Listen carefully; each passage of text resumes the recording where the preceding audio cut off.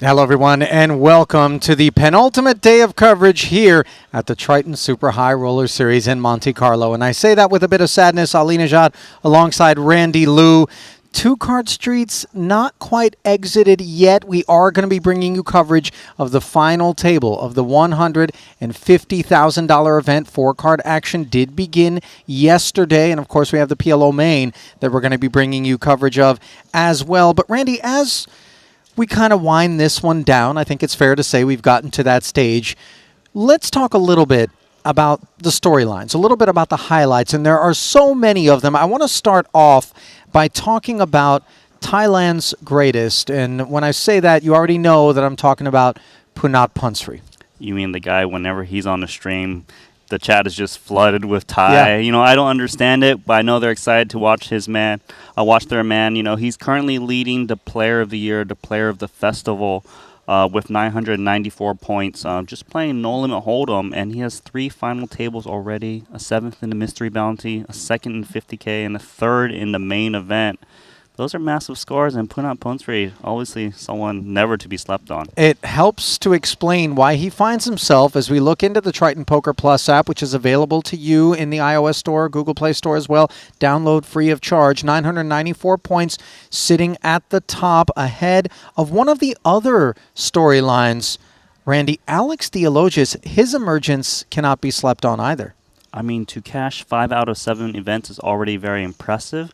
But to have at the minimum a final table bubble, that means quite a bit, you know, and he did a nice finish, second place in the Turbo to get another nice score. Yeah, I mean, and he's been kind of a breath of fresh air, dare I say, just really relaxed, seems to be willing to engage and be social. And, you know, in that sense, not everybody quite as comfortable in the situations that Alex has found himself in, bringing that sort of energy. So obviously a tip of the hat to him, or Opa, as the Greeks would perhaps call it. How about the Invitational?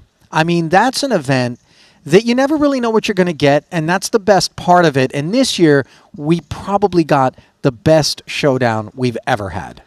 I think that's the highlight for me personally, watching Patrick Antonius, one of the legends of the game, play against this newcomer, Korzinen, who was so friendly but really aggressive, you know. Sometimes you don't know if he's got it, whether he's making a big move, and he's just so chatty too, and his lines are just perfect. I mean, listen, Santa, Gambledore, Vlad, whatever you want to call this man, everyone has fallen in love with him, and for very good reason. It has been an even fresher breath of air than Theologius, who I talked about in a very different way. Vladimir has just shown us that you don't have to come out here and be stone cold killer vibes in order to perform well, as he did fall eventually in second to Patrick, but he continues to make his presence felt. Actually, he's got himself another FT. More on that a little bit later.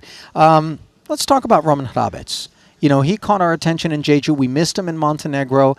Then he's shown back up here, and again, he's just nabbing deep runs, titles. It just seems like candy from a baby for this guy. Yeah, I've always kind of thought of him as a silent assassin, someone you don't hear about too much, but then he just comes out and makes big scores. You know, he got first in the Mystery Bounty already here at this festival, and he also got fourth in the Invitational, another massive score. And I really like that Ferrari getup he had going. Yeah, he always honors whatever venue that we're at with a feature or final table getup that is, you know, consistent with the land. In Jeju, he had himself the orange hat. In Vietnam, he had one of those Saipan kind of hats, I believe they're called. And then here he had the team principal look in the red vest. Now, the last of the storylines that I want to touch on. I'm just going to say one word, and you're going to know where I'm going with it, Randy.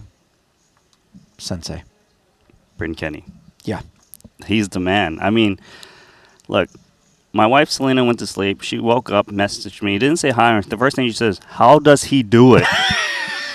I don't know how he does it. It wasn't a picture of the gardener who had just really landscaped things nicely? No. She was talking about Bryn. Talking about Bryn Kenny. Okay. Winning his second main event. I don't know what else to say. This guy is the GOAT. I mean, when it comes to the big stuff, the six-figure buy-ins, his performances are just absolutely outrageous. And obviously, you don't pick up Player of the Year, Player of the Festival points when you're in invitationals. But nevertheless, the haul that he has put together, And, he's going to be adding to it as well here. Ollie, I mean, also, he's got an average cash at the Triton Festival about $2.7 million. That's just insane. That's not... It's not real.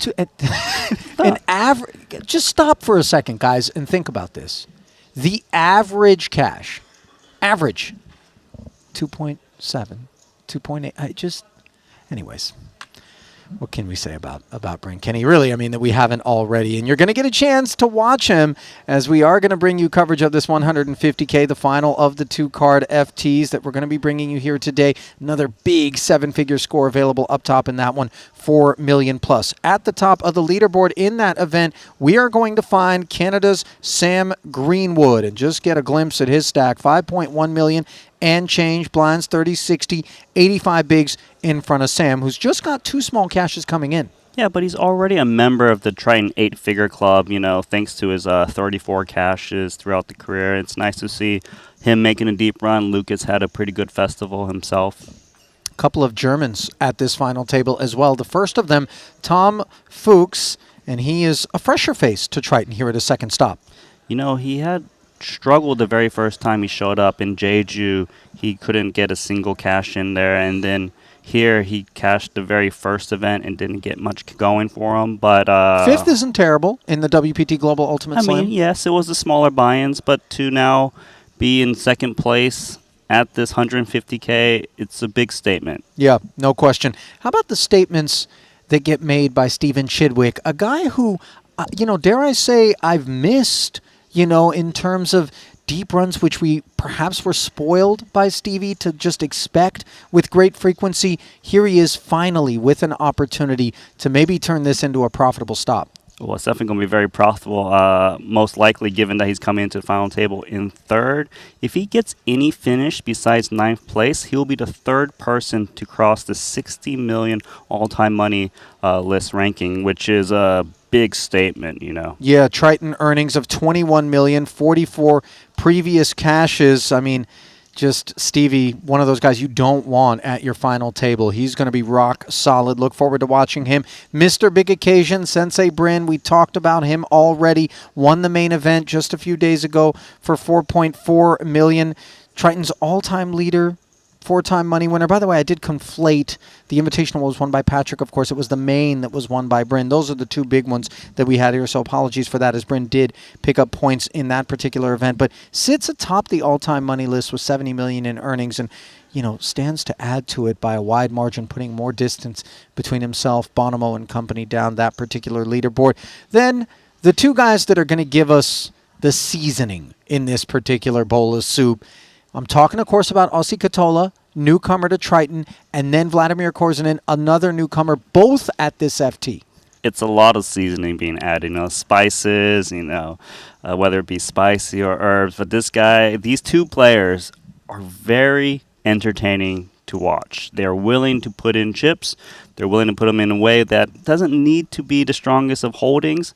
And they're always kind of like lively, chatty, both a little bit different in terms of styles, but certainly going to shake things up with all these tremendous big hitters. Korzinin picked up 3.47 million, finishing 2nd in the Invitational to Patrick. His first live recorded cash was last month. How many people do you know that show up and then bink something like that in month number 2 on their resumes? And of course, Katola cut from a very similar cloth in terms of unpredictability, which is that which we're going to be salivating over here today. The Finn, his first stop, 4th cash, 2nd final table. Let's not overlook the Belgian, Thomas Boivin. Most of the time we talk about that flag, Peter Aerts is the guy that we're talking about. But Thomas making a little name for himself here at his 2nd ever Triton.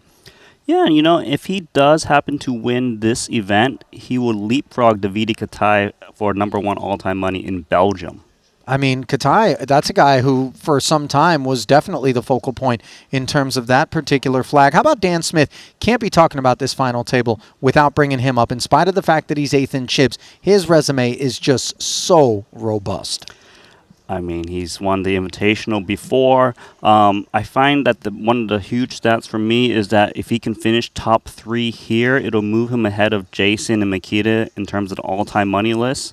Currently, he sits in 6th, but that could move him up to 4th in position. Yeah, 60 million globally with a win. So he would join that illustrious club, crossing that threshold, which of course is also available to Chidwick if he places 8th or better. Smith already over 20 million in Triton career earnings, 2 previous titles and 27 cashes. Last but by no means least, there is Fedor Holtz down at the bottom, 17 bigs, work cut out for him, 4-time Triton title winner, 15 million plus in career earnings, 3rd in the 100K earlier, looking to top that performance here today.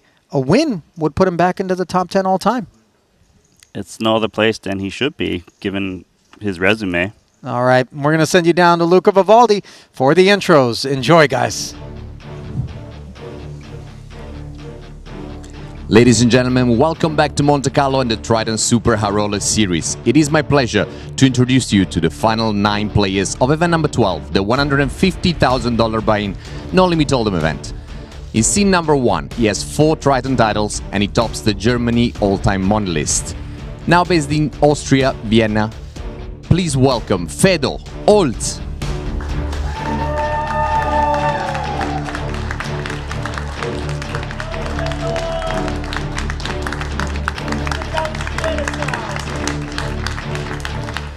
In scene number 2, you already saw him win the No Limit Hold'em main event in Monte Carlo, and now he's here again. From Long Beach, New York, with 2.9 million in chips, welcome back to Breen Kenny.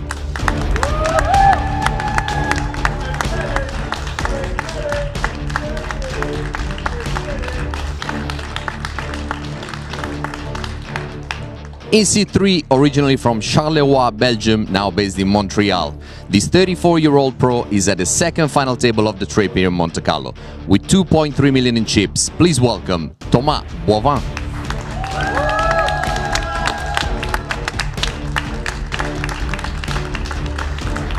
In C5, a regular of the Triton series since 2018, with 1 title and 13.5 million in winning, from Toronto, Canada, is the tournament chip leader with 5.1 million in chips. It's Sam Greenwood.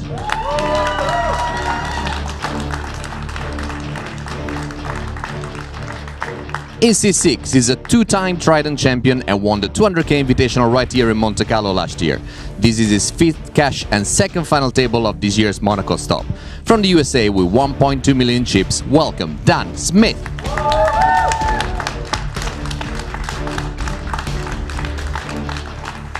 In C7, making his debut on the Triton series here in Monte Carlo, he has already cashed 3 times during a memorable introduction.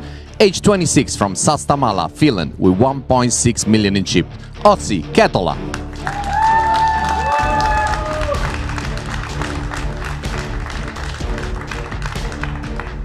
Our C8 has become an immediate superstar on his first ever trip to the Triton series, and he has already a runner-up finish in the Triton Invitational. Can he go one better today? From Estonia, 2.8 million in chips, Vladimir Kordzinin.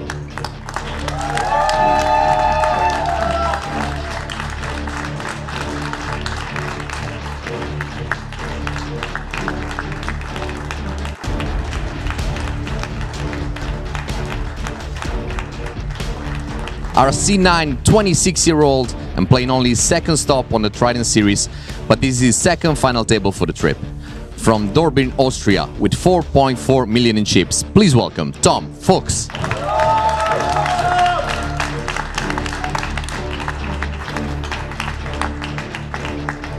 And last but not least, our seed number 10 is the British number 1 with 21.5 million in Triton earnings and 2 titles. Originally from Deal, England, with 2.9 million in chips, put your hand together for Stephen Chidwick.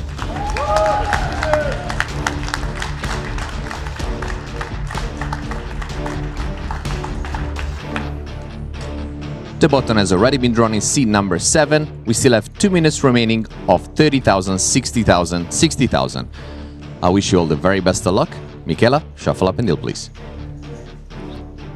Thanks so much, Luca. And as he mentioned, the 30 and 60 levels only going to last for a couple of minutes, and then up we go, which is, of course, bad news for people toward the bottom of the leaderboard. But 17 bigs, Randy. Fedor well studied. He's going to know how to optimally navigate that stack. And we've got ourselves a delightful and diverse grouping here as these guys are playing for 4 million plus up top. minimum guaranteed 435,000. As you see the payouts, brought to you by GTO Wizard. We've had 3 prize pools in that $20 million neighborhood. The 200K Invitational, over 20 million, just shy of 20 million was the 125 main. And here we are in the 150 with 18 million plus. Bitcoin rip maybe had a little something to do with the number of re-entries we saw, as crypto pumping is always good for business here in the Triton streets. For a second, I thought we were going to play 11-handed with those 2 elves. You know, it's funny, producer James was talking about how brutal it was for Tom Fuchs to have to walk out after Vladimir there. I mean, it's a tough act to follow. You got no elves, you got no co-stars in the tunnel.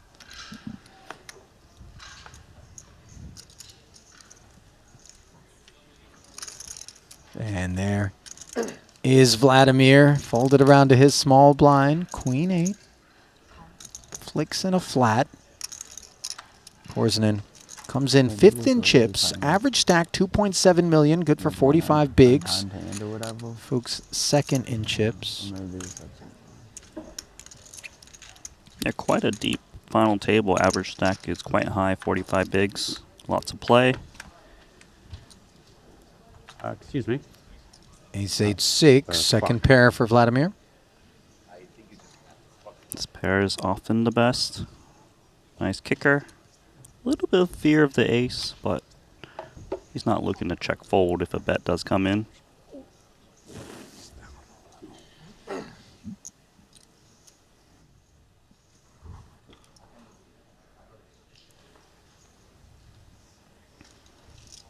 Tom deliberating. It's hard to make adjustments against your opponent if you play such an unorthodox style. 70 into 180 as Tom asks for it politely. Compliance not going to be on Vlad's mind.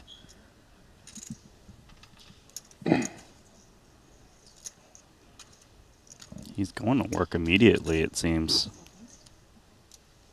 210. Yep, up we go. See, this is the problem of betting hands against Vladimir is you're expecting most opponents to just check call and you get to still realize your equity of Jack-9, 2 over to the middling stuff, but the fact that you're getting check raised really hurts.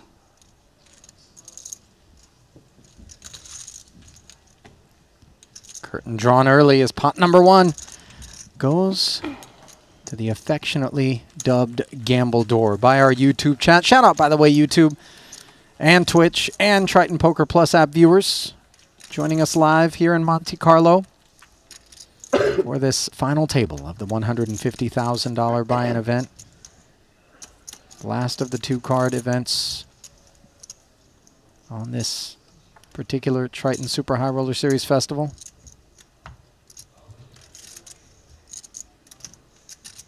Let us know where you're streaming from. Roll call. Let us know who you're rooting for. Randy and I are keeping an eye, as always, on that chat. Fear not.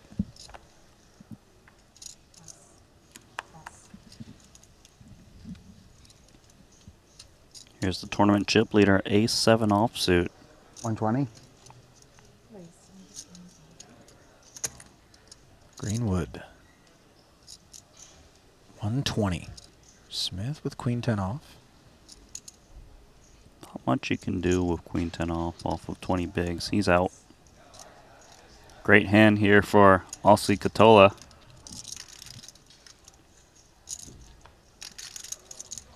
Ace King. It's got Greenwood jammed up.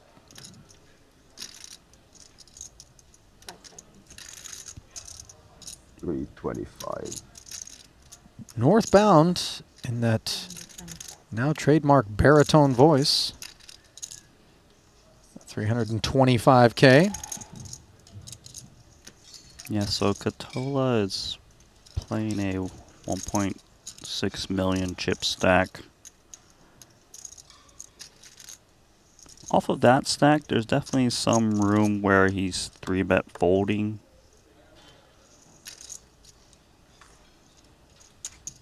If any black chips.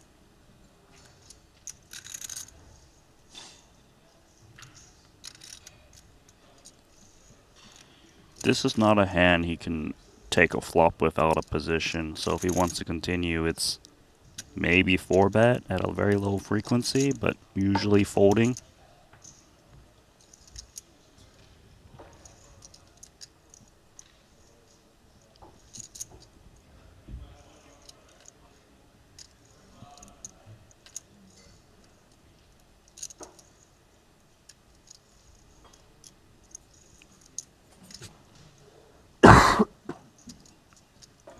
$530.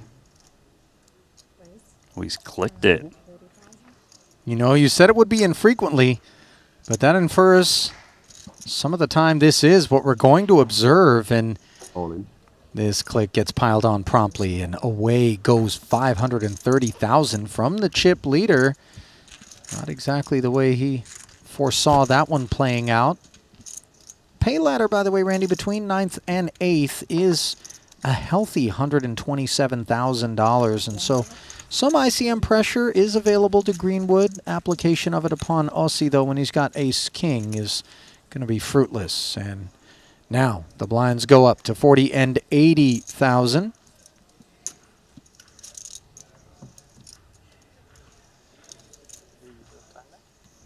You played it. Do you think this is like an Elf of the Month promo or something where you get to come to Monte-Carlo if like you made the most toys? You know, I'm just like trying to it's understand. like employee of the month. Right, because like this is toy making season, man. I mean, December's around the corner. All the kids on the nice list expect something. But And they're yet not here they making are. toys here in Monaco because it would be a bit costly, right? No, yeah, Monaco's not a cheap place to source toy making materials or any materials for that matter. It's queen 10 off. Boomerang back to Smith. Once in the muck again.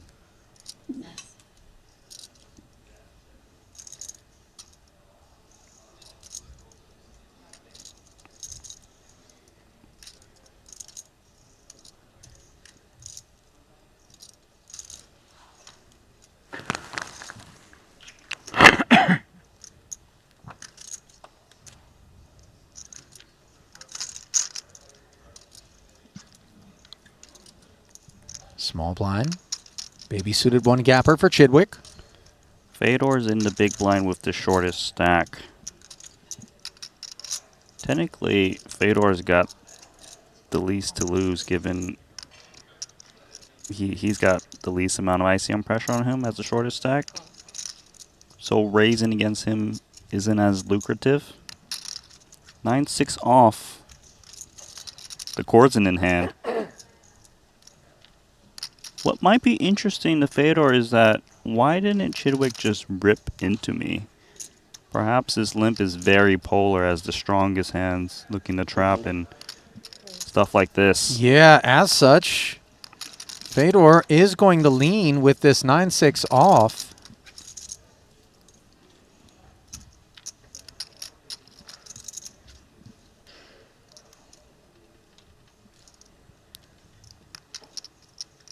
This just shows you how tough Fedor is to play against. Even when he's got a very small stack, he's still able to find spots to just chip up. No contest with the trashiest of holdings. Timely activation there.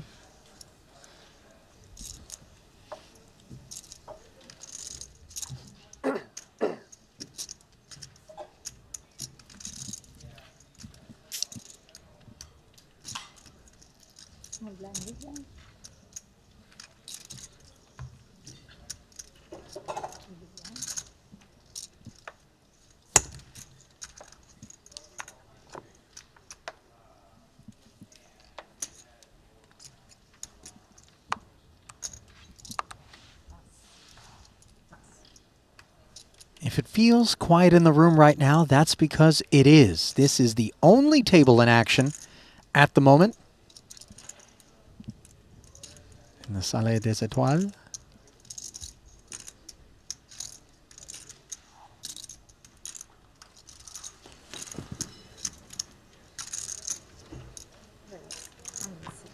King 10.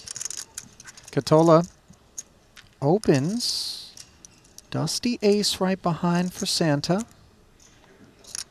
This King 10 offsuit raise is still relatively early position.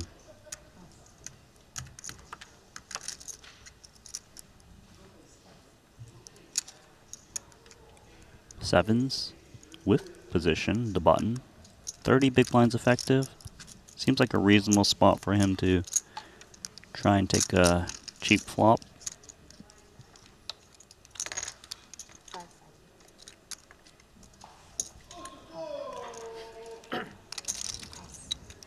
Stevie does flat it. And he'll be heads up and in position against Ossie. 520 in the middle. Chidwick does cover by 300K. As Catola does survey stack depth. Does not outflop, however, and this is good board texture for sevens. One of the best. Rarely do you have an overpair.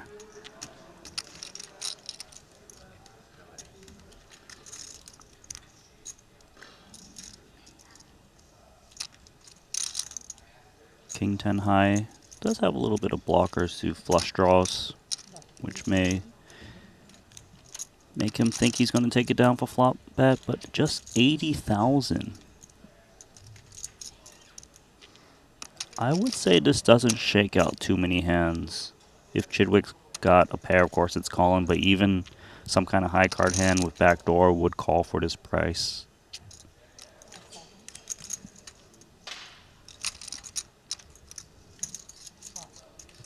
Another 160 into the middle. As the modest follow through of a single big blind isn't going to clear sevens. Jack on the turn. Stevie treading lightly, of course, mindful of ICM here, even though he does feel pretty good about sevens. Yeah, it just seems like wasn't much clarity with the min bet on the flop. The Jack on the turn could easily improve either player as played.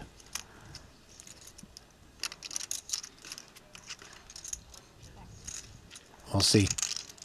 Slows down. It's a lovely sight for Chidwick. Wasn't really looking to just call down 3 barrels. Now that he's got position, really 2 options, you know, check and decide, or bet small to set the price, deny equity against 2 overcards.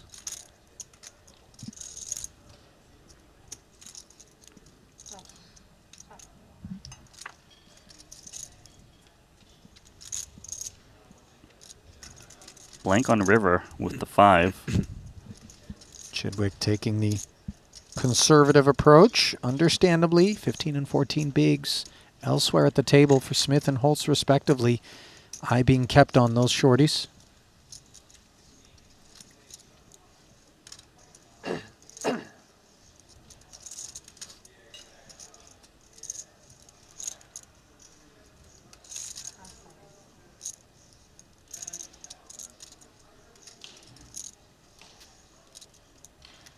We'll see. Not thinking about anything heroic. That card would be a tough one to try to activate on. You know, there might be some value of these 2 sevens. Problem is you're up against an opponent who might just come out check raising all of a sudden.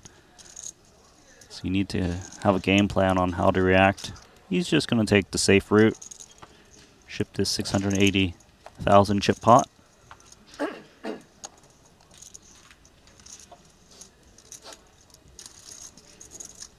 Tidy little pickup there for Chidwick as I begin the shout-out process.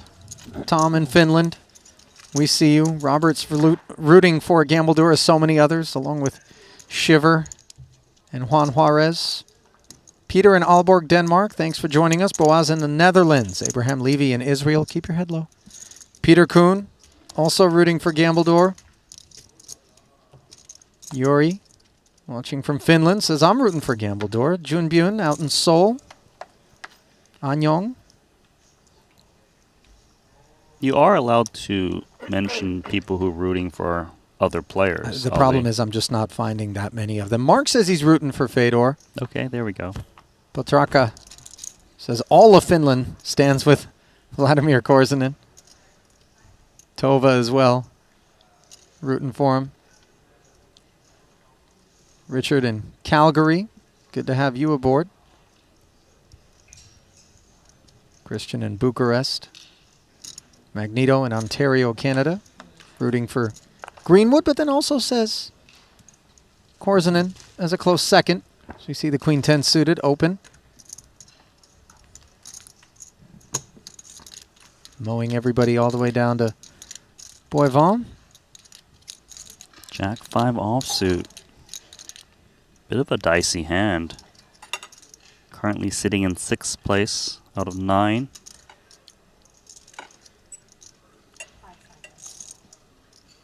Looks like he's coming along.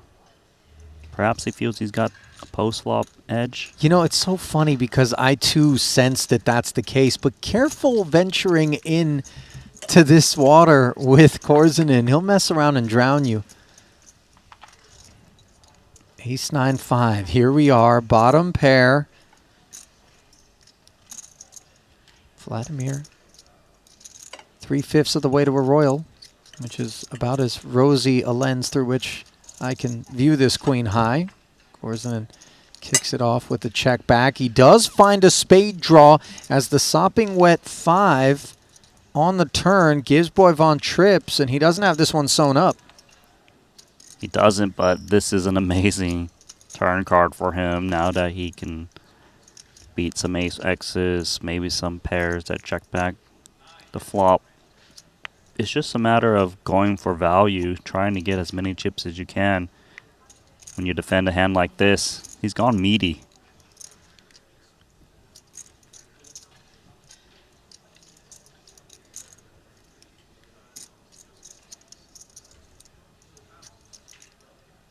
It feels like the main fear for Korzinen is the 5X.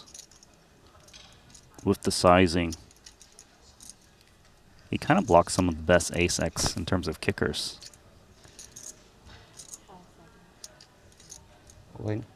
Oh my god.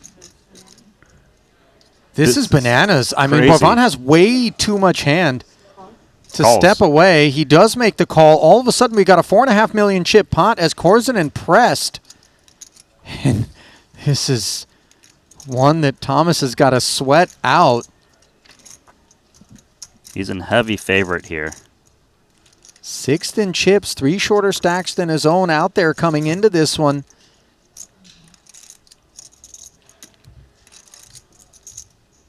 Don't need to tell you who the rest of the table is rooting for. It's just economics, and all of the chat as well, and the spade rolls in. No. GG. No waffles, no chocolate, no joy for the Belgian. Showers in 9th. That's dirty. No gifts, no hugs, just off on his own. That was a nice spell.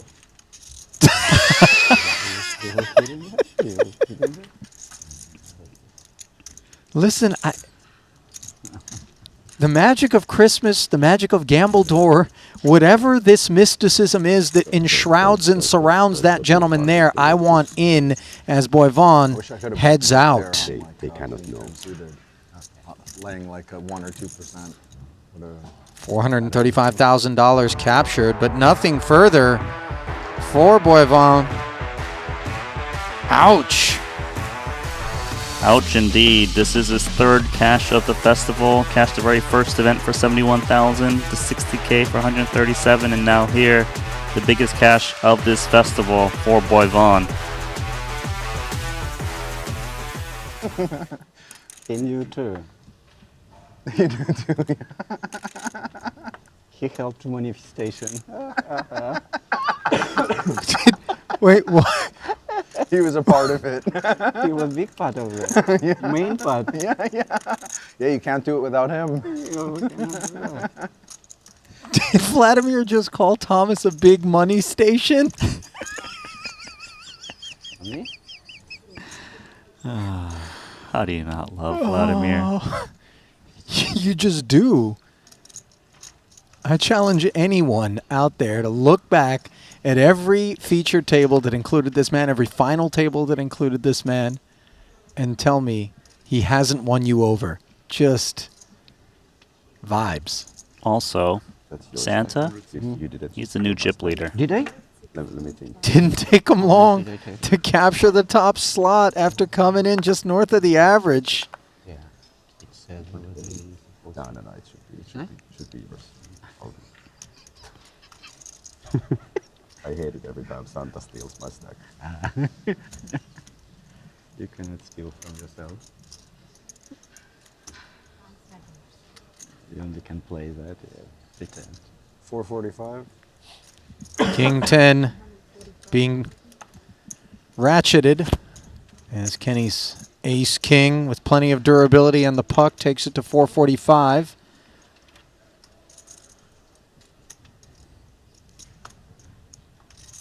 Not sure that that holding remains appetizing.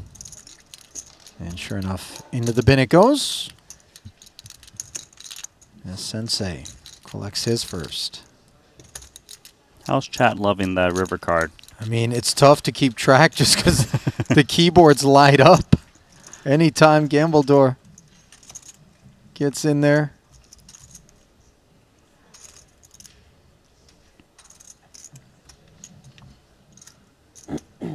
They were rooting for a spade, I'll tell you that.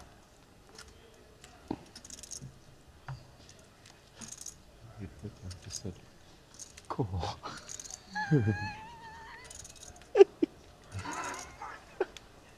Cool. It was sick. Cool. You know, right? Yeah. Oh, you cannot say cool. Cool.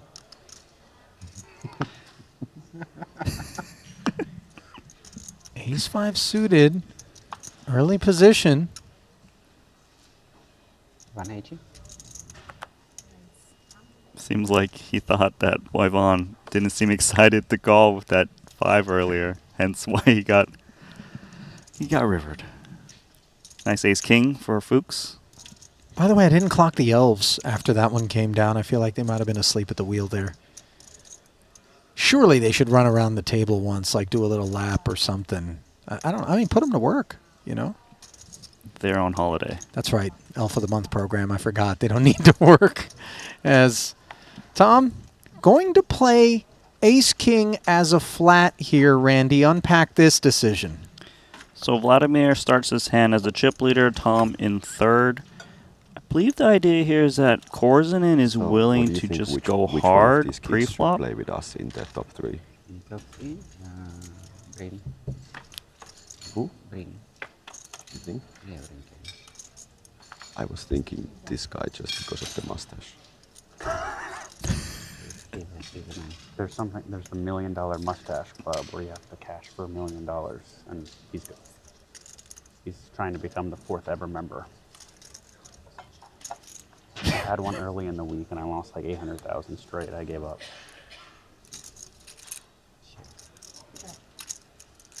Korzinen is a little busy right now, Aussie, It although is the greatest mustache I've ever seen. nevertheless, he is indulging in the question about who should join Aussie and Vladimir in the final 3. Apparently, conclusions foregone for the Finn and the Estonian. No follow-through, by the way, from the opener. Santa checks. Fuchs checks back. Great turn card, of course, for Korzinen. Just gotta never give up. You just gotta never give up. Eventually, it will happen.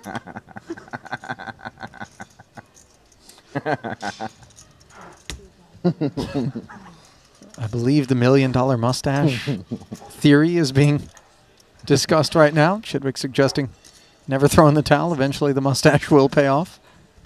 I don't know if it'll ever pay off for some players. Randy, They you can grow can't the one grow a that big. mustache. Yeah. 300,000 as the pot grows to 860. Ace king high. It's often the best hand, but he lays it down. Sometimes I have to give up. They make me shave for compliance reasons. Who makes you? I mean, like if I need to open like a new bank account or something. They make you shave? I mean, they don't accept homeless clients. Fuchs just conceding there on the turn. He You don't certainly seem like the kind of guy who gets told what to do. doesn't seem to have an appetite for a dip into the Korzinen pool. Yeah, him playing that hand passively actually costs him that pot, it seems. I don't even need those anymore. Yeah, you can just pull this out. Randy, we've been on the stream for like 20 some odd minutes and you haven't commented on this Dior hoodie once. I know you want it. Yeah, but I don't feel a need to always tell you about it. Oh, you're trying to keep it. Oh, really? So you're not going to indulge me in fashion conversation anymore? What have I done? No, it's Randy? not you. It's because I don't think the chat cares. Do they? So? What do you think? I'm wearing here just for the chat? Randy? This is we time. Me and you. And then, you know, tens Well, of thousands of other people as well. I noticed that it's nice that you pointed it out, given your getup. You've got Dior shirt, Dior belt, I assume Dior tie, underwear, toothbrush. I don't know. Wrong. Only because they don't make a toothbrush. Ace Queen for Smith. As we steer clear of my pretentious choices when it comes to fashion. Ace Queen suited. 220. By the way, I blame Triton for all of that. All right. Elton started showing up and all the Dior and whatever. I was like, oh, this is okay here. And then boom, there I was. Punting. Nothing punty about the 220 from Smith, though. Raise and take it from the small.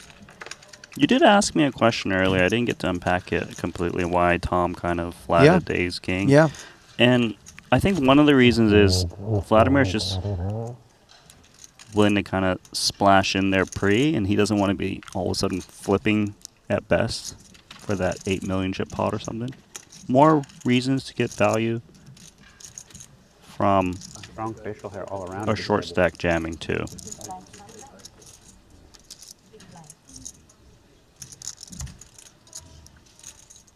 Not to be greedy. Or too much aggressive.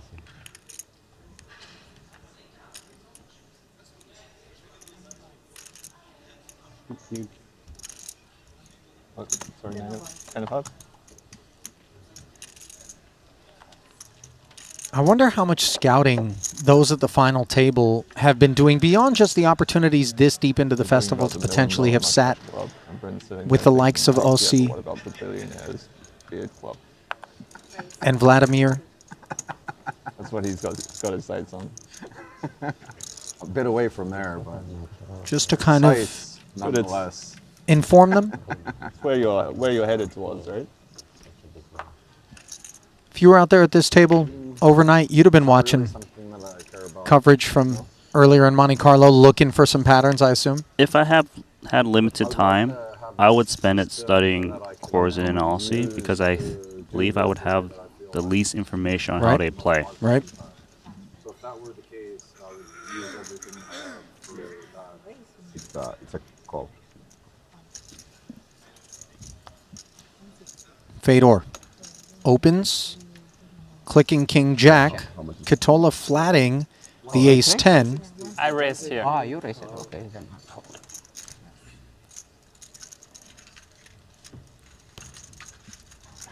Vladimir will sit this one out.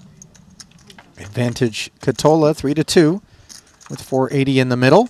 And now it's disadvantage on a jack high board that puts Fedor in front. As good as it gets for Fedor off of 11 big blind stack remaining. Especially when you see small blind flats, it is very reasonable that Aussie has shown up with like a worse jack, and it's even better for Fedor if Aussie even considers leading. But he is going to check.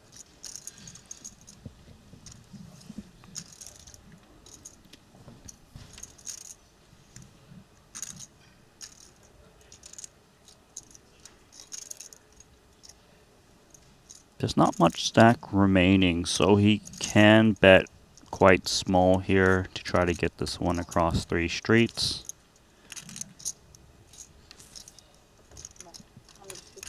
$150. The first barrel.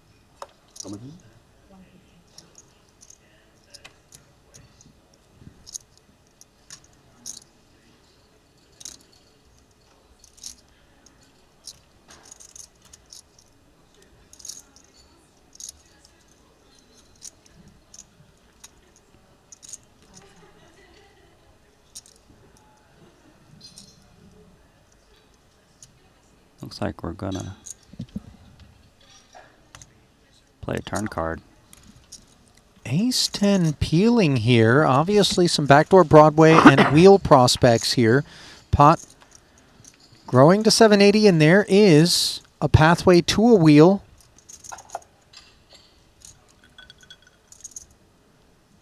Have to imagine Fedor's feeling all right. He's with feeling top all pair. right, and he also wants to protect against that wheelie stuff.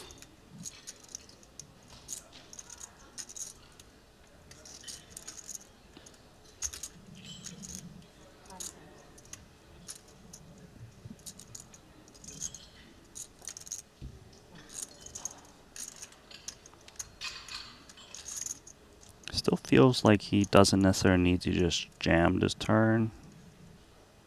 Certainly could. Would kind of depend on Aussie's calling range. Aussie could have some kind of small pocket pair that would have just 2 outs normally. If that's the case, then you kind of like taking this across 2 streets.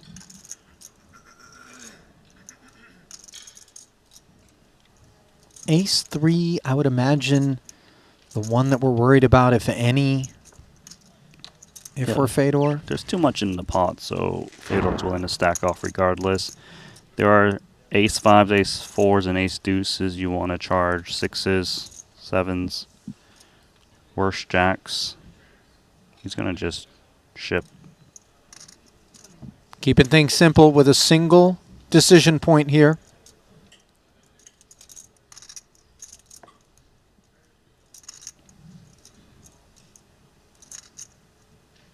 There's not much Aussie beats, unless it's like king, queen of clubs,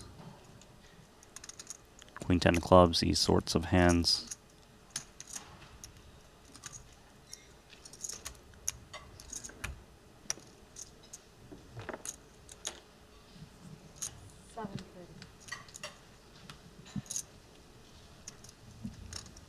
This call would be just shy of half of Aussie's remaining stack, I mean, which would put him in a really bad spot. It just doesn't feel available. Almost full pot here. I mean, what the heck do we think, especially when we hold that ace of clubs, Fedor would be jamming with here, that ace 10 is performing well against?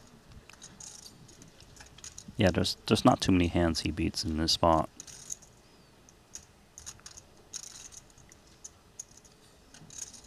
Like even hands like 6-7, they shouldn't be in Fedor's opening range from +2.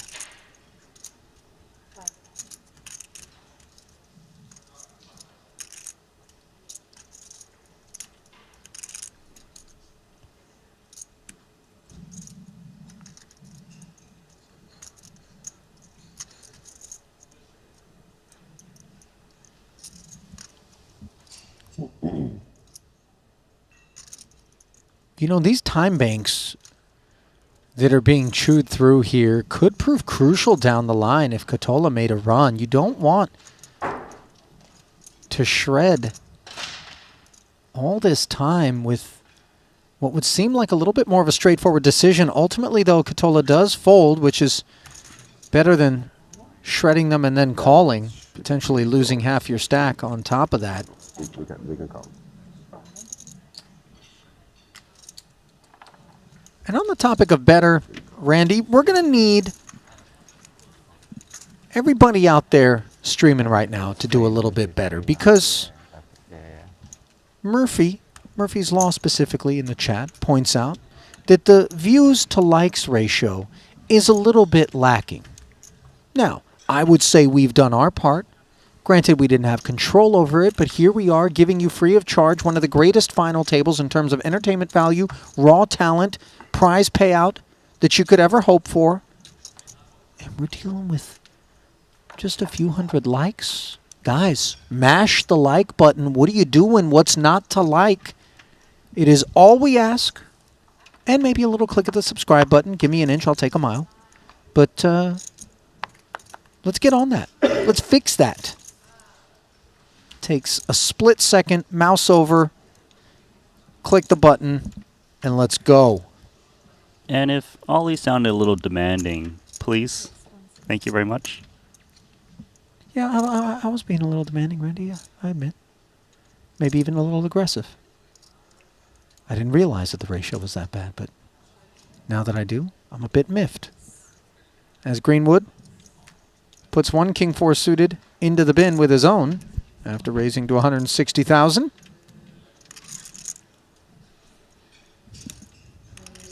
Don't say the words double down, Randy, if you were thinking them. Oh. What's going on? What's You the know pit what? report, The thing Randy? is, you don't double down 10 against a king showing. How do you know the 4's not showing? You double down against the 4, Randy. You know you do. Yeah, but that's why I didn't mention it. I know some people that double down against the king. You're not supposed to, but, you know. They don't always have it. There was someone who told me a story where someone was betting behind them and then they would hit on 21 or something like No, that. stop, Randy. Yes. Come on. Why don't we deal blackjack to whoever that is? What's the pit report, by the way, Randy, here in Monte-Carlo this trip? How we doing? Are we in the black? Are we in the Why red? do you assume I go to the pits every day after my shift? Randy, because you come in here looking tired, all right? A little bit edgy sometimes. You know, I know they got the quadruple zero wheel working you hard over Look, there. It's a big fade. I respectfully ask for privacy. You know what? You're right, Randy, and I'm sorry.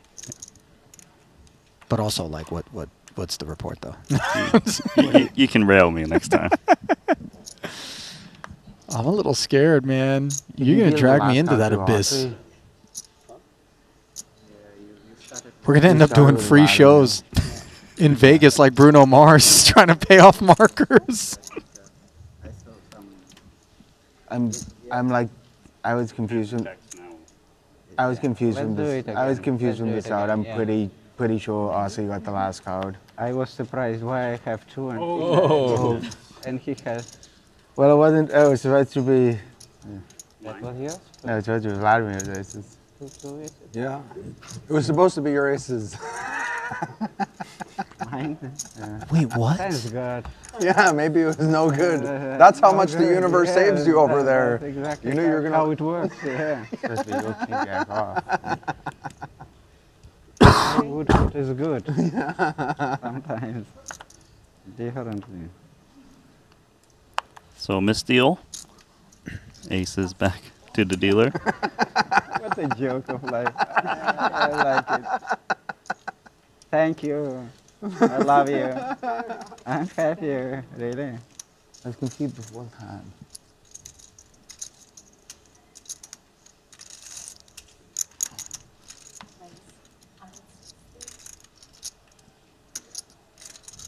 Catola, Jack 8 suited open from the cutoff.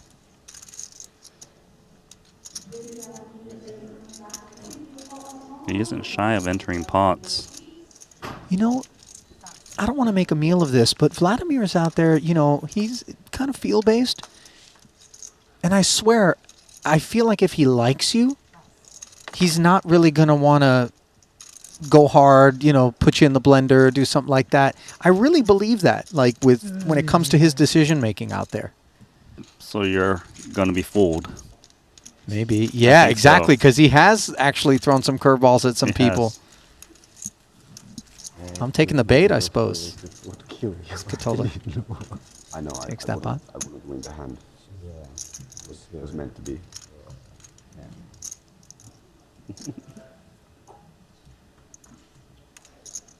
So there was a Meant to misdeal be mine. with aces being dealt? Is that what it was, right? Sounds like aces would have been in Vladimir's hand, but there was some confusion on which card is who, and then they end up just redealing it out.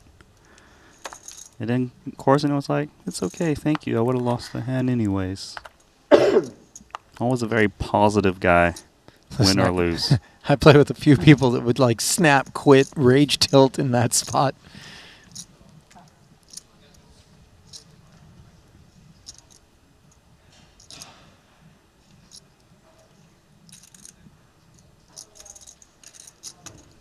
Highest VPIP definitely goes to Catola. In there again, ace-jack suited.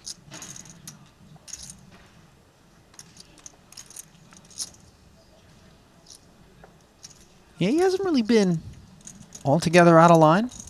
The ace-10 flat from the small. Ace-jack open here. Maybe the jack-8 suited is still in line. Still in line. Nothing wrong here. Just in terms of how he appears to the other players, it does seem like he's quite active.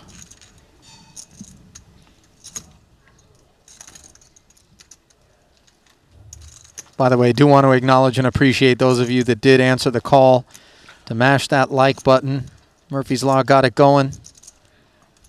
Tova, Free YSL, Tessa, Zayton, Steve Wong, Roberto. Appreciate you all. Okay. Profion. There's a name we see often. June. 감사합니다요. What language is that? 160. Korean. Oh. Okay. Earlier during the roll call, he said he was watching from Seoul, and between that and the screen name, I just assume that below average effort at Korean on my part would register. Greenwood registering pocket tens and doing so with 160,000 chips.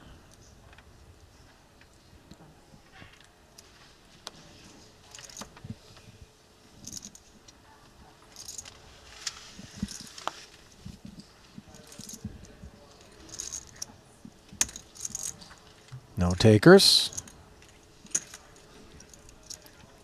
Greenwood trying to grind his way back to his high water mark.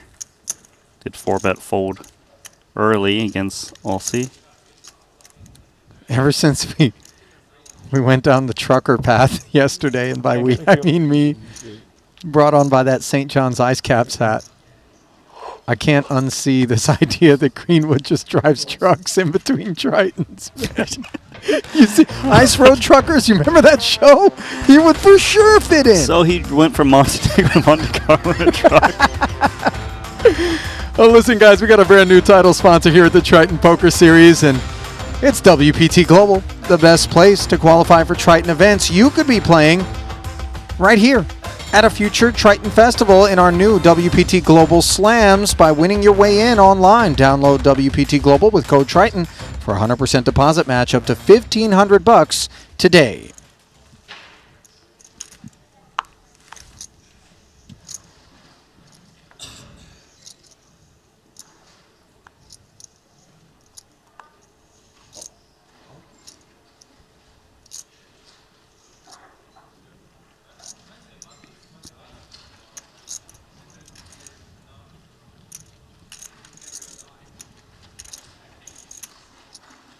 Thoughtful beard stroke. I'm not sure the 8-4 off warrants it, and into the bin it goes.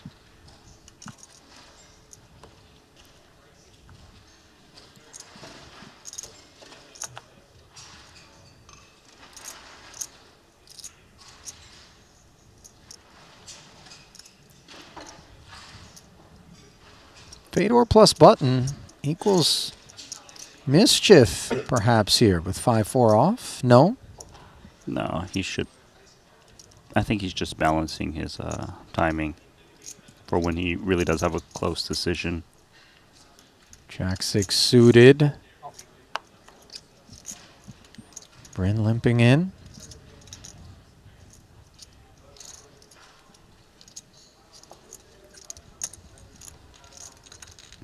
Greenwood says, let's go. Obviously, Sensei does proceed with some caution versus the big stack.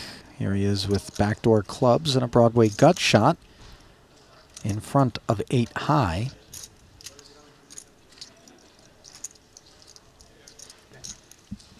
Bryn's got that little bit of piece that can warrant a check call on the flop if he comes in from Greenwood, blind versus blind. Greenwood's got a lot of incentive to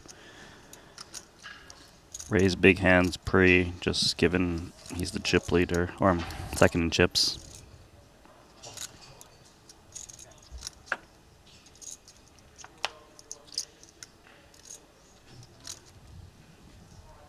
Spade on the turn here after the round of checks. Greenwood picking up a baby flush draw.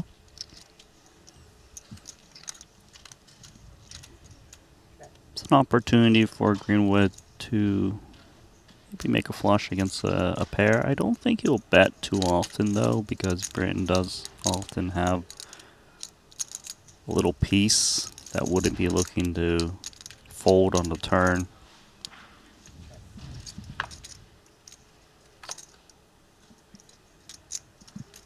Brick river now after the second round of checks.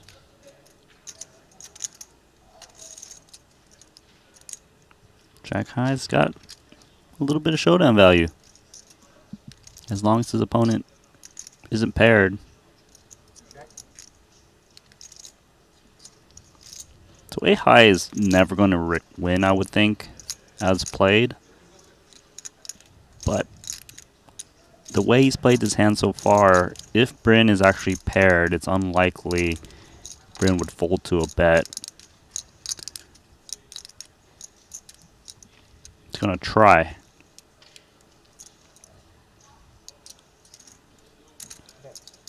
That's a big bet. 240K full pot.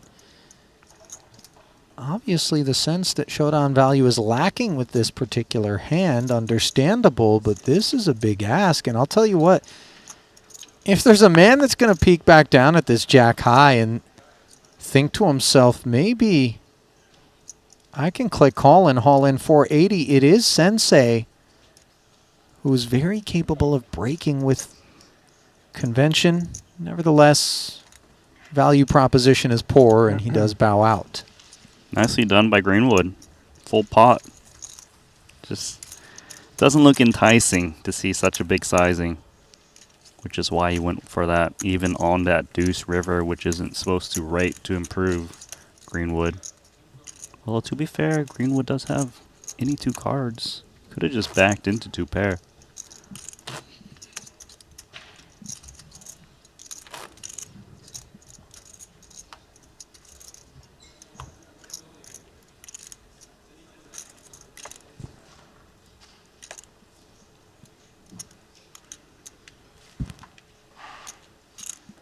Queen Jack now for Aussie.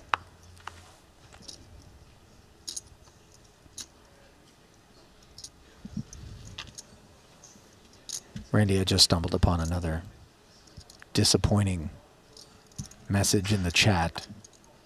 Disappointing? Oh no. Do share. Producer James is groveling, asking, hey, I'm in Monaco and never get a shout out. How come? Serious? I wouldn't lie to you about this. And, you know, now I've actually shouted him out inadvertently, which means he got me. But we may, I mean, truly, mods, consider a ban of Producer James, by the way. He gets enough love, you know, doesn't need to. What's his screen name? James Dempsey. Oh. It should be Producer James. It's not like a James Dempsey fan.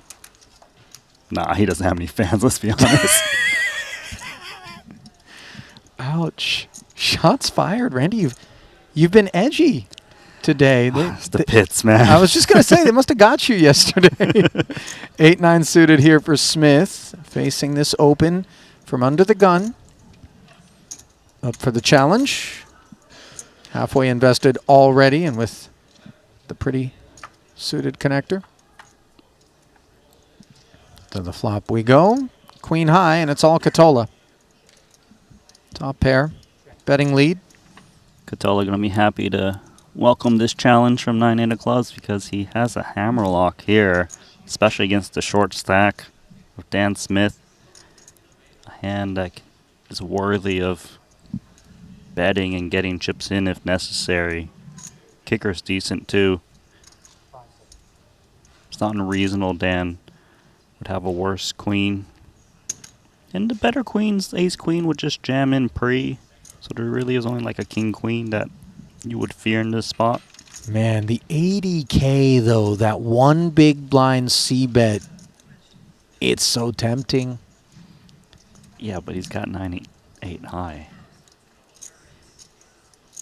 What he's got though is the ability to navigate deeper down these streets, presumably far better than Aussie. And even in spite of that factual recognition, Smith looking around and saying, I don't need to be a hero here. Just bow out. Extra 80K was all it cost me. This is not the one. This is not the stage of the tournament for speculation. We're 8 remaining. 4.35 million up top. I think players will be a bit more cautious than normal. Smith is the shortest stack at the table right now, approaching that 10 big blind territory. So it's not as though he's trying to outlast other people. True, but then again, sometimes players in the middle of the pack just go out. Like what happened to Thomas Boivon.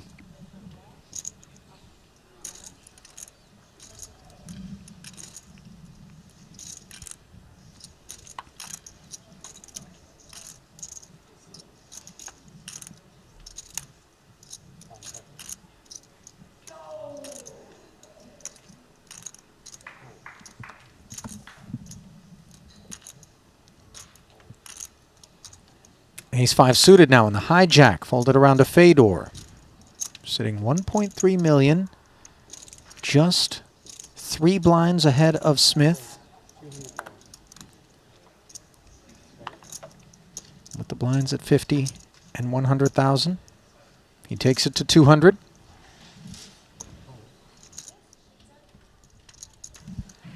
Nice hand here for Catola. Jack 10 of clubs. These two have already tangled once.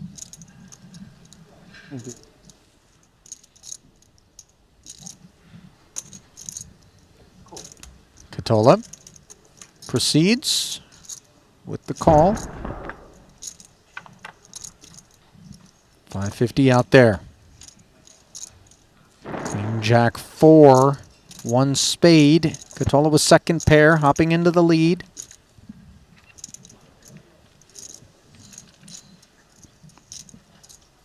At deeper stack depth, Fedor will likely c-bet this flop. 1 overcard to the board, backdoor spade, and also that backdoor wheel draw stuff. People make sense to use it.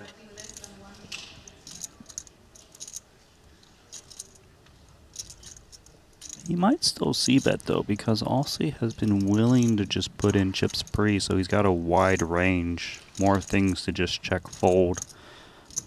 But Fedor doesn't really want to bet with just 11 big blinds remaining. Check through.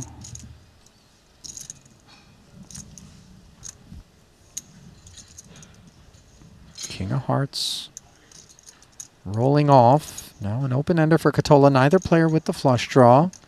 Fedor does pick up the Broadway gutty.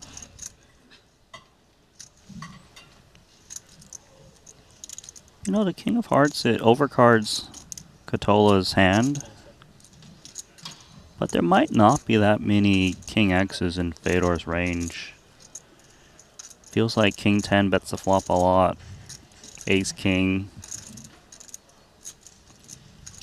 Or he's already beat by like King Jack that makes 2 pair. The nice thing for Aussie is that he's picked up open into straight draw.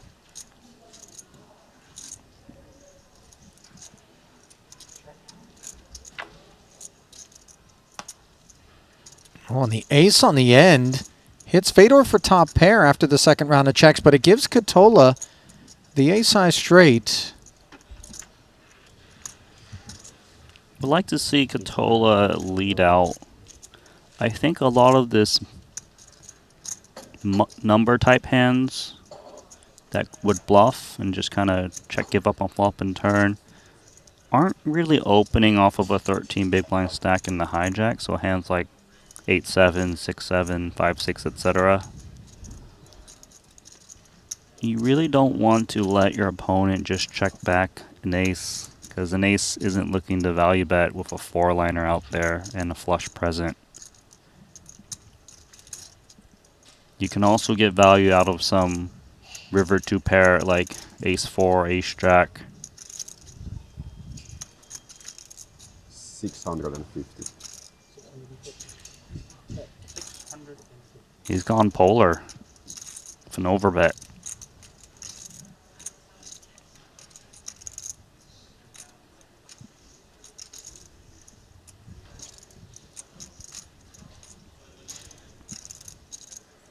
$650,000, and Fedor realizes obviously straight and flushes are possible, but you do have to wonder whether or not Ussie's just trying to muscle his way through. Ultimately, though, Holtz doesn't make a meal of things, dropping the aces into the muck quite comfortably. Well, I want to drop something from the chat given to us by Irv de Grinder. He says, this has been an outstanding festival. Quite sad it's nearly finished. Big up to Ali, Randy, Henry, and Brian. Fantastic commentary throughout, and a humble thanks from here in the booth to you, Irv. Nice of you to take a moment to share that sentiment. Yeah, I'm sad that this is the last two-card no-limit event, but coverage doesn't end after this event concludes. We have the PLO main, which is a $100,000 buy-in for 4-card specialists, lovers of the game. If you're not too familiar with it, it's definitely very action-driven, lots of all-ins. You'll love it. Well, for now, it's 2-card time here in the 150K. And Chidwick decides it's raising time. $225,000, the min plus a tickle. With ace-jack, pocket sixes now for Greenwood.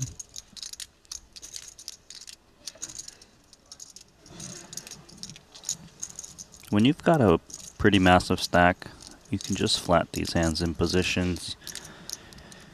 And one of the attractive things about flatting in position is you just get to see so many more turn cards than normal when you have the covering stack, because players aren't really looking to inflate out of position when they're very healthy in the middle of the pack.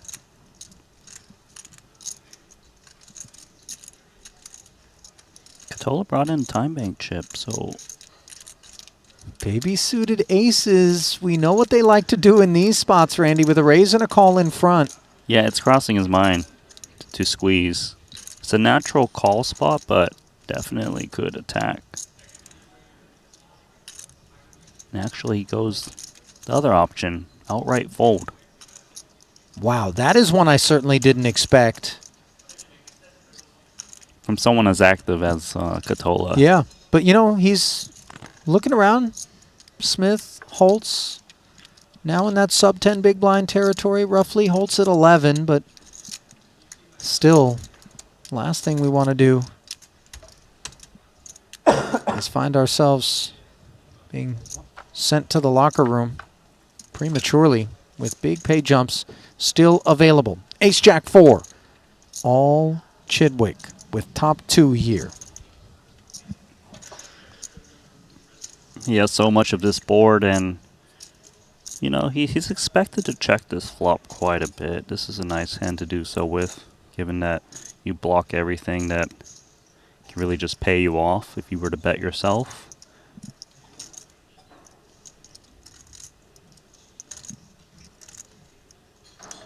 Stevie starting it off with a check, trying to give Greenwood a little rope. Unclear whether or not Sam's going to bite. Obviously, he does expect deference even from stronger hands, given the ICM implications. Sam, being the Reaper right now as the big stack with position, plays it as a check back.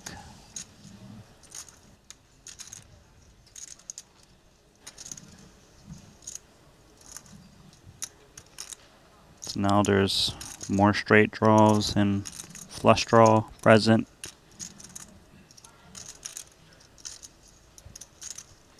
More things now that Chidwick can consider value betting against. Didn't get the action he wanted on the flop. Now the board is obviously a bit more damp with backdoor spades and some straightiness out there.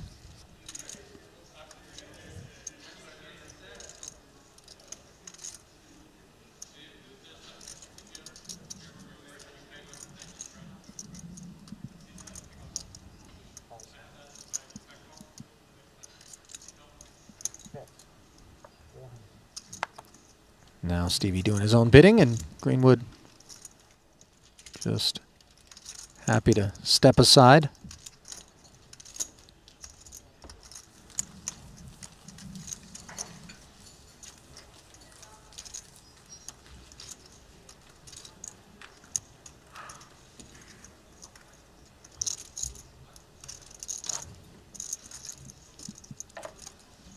You know, it is interesting. I'm wondering, I wish that somehow we had thought bubbles above all of the players out there and we could know exactly what's on their mind at any given moment as this one proceeds. Obviously, they're watching unorthodox lines.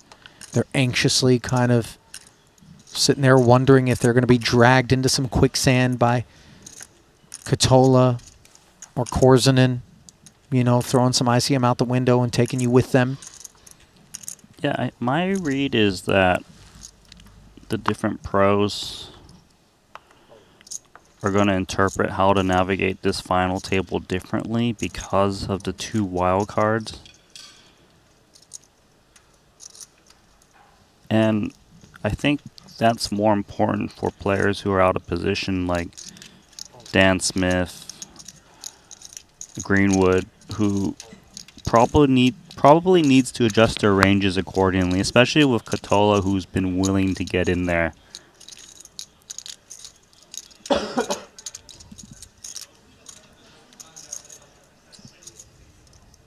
Folded around to Vladimir, and he's going to issue a walk to Fuchs, who'll happily accept it with 9-3 off. Now it's 1-1. You won 1? Yeah. Small blind, now I won. Moon. 2-7.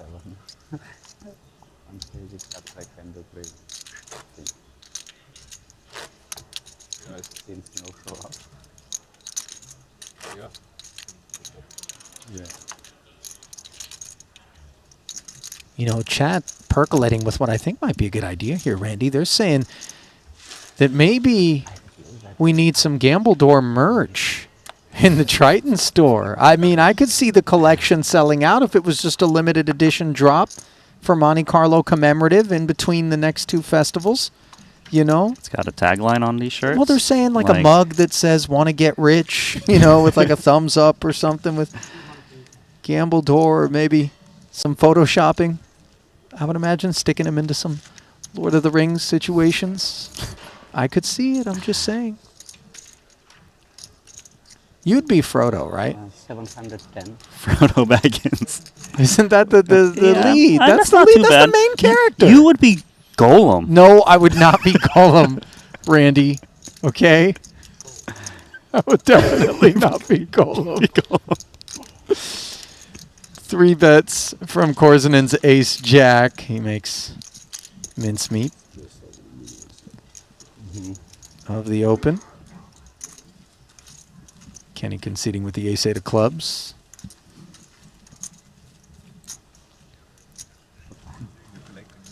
Yeah.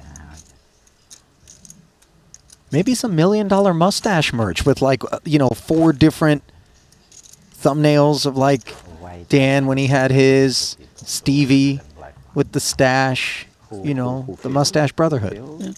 Yeah, I'm not sure if these products are really in line with the how to try and shop. No, they're Shaken. absolutely not, Randy. I mean, you might find this gear at the flea market or something, you know? That's messed up, man. Triton gear is never going to be at a flea market. I mean, like, your Randy. ideas. I mean, maybe if we prematurely printed, like, you know, champion of the 200K, Vladimir Korzanen, and then Patrick wins it, and then we got to send it off to a third world country.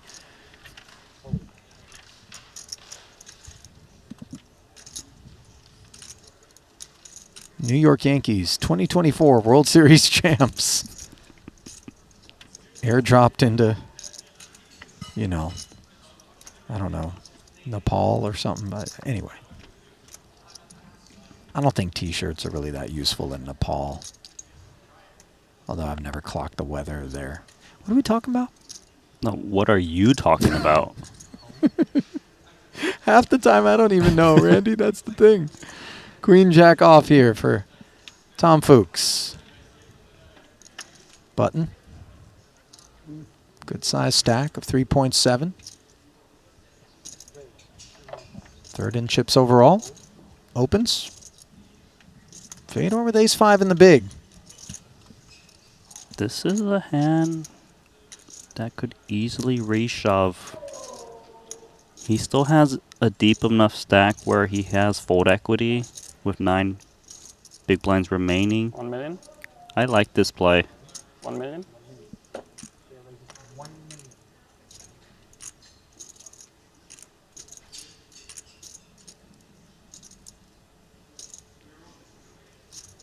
Yep. 7 figures and get it done. Nice there from Fedor. Did I conflate? Is Gambledore is based on Harry Potter, not Lord of the Rings, right? Because Gambledolf, which wasn't as good, was. But I'm just saying that because remember when we were playing with this? Yes, Dumbledore originally? is from Harry Potter, and Gandalf is from Lord of the Rings. I have a confession, Randy. And normally, this is your department, right? Because I'll bring up a movie, and then you give me that blank look, and I realize you haven't seen it. Something like Top Gun, for example. And Show me the money. You realize, is that the right one? No, man, that's Jerry Maguire, same actor. Okay, what's your confession? I've never seen Lord of the Rings or any Harry Potters. None of them. I also haven't seen Harry Potter. So why are you sitting here correcting me? I just know. I just know the answers. But yeah. Wow. How fraudulent are we? I've seen half of the Lord of the Rings. Does that work? That's more than I've seen. Yeah. You're the favorite. What are we talking about again? What are you talking about, Randy?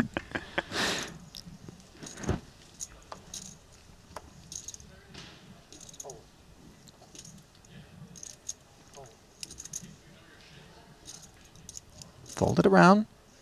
Fedor. Queen 6. Has he done anything here? I don't believe so. Can't quite get a shot of him with folks obstructing as we're on Kenny. Here he is. Oh. He's just going to rip. This is a little bit surprising for me with Queen 6 off of 13.5 bigs. But nicely played. Yeah, and he moves Kenny off of King 4 suited, by the way. That is a nice decision there. Obviously, with Dan Smith shorter on chips. Yeah, I kind of think risky. That's the reason. Is Dan is so short that Fedor's range is technically stronger for him to be able to risk his chips. And let's just say Bryn Kenny woke up with a marginal decision, calls and loses, then he becomes a new short stack. So it really just depends on how the standings are after the hand concludes. And the thing is also, you know, Bryn's looking at that $200,000 pay ladder between 8th and 7th, and even he has some measure of respect for the inescapable economics. Korsinen now with queens.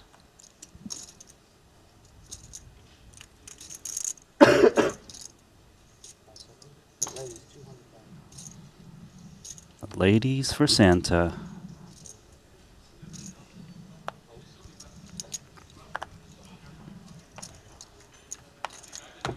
Nothing brewing until we get around to the big stack of Sam Greenwood with ace-5 suited.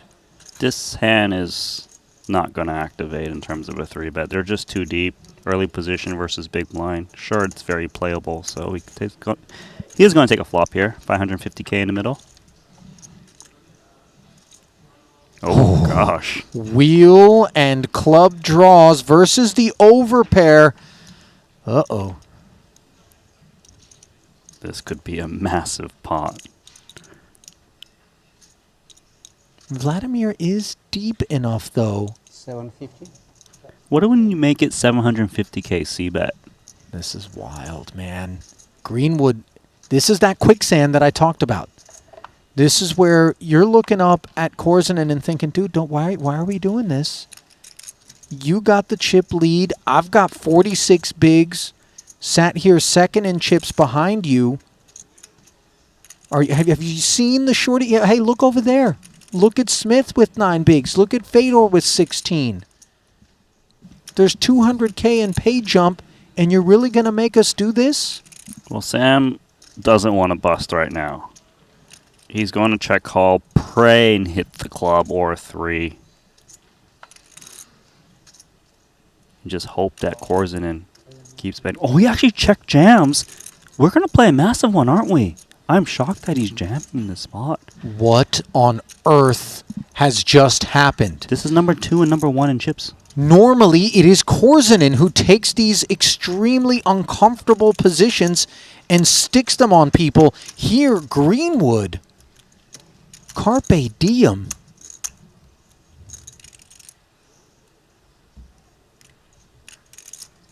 This is now uncomfortable for Korzinen, realizing how big this pot could be. He said, doesn't matter, call. 9.1 million chip pot. You see the eyebrows raised on Dan Smith immediately comes up from behind the sunglasses to observe what has prompted this violence. And now the revelation that the overpair and the massive chunk of equity that gives Greenwood a 4% edge is that which is responsible. How you feeling on this one, Santa? I don't have percentage, I only have 100%. 100%, okay. He's called this shot before. Here comes the turn. It is the 8 of hearts. And now all of a sudden, the pendulum swings heavily back in favor of Vladimir. Can Greenwood keep his seat? No, he cannot. And that is an exit that is going to leave both Greenwood, the chat we hear in the booth, and all of the Salle d'Étoiles breathless.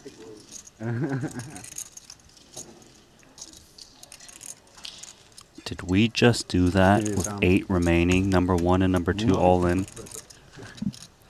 Not only did we do it, but it's a pot that reminds me of a stone bubble situation involving Punat Punsri and Henrik Hecklin back in Jeju in, I believe, the main event. 100% on the flop. I don't have percentage. Can you check if they're clubs? 100%. Are there clubs left? There is no any other. Only 100% if you show.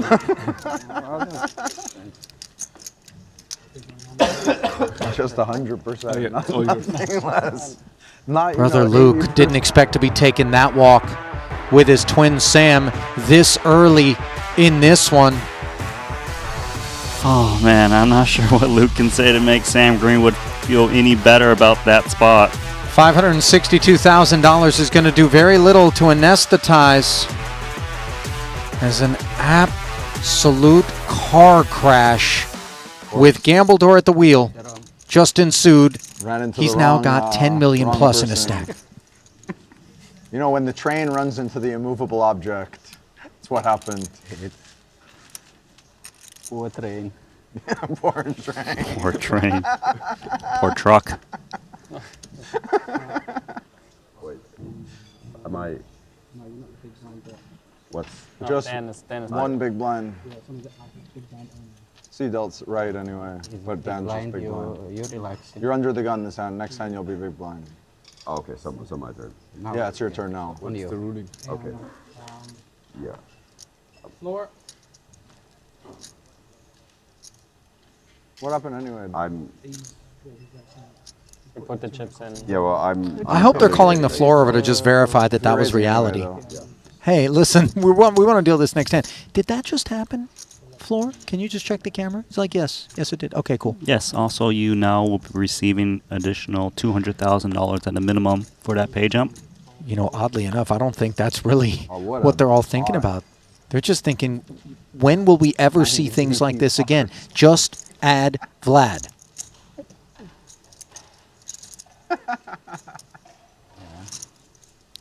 Nines now for Fedor. All in. He's going to rip it over the top of the Aussie min raise open.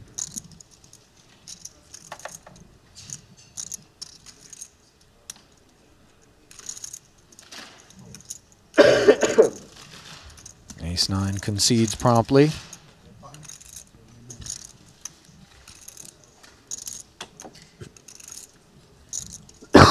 Are you trying to scroll through the chat because it probably went so fast that you can't really? I'm just. This see is much. crazy. I mean, everybody essentially mashing keys. Thank you. Understandably, when that one broke out. You We know touched what's on worse? No, sorry to interrupt. Tell but me. What's worse is that Greenwood came into this final table as the chip leader. Out in 8th. And not like he just lost a lot of small pots. No, just took one hand. So just like that, Smith grabs a ladder, as does the rest of the field. Here in this 150K, that pot gave me indigestion. I wasn't even involved in it. Yeah, it's too much fun. Yeah. That one's going to sit with Sam for a lifetime, man. Lifetime sounds about right. Start very difficult for me was. Now I'm okay. Now it's on me.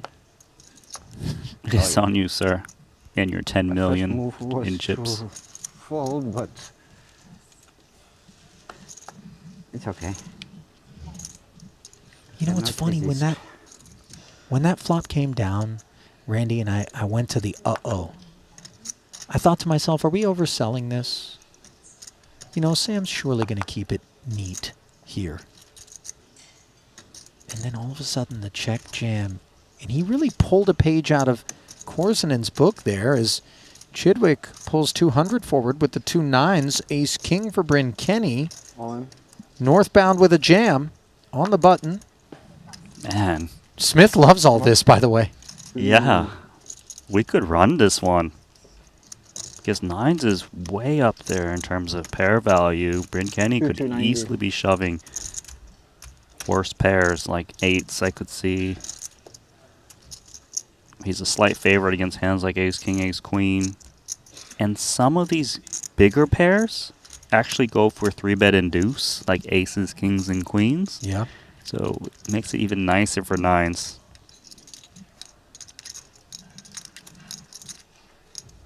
Chidwick started his hand 3rd in chips, Kenny in 5th out of 7 players.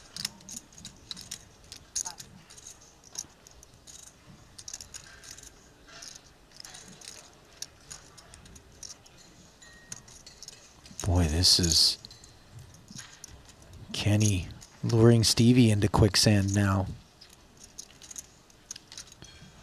So the thing for Chidwick too is he could be up against 10s, which is a disaster, maybe jacks.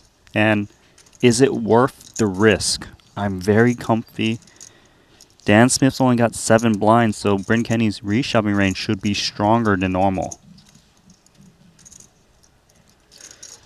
I mean, fold and fight on with the 3rd place stack here. 7 remaining with lots of ladders. Would be no shame in it. The next one on tap gets us from 6 figures to 7-figure payouts, of which there are 6 in total. Let's call it 340,000. 240 rather. Actually 250. Math is hard. No shame in that fold. No, not at all. I think 10s he's calling because, you know, he's one more hand he overpairs the 9s. 9s, it just seems, do you want to ride the variance train that everyone else is riding?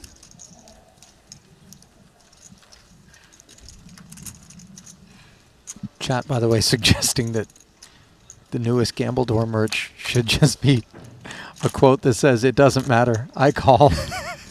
That line I approve of. Oh, that was incredible.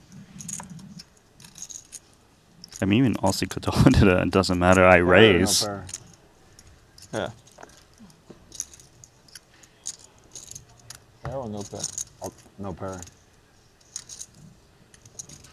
Deja vu. Think you're flipping? Yes. Best no pair. Happy to have a pair fold, that's for sure. Although, have to beat me in an all-in here. Still take the easy route, always. Ace-8 suited now for Smith, who's been so patient. He's nabbed 9s or so. some ladders. but he can't expect that trend to continue. Great spot for him. Ace-8 suited on the button. Not much to do but jam. Got to dodge these two blinds. 690 if you do, and neither of those blinds interested. Free orbit there.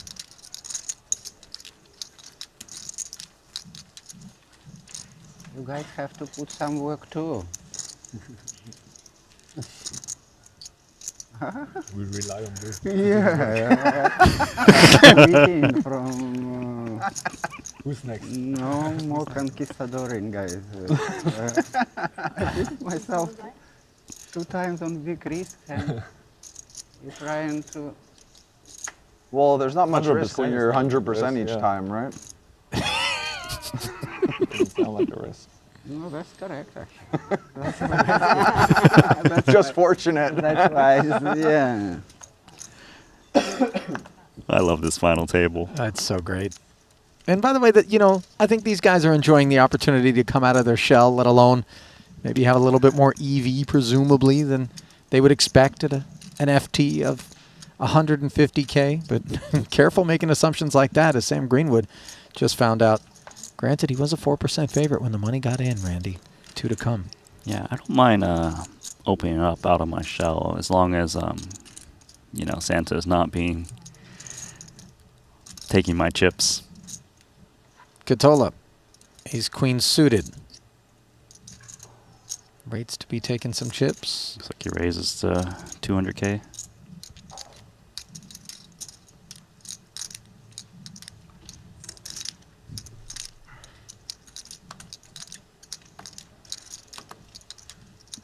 Tom's currently in second in chips. Kind of just been hanging in there. Yeah, hasn't been exceedingly involved. No shame in that, given he came into the final table second in chips and collecting pay jumps.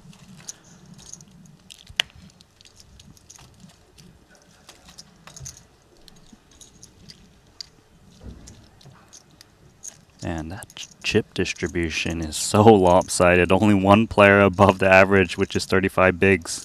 It's Vladimir Korzun with 100 big blinds. It's just absurd.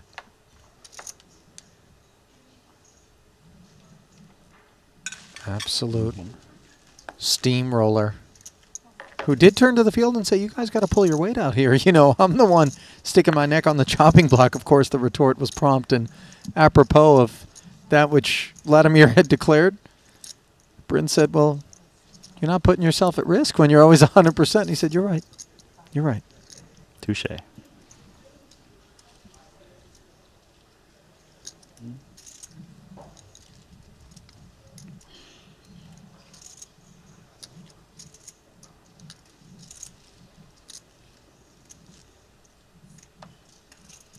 Bryn, ace 10 suited. Raising it. Chidwick, queen 3 off.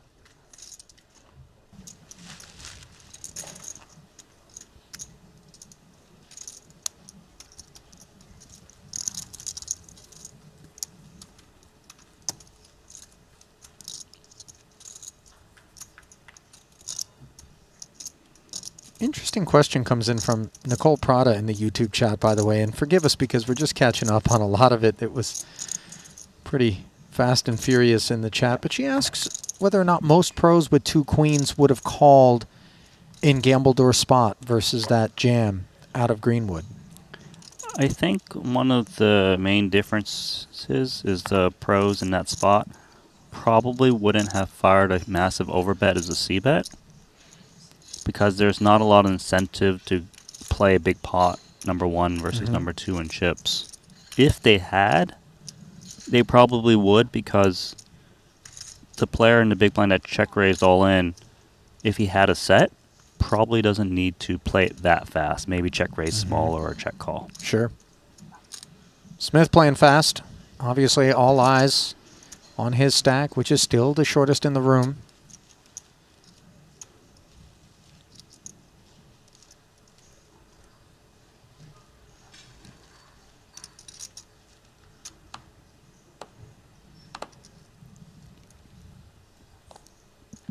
On, please.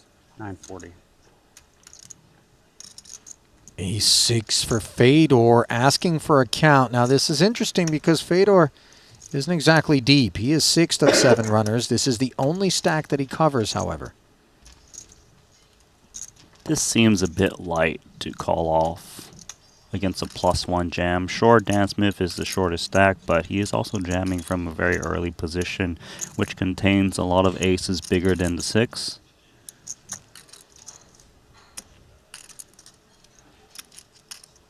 The baby pocket pairs lower than the 6, like 5s and lower, they might not even just jam an early position, which isn't favorable.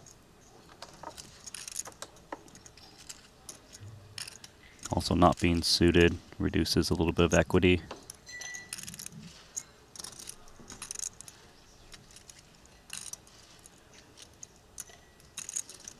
Would be a big call, though, if he can find it and be up against Ace-5. Listen, Fedor's illustrious resume is built on the backs of big calls, in part.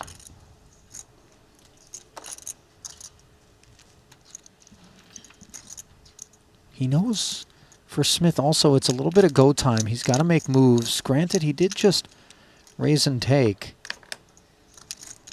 For 9.5 bigs, though, it just seems like Dan still has a little bit of wiggle room to wait around. He doesn't need to necessarily shove before the big blind comes.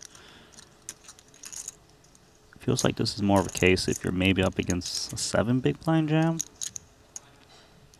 Maybe.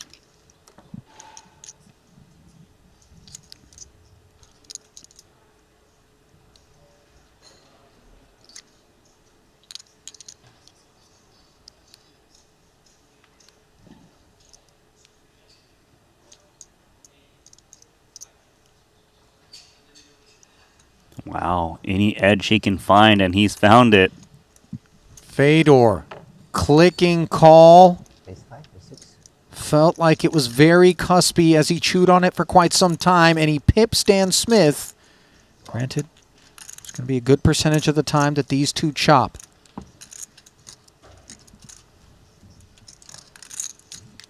Over 2 million in the middle as Smith steadies himself for a spin of the wheel of destiny.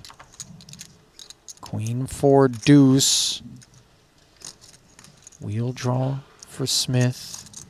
Holtz with a 20% edge. Board pairing is never bad. This will chop a lot. Smith with actually more equity to win outright now.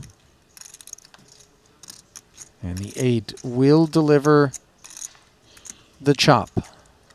Bigger plays or no?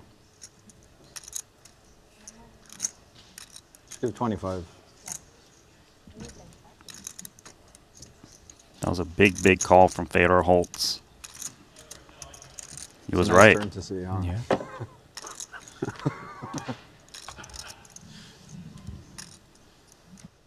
Feel like losing to 6 kicker sweat.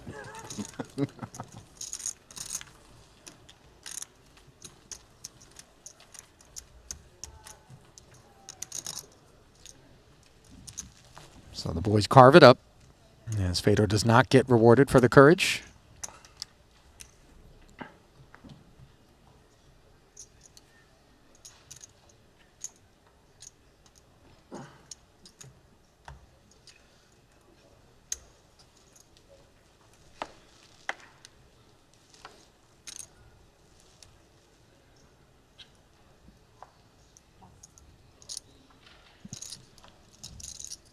Ace-10 suited now for Katola.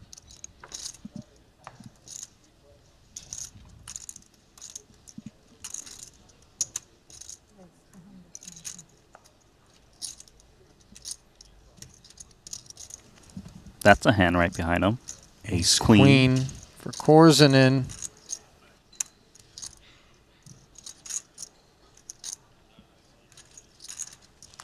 $700.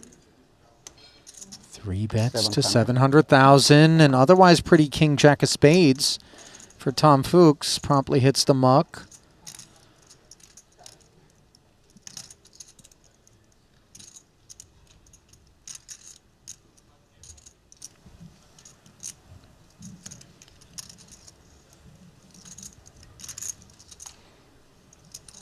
Might be a bit dicey for Katola.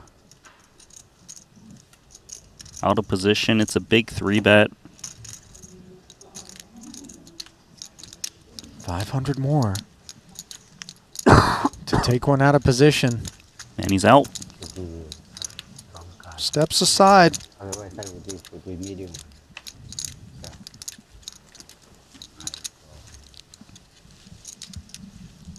What a frame this has been for Vladimir Korzinin. Just absolutely has not put a foot wrong. Graph is just pointed straight up and to the right, as Rasty likes to call it.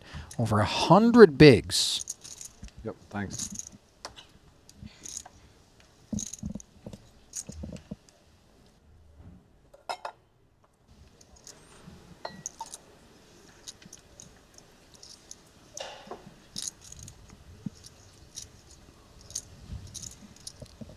Seven deuce now for Aussie,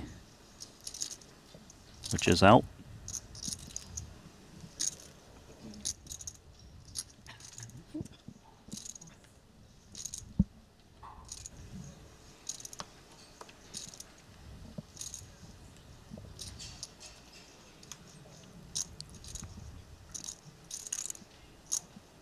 Maybe an opportunity for Chidwick to steal some blinds, given the two bigger stacks have folded.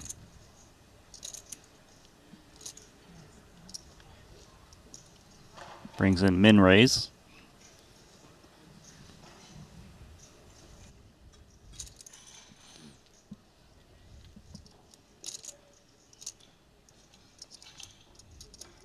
Queen 5 should eventually be returned to sender. And there it is. Ace 4 suited quickly in the muck for Bryn Kenny. Dan Smith now.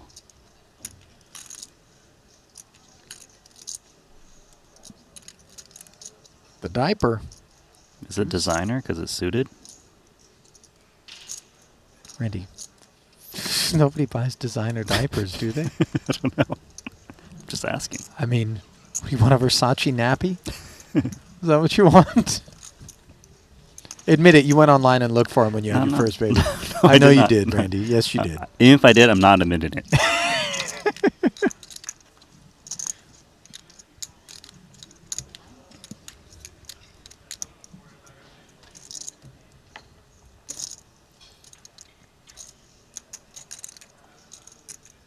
Look at that mountain of chips. We're going to have to reinforce that end of the table if this keeps up.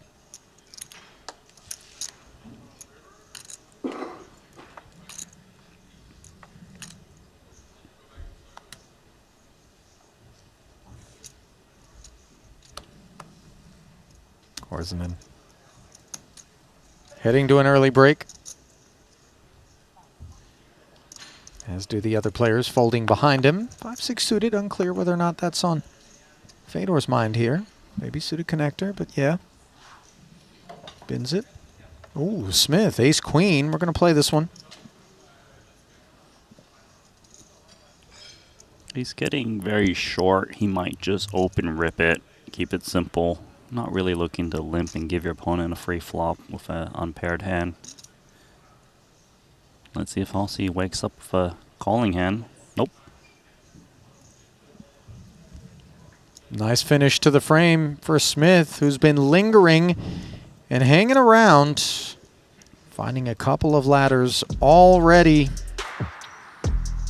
Bringing himself up from the $435,000 guaranteed payout that began here to over $325,000 more. Courtesy of the $762K that's on lockup at present for the final 7 blinds will ascend to $50,000 and $125,000. And man, this is one lead actor and 6 supporting actors as we bring you back to the desk here at the Gambledore Show. Ali Najad alongside Randy Liu. Both pelts that were claimed in that frame were claimed by Gambledore, and the second of them in terms of that Greenwood collision was just an absolute moment in time that will not soon be forgotten in the poker sphere, let alone the Triton poker sphere. And definitely not in Greenwood's sphere, because Yeah. he's still thinking about certainly. It's all been Vladimir Korzinen. He's willing to play big pots. I think players are very aware after seeing that Queens versus Ace-5 of clubs. They probably should be looking to stay away and just let him do the damage and just collect those big pay jumps. Listen, it's so tempting because as we've alluded to, Korzinen first live cash came a month ago.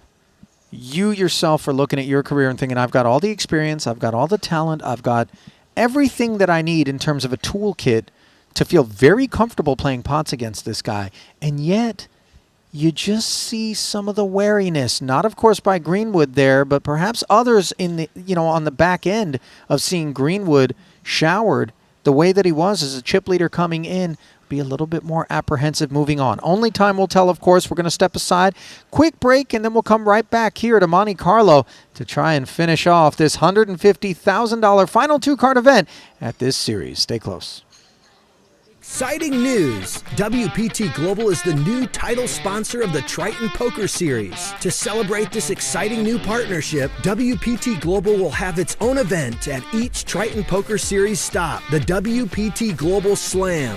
Look out for your opportunity to qualify online. Download WPT Global with code Triton and get a 100% deposit match up to $1,500 now. Sign up today and join the action. Online poker is back in the USA and Canada, and it's back bigger than ever. To celebrate the launch of Club WPT Gold Sweepstakes Poker, we're kicking off a $5 million invitational free roll in the poker capital of the world, Las Vegas. Only 2,000 seats are available, and it's invite only. Register now with code Triton for a chance to win a seat. And did we mention? The first place prize is a whopping $1 million. Pre-register now at clubwptgold.com. Ready to dominate the tables? With GTO Wizard, the world's #1 AI-powered poker solver, you can instantly study any spot in cash games, MTTs, and spin and goes. Build custom solutions for your games, accounting for factors like rake, annies, or tournament payout structures. Plus, you can upload and analyze your hand histories with just one click. Beat the best, crush the rest at GTOWizard.com. Looking for the ultimate platform to place your bets on the biggest sporting events? Look no further, because BetACR.eu, Triton Poker's official betting partner, is here. Whether it's the thrill of soccer, the intensity of football, or the fast-paced action of basketball, BetACR.eu covers it all. With real-time updates and competitive odds, you're always ahead of the game. BetACR.eu also offers exclusive poker events that you won't find anywhere else. Test your skills and make every hand count.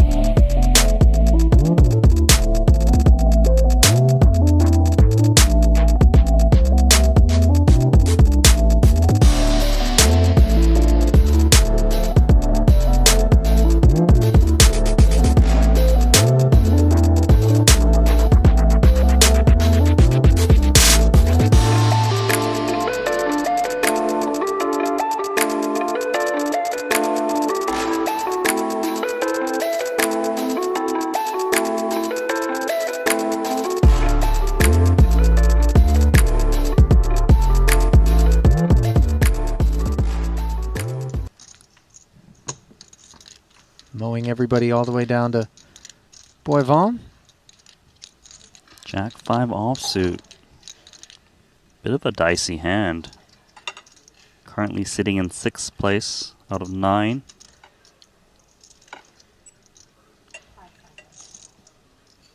Looks like he's coming along.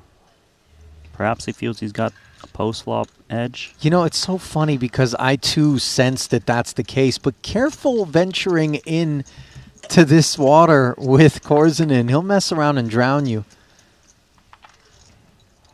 Ace 9-5. Here we are, bottom pair. Vladimir, 3/5 of the way to a royal, which is about as rosy a lens through which I can view this queen high. Korzinen Kicks it off with the check back. He does find a spade draw as the sopping wet 5 on the turn gives Boivin trips, and he doesn't have this one sewn up. He doesn't, but this is an amazing turn card for him now that he can beat some ace X's, maybe some pairs that check back the flop. It's just a matter of going for value, trying to get as many chips as you can. When you defend a hand like this, he's gone meaty.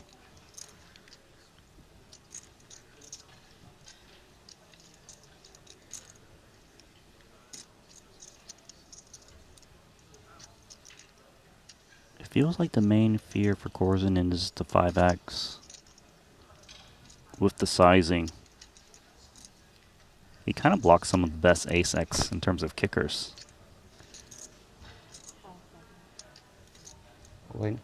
Oh my god. This is bananas. I mean, crazy. Boivin has way too much hand to Calls. step away. He does make the call. All of a sudden, we got a 4.5 million chip pot as Korzinen pressed.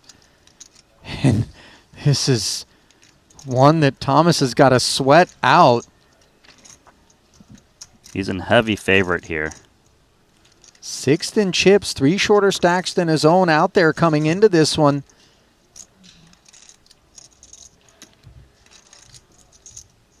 Don't need to tell you who the rest of the table is rooting for.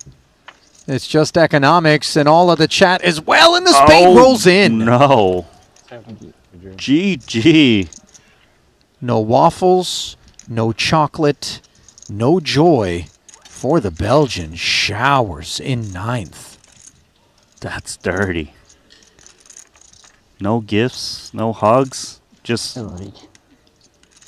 off on his own. That was a nice spell.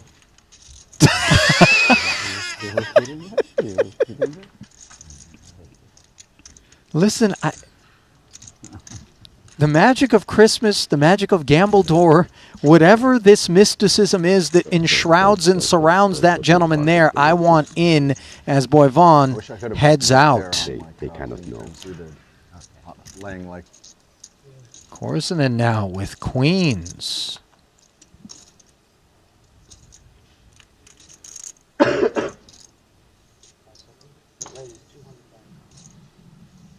Ladies for Santa.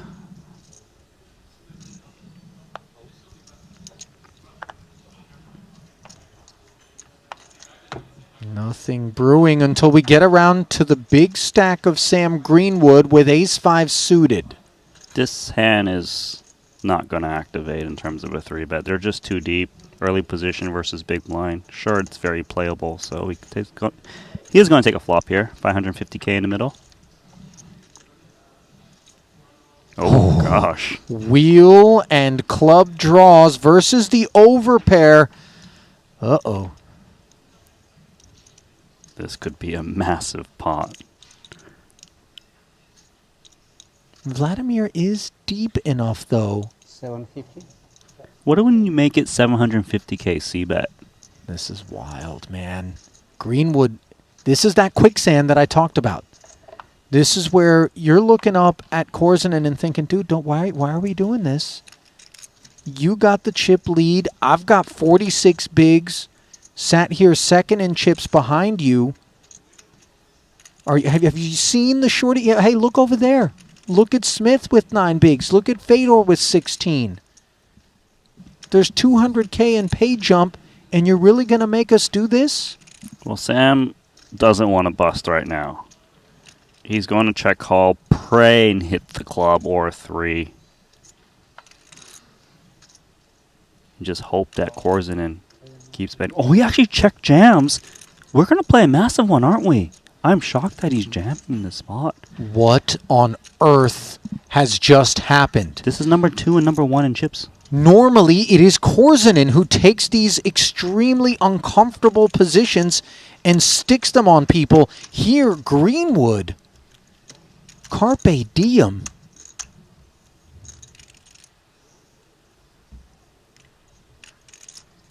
This is now uncomfortable for Korzinen realizing how big this pot could be.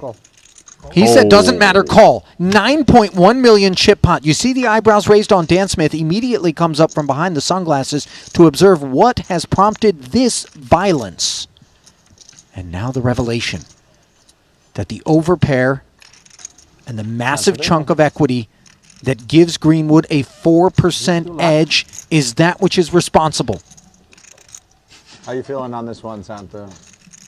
I don't have percentage, I only have 100%. 100%, okay. He's called this shot before. Here comes the turn. It is the 8 of hearts. And now all of a sudden, the pendulum swings heavily back in favor of Vladimir. Can Greenwood keep his seat? No, he cannot. And that is an exit that is going to leave both Greenwood, the chat we hear in the booth, and all of the Salle d'Étoiles breathless.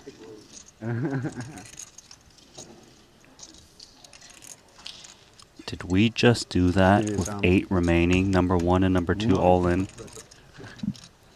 Not only did we do it, but it's a pot that reminds me of a stone bubble situation involving Punat Punsri and Henrik Hecklin back in Jeju in, I believe, the main event. 100% on the flop. I don't have percentage. Can you check if they're clubs? 100%. There is no any other. Only 100% is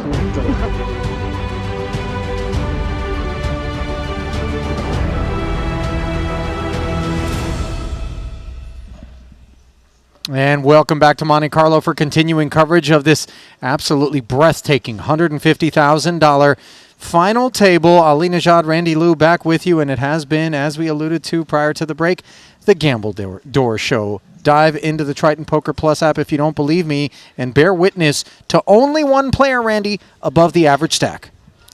Vladimir Korzun, and what else is there to say? I mean, do you get a little bit like J&T vibes, unorthodox style, just mashing and crushing? I love that you said that, because as I was doing my best, chat ablaze. It's been tough to keep up, by the way. We are trying to.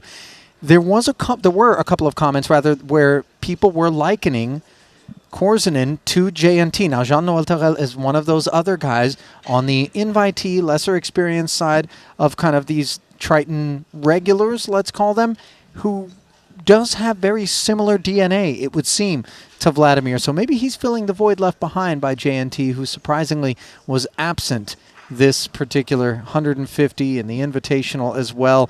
So TBD, as Korzunen very much poised to perhaps have another shot at a title here in Monte-Carlo, but 6 stand in his way as we send it back down into the arena. And resuming the coverage, everybody is guaranteed at present $762,000, a $250,000 pay jump if you make the top 6 and lay claim to one of 6 7-figure paydays up top. There's going to be $4.35 million as you look at the overall leaderboard. Dan Smith just $1 million in his stack. Sub 10 bigs level Arcatola and Holtz at 15 bigs apiece, and then just 4 bigs separating that cluster from second down to fourth of Fuchs, Chidwick, and Kenny. Will they be dragged into the quicksand prematurely as they do their best to respect ICM? And Vladimir having none of it as he claimed the pelts of Thomas Boyvan and Sam Greenwood. On the break, by the way, I did have a chance to chat with Sam, and he was really kind of just good with it, you know? He's okay. He got it in with a 4% edge. He was hoping he would be shown a king high flush draw, something like that. Had he had smaller clubs, he said he would have played it as a flat, but, you know, he just sometimes you just go down. Windshield bug, you know? Yeah. And today sometimes he was you're the bug. Yep. So cards back in the air, blinds 50 and 125. 300,000 in orbit, the price of poker.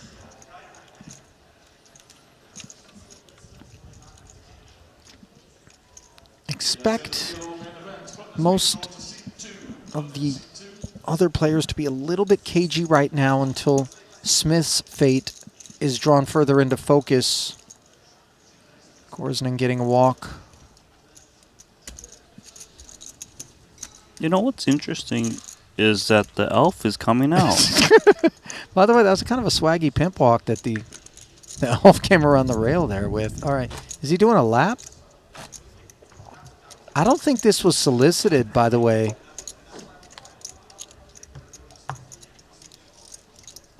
This is my fault. I suggested that they do this.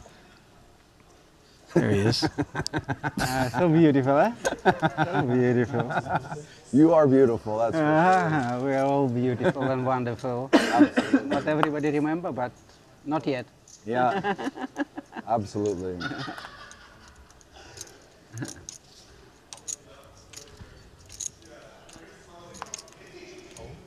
Two queens for Ossie Katola now.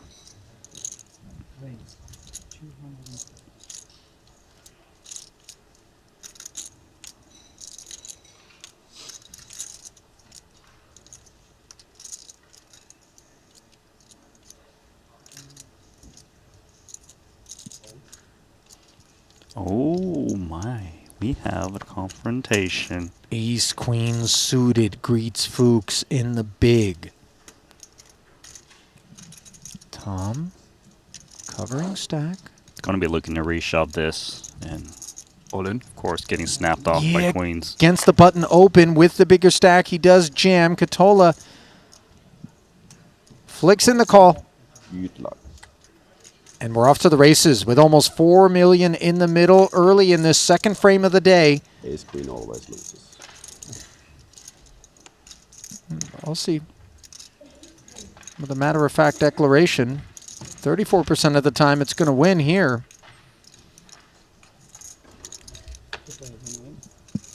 Even though queens are doing quite well.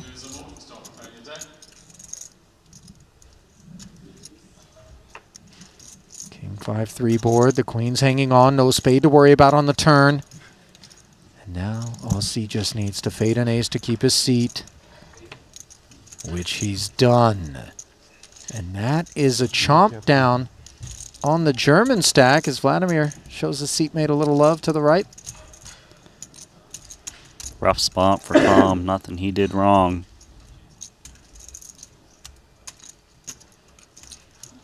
He's down there with Dan Smith in terms of chip counts now. This is simply a matter of logistics here that has me suggesting this. But if we can get a footstool or something, you know, the rail's a little bit high for the elves. I did. Yeah, it's uncomfortable. Have your arms up that high, I would imagine, while you're sweating this one. So just, yeah. Okay. The other elf is just chilling back there. Well, maybe that one's taller. The one with the beard, right? Yeah. Yes. I want him to put his beard over the rail, by the way. I think that would be. You have some really strange thoughts, my friend. I'm not the one that brought elves to the FT, Randy. Don't get on me. By the way, for those wondering, these elves are brought to you by Ossie Katola, not by Vladimir Korzinin. So they're gifts, even though it is Santa.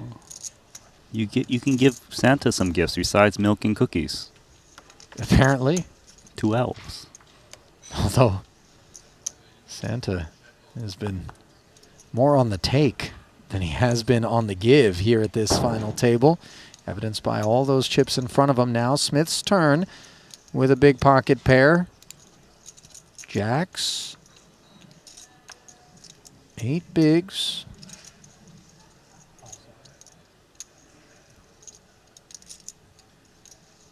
Seems like he's between raising and jamming. It seems a little bit suspicious to min-raise off of 8 bigs. From the hijack especially.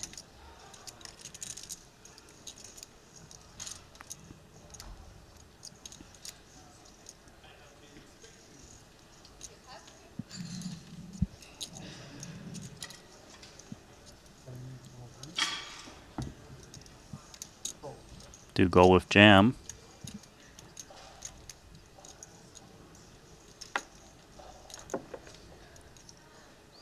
Stop it.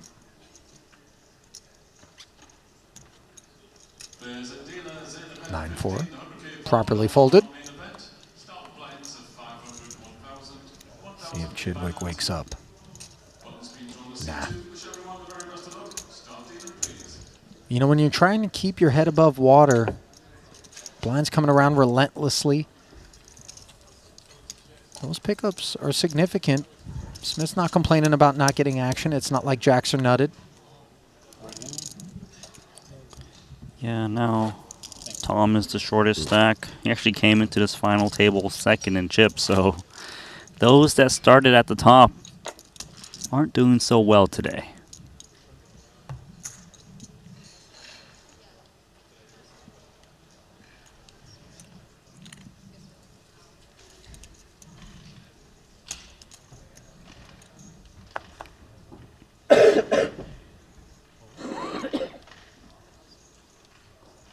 Katola is actually second in chips after doubling up that hand not too long ago. Jesse Lonis on the rail back there, by the way, already with the title under his belt here. A few FTs. Unclear who he's supporting. I saw him kind of chat with Vladimir quite a few times, so perhaps it's Santa he's rooting for. There's Mario Mosbach and Alex Ponikovs. See, the bearded elf, man, you can just barely see the eyes. You know, that's what I'm saying. Like a little, just something like apple box, whatever, just to... Yeah, we didn't really expect elves to be coming, so next time we set the stage, we'll have a assisted seating. Yeah, no, that's true. Oh, Fedor, King 9 suited. Man, if he can find this call, and he's finding some very thin calls. Randy, you went into excited voice right now. Is this really a potential situation for him to call off for his tournament life here, given Smith sits shorter? If you're crushing the range and dominating often enough, then it definitely becomes a candidate as Time Bank does come in. You know, we saw him with the A6 find it against Smith, though. Here, his back would be up against the wall. There's actually two shorter stacks, hovering 9 and 11 big blinds, so it makes this even more dicey. Yeah, losing with the ace-queen suited just moments ago actually sits beneath Smith. Oversight on my part, and that puts even more pressure on Fedor to act responsibly, let's call it. Reluctantly folds the king 9, and you can see why. 9-7 suited in range for Chidwick to be jamming. Yeah, if dominating 9s aren't calling, you know, it just outright jamming goes way up in value. Personally, for me, I find that Chidwick and Kenny has had a very smooth final table so far. They've been staying out of the way, but still chipping up slowly to maintain their stack as they sit in third and fourth in chips. Mm-hmm.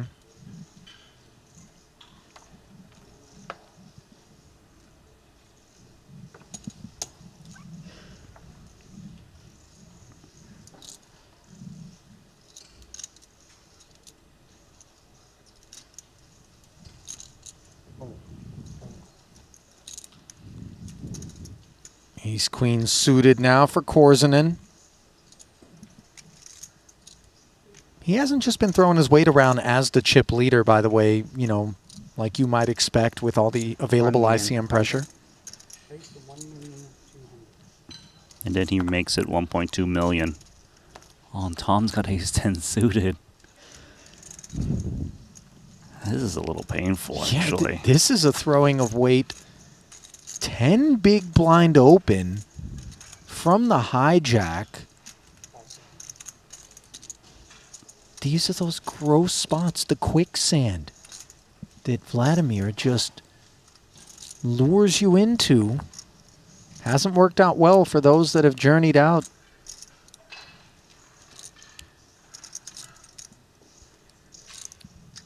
I think it's just very unclear where Korzin is at to open at 10 big blinds.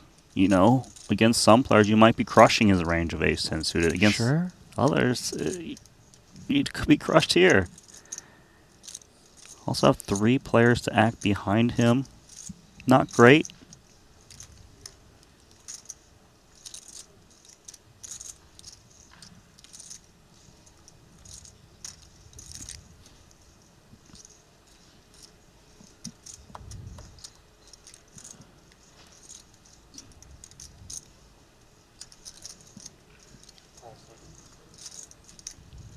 Thing is, for Fuchs, he is the shortest of stacks now. So he does find the call, and this is going to feel like an unfair life when he's shown the ace-queen suited, and for that matter, potentially the 2-9s of Fedor, although what kind of appetite would Holtz have in this spot? The prospects of a triple?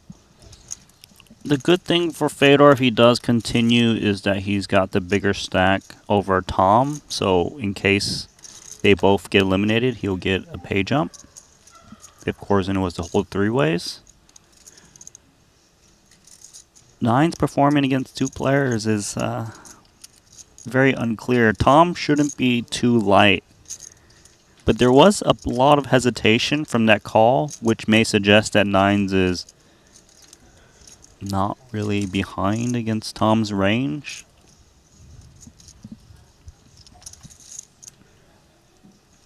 The funny thing is, if Tom had folded, I think Fedor always goes in with 2 9s in this spot. But a forced 3-way confrontation is not particularly appetizing.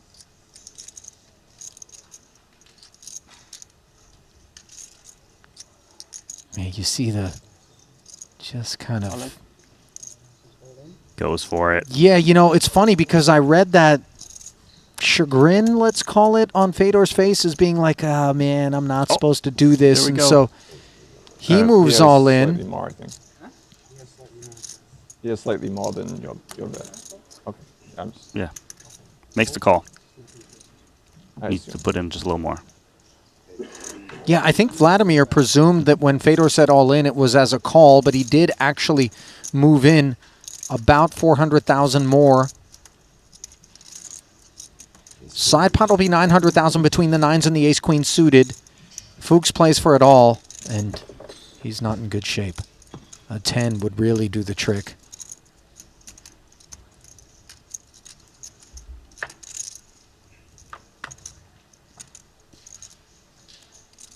King 7-5. Fedor now situated to take it all down. Still early as they're on their feet.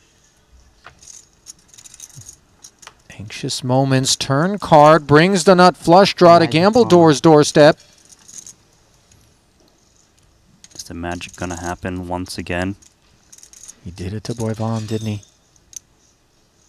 Rokita. Mueller. Looking on. What's the river? It's a board pairing 5. GG's Tom Fuchs as one German passes his tokens along to another. The delegation cut in half here at this final table, and Fedor's just fine with that. What a team sport. Last of the 6-figure payouts will be collected by Fuchs. 762K, Randy. Yeah, obviously quite disappointing. Look at Korzinen respecting. I was looking at you. Don't call, but Fuchs there. Yeah. There it is officially. Brought to you by WPT Global. Ace-10 suited. You take the spot.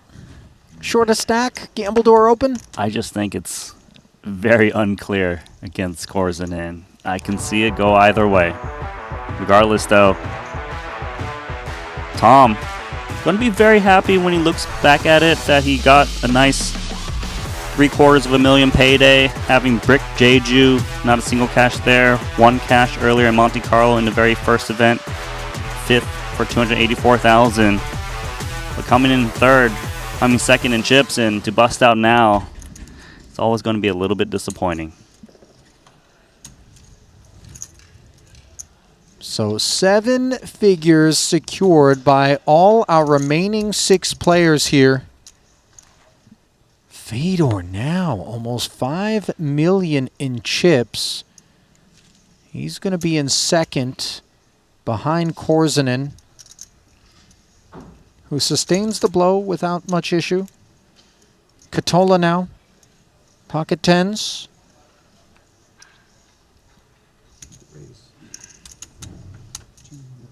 Up we go.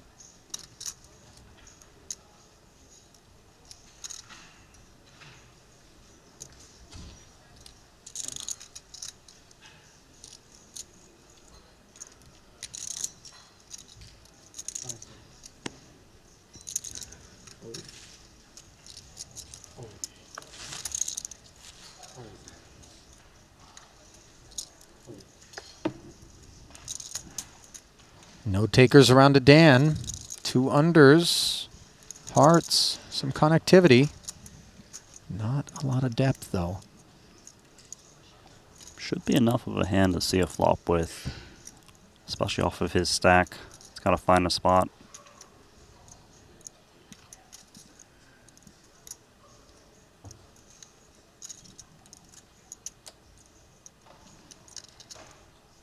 Does bring in a time bank chip. Survey to see if it's something he's overlooking. He has inherited the short stack duties once more here. Clear short stack duties. He's there by himself at the bottom. Yeah, not jockeying with anybody.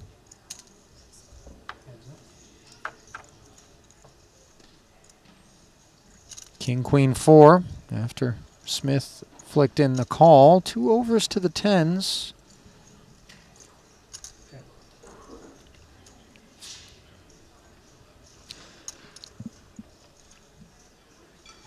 Definitely a below average flop for Katola. Still has the best hand.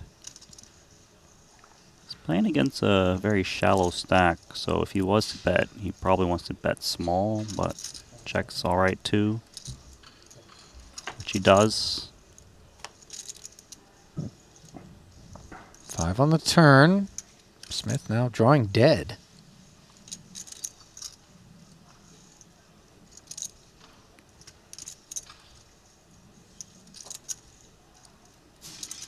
Not much prospects for Dan, but would love to just get a free river card to maybe take the lead against some kind of ace high.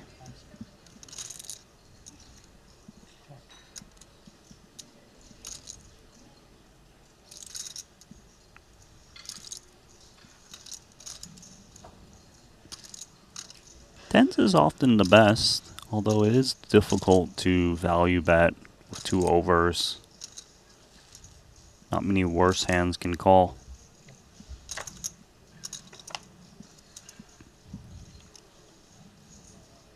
Katola approaching this one with care. Front door flush arrival on the river here. 675 in the middle. Smith, no showdown value. But he doesn't have the stack that can really just risk trying to steal this pot. Especially against Katola, who, you know, have a little bit of stick him in with him from time to time. He is going to throw out a time bank chip, see if it's maybe worthy of a bet. But if he bets and he's wrong and gets snapped by like a Queen X, it's very disastrous for his stack. It would make him have a lot less fold equity in future hands when open jamming.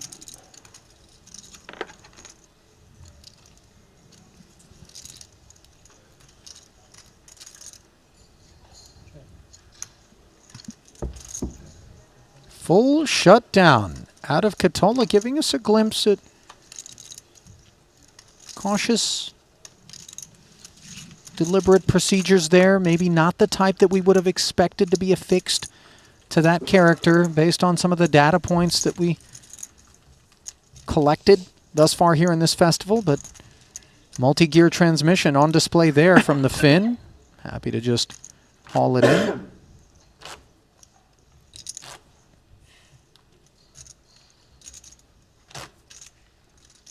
One of the things that I really love, Randy, is watching the evolution of non-professional poker players that get the Triton bug and then start coming to festival after festival, and the learning curve and the speed with which they are really able to improve. Now, granted, oftentimes they come to us neophytes, nowhere to go but up. But when you do get to rumble against the world's best, man, you do soak some things up and, you know, learn the game in a hurry. Maybe you make some friends. You see Lonus on the rail for Korzanen. And, you know, some tutelage goes a long way. Yeah, and actually, it's funny that you mentioned that because I was thinking that for Katola, he's one of those guys that actually gets better every single tournament he plays, because you can tell he's got the right recipe for success, just being naturally aggressive, and, you know, he tones it one way or the other when necessary. On the topic of success recipes, how about 2 red aces in the crock pot here for Dan Smith, facing an under-the-gun King-8 offsuit open from Korzanen. This is frisky activation. Warranted perhaps by the ICM. So the one thing Dan Smith doesn't want to happen is lose his customer.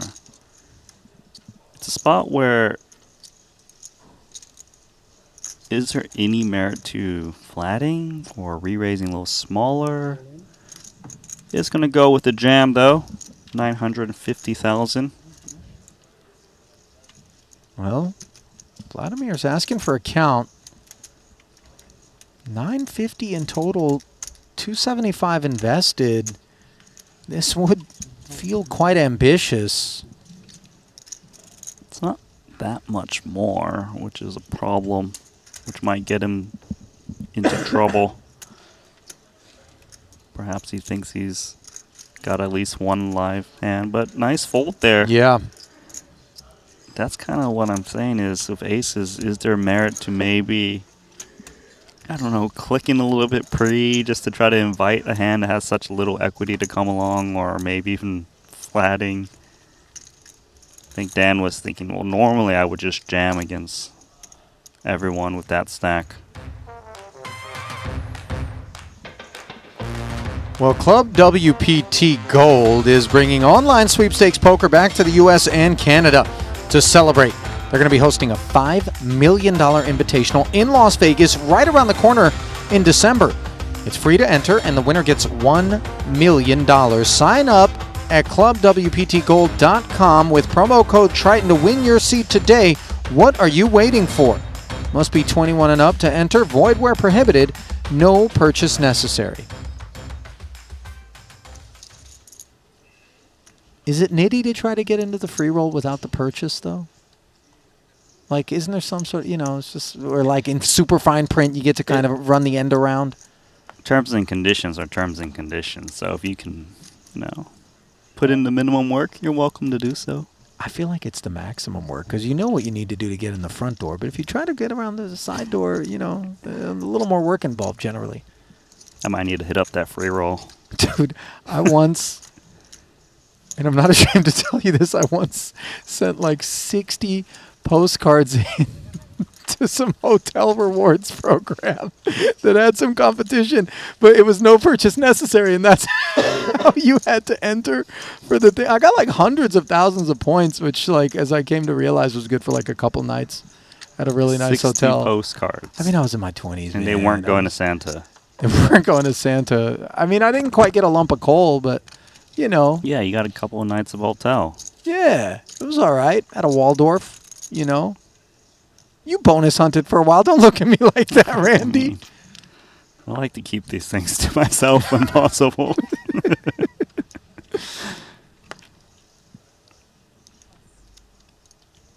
Ace Queen. Catola won't be keeping this to himself. Announcement forthcoming from the button. His favorite tagline is Ace Queen always loses. That's so true. And yet... Gotta raise it up. I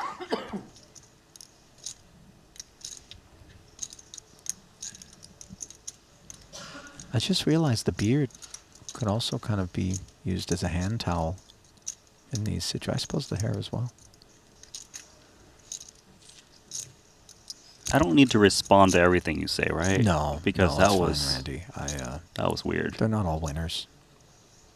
Yeah, that was bad. That was really bad. One of the worst things I've heard. Damn, Randy, you need to triple down on me.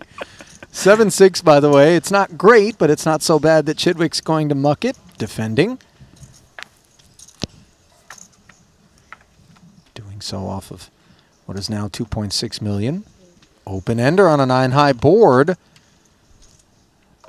Checks over. Acceptable for Chidwick. Yeah, there's worse texture that he could have been looking up at. And this is not exactly what Catola wants to see versus the min-raise open. Chidwick could be wide and interacting nicely with this sort of board. We unblock diamonds as well.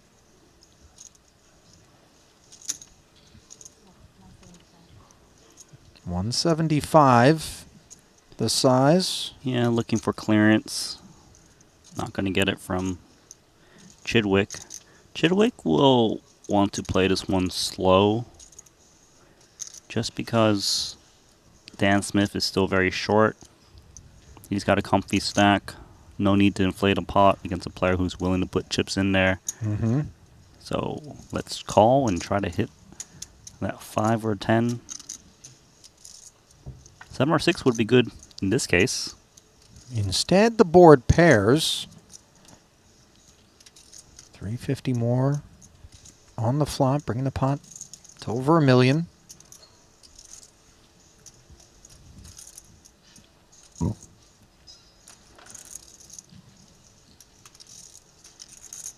Feels like nothing wrong for Katola to just check and decide on the river if he wants to try to pick off against diamonds or straight draw, but you know what?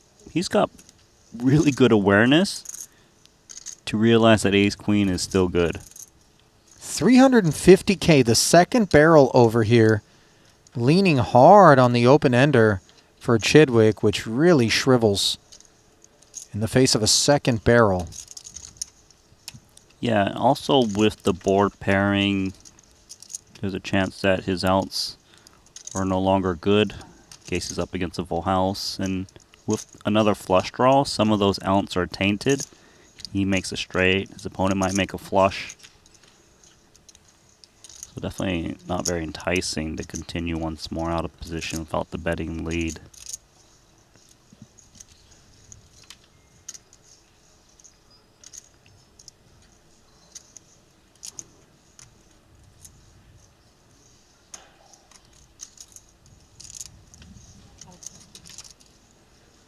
$750. Oh, look at this. Chidwick knows that that passive check call line is not really one that he wants to be associated with here, so he's going to check raise it, and the 9X belongs to him. Definitely more so in Chidwick's range from the big blind. Yeah, I like that he's check raising instead of check calling and forcing himself to hit the hand. Now he's finding a situation where he might even just take this pot here on the turn. This is such a sick find out of Stevie here. But this is sicker. Wow. To bet call ace queen high. Now, it was just another 400 to call, but we could easily be drawing dead. As it turns out, Katola, far from it, has the best hand, and a third 9 on the board now.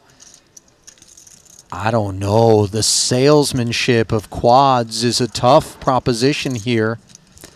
Yeah, and also, let's just say Chidwick's got pocket 3s. They're not going to be thrilled to see another 9 show up. Right. 8X, we don't expect to be a part of the procedures. Yeah, to check raise turn wouldn't make any sense. If Chidwick was to bet, he's looking to just fold out some kind of draw that missed. You know, like Jack 10 of spades, Queen 10 of spades, or diamonds. There is a chance Chidwick just throws out like 25% pot to just shut out those high card hands. But I'm not even sure if that gets it done against Aussie's ace queen high.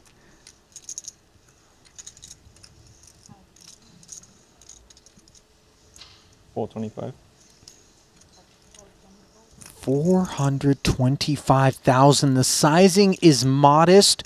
Not so much when you consider it in relation to Stevie's stack back, and he does get snapped. I wonder, Randy, if he unloads the clip there, though, if Katola can find that call. The problem is it's too dangerous to unload the clip. He could have been up against a full house, and he could just be out of the tournament. Yeah, I mean, as played, there are a number of pocket pairs, of course, that Aussie can have.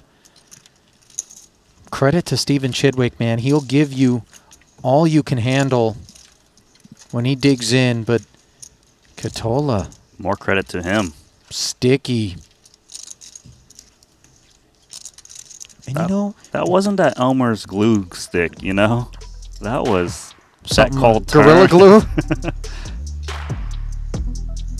And with that takedown, it is Korzanen and Katola, the invitees in an invitational up at the top of this leaderboard, holding court in this 150K. 6 remaining. Chidwick descends to the bottom of the leaderboard. Just 10 bigs in front of him. Almost $300,000 separating 6th and 5th.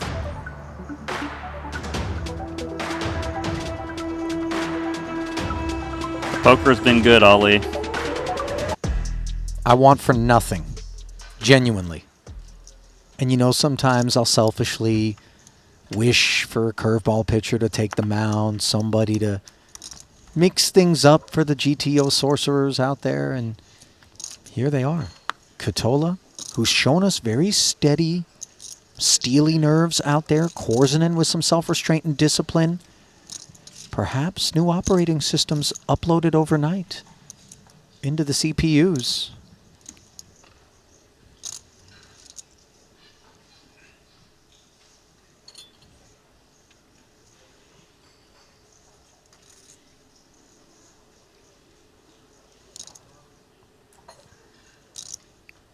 Chidwick now, shortest stack. Offsuit king, just about 10 big blinds. Might just rip this one in. Hoping to just take this one down. Though it's up against Fedor Holtz, who doesn't miss a single spot. But a quick fold is welcomed. Oh yeah. Chidwick begins the process of reclamation and recuperation.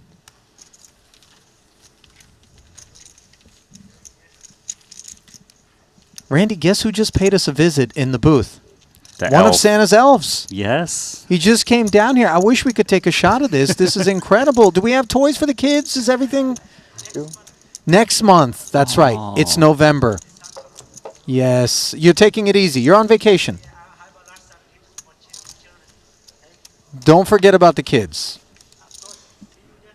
I've never talked to an elf before, Randy. That was awesome. Bucket list checked. You know they're freakishly strong, right? I wasn't going to arm wrestle that dude. Let him know he's freakishly strong. Shh, Randy, don't say it out loud. Oh no, is he coming back? Bro, stop. No. Queens. Fists are up. No stopping for Korzinen.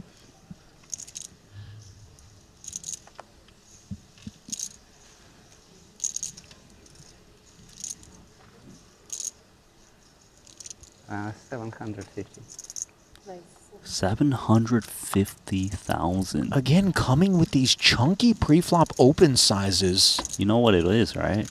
I That's don't. the same size he c-bet with to stack Greenwood. Exactly 750,000 in chips. I confess I didn't see the muchas gracias coming at the end of that takedown. We're running out of days to hang out with this guy, Randy. Well, we got to do it. You want to hang out with Santa before? I mean, not like, you know, fake mall Santa. I'm talking about, you know, Korzinen. This is the real Santa, right? Listen, I saw a couple of reindeer in the valet, and I'm just, don't need to ask. Only a couple? All the 2 of them had to work? I guess there's no reindeer of the month program where they get to take November off.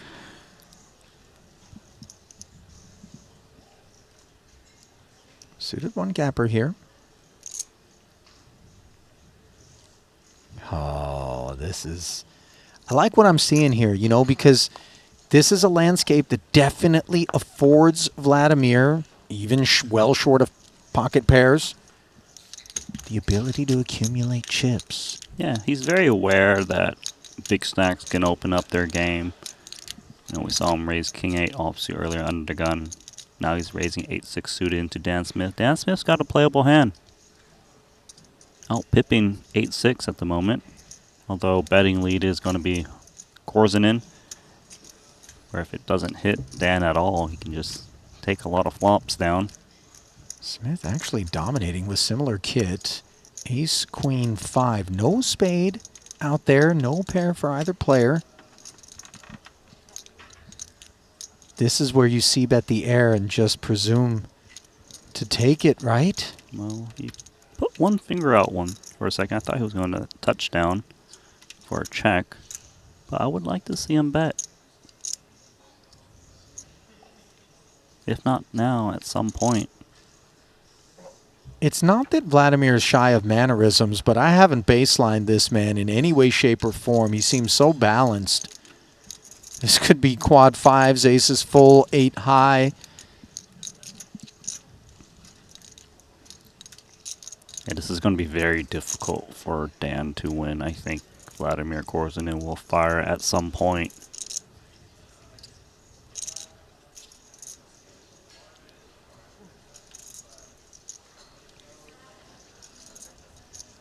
If Smith can just keep getting free cards, he'll take it. And he gets one more. Play the board. If allowed, which is not a given. No, by the way, Smith might not want to be playing sharesies either. Yeah, he might not, but under normal circumstances, a player who just keeps checking back as the pre-flop raiser can easily have a queen or some weak ace. Love to see Korzinin bet now. Yeah, he realized at some point he's got to stab and just steal this away. This is wild.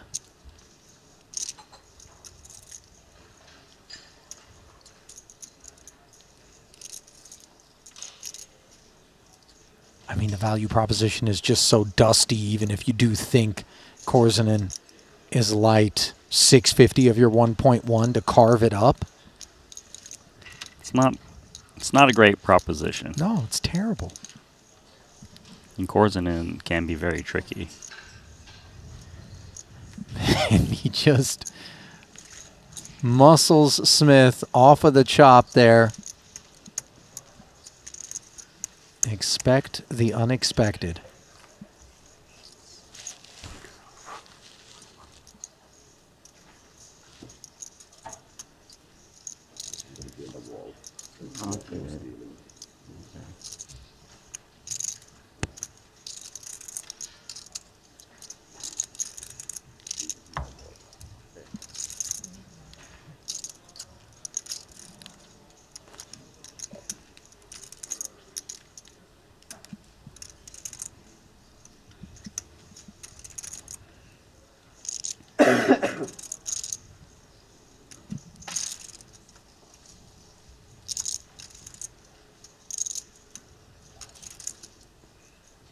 Good starting hand for the chip leader.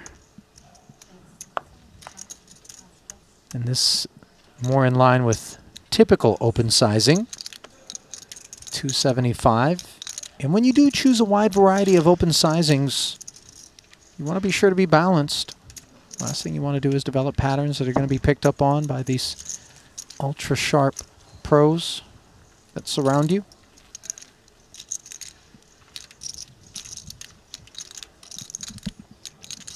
Just pure dominance from Vladimir so far. Facts.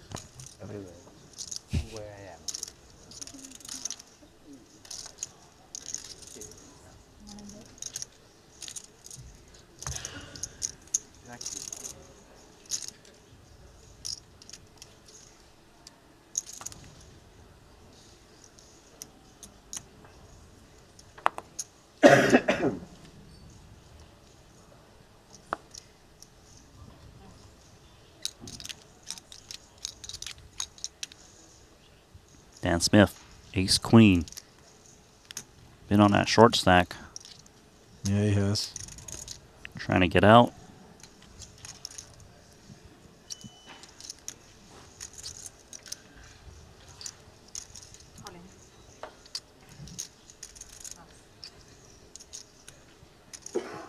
Looks like he will take this one down, although count is being requested. 10-5 suited doesn't seem like a candidate. I suppose there's a price if you're asking for a count.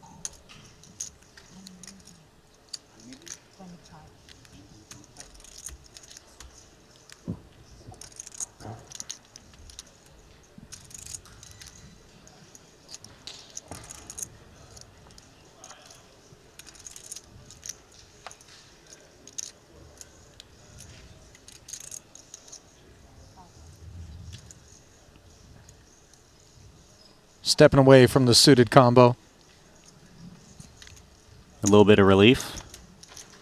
A lot of relief, if I'm honest. You know this guy's got live cards, 100% win rate post flop. I hold my breath so often when the camera's parked on Vladimir with a decision.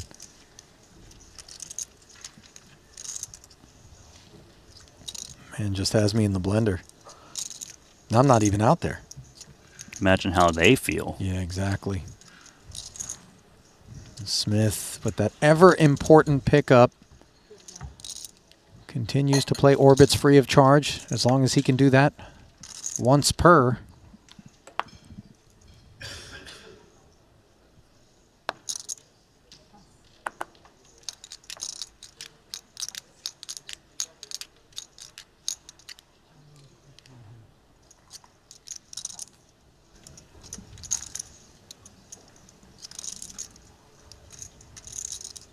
Oh, it's not running on any of the clocks, I'm just telling you. Like, look, it's not moving. King Jack. Small blind. Vladimir surveying. Chitwick's short, so he could just open rip this one.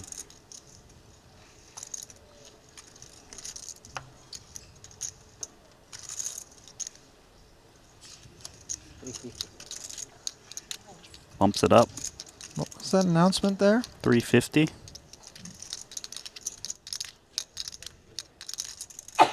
Bless you. Bless you. So just under 3x from the small blind.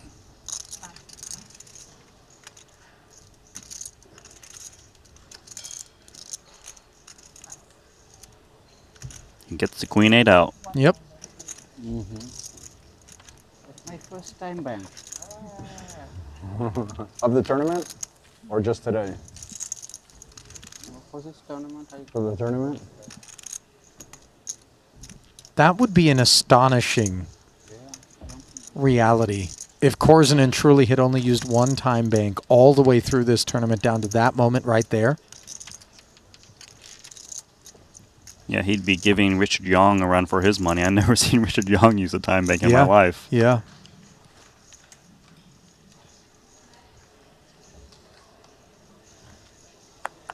King 10 of clubs. Kenny's been quiet. Happy to just stay away as damage is being done everywhere else.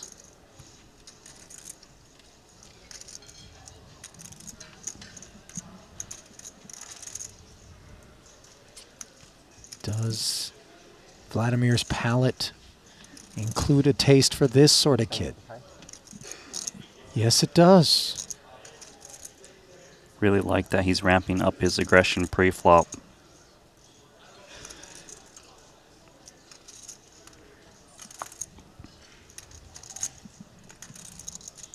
Oh, and he gets through. And this is a very frustrating thing when all of a sudden Korzinen's starting to pick up ideas and do a few things on a very professional scale here with 6 remaining.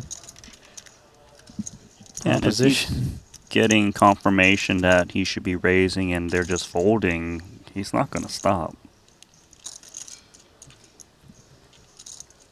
Positive reinforcement. Old or new? Old plans or new plans?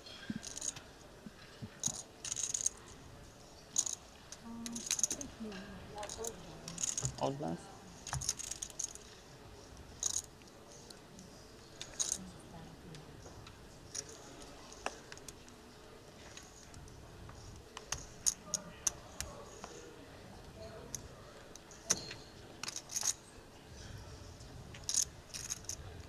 Raise.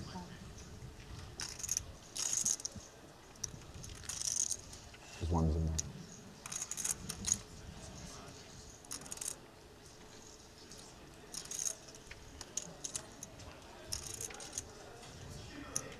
Pocket 4s into the bin without any fanfare whatsoever to the right of Korzinen, who's begun to emerge as a little bit of a mallet out there, pounding down. 465, but it's like 475, right? I guess, right? Big raise pre. He's all over the map. And they're all out of his way. Doesn't matter which size he opens to. He just takes it down pre every single time. Blinds up to 75, 150. This is bad news for the shorties. Smith and Chidwick. The two in focus right now. Bryn Kenny not so far ahead of them. 15, 11, and 9, respectively.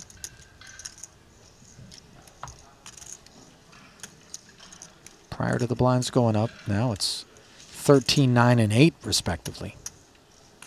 And how much? 5, 8. This is 1,025,000 plus that, yeah. 175. 1.8, 1.9. By the way, that's the elf that came over to the booth not long ago. I know you guys had a little bit of trouble hearing him. Didn't have a mic, weren't ready for the moment. Korzinen's ready for the moment. In a row? 600, yeah, 600, yeah. Yeah, VPIP has gone way up here. And I think he's been emboldened by the lack of resistance. As the hand itself is not one that he's going to be in love with. But if it ain't broke, don't fix it. Well, Jack 10 offsuit can resist for a min raise.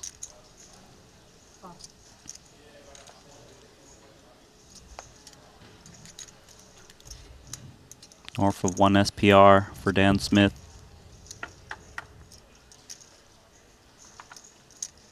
Queen, Jack 10, top pair against bottom 2 here. Hazardous texture for Smith, who checks over. Feels like stacks are going in. Bottom 2 pair versus top pair. Whatever bet size 550. Korzinen comes in with. Would expect Dan to be check jamming, especially against 550K.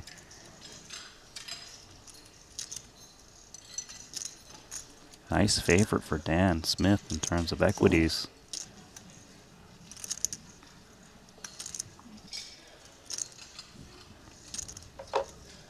$550. Here we go. Make it 875. Call. Korzinen calls. Smith proudly furnishes bottom 2. Beautiful, I love your card. Now, you know, it's funny because when you hear Vladimir say that, you're not sure if he loves it because he's got you roasted. Life gave you a present.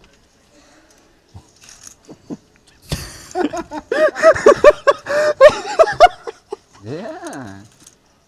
Not yet. Well, Oh, my you goodness. just don't fucking win after that. This is bananas. Smith poised to be the most recent victim, unless he can find a Jack or 10, which he can't.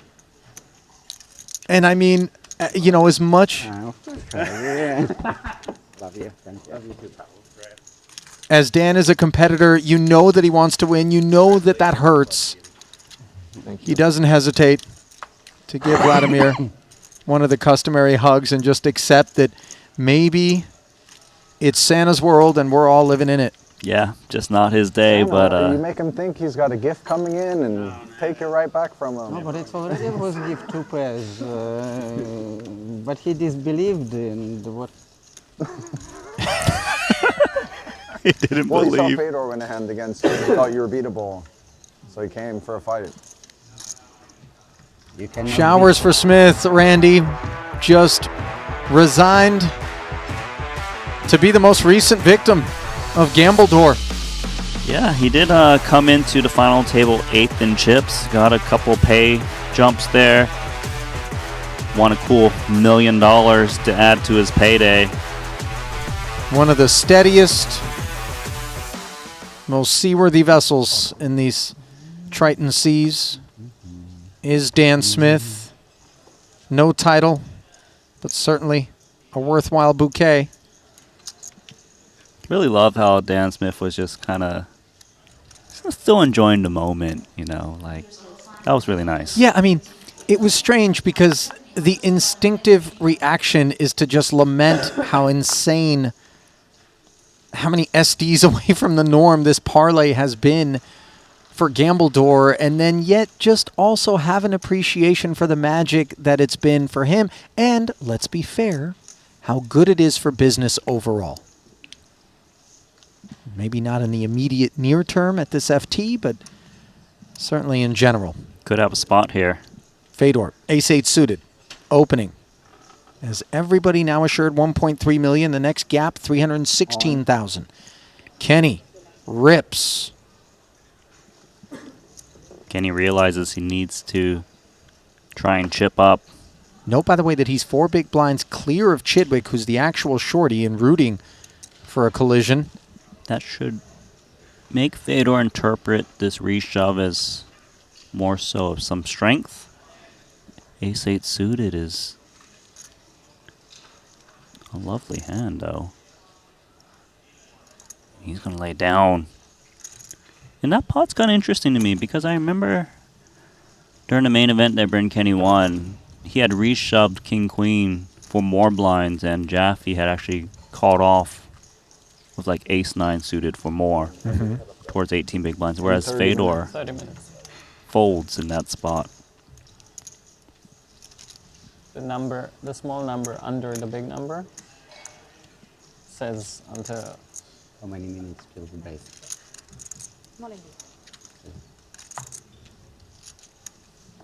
Look at the elf. Getting a the little bearded cameo. one. That elf's been kind of slacking, if I'm being honest, relative to the other guy. You know, the other guy came over here to the booth, said what's up. He did the lap around the table. He's earning it. Maybe that other elf won that Elf of the Month competition and then decided I don't need to elf no more. Not to work. You know, don't push anything. Just let it come to you. Yeah. By the way, shout out in the YouTube chat to a member of the Triton family, used to join us at the festivals. Zach from the Biz Dev team, soaking it up from home. Good to have you with us, Zach. Pocket threes here for Fedor. Cutoff open to 325,000. 350. Ooh, that's even better. How much? 325. What is my? I can call. Can I raise? It's 350. Yeah. So I can raise or I can call. What's the minimum raise then? I guess. Raise. Okay, so what happened here is Korzinen declared 350 even though the raise was to 325. So we're determining whether or not that constitutes a defense. It's a call? Or a click. That's call. Okay. 3. I think I like this decision here. 350 is much closer to 325 than it is to a click back. This definitely changes the ranges, though. Korzinen wanted to re-raise. Fedor knows that. So with that in mind, I have to raise 525. That's 525. Korzinen is going to lead into the pre-flop razor, perhaps repurposing chips that he meant to deploy pre on a 10-high board, and he just gets Fedor off his hand with ace-8. Randy? No, I really wanted to raise, yeah. I didn't see that you... I didn't know that was the rule, actually. Yeah, I had no idea what the rule was going to be there. I thought if you announce something, I didn't know that the number has to be. That was magic right there. That was some nice speech play, too. He just has ace-8 off. What a steal. Well, if you want to play like a Triton champion, GTO Wizard has the tools to help you elevate your game. And now you can win a 1-year GTO Wizard Elite subscription to sharpen your skills and crush the competition, help make optimal decisions in high-pressure spots. Follow GTO Wizard on X and Instagram for your chance to win. A lot of people have sort of christened Vladimir as the literal GTO Wizard. Merlin, Warlock, Well, I'll Sorcerer, see him tomorrow, whatever you actually. want to call him. Okay, give him a hug and say some I'll tell him Santa complete Claus. idiot made a good observation of you. That would be. Man, he really got Fedor in that hand because he really sold it as, just have a re-raising hand. C-bets leads. Oh It just gosh. worked out perfectly for him, and it just seems like so many situations where everything's got to go exactly right. Everything's got to happen perfectly. That's exactly how it plays out for Gambledore. I mean, And he just binned the small blind with Queen Jack of Clubs against the Aussie Open. this is just sit back and soak it up, folks. Don't try to understand it. Just enjoy it. Maybe that's a product of something that I touched on earlier, though, where he wants to get heads up with Aussie, so he doesn't want to maybe take chips from him. I'm not suggesting that there's any collusive aspect to it. It's just him in his zone doing his thing. And here's Aussie doing the top pair thing against second pair Chidwick with problems. I think this is the end of Chidwick. He's only got 725,000 remaining, not even one SPR. Chips are flying in. Which way? Chidwick first. This Rips one it. tapped off. Yep. And there's the flick. Stevie gonna look up and realize he's in trouble with 2 to come. 5 outs. Twice a 4-1 dog. With almost 2.3 in the middle. Can he escape a 5th place finish? Not on that turn.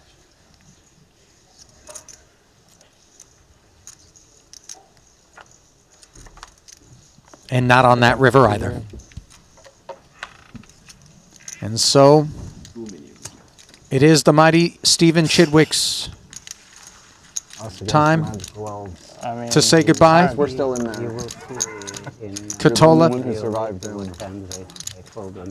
chipping up 1.3 million.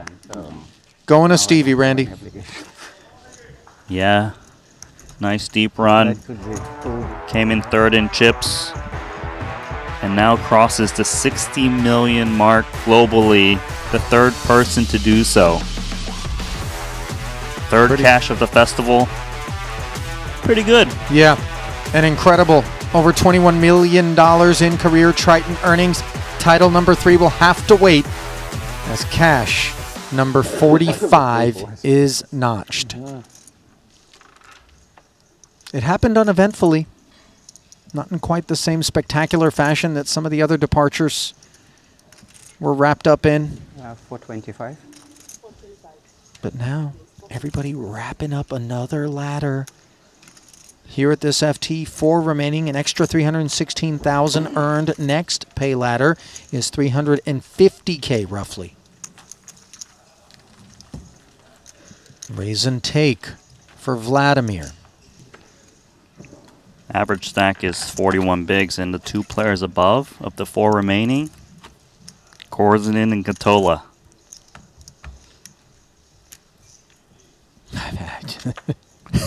Oh, Did you imagine this? I can play pillow. Wow. You see what's It's got pillow hand. Wow. Pillow is good, right? Yeah, I'll take your hand versus mine. No pillow. What a magic happened again. Well, there magic was happened. 2 missing in the deck, so it was never meant to happen. So. Yeah, it's anyway. Yeah.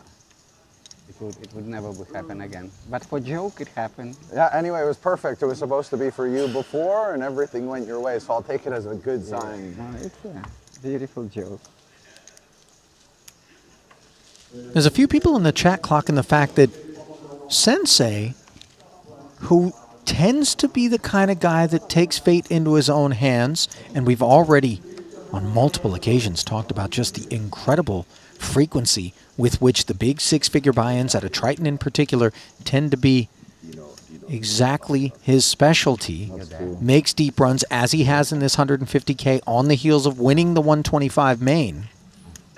Has been sitting back spectating for the most part at this table and doing so to great profit.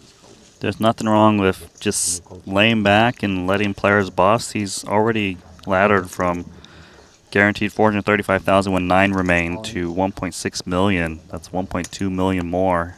And he just chooses his spots and just hangs tight. Yep.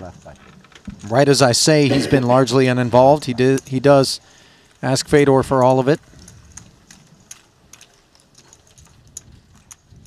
Holtz limp folding the small. Honestly, yeah. Yeah, but this wasn't the time. This was okay for my experience at that time.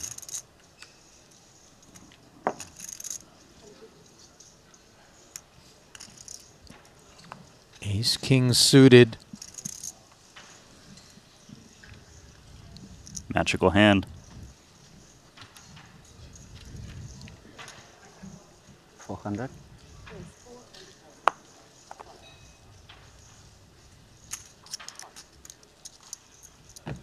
Oh my gosh, are we playing the big one? El Clasico on the horizon as Catola looks down at Queens, sitting 6.1 back.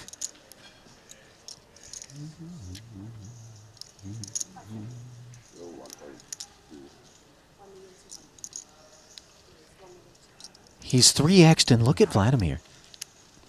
He's like, what have you done, son?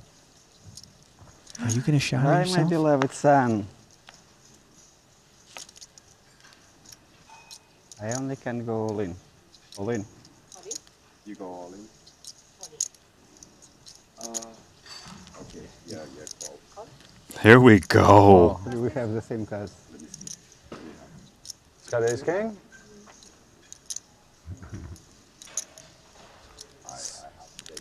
No, no. Yeah. 12.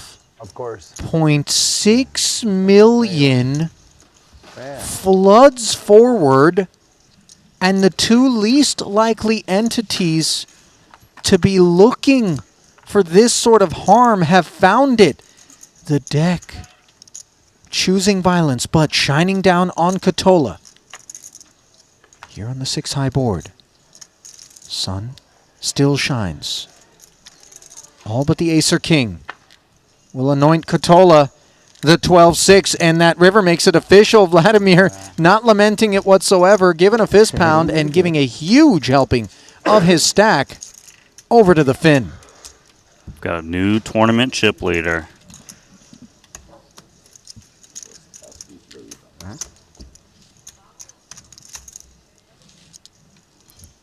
This is the most insane Maybe push her the chips a little so she doesn't have to. final table This is my wall. that I can remember being a part of. It's got a little bit of everything, doesn't it? Yes. Man, we could have been down to 3 if ace king got there against the queens already.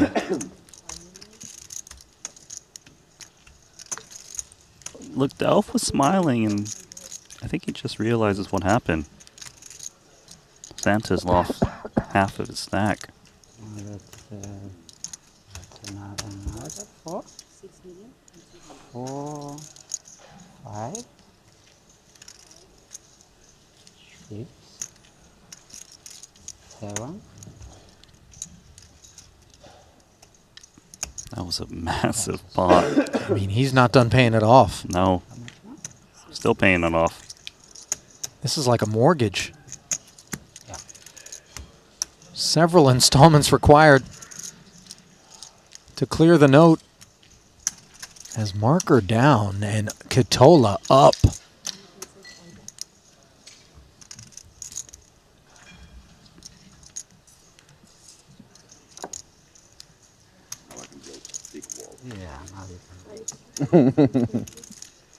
During that whole collision, Bryn Kenny and Fedor was thinking, we going to get another page up?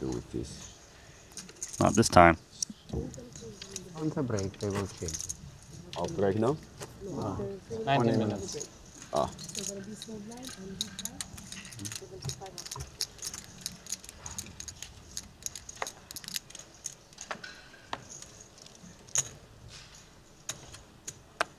So here's the landscape. Catola, 13 14 million, let's call it 84 bigs. Second in chips, Korzinen, out-chipped better than 2-1, sitting 6.1. Third is Fedor with 3 million. Kenny with 2.5. 350K ladder between fourth and third. And Katola goes to work using chips that used to be parked to his left. Suited and connected. Korzinen defends. Looking no worse for the wear after that violent collision. And looking no better than 10 high on this 5-4 deuce board, which looks familiar. Katola, flush draw and a gutty, 2 overs. Does not follow through. Yeah, perhaps he's looking to play it aggressively in case Korzinen bets, but starts with a check. And then the club on the turn. Gives Aussie the flush. Korzinen with no flush draw. Value to be sought.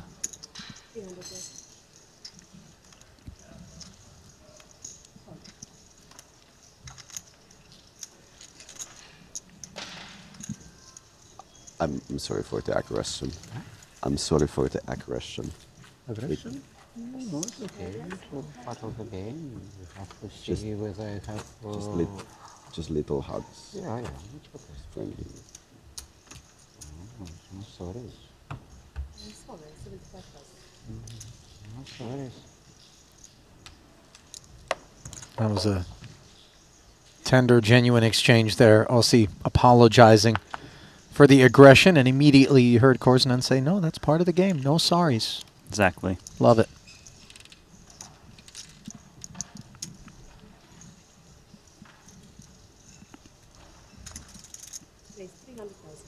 Eight, 9 offsuit, and Katola has been bestowed the honors. Facts not lost on him.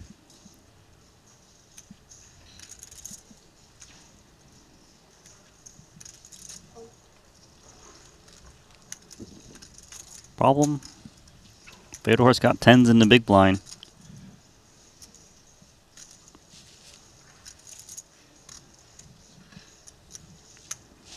There is some merit to 3-bet to induce. 3-bet shove is fine too. Does rip? Yep. No hesitation. That one's over easy.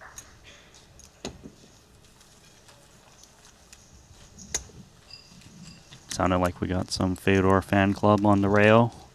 Felt like a one-man sort of situation. Was that an elf clap? Yeah, I think it was Mario Mosbach. Okay. And he's not an elf. Hello.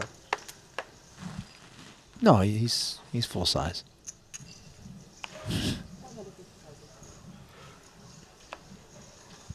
Is that? Am I allowed to say that? I don't. Anyway, since when do I ask permission? Just gonna stay silent. 350.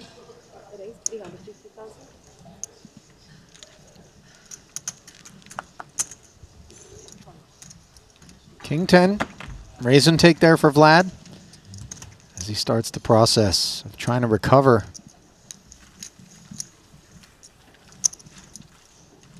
So Vlad is still in a very healthy situation given how much of advantage he has in terms of chips against Bryn Kenny and Fedor Holtz. He also has position against Aussie Katola. So Katola can't really mess around with him too much. Pretty one for Vlad.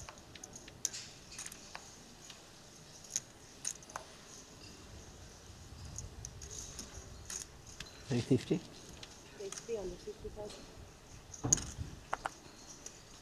Taking us upstairs. Fedor with 7s. Back-to-back pairs. 10s last hand. Unlike the 9s, able to close the action or reopen it with a jam, rather. These 7s, a bit of a different proposition. Down a couple of clicks, 2 players left behind. No. He just jams again, Randy.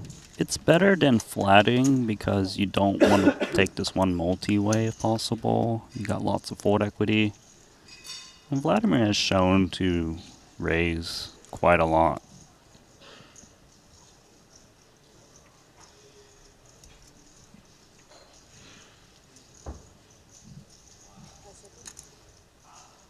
I was sweating it though. Sure. And Korzen's in the tank, and he's throwing in the time bank card. Man, this would be a crazy call on a pure coin flip with 9-8 suited. Does he feel the magic?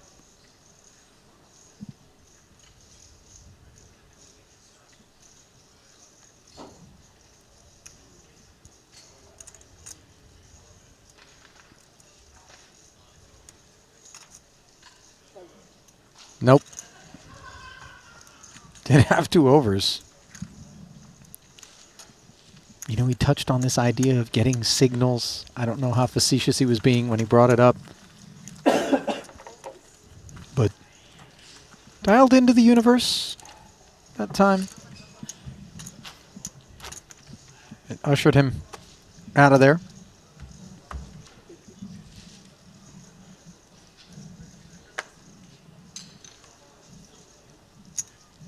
Fedor pushes himself up to about 27 bigs.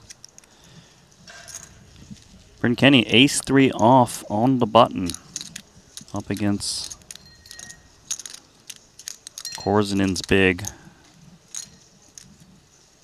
Gonna try to steal some blinds to survive.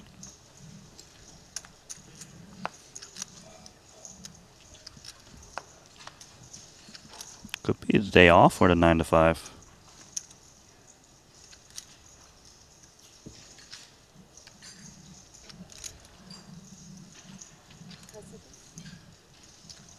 Sure enough.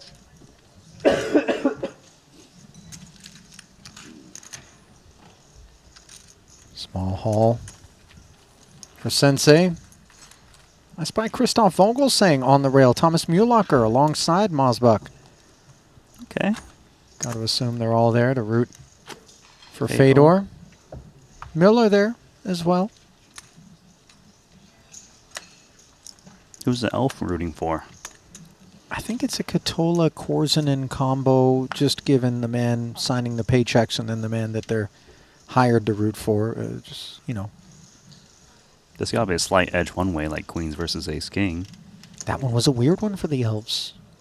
You know, don't bite the hand that feeds, but, you know, stay on mission.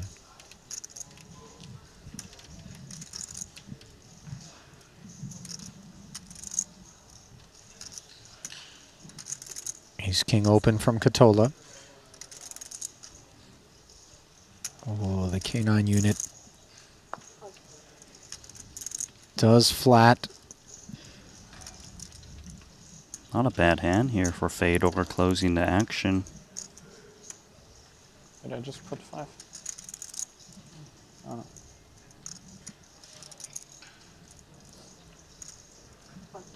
Three ways. Bryn Kenny on the sidelines.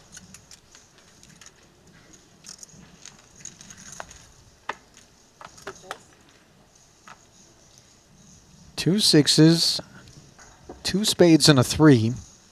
Ace King still in front. Yeah, not the board texture that's going to get Fedor or Vladimir in trouble. Mostly Katola often has the best hand with Ace King high. He's got the chip lead too. It'd be nice for him to just sprinkle in some chips.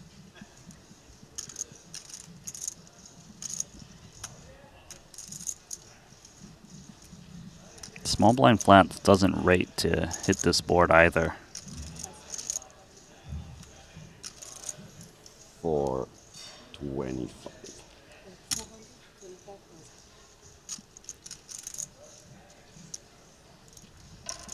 $425K. See bet and take it, sir. Rich getting richer. He's cruising.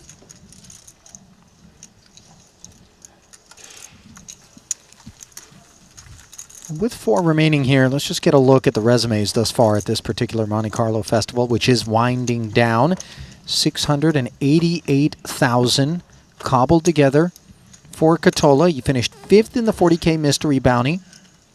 $207K plus an $80K bounty. 16th in the 100K 8 max for $183. In his last event was also a cash, that being in the 125K main, where he finished 21st for $218,000. Here at his first ever Triton Super High Roller Series. Katola's got a knack for the game. I'm telling you, the more hands he plays, the better he gets.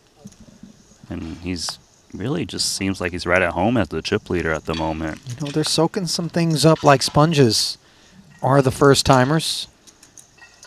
Ace 4 open this time. VPIP way up, not lost on the field. King 9, not too shabby from the big blind.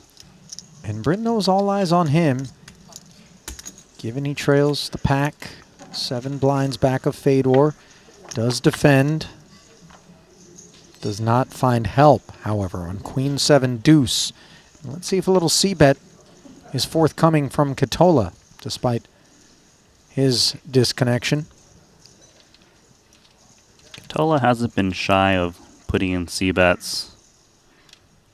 Must be very aware of the situation that Bryn Kenny just can't have too much.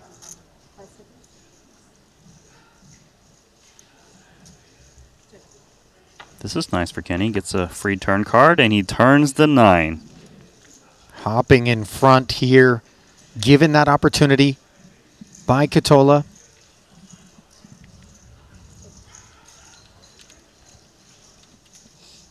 Feels like if you got this far of ace high, you should just continue to check. Trying to show it down as cheaply as possible. Yeah, there would be something slightly incongruent about deciding to bet here and not flop on that dry board, right? Yeah, I think if you do want to bet turn, then you're better off just betting the flop.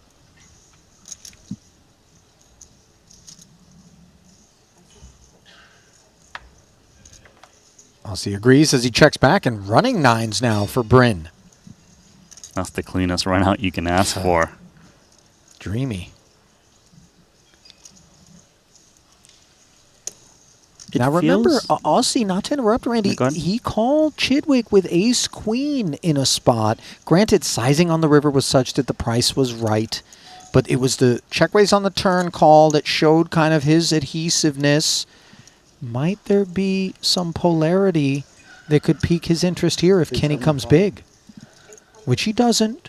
Or does he? Was it 875? Yeah, he went massive. Wow. And polarity makes ace-high call downs a little bit more enticing. Very much so. Right, because you don't think this is like a deuce going for thin value. Kenny is repping like a 9x, maybe some queens. 7x doesn't often play this way, I would think. I think a big question for me, though, for Katola is if my opponent had some kind of bluff, like a draw, I think they just fired a turn a lot, whether it be open-ended straight draw or hearts.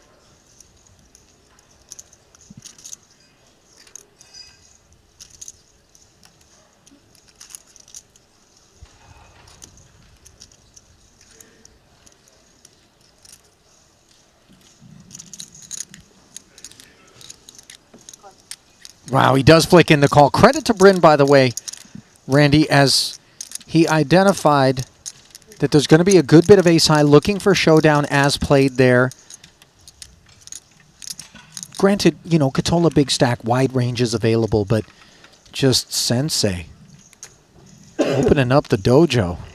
That was nice. Bryn Kenny really got the maximum against ace-high. And like you said earlier, he saw Katola call down ace-high against Chidwick for a massive pot. Rewinding that one, though. C-bet on the flop with the ace-4. Maybe we take it there. That's a good point. No, we definitely take it there. You know, We'll well, you know, C-bet. nothing's I know, but like, definite, but most yes. likely. Yeah. Something to bear in mind. Bryn Kenny's one of those guys, you don't want to give him chips. He knows how to take down a tournament or two. Yeah.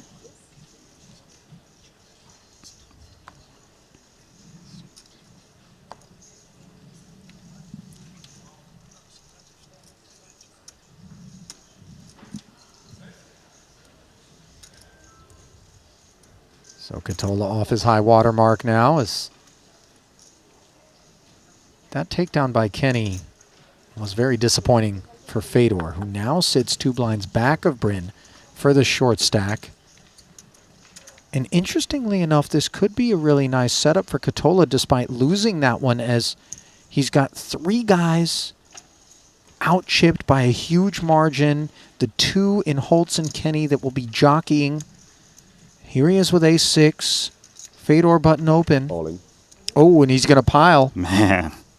Big finger wag. What a play. Concession from Holtz. I find Katola a very dangerous player to have the chip lead against. He seems to be willing to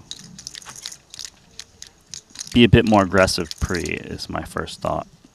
Yeah, I tend to agree. He's really relishing and savoring the opportunity before him here. Ace-9, the opportunity before Fedor.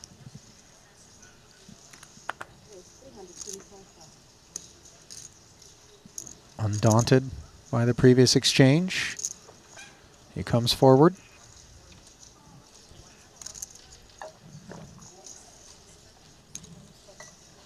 Katola going to flat.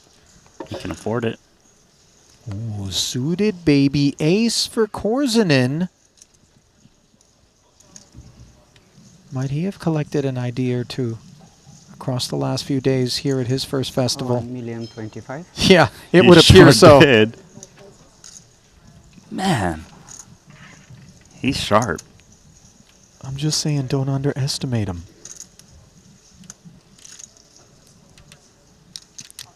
Look at that move. That's sexy. Deserved. And the deal is, anybody who's made enough good decisions, done enough things right to find themselves at this point in their lives able to come in here with very little experience, hop into a 200K, 125K, 150K event, multi-bullet, and never be flapped by any of it, you know? That's a guy that has to have some sharpness under the hood somewhere, somehow. Taking a peek at the counts. Fedor 19 bigs, 2.8. Trailing. Guaranteed 1.6 million. 350 the available hop. If you can work your way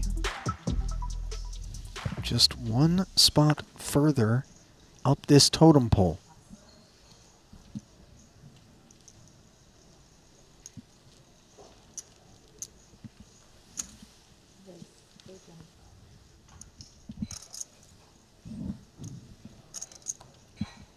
Katola doesn't need an ace to open, but he happens to have one here on the button.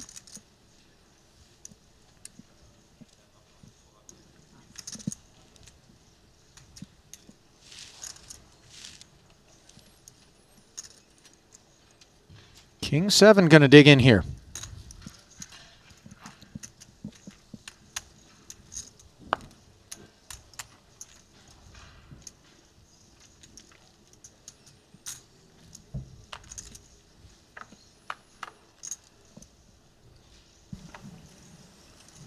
Jack 9 deuce, swing and a miss. Spade does work. No spade in hand for Katola, who peeks back. Remember, he did not follow through with ace high against Bryn. It ended up costing him dearly. Yeah, I wonder if that makes him change how he approaches this spot, ace 8. Although different board. Yeah, it's a wetter board for sure. But you're onto something, Ollie. I think the adjustment's been made. Katola betting 375K. You know, Fedor doesn't really have the kind of ammo that allows him to get down the streets and into potential weeds right now. Every chip precious as he looks to maintain contact with the peloton. This would be dicey.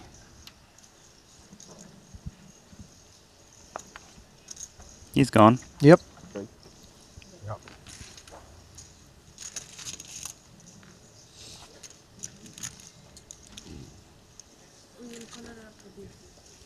And so are the players, as it's break time here in Monte-Carlo.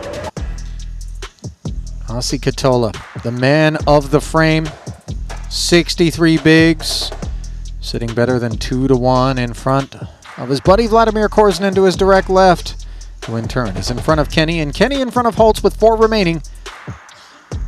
That glimpse brought to you by WPT Global. We bring you back now to the booth, and obviously it was Ace King versus Queens, the one that gave us the big changing of the guard during that frame. Yeah, you know, Korzun losing that chip lead, sending over to Katola, and Katola's been wielding it in a different manner. He's willing to kind of open up a lot of hands. He's c-betting relentlessly.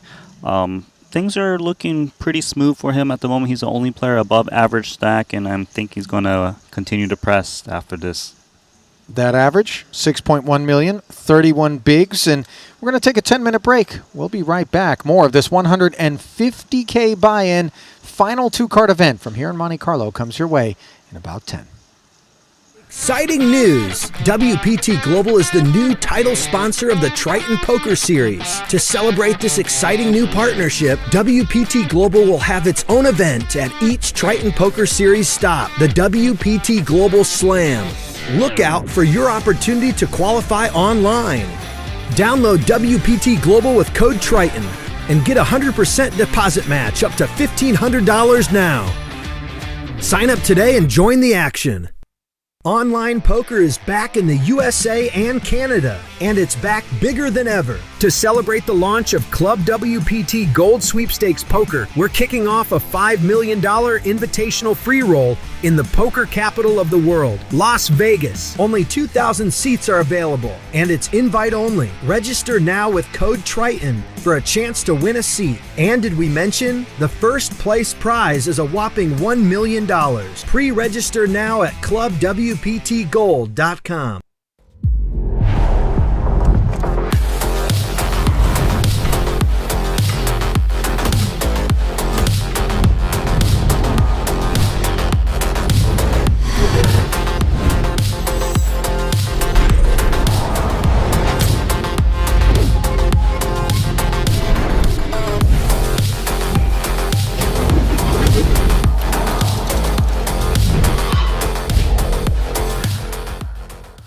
Looking for the ultimate platform to place your bets on the biggest sporting events? Look no further, because BetACR.eu, Triton Poker's official betting partner, is here.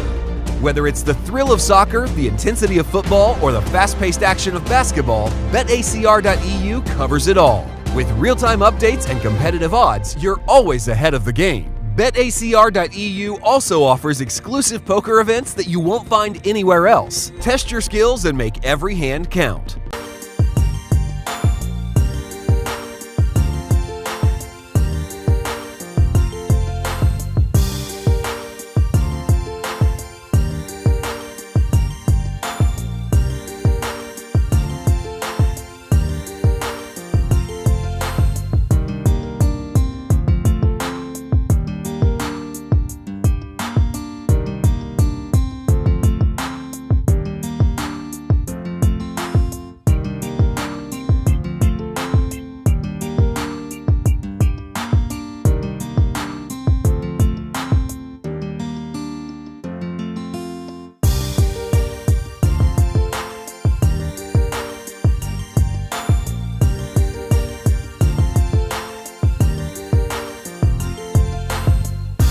With all the available ICM pressure.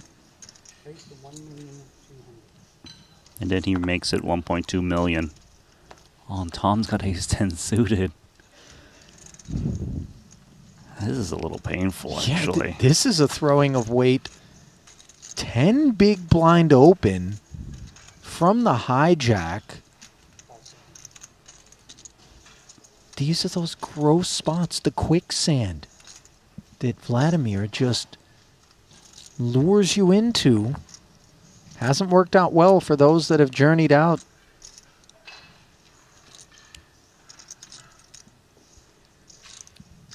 I think it's just very unclear where Korzun is at to open at 10 big blinds. You know, against some players, you might be crushing his range of ace 10 suited. Against others, He could be crushed here. Also have 3 players to act behind him. Not great.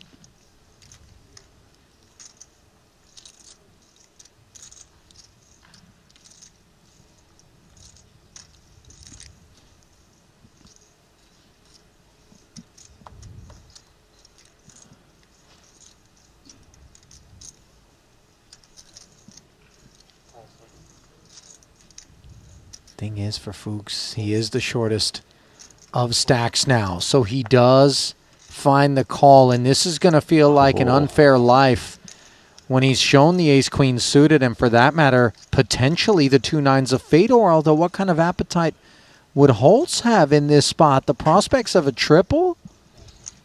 The good thing for Fedor, if he does continue, is that he's got the bigger stack over Tom. So in case they both get eliminated, he'll get a pay jump. If Corzin was to hold 3 ways.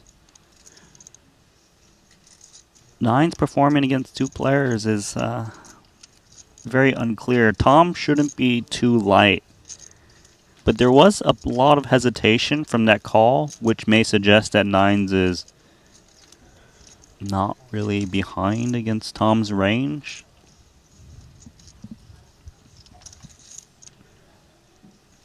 The funny thing is, if Tom had folded, I think Fedor always goes in with 2 nines in this spot.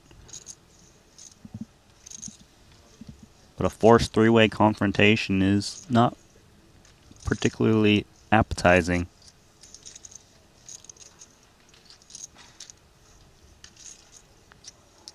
Yeah, you see the just kind of goes for it. Yeah, you know, it's funny because I read that chagrin, let's call it, on Fedor's face as being like, oh man, I'm not supposed to do this. And so he moves all in. More, I think.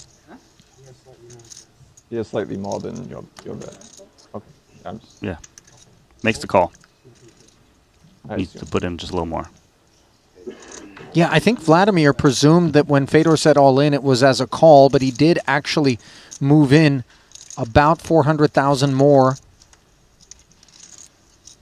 Side pot will be 900,000 between the 9s and the ace-queen suited. Fuchs plays for it all, and he's not in good shape. A 10 would really do the trick.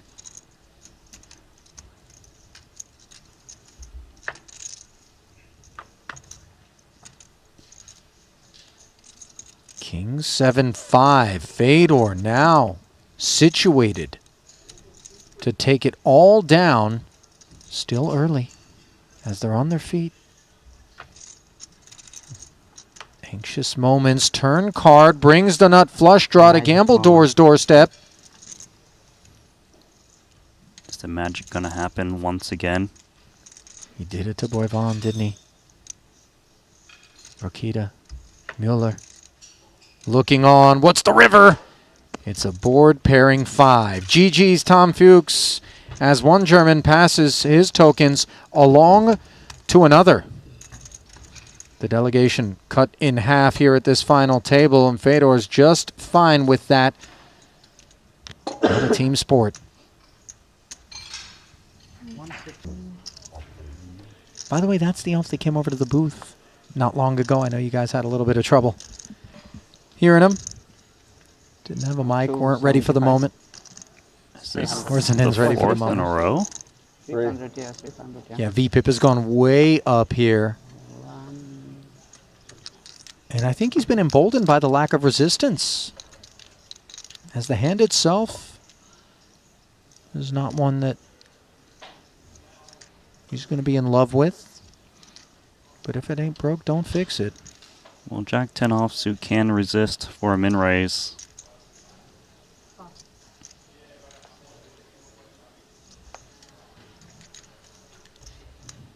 Or for 1 SPR for Dan Smith.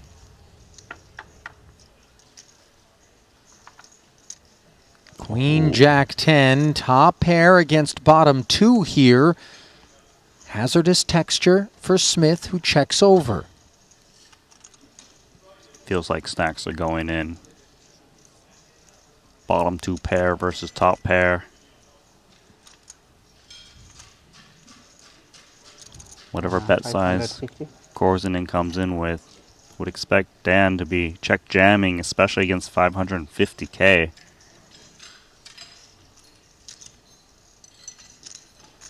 Nice favorite for Dan Smith in terms of equities.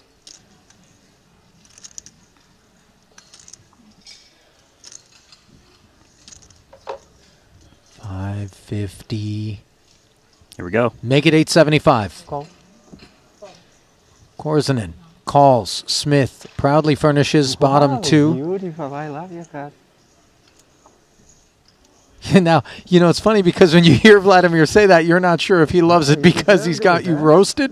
Life gave you a present.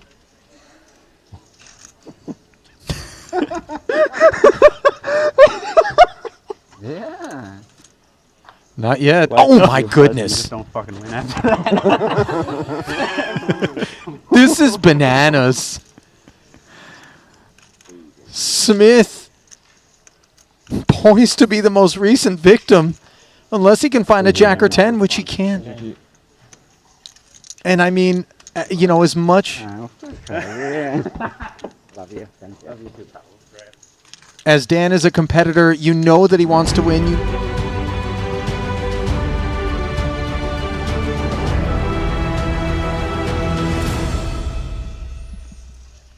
And welcome back to the desk here at the Triton Super High Roller Series Monte-Carlo Festival, which winds its way down. 4-card action happening over our shoulder. But the focal point, of course, Randy, is the 150K final table. It started out with 9 players, and we're sitting with just 4, as Thomas Boivin was the first man eliminated in 9th. Greenwood, Sam that is, in 8th. Tom Fuchs, Dan Smith, Stephen Chidwick, all giving way to the 4 that remain. 2 of them professional poker players, Sensei Bryn Kenny, Fedor Holz. The other 2, very much not. No, they aren't, and they've got the least experience, but they have all of the chips. It was Korzenen with most of it most of the time, but now it's in the hands of Katola, who's been active, doing his thing. It's going to be a tough grind for the pros because they also want to just outlive one another to try to get that massive pay jump. Yeah, and it's going to be a chiselly little affair. Obviously, Bryn is not necessarily the type that likes to sit back, but he's shown a tremendous amount of patience and ICM respect to this point. Economics not lost on him, as he has a 7 big blind cushion over Fedor. Yeah, and I think that's certainly fine. You're nothing wrong with just sitting there and collecting the pay jump.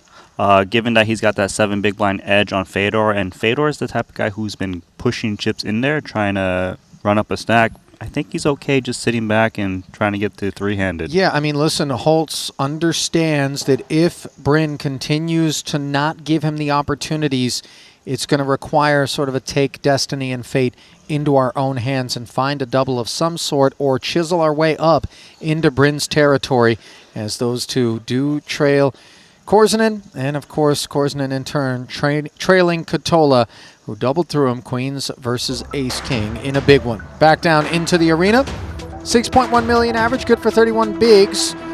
Sporting Monte-Carlo playing host to the final 2-card event on the docket. Coverage brought to you in part by BetACR. As is this glimpse at the chips. 12-6-5. Blinds at 100, 200 with a 200K big blind ante. Every 4 hands, $500,000 in chips comes off your stack. That's 125K on average each pot. The price of poker, and that helps to underscore just how much pressure there is to get involved. 1.6 million on lockup, 196 and change. 350K hop.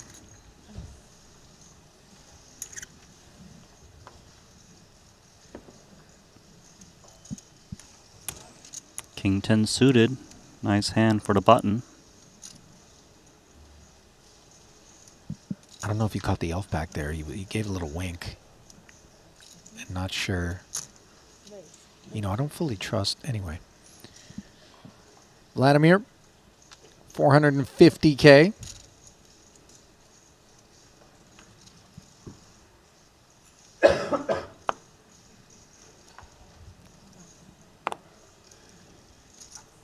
Anytime enough. Katola bows out and Korsunen has the opportunity to resume the program, I think he's going to be more inclined to do that. Obviously, a decent kit with which to do so on that occasion. Yeah, that's why it's good for Korsunen to have position on Katola. Opportunities to steal if Katola gets some dust. Hello, elves. Oh, he is working. He gave us a thumbs up. I'm telling you, that one there, just, that's the second wink we've seen.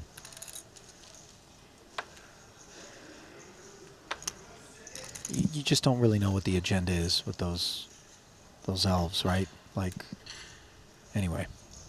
You're obsessed with the elves, my man. I'm just saying, man, you gotta clock those guys. You gotta keep tabs. All in. Open jam A6 offsuit for 30 bigs. This is really not for the faint of Looks like heart. he's king, but it was king 4. Ah, yeah.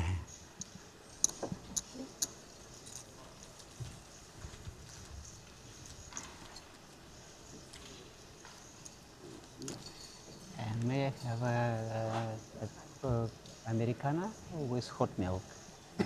Yeah, thank you. Santa needs some coffee.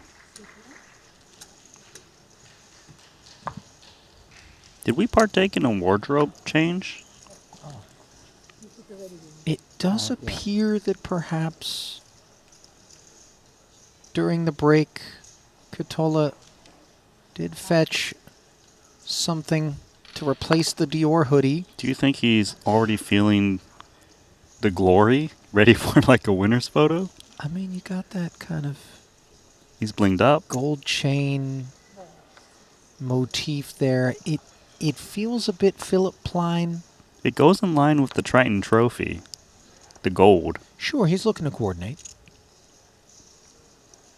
Jack 10 offsuit in line with a 650 open.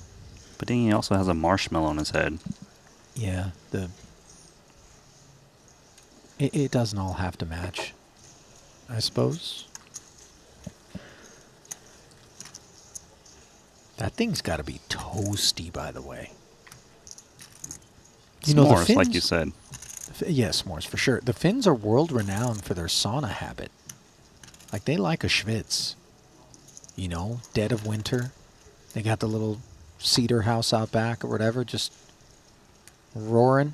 He's been rocking this like all day. It's got to be cooking up there. You know, I saw, I think this was on a plane. You know, I was running out of content on one of these transoceanic flights that we have to take for Triton, and there was somebody who's a sauna chef, where they actually cook inside the sauna using, you know, the heating element. I'm not kidding, man. Okay, so you It's a just real drop thing. a steak on the floor and it just sizzles? It was wild. Yeah, kind of, I guess. It's just, anyhow, Ace 3, Katola, has been sizzling of late. 7-8 suited. Resisting temptation, and now Fedor, pocket jacks, not going to be able to do the same. Going to welcome this, and Aussie Katola made it north of 3x. He might just price himself in as played. 25.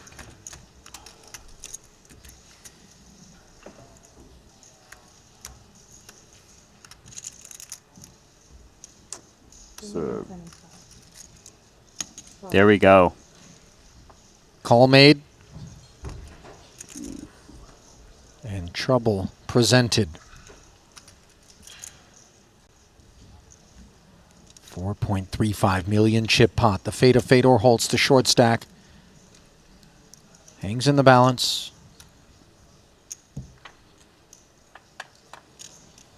Let's see 3. And let's see him in ace-free form, says Fedor. No diamonds to worry about across the way. His camp all on their feet. Now hold the phone as a 4 all of a sudden drops an extra 4 outs in Katola's lap. could spoil all the fun with a deuce or ace on the river. And no spoiler. Fedor holds.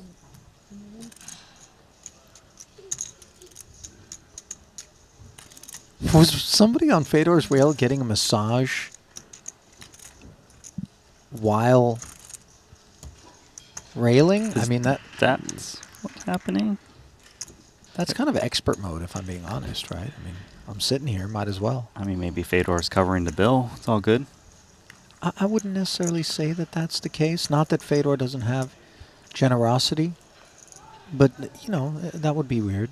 Like, hey, listen, I'd love to come rail you, but I had this spa appointment. Now, I'm willing to cancel it, provided that I can get 90 minutes, you know, on your tab. Would you be willing to cancel it? Because I don't think you would do that if I was at a final table and asked you to. I'd be in the steam room, phone in hand, the steam watching room. the stream. Listen, I'm not kidding. Rasty and I was in the sauna trading from my phone before it overheated. I see. Like, oh no, close that position now. Yeah, that was a little bit dicey, I'm not going to lie. Not so dicey, of course, is maintaining the chip lead for Katola handsomely. Relative flesh wound after Holtz doubled through him. 6 1/4. Yeah, Katola seems to have made some adjustment to size up during that break. He's making it 3x once again.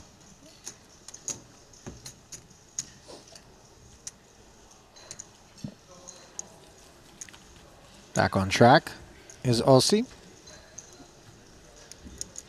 Now, in the last frame, I started the process of just trying to break down the festival thus far for players, and I got through Katola. I did not, however, get through the others. And just given what we bore witness 2 moments ago, perhaps the man of the moment to focus on would be Fedor Holtz. His festival coming into this one, Randy, included just 3 cashes in 7 attempts. Actually cashed the very first event he played, the 30K 21st. Big score for him, though, wasn't 100K when he chopped it up multiple ways. 3rd place for $1.5 million and fresh off of a 14th place finish in the main event for $300,000. This will be far and away his biggest score of the festival. Maybe a festival saver of sorts, given that he didn't cash in the 200K Invitational. That's a pricey one. 8-9 suited. A pretty one. Has piqued Fedor's interest. Not so nice, the 4-3 off, which is out.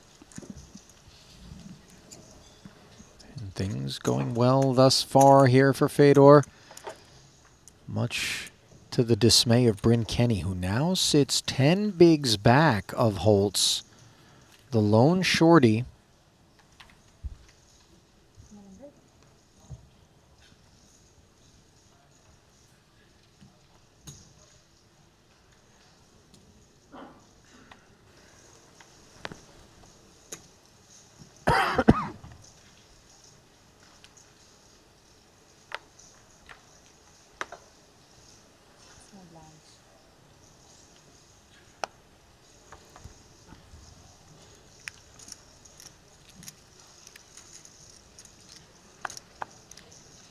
Now Bryn, button, plus ace.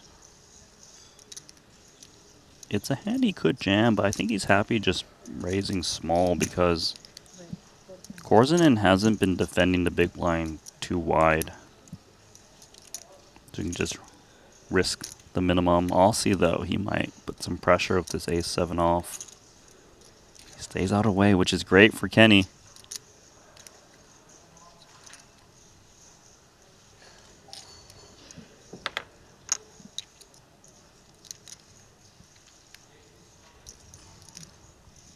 Queen 5 for Korzinen, and that one is returned to sender. Nice little pickup there for Bryn. Yeah, I like this approach from Bryn where he had a spot that could consider just jamming, but if your opponents aren't playing back at you too much and they're just folding the big blinds a bit more, reduce variance. Or maybe increase it if you like action. because we're pointing you in the direction of the all-new Bet ACR Sportsbook, where you can get your fix when it comes to getting down a little sweat here in these Triton Super High Roller Series, given that they are the exclusive live betting destination to wager on players in Triton events. Head over now and receive a 15% free play up to $250 on your first deposit. That's the all-new Bet ACR Sportsbook.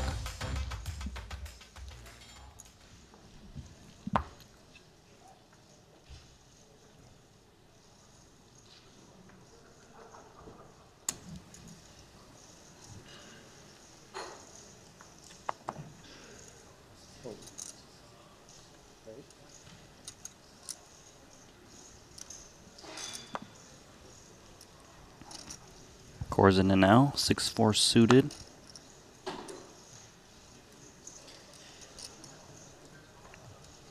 Let's put in one small blind.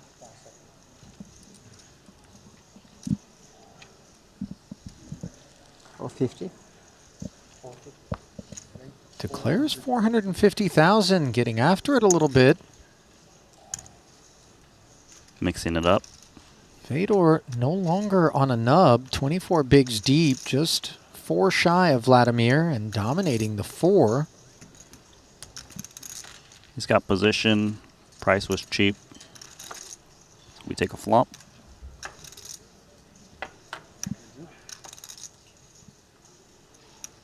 Nine, 6, 3. Korsinen with a pair and a flush draw. Timing could not be better. Magical.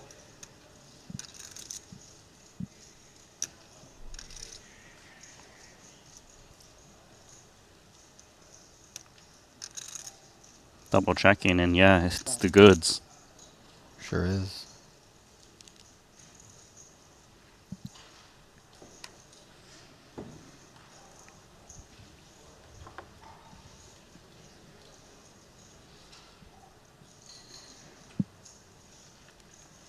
$750. This ought to make Swift work.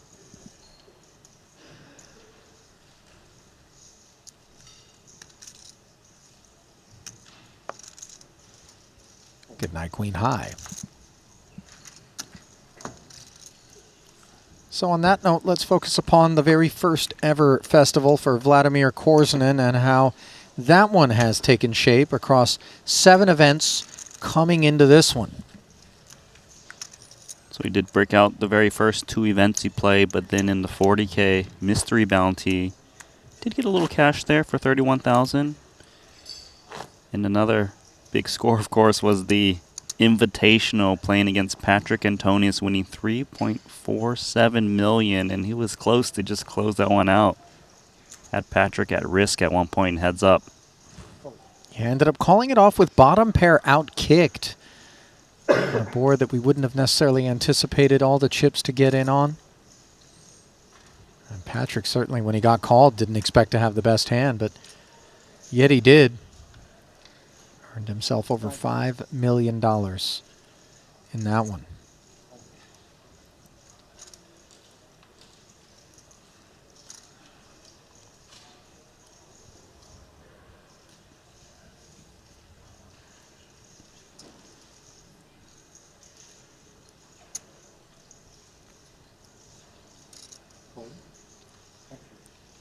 Fedor limping.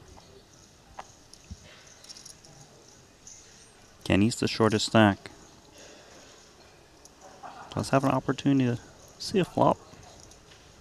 And he'll take that opportunity with no further investment required. 600 in the middle.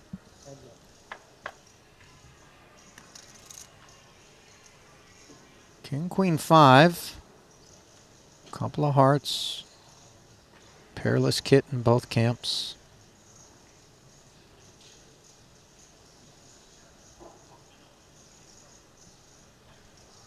Could see Fedor fire the flop. Doesn't.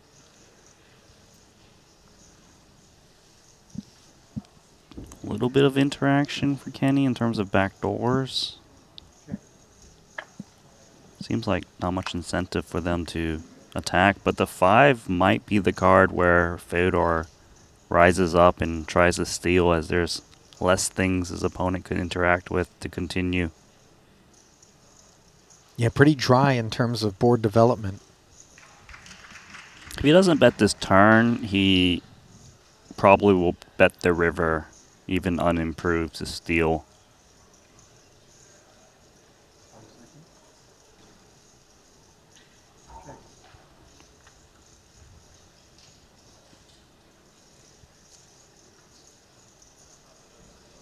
Checked over to Kenny.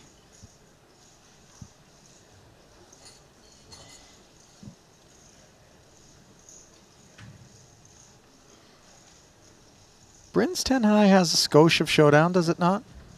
A little bit. The thing is that Oh, if now it it's has 5s and showdown 4s, value, by the way, but go on. I don't think Fedor is going to let that 10 high showdown if he's got inferior hand like 9-6. So Good my point. read is that Fedor will try and stab in the spot with 9 high. Unfortunately for him, that stab probably isn't going to work unless it's something real crazy.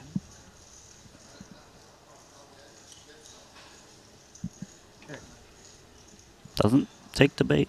Doesn't stab, I mean.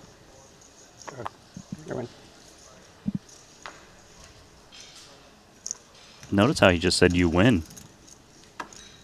So Yeah, I mean, it just wasn't kind of impossible, waved the white but flag. I think he expects anything worse than 9 high would have been betting the river, so kind of cheeky but very much informed.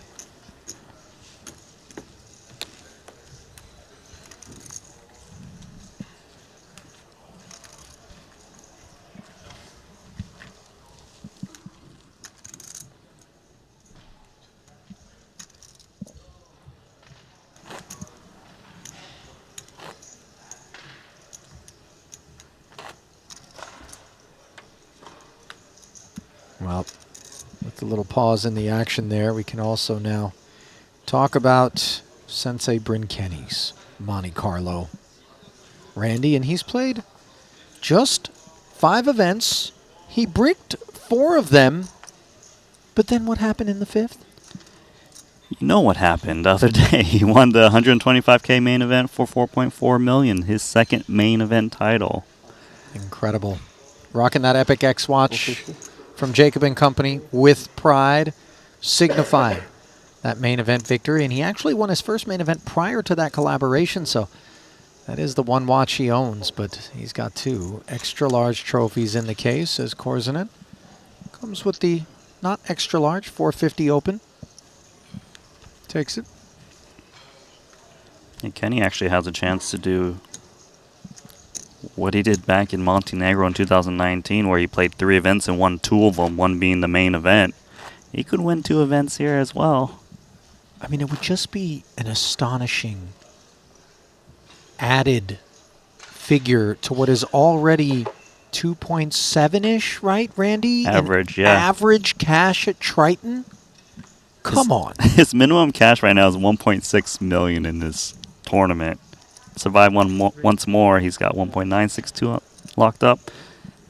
And top 2 increases the average even more so. So it is possible. He's grinding out there.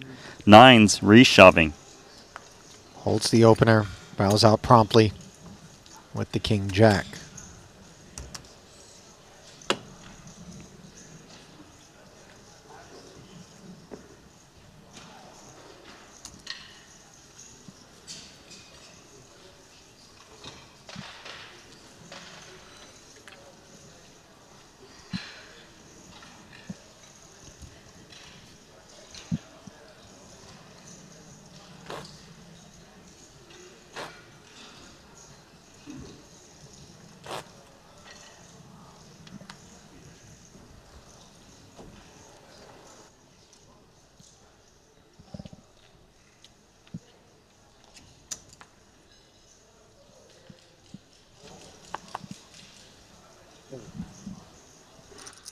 Ace-9 suited for Aussie, chip leader.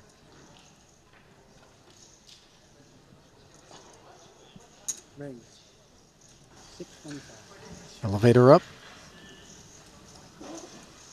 3x plus, by the way. Yeah, it's been his sizing since the start of this frame. Before, though, it was more in the lines of 2x or so.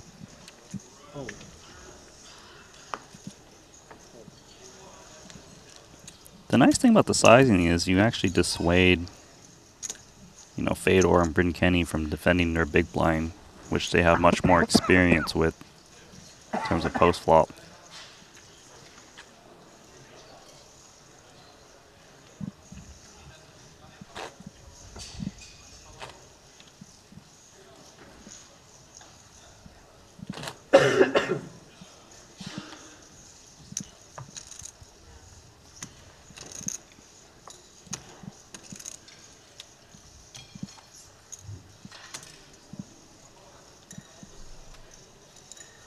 Pocket sevens. Katola activates again.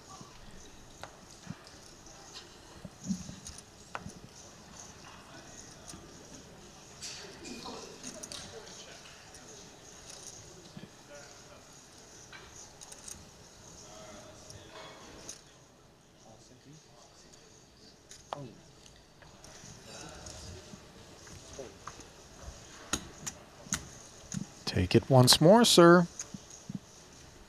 Easy game. Is that like a Mona a Lisa? dude Mona Lisa or something? Like a repurposed? I'm not sure. This is where I lean on the YouTube chat. Who is that on Aussie's shirt? I wonder. Oh, looks like lunch may have repaid someone a visit. That wasn't you, was it, Randy? No, it was not. What'd you eat for lunch? Chicken tenders. It's so crazy, man. The minute I asked the question, I was like... But I also had some dumplings with it. Oh, the shumai. Yes. Excellent choice. Did you go shrimp or? I go shrimp personally. Yeah. Oh, me too.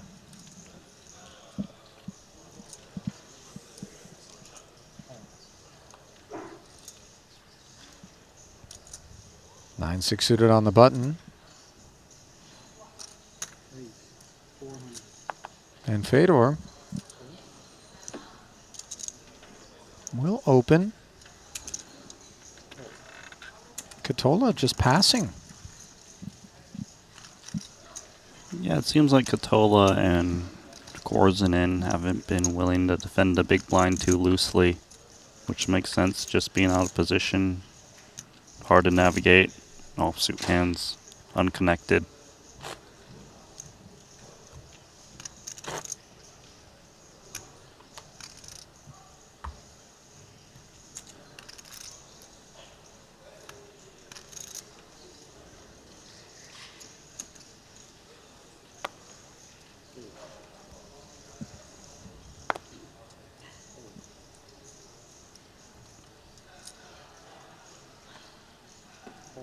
Nine seven. Katola taking it easy with a limp. 450. Oh, and Korzinen not going to be checking back. Ace eight. Ace 8 does rate to be the best hand. Gets it done with the raise to 450. Boy, there's a lot of pre-flop raise and take sort of stuff. Kenny on 14 bigs, shortest stack. 4 bigs north of him is Fedor at present. And, you know, we would have made presumptions earlier at this final table that Katola and Korzinen were not looking to pick fights with one another. Yet there were a few instances on which we found them playing pots. Obviously, Queens versus Ace-King was the big transfer of power. But the ICM ideas have been tossed in the wastebasket on more than one occasion.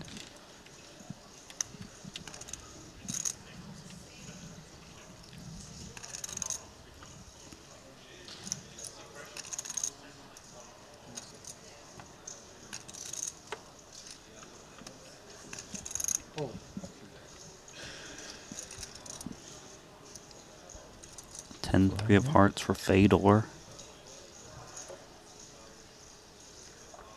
I wonder how he interprets this limp from Korzinen.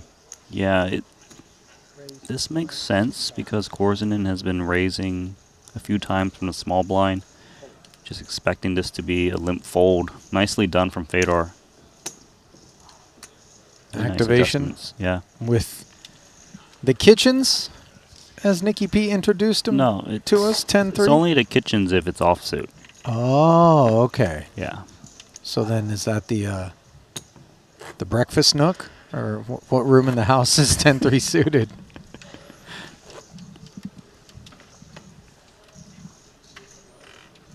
Randy. Mm-hmm. I'm bored. Okay. I mean, I know I'm not supposed to say that. I know I'm probably supposed to act like this is all very exciting right now, but I need friction. I need drama. I need some cinema. I've been spoiled by this crew. Okay, so let's get a raise in there, ace deuce of hearts. Okay, this is a start. And I want some elf action in this hand at some Elf point. action would be nice. Ooh. Okay, you're getting action here. 50 and ace 4 suited. Let's see what the reaction's going to be from Fedor. He rips. Bryn loves to see this. Sitting 5 blinds back.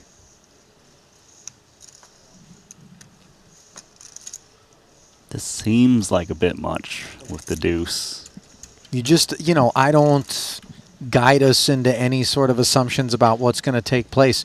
There's just that field-based, what's the signal, what's the universe telling us aspect to Santa that might be informing those decisions.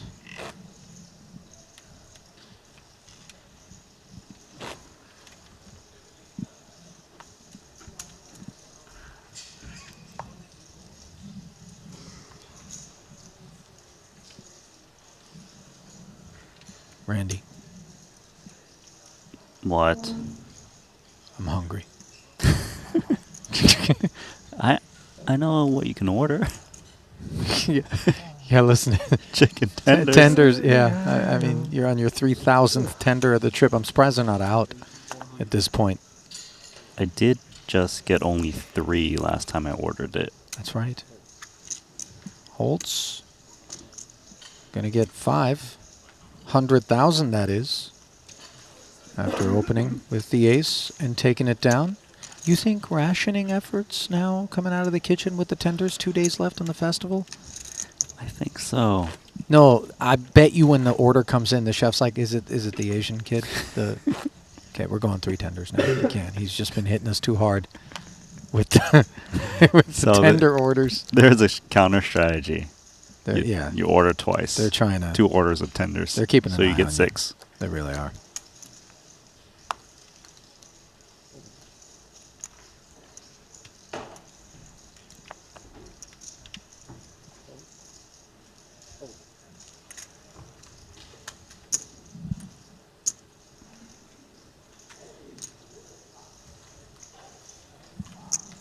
Do you have any other things you want to tell me?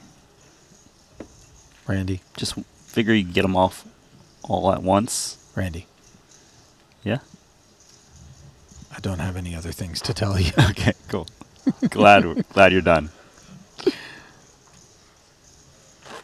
Well, we're not done. Here on the Triton Super High Roller Series, 2 remaining days of play. And a winner needs to be crowned here at this final table in the 150. 50K PLO looking for a winner still, Randy? I didn't clock that one. You're welcome to look. I confess. Heading back into the app in search.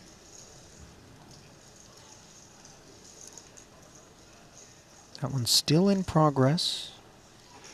Currently 4 players remaining. We'll get to that momentarily as we see Katola 5-3 suited.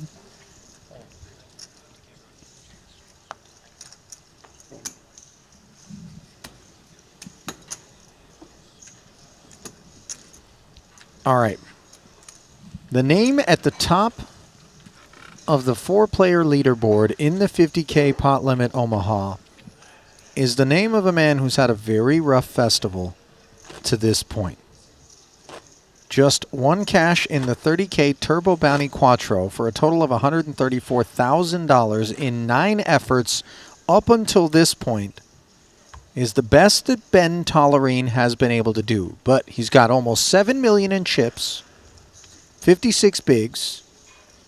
Max Lemansky in second, 4.7, average stack of 4.1 million. Joe Chuen in the 4-card streets, 3.6 million in chips in front of him. And Michael Dueck, 1.1 and change in front of him, as they all have guaranteed themselves $393,000 with over $1 million going to the eventual champ in that 50K.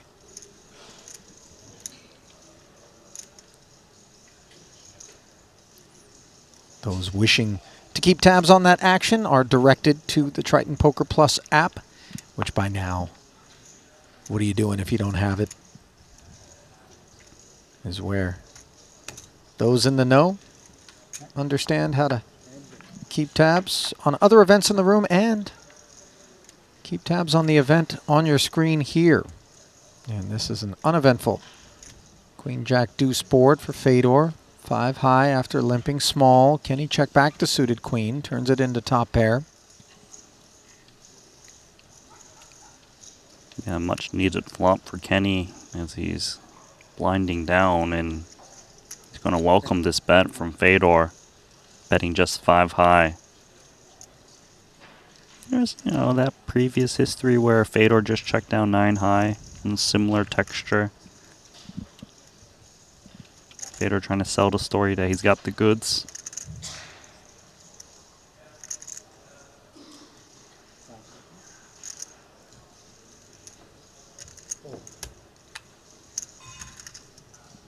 $200K lead and call. Fedor drawing dead now. Could very well be a one and done. On that turn card, very likely Bryn Kenny's calling range tends to improve on the 9, where some pairs now pick up straight draws. Good pairs like Queen X and Jack X, not really looking to fold at the moment.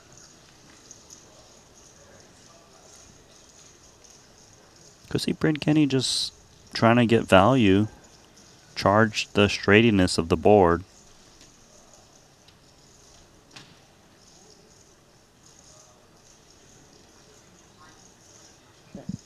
Kenny's been very content keeping pots small. Fedor finds a pair on the river here, and this is in part, Randy, due to that ICM. He'd like to stay ahead of Holtz.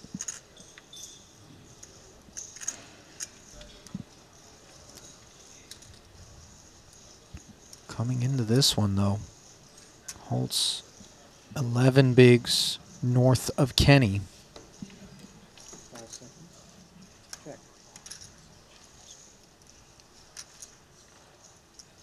Checks over to Kenny. The queen just has to be good.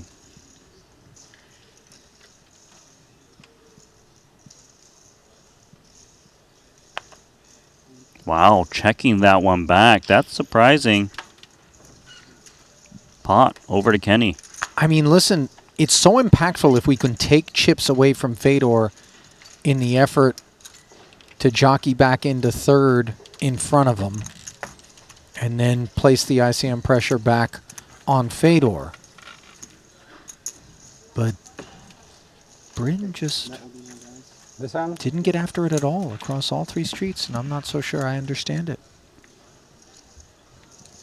Yeah, I'm going to guess that he didn't think Fedor would bet a jack on the flop, therefore that's the main target. And Fedor just has something that's just going to check fold, or he's got some kind of monster. Blinds did just go up, by the way, 125 and 250 what we're playing now.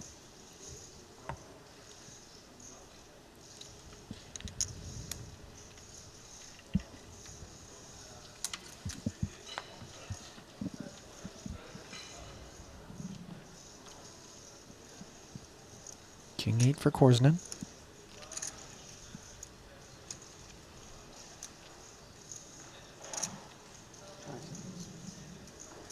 This is level 25, by the way.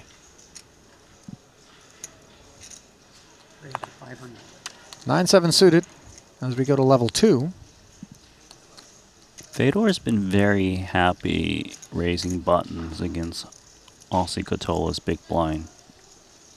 He must feel that he's not getting attacked enough. Cotola queen deuce suited. And queen deuce suited bins it. This has been very nice for Fedor.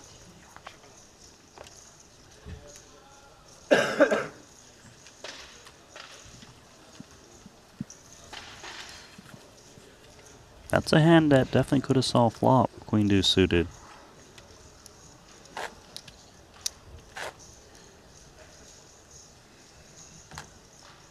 I think because Bryn Kenny and Fedor are able to steal blinds with the short stacks without much resistance, they don't have that much incentive to go hard pre-flop against one another or even post.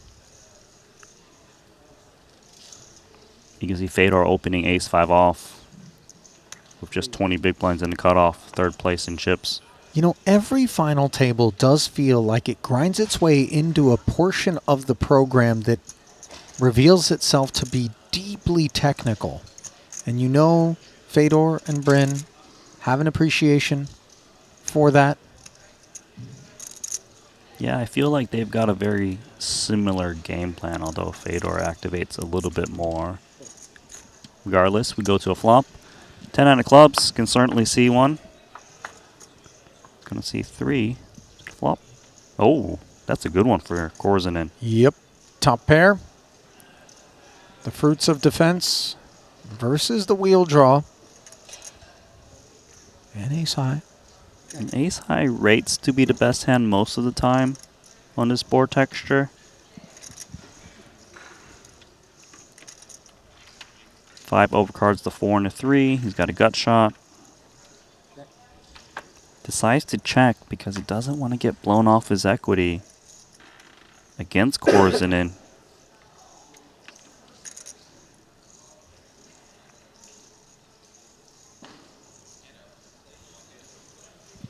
Turn pairs the board. And Vladimir checking over. Unclear if this is designed to induce. I think so. And it's working. Holtz now. Barrels 350. Yeah, let's see if Korsinen check raises this small bet.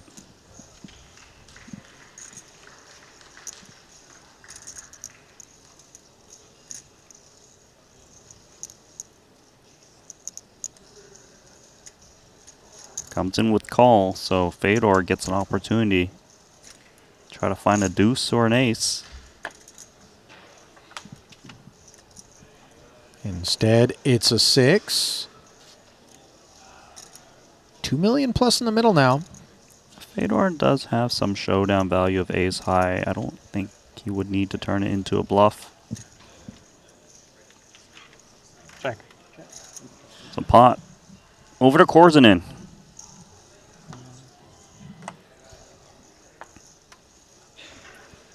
Fedor taking note.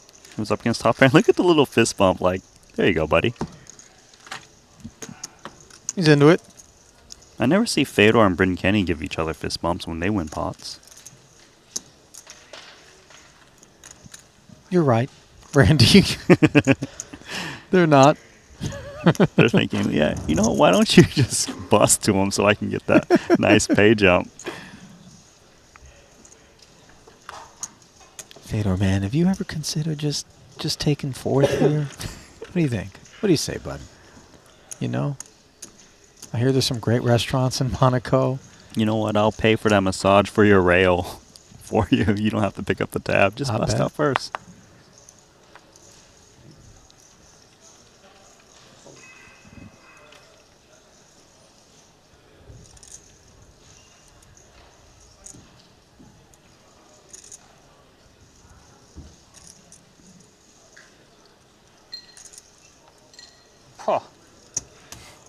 What's he got? Ace queen? Wow. Yeah, good. He was ready. Ace queen. Never wins though, so maybe good. Lucky. Got lucky. Win with ace queen. Playing off of the Aussie philosophy that ace queen never wins. It did all right against Stephen Chitwick. Granted, it needed a little help from the cockpit. He worked hard for that win. Yeah. Landed it safely.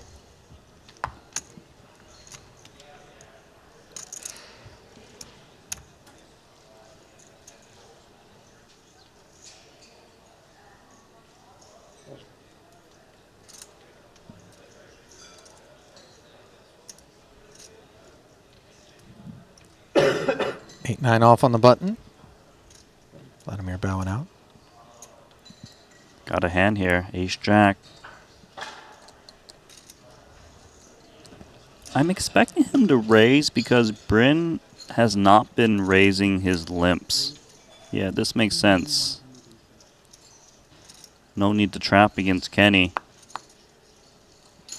Kenny's got king 9 offsuit. Man, this seems... All in. Yeah, I don't blame him. Here we go, run it. So Fedor, 2.1. Extra 300 slathered atop by Kenny, who is covered, and we've got the collision that rated to be the one we were going to see at some point involving Kenny. 5 million in the middle. And no king and no 9. Sensei at risk. Ace high holding on. It's got a chance. Turn. Parks 4 extra outs in the form of a gut shot in Camp Kenny. Can he find the K9 or the 8? Yes, there's the 8. God, Bryn Kenny. The rail. Stunned. Yep. Shell shocked. 2,350,000.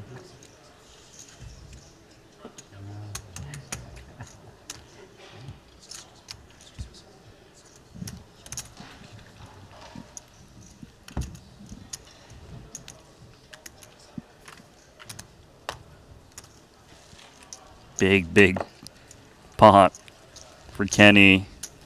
That really just changes the layout because Fedor's only got 7 big blinds remaining. 1.8 million in chips.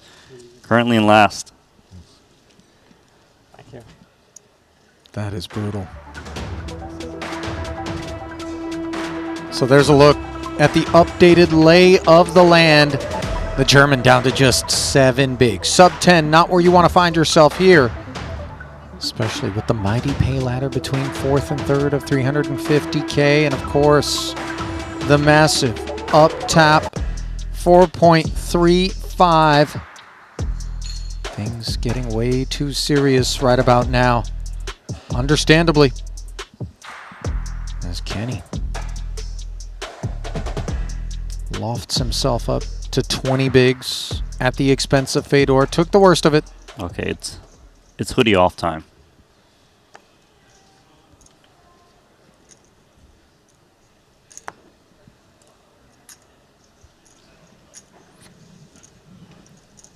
Korzen likes to get involved with these ace-9, ace-8 type holdings.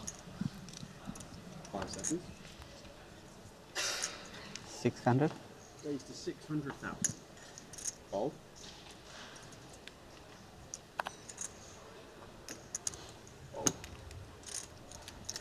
Katola, 8-5 of clubs. He hasn't been defending his big blind. This hand is decent and gives it over to Korzenin. No further interest.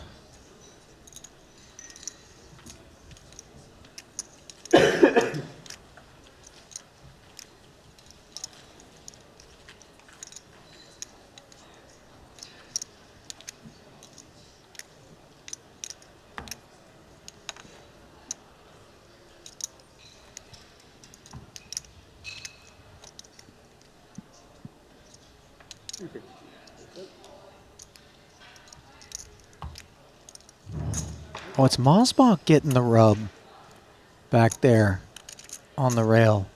Okay, fair play. In it for the long run. At least hoping so. Bryn Kenny, Jack 9 of clubs. Raised to 525,000. Fold. 525 of the newly acquired tokens. Put forth.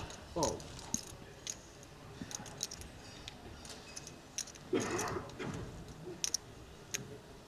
I feel like Bryn Kenny really likes his seat, having position on Fedor. He's been raising buttons and he's just been taking the blinds without having to even see bet flops. He's grinding up there. 22 big blinds. Chip leader Katola, by the way, down to 37 bigs, just 6 clear of Korzinen in second with 31 bigs. So Bryn Kenny, Ace King, finally a real holding for him. 75,000. Deck shining down. And this could be trouble for Katola if he wants to get frisky. Katola has been staying out of the way. Yep. Looking over those 7 big blinds in front of Fedor.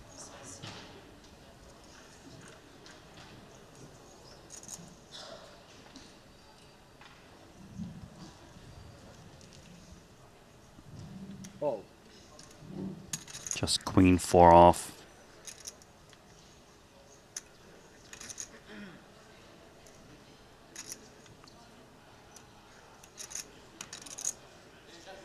He's put in 2 big blinds already of his 7.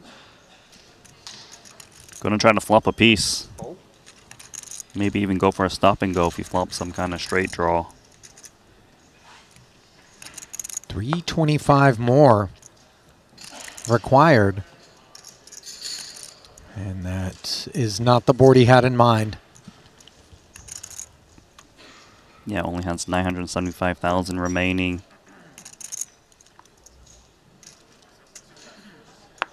Two overs to the board. I'm just going to assume Kenny's going to want to put in chips given how short Fedor is. And you don't want to give a free card to hands that just give up. Yeah, not quite all of it, but 900K. Kenny was ready to spin. Or give a spin, rather. Bryn Kenny, man, he's getting up there, closing in on Korzinen at the moment.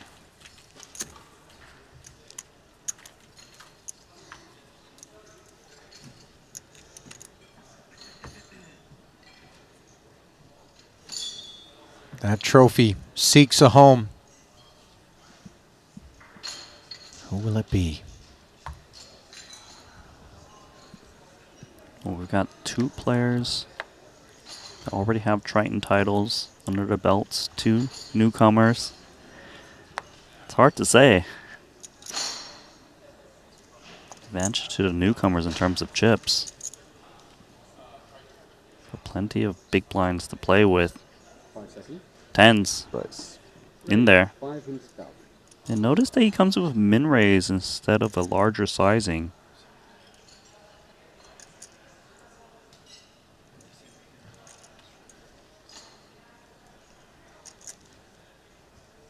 Fold. Fold. Fold.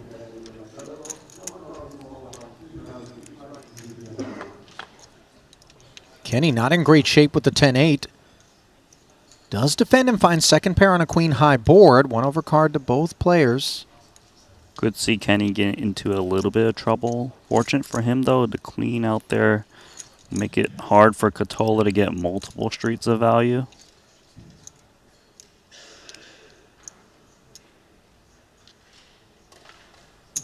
Bet 300,000. Follow through of 300. We're not going anywhere at that price.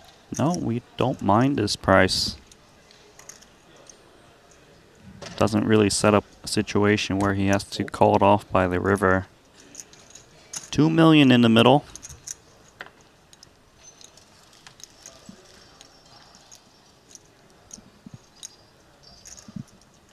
Turn. Doesn't help Kenny's prospects. That card does improve Kenny a bit more than the cutoff open. It's a bit of a board freezing card where Kenny has 2 pairs in straights, whereas Katola not so much. And I would imagine this would explain why Kenny has chosen to lead. Correct. And he also gets to deny equity against 2 overs. But once he gets called, there's definitely alarm bells for Kenny. Now a 4-liner on board. 6X is supposed to belong to the big blind defense. Yeah, I think if Kenny didn't have an 8, he probably would follow through with another bet, say he was on a straight draw. But he still has enough showdown value against like ace-7, ace-5, these hands. That 8's no good. Good no 10 came. Huh? Good thing no 10 came. For me. It would have been interesting if Kenny had gone hard at that river, but obviously there would be deep levels of irresponsibility associated with that, just given Fedor now lingers It's my board for 3 bigs deep. 69. And that's your hand too. It's your year? Yeah, it's in my passport they say I'm 69. But who really knows? Yeah, it seems like Bryn has picked up on something I touched on yesterday. Man didn't say I'm 69 years old. Didn't say my birthday is, you know, certain. He just said my passport says I'm 69.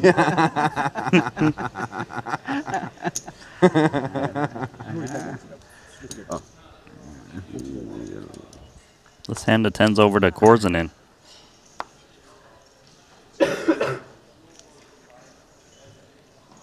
$650. 650. Takes us up further. 110 in the bin. And Katola's deuce 4.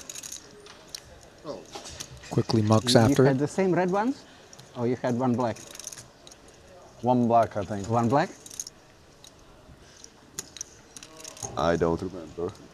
I think it's 2 red. Actually, no, I think it's me who had the black. That's why I was thinking Yeah, black. he had 2 reds. I think so. Exactly the same 2 cards came.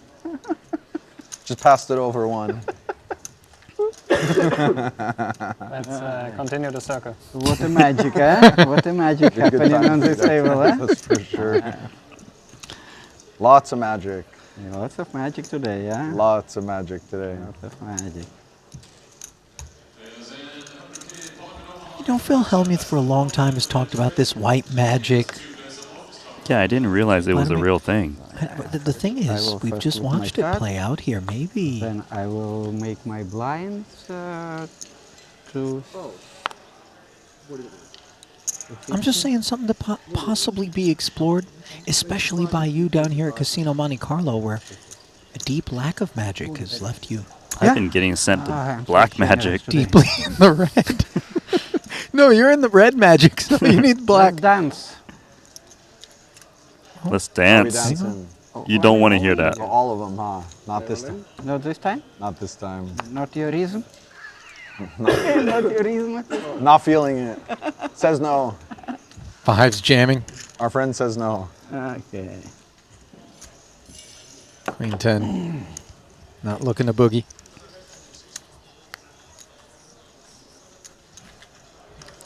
So Fedor's in the big blind now. Didn't play that last hand. It's going to be very committed.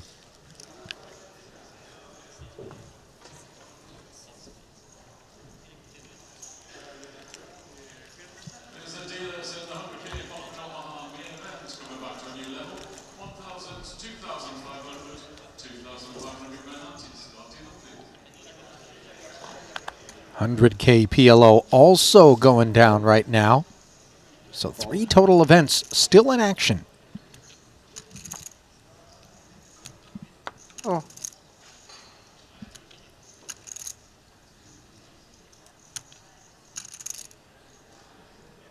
Oh no. 800? Korzanen smiling, then raising. 250? Mischievous. Did he call? It's Okay, the he time for calls. dance, actually. Whether you want it or not.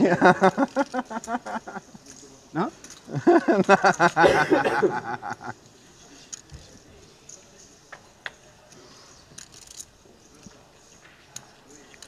It's onto a flop, and Fedor hits trip 8s. That he does.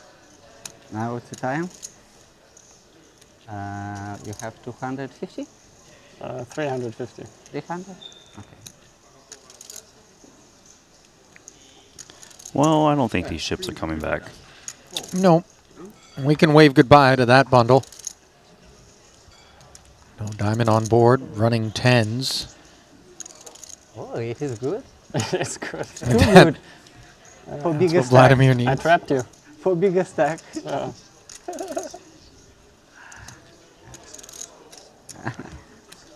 It's nice. I give up. Surrender. No need. Manos arriba. Thank you, thank you, thank you. That is a rare opportunity to activate for the Fedor rail. Yeah, it's been a while. Which one of But we them? already determined it. Yeah, throw. You know, I just had a We thought, change your mind. Randy. Yeah, just stick If to you the have to compete with a rail that includes 2 elves, maybe. No, we had just not a conversation, but just to. Anyway, words, who will be number 3? I like your guys' plan anyway. I'm still No, here we in didn't this have seat. plan, but we just who will be number Oh, of 3. I course. pointed on you. Yeah. And who's number What- 1? Who'd you guys have for number Doesn't 1? matter. You'll see. But it's all for a greater purpose. Yeah. It's all for what? All is for a greater purpose. Nice. Yeah. I was saying Who maybe really the best are, way he knows. to combat the 2 elf rail is with some giants. Who we really are, he knows. You remember You WWF back in the day, Andre the Giant, right? You show up with that guy on your rail. You just need one of them. All of a sudden, the elves are going to keep it in line. Yeah. Yeah, I would say 1 giant probably equals 4 elves. Because 2 elves equals 1 normal. 2 normals equals 1 giant, right? You don't have You're a the analyst, Randy. Ollie. What? I hate to break it to you, but you don't have a normal brain. There's something wrong in there. I don't know what it is. You're but only now realizing The that? break.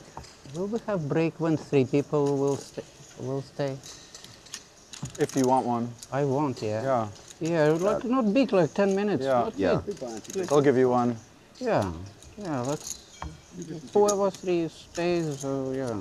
Just fresh of air, fresh of smoke. Smoke break being solicited by Vlad, or negotiated rather. does that mean he's anti-sweating Fedor Holtz right now? Just so he can get a smoke? Fedor's got ace-8. Nice spot. As good an excuse as any 1.3 million. to enter.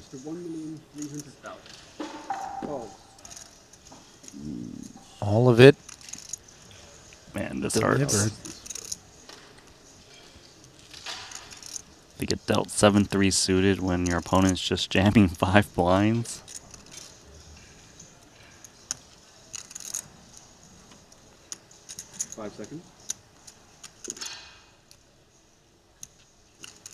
Good luck. He's gonna gamble. 7-3 suited. The hand that he's chosen to gamble with already did have 250 out there, but I would say this is ambitious, but maybe some impatience on Ossi's part, thinking let's just get rid of this pesky German who's blocking my path to victory. Let us take a flop. Ace-8 doing well. It's already been 1 double for Fedor. Might he find the second? Turn brings him 1 step closer. Katola Breaks hearts with a 7er tray. Wasbach in prayer. And the ace will play on a double paired board. Thank you. You need it? Yes, thank you.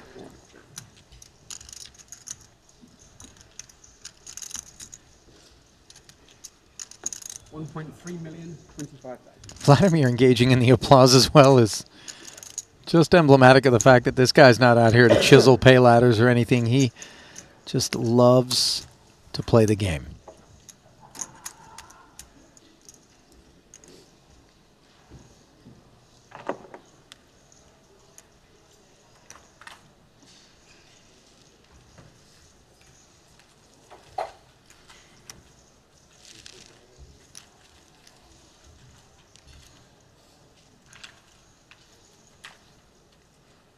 Fedor up to 12 bigs now.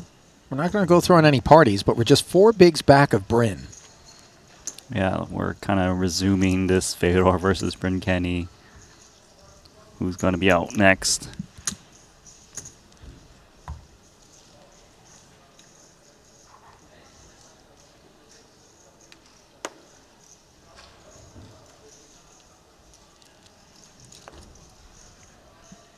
Bryn. So, jetzt. Fold. Fold.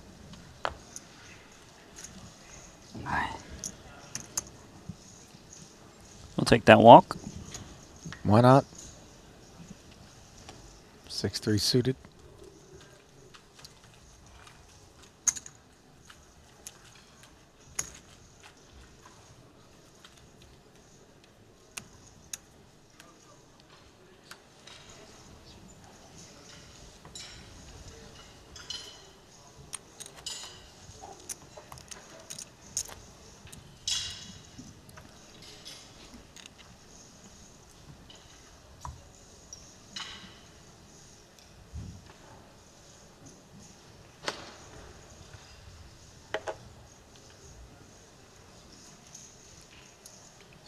Kenny now, Jack 8 of hearts in the cutoff. Starts the hand with 16 bigs. Gonna raise into Fedor's big. 25,000. Fold. Oh, and Korzen has got 10s once again. This is troublesome. It's dancing time. I don't know whether or not Bryn's going to want to disco with this one either. 1.9. Raised to 1,900,000. There's the 3-bet Fedor with ace-9 of hearts. Yeah, I don't think he's looking to get involved with the action in front of him. The funny thing is, if Bryn Kenny didn't get involved, Korsen and Holtz would definitely be going to war. And Fedor does bow out. Yeah, I would like mini break. Just 5 minutes, smoke, 5 minutes? go to toilet. Yeah. Nifty You pick don't up mind? there. I mean, let's take one in 5 minutes when the next level starts. Yeah, before next level. Yeah, before next level. Or yeah. Requesting a break from the beginning. Just after the start. 5 minutes break. Yeah, just 5, huh? Yeah, just 5.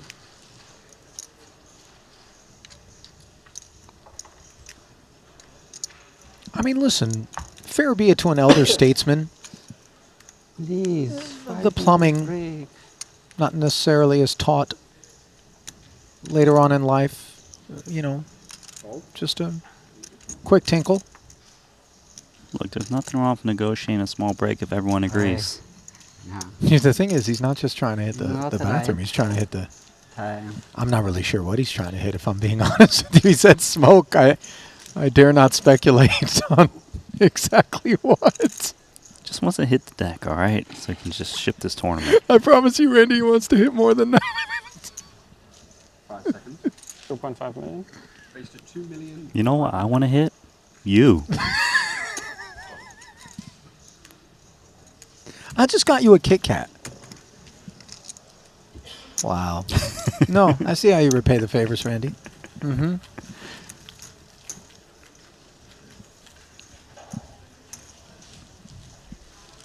Raise and take it for Fedor from the small.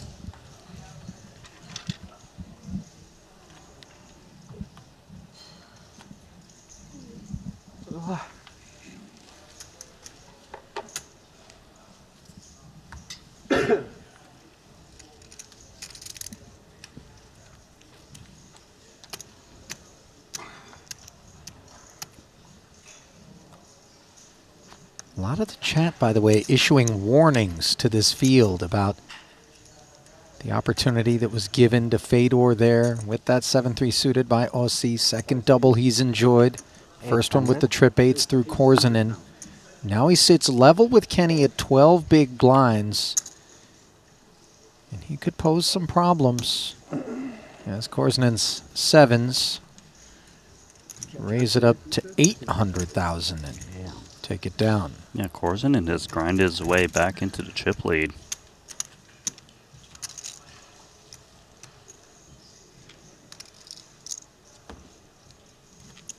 Kind of crept up on me, but you're right. 7 bigs clear of Katola. Yeah.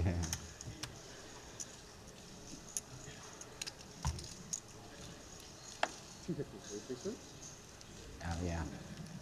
250, yeah. 250.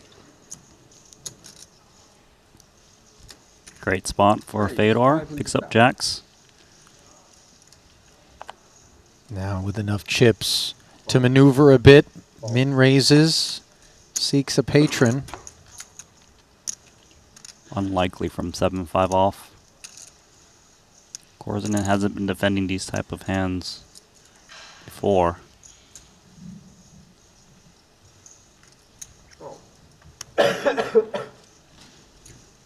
No takers. And now Fedor is clear of Bryn. That is a big development and a disappointing one, of course, for Kenny as they continue to jockey.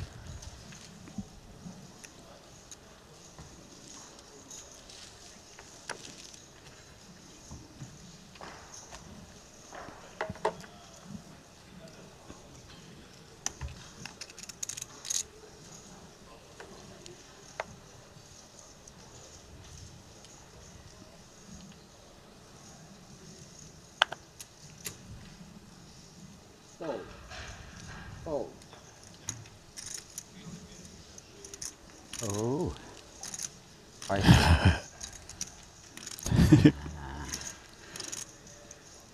No, It's just not too much spicy, but I will just.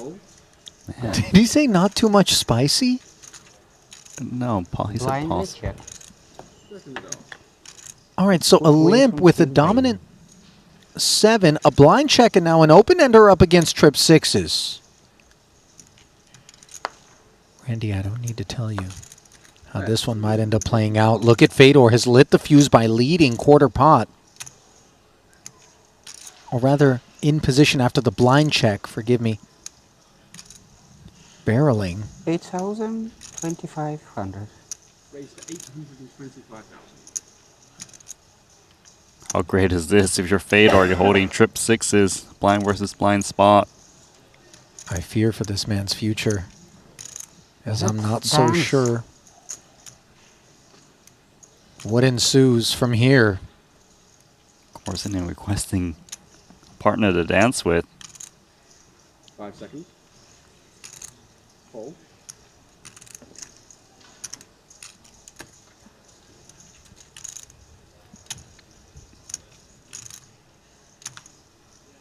Turn brings a 7. Fedor's full now. And a snap jam from Korzinen, followed by a snap call from Fedor. Vladimir Wow, wow, wow, wow, wow. draws only to a chop. He needs a 7. Case 7. Beautiful. Otherwise, Fedor's going to have his 3rd double of the frame, and this would be the meatiest one. It's a full house, right? Yes. Yeah. Oh. No 7 available. Now we deserve the break. Now Holt is not have objections. $1 million. 2,300,000. And what a way to head into the next blind level for Fedor Holtz. Absolutely incredible developments here at the final table. They came out of nowhere. Bryn Kenny left a distant fourth with sub 3 million. Fedor now in second with 24 bigs. Korzanen vaulted.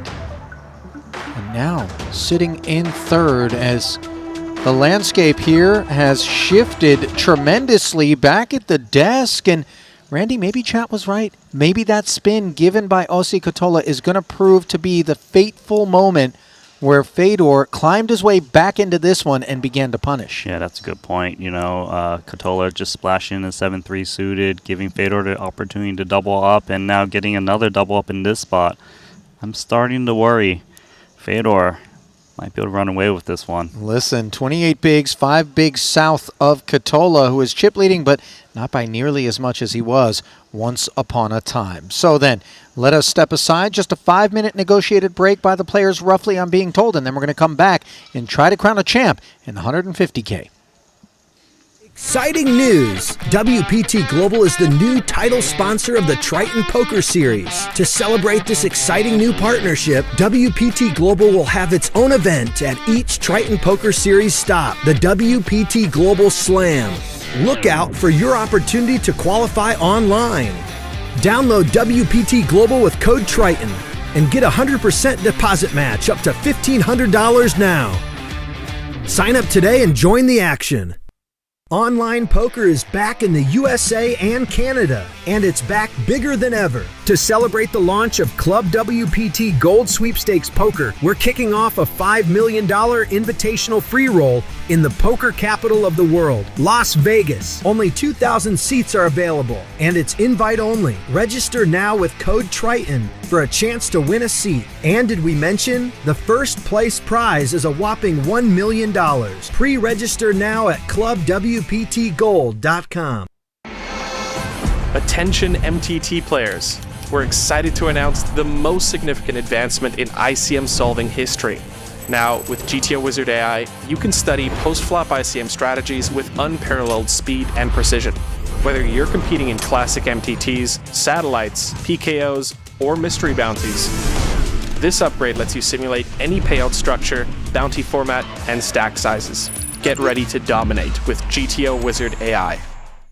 Looking for the ultimate platform to place your bets on the biggest sporting events? Look no further, because BetACR.eu, Triton Poker's official betting partner, is here.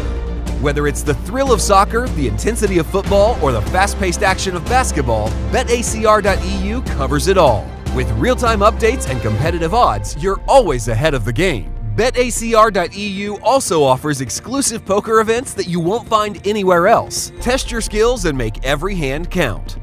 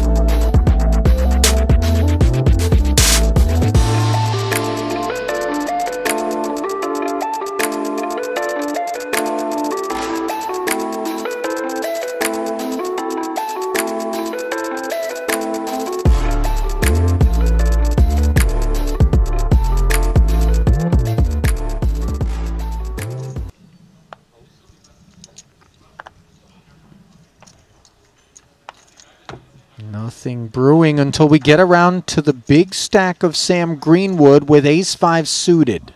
This hand is not going to activate in terms of a 3-bet. They're just too deep. Early position versus big blind. Sure, it's very playable, so he is going to take a flop here. 550K in the middle.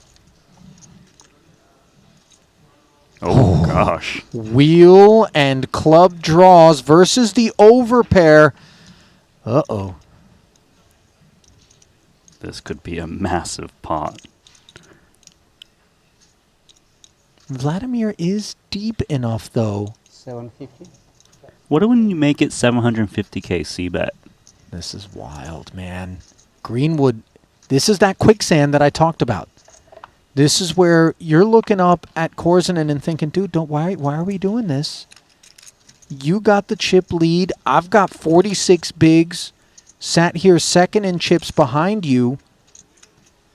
Have you seen the shorty? Yeah, hey, look over there. Look at Smith with 9 bigs. Look at Fedor with 16. There's 200K in pay jump, and you're really going to make us do this? Well, Sam doesn't want to bust right now.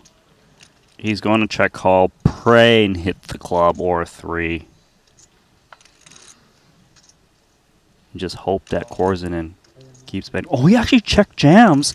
We're going to play a massive one, aren't we? I'm shocked that he's jamming the spot. What on earth has just happened? This is number 2 and number 1 in chips. Normally, it is Korzinen who takes these extremely uncomfortable positions and sticks them on people. Here, Greenwood. Carpe diem.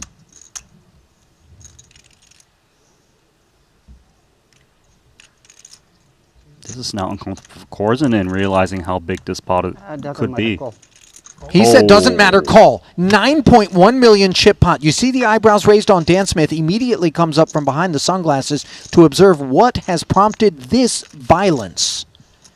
And now the revelation that the overpair and the massive chunk of equity that gives Greenwood a 4% edge is that which is responsible.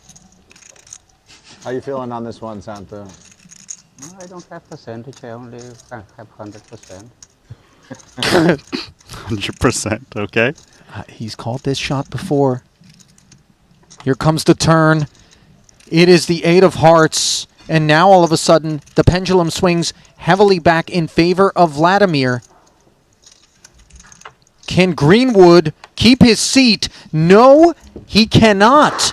And that is an exit that is going to leave both Greenwood, the chat we hear in the booth, and all of the Salle d'Étoiles breathless.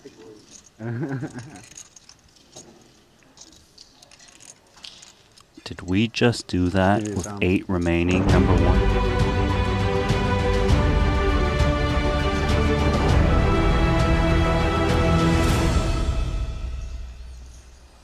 And welcome back to continuing coverage of the $150,000 final table, which has been the showstopper here at the Triton Super High Roller Series Monte-Carlo. Day 3 of this one, Ali Najad, Randy Liu alongside. We've been here since the onset, Randy, and this is not taking shape the way that we would have imagined, is it? No, to have 2 players who don't play professionally at the top of the chip counts. But the thing is, it was Bryn Kenny and Fedor at the bottom throughout this 4-handed play. But Fedor, with that hand just getting the boat against Korzinen, now slides into second place. And I think things are starting to shape up where maybe Fedor can really just grind his opponents out.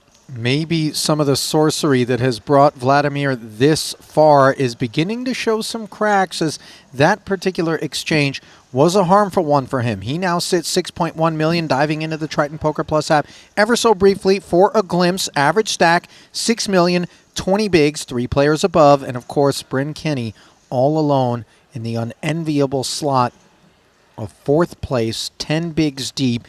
If you're Holtz and you're Korzinen, you're not looking for excuses at this point to get involved. Right, because Bryn Kenny is so short and he's there by himself, so he's going to be a bit more desperate to kind of make something happen. $350,000 pay ladder. Who's going to scale that next rung? Let's send it back down into the arena to help answer that question as we hunt a champ here in the 150K. 1.61 and change on lockup, 1962 if you can make 3rd. And Kenny working his way back to the main stage. And there's the bad news. Blinds at 150 and 300 now. Merciless ascent. And on the topic of ascent, Fedor 3 blinds shy. The chip leader, Aussie Katola.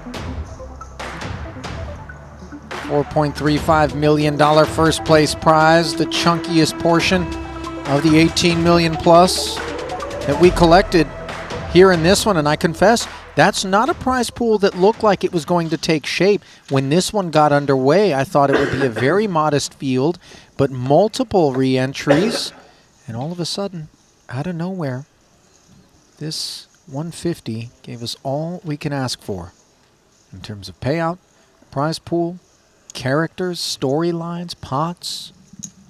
Just an unbelievable tournament, and we still have plenty to go. It ain't over yet. You're right about that. Fold it around to Fedor in the small. So he's playing against Bryn Kenny's 10 big blind stack. 650. Gonna try to steal it.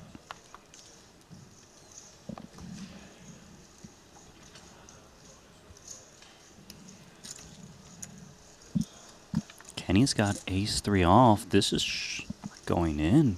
Is it? All in. At least for Kenny. Not the jack-deuce, and that's a very good pickup for Kenny. Got an extra raise in there from Fedor. Don't need to see showdown. I don't know if Sensei fights for Miyagi-Do or Cobra Kai, Randy, but I know he's got plenty of fight, and he's not going to go quietly. What do you think? Is he more Miyagi? Is he more Cobra Kai? Fun fight. Oh, he's a Cobra Kai. Come on. I feel like he's Cobra Kai, too. Similar. But not quite Cobra Cow. No, that, of course, is Rui. Cow, who's been notably absent here at this festival. Did play the Cash Game Festival out in Jeju, but I thought he calls France home, I would think, in his backyard. Monaco, he'd pop on down, but maybe he is here. Maybe he's just not playing the tournaments. Who knows? What we do know is Vladimir will be playing King-Queen suited, and he's going to be doing it for 3x and change. Now, Kenny with pocket sixes. I mean, it's just too much hand. You're the shortest stack. All in. Korzinen might have some 3x folds, and there we go. Jam. Feels like Korzinen's going to call this one off, too. Ossi gets out of the way, rather, with the ace-8. 2.5 million more. He's juiced it up with his large sizing pre.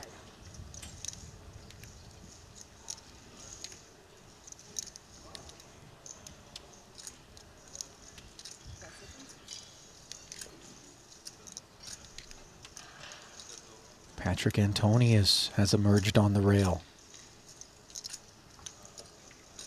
Beat Korzinen, heads up in the Invitational. Biggest score of his career, just a few short days ago. Korzinen makes the call. 2 overs, plus clubs. Are going to take their chances against the sixes. Kenny, relieved to be in front, of course.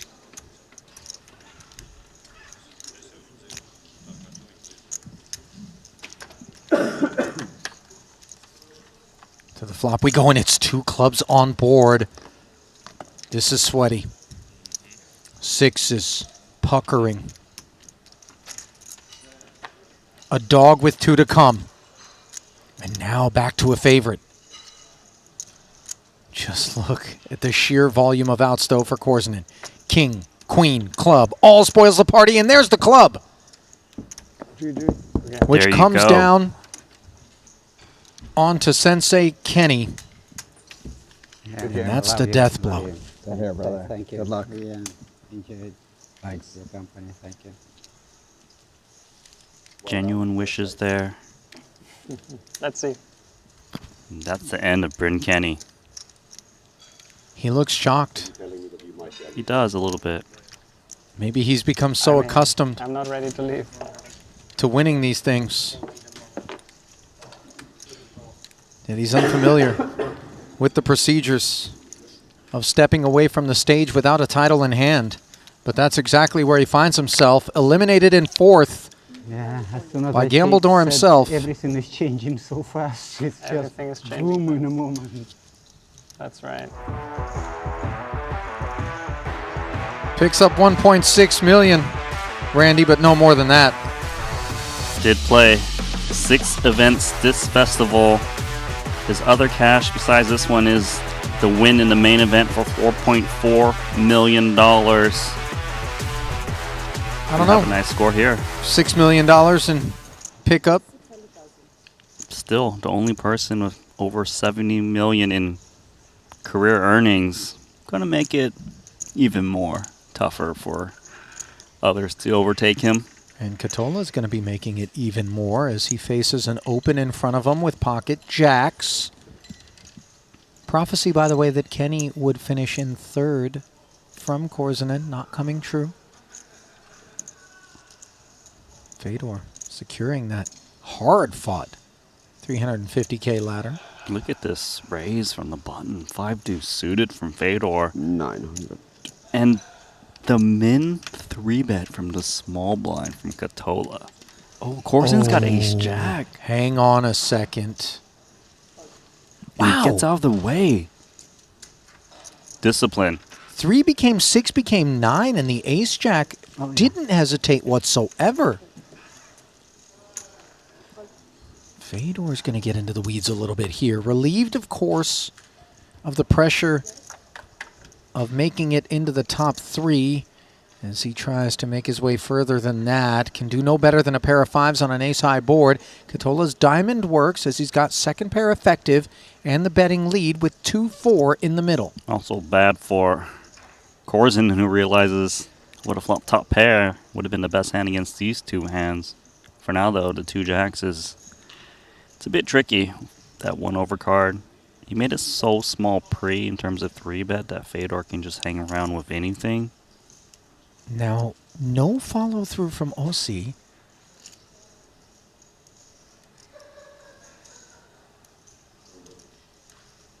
Where does that leave you in your mind, Randy, if you're Fedor? He does check back, finds a wheel gutter on the turn.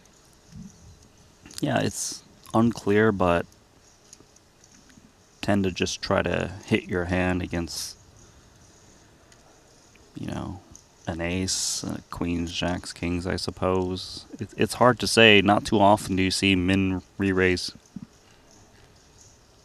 pre-flop from the small blind. Fedor picks up the gut shot. Sees 2 checks.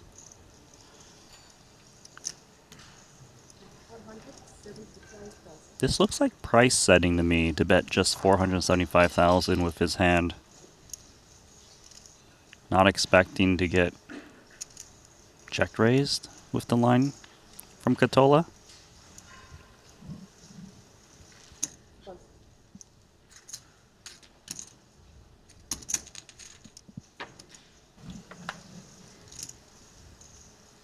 So, 475 is flatted. Here we are at the river. Front door flush comes in. Holtz did take his shot at the pot on the turn. Oh. Now a lead from Katola. Not sure we anticipated this. But you know what? Katola probably thinks he's got the best hand just because of that small turn bet from Fedor. Doesn't seem to be tethered to the ace. And it seems like Katola's trying to extract from the 10. But really, Fedor's just got the pair of 5s, and he's got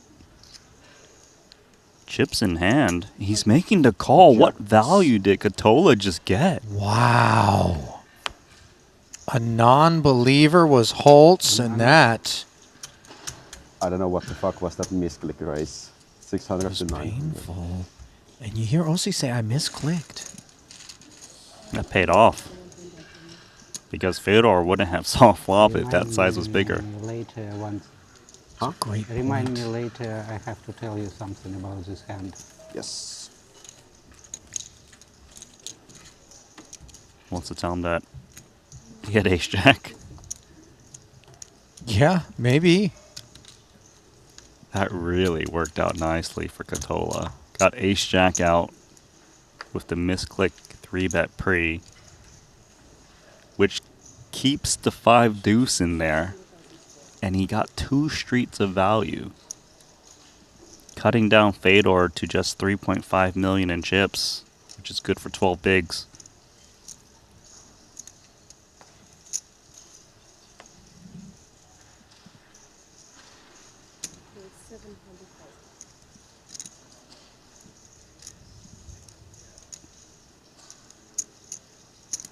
Raised to 700,000 from King 9.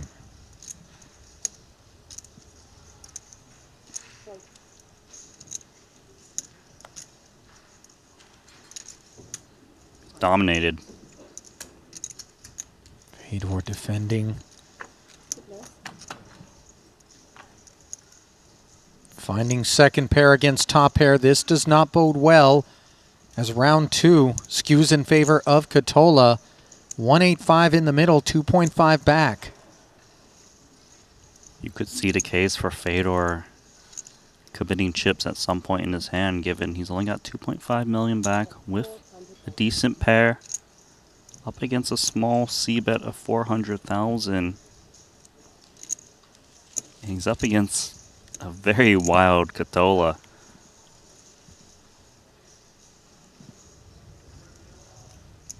$400,000. Follow through. Fedor calling understandably. Turn is dry.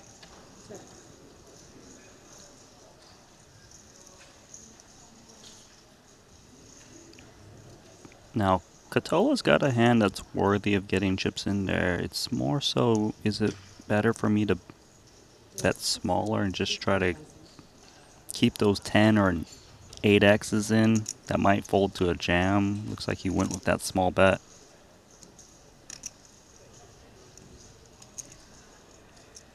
And for Fedor to call that last hand with the 5, he must think that Aussie is just out of line often enough to continue, especially for this price.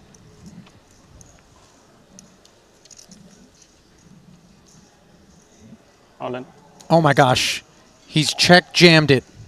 Ooh, good luck.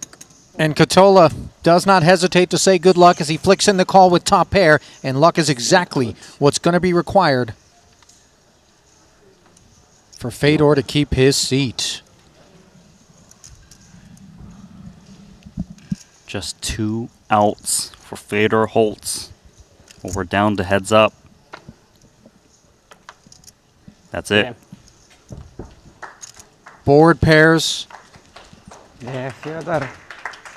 And just like that, it's Fedor's turn for the warm embrace. Now we have 10 minutes break? And the cold 10 world. minutes break. GG's. Okay, yeah. Status. Yeah. Hello. Okay, you get one too. Yeah, schade. Thank you. Well, he's given love to the rail, and he's given third place payout, just shy of $2 million. But there will be no additional Triton title earned for the German here today, who sits on 4 career titles now with a 25th cash, bringing him well up and over 17 million throughout the course of his Triton career. So the heads-up stage is set. It'll be Katola versus Korzinen, 2 recreational, non-professional players somehow ascending to this mountaintop. Who will plant the flag? Randy Liu, talk to me. I don't know. You know, when we talked about this star-studded final table, I would not have been able to say Korzinen versus Katola heads up was going to be the thing, but here we are, and they've been very exciting throughout this final table. I'm not sure who's going to take it. Yeah, nor am I, and nor is anybody at home. We are going to handle some administrative duties. We will start things off with the Finn Katola holding the chip lead, bolstered by eliminating Fedor Holtz moments ago with top pair versus second pair, as Holtz went for it with that check raise on the turn. Average stack of 12 million. Korzinen 32 bigs, 9.5 million in front of him. We're going to step aside ever so briefly, but do not turn your back on us now. You've come this far, and you are not going to want to miss what's in store as we seek a champ here in Monte-Carlo in the 150. Exciting news! WPT Global is the new title sponsor of the Triton Poker Series. To celebrate this exciting new partnership, WPT Global will have its own event at each Triton Poker Series stop, the WPT Global Slam. Look out for your opportunity to qualify online. Download WPT Global with code Triton and get a 100% deposit match up to $1,500 now. Sign up today and join the action.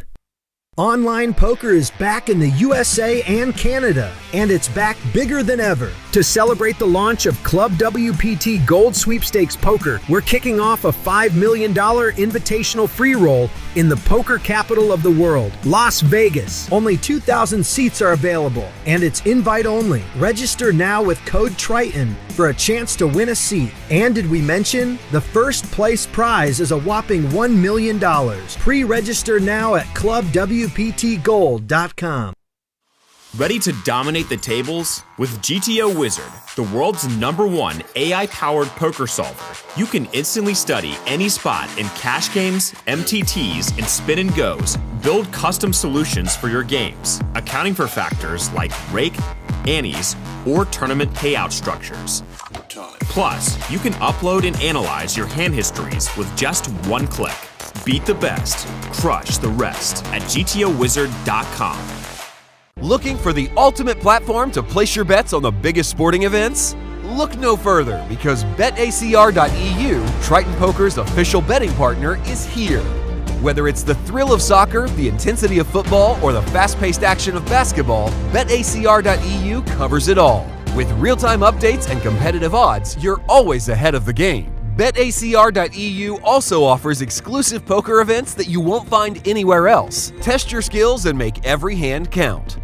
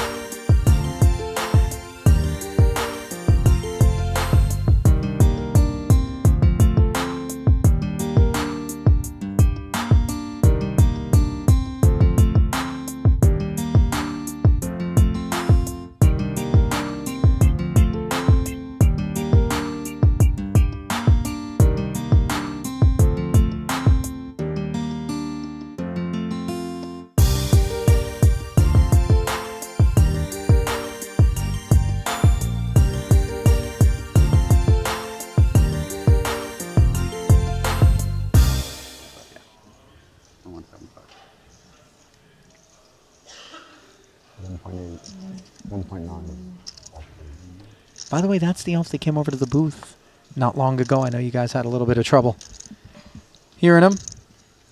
Didn't have a mic, weren't ready for the moment.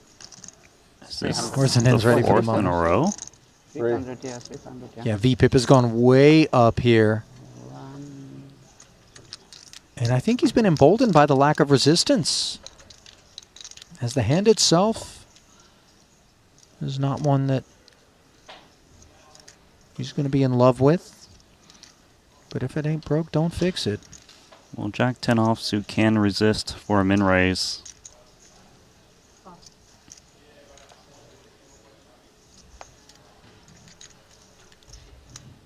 Or for 1 SPR for Dan Smith.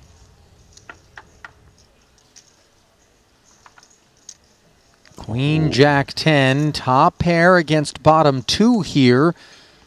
Hazardous texture for Smith, who checks over. Feels like stacks are going in. Bottom 2 pair versus top pair. Whatever bet size Korzinen comes in with. Would expect Dan to be check jamming, especially against 550K.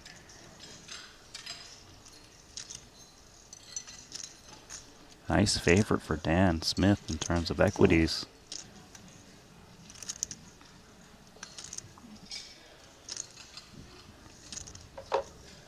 $550.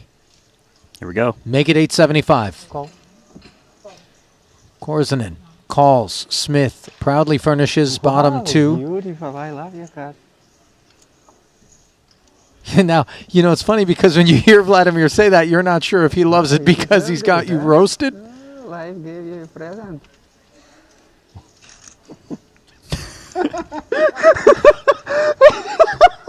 Yeah. Not yet. Well, Oh no, my you goodness. just don't fucking win after that. This is bananas. Smith poised to be the most recent victim, unless he can find a jack or 10, which he can. And I mean, you know, as much as Dan is a competitor, you know that he wants to win. You know that that hurts.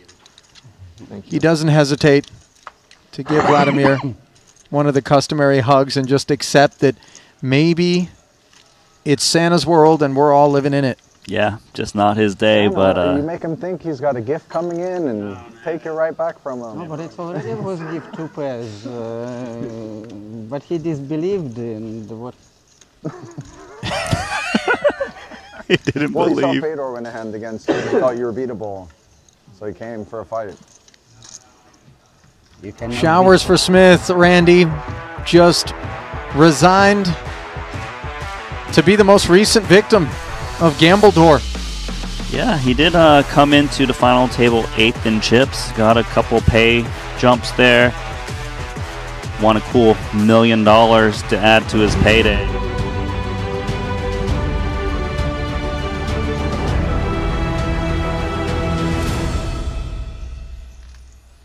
And welcome back to the battle between Finland and Estonia. Battle of the Rex, battle of the most exciting players that bought into this $150,000 final 2-card event as we wind down this Triton Super High Roller Series Festival from here in Monte-Carlo. Ali Nejad, Randy Liu, it's time to crown another champ, Randy. And we start things off Advantage Katola.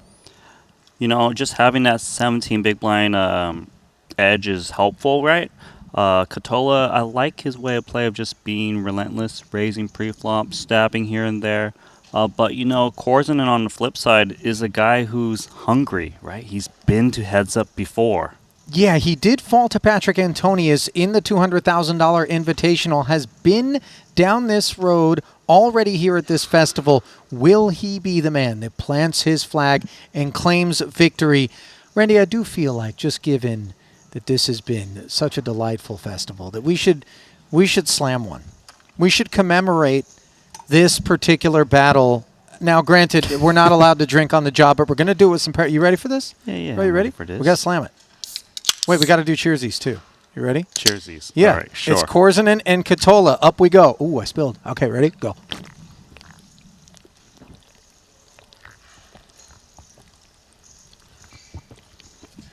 It's too bubbly. It's too bubbly. Whose idea was that? Yours. It was terrible.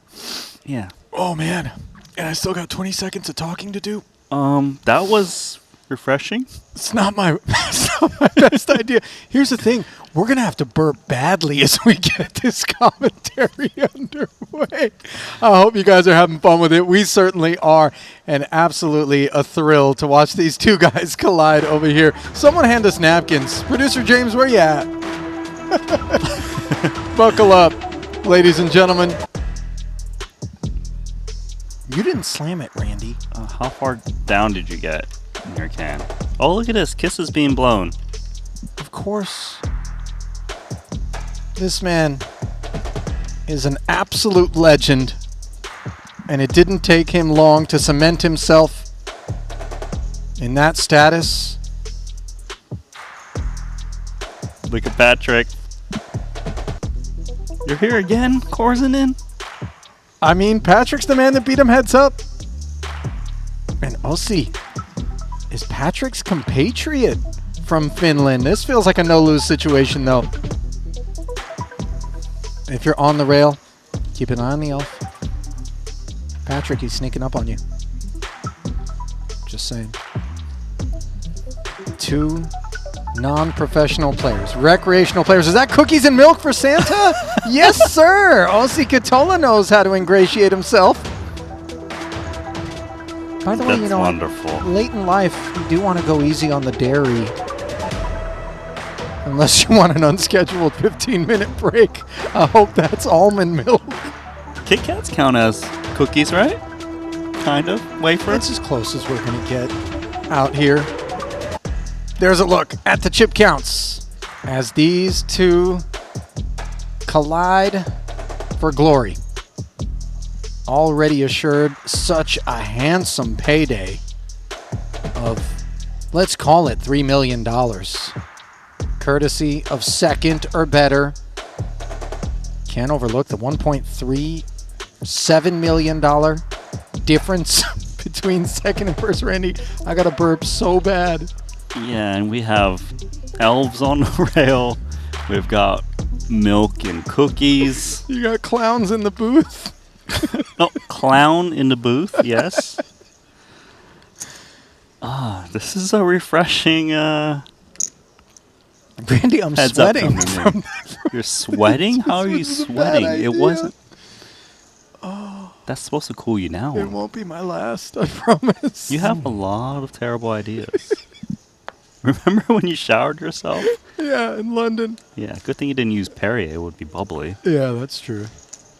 Although you use Perrier in order to get out stains, so I don't think it'd be that bad. Anyway, here we go. Corson in 7.5 suited. You okay there, He's buddy? I got to burp so You're bad. not recovered yet. I'll take it over for a second if you want. Straight draw for Catola.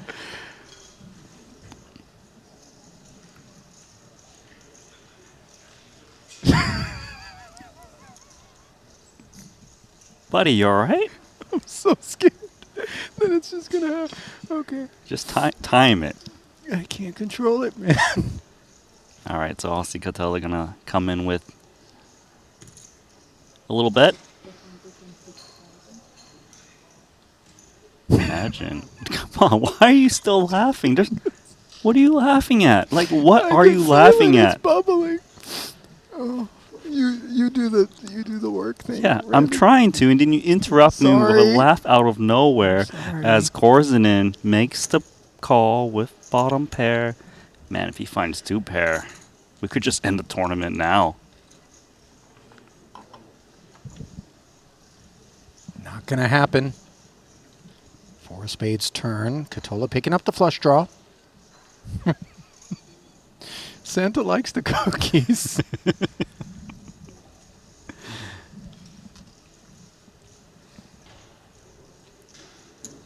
All right, look at this 9-6.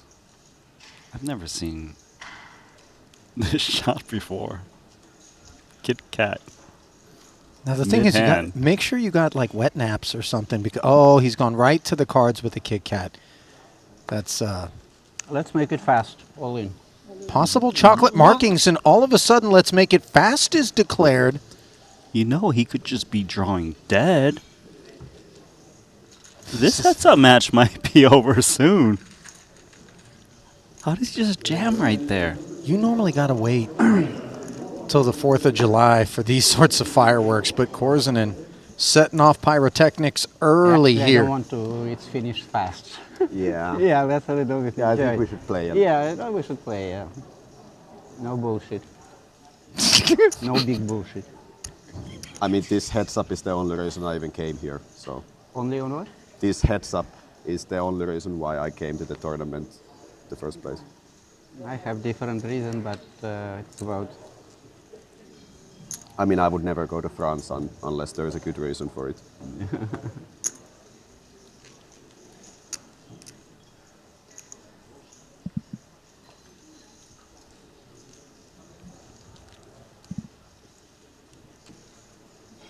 Three, 5 off. Oh. I'll see limps.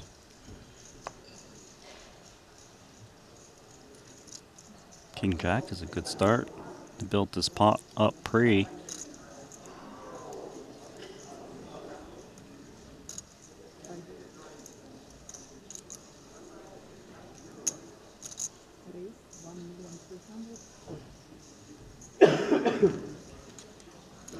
.3.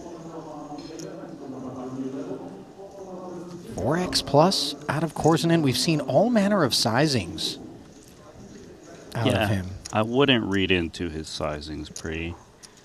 You'll be making some assumptions that could be very wrong. Yeah. And by the way, that has served Vladimir really well. If you are going to march to the beat of your own drum, make sure that you're not doing it in a predictable way, to where all of a sudden these players who have been desperately seeking data on the newcomers to Triton as they've had to navigate against them will very well be able to counteract.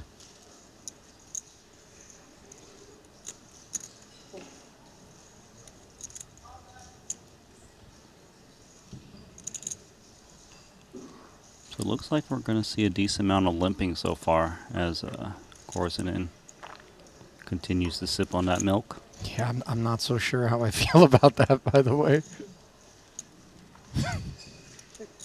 I'm no gastroenterologist, Randy, but I've been down the lactose streets myself a time or two. All right. 8 on the turn. Gut shot straight draw for Vladimir.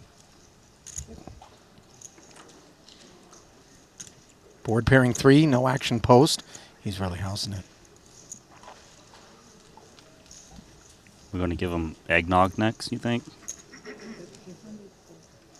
That stuff's nasty. And Katola showing a little nastiness there. Nice take.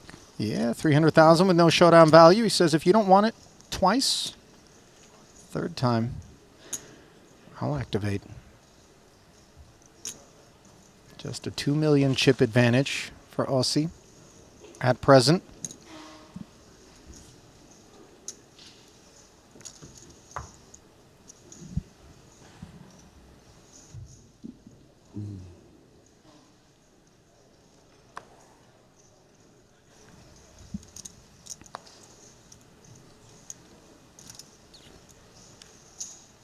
Queen Jack suited, a pretty one awaiting Korzinin in the big. Aussie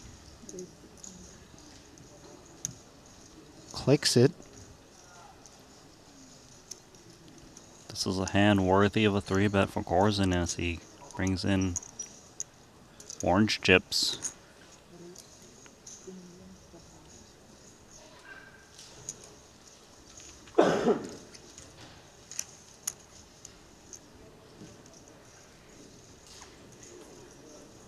.4. And now he's drawn level, roughly, with Aussie. It did not take long. How about a just, you know, garden variety, everyday, 1 Yeah, thank you for chocolate and milk. So good together.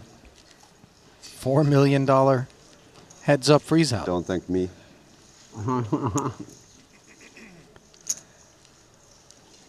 You know, just going to say this, but Korzinin, just looking at his profile on the app,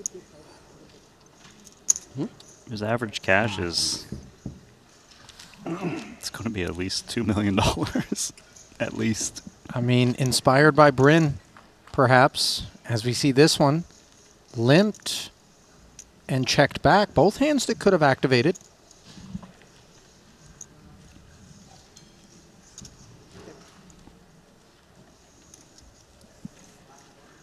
Ace-high rainbow texture.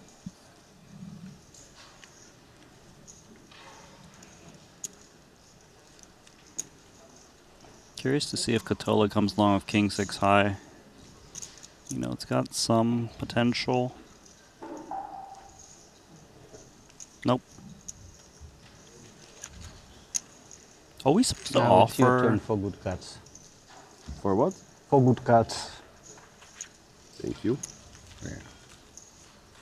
Go on, Randy. Are we supposed to offer the milk and cookies to the elves as well for Santa? No, you got to steer clear of the elves. Were they like gremlins or something if you feed them? Listen, actually, I do get similar vibes. You know, Gizmo sort of. Don't feed after midnight? Exactly. Water? Don't let them touch milk. Don't feed them cookies? All right. Got it.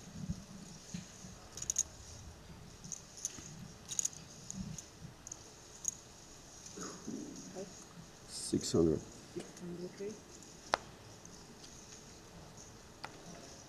Pocket deuces. Clicking.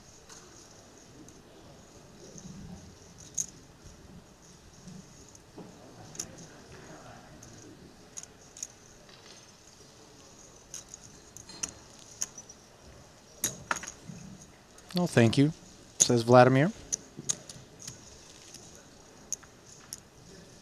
Yeah, I think we're just going to see a little bit of everything in terms of pre-flop. You know, I'd imagine both of these players don't have that much experience playing heads up, just given their limited time playing the game.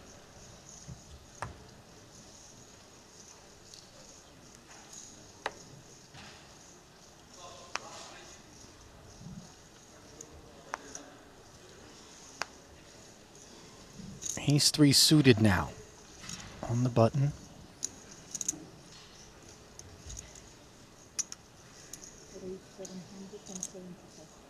Again, not content to min-raise.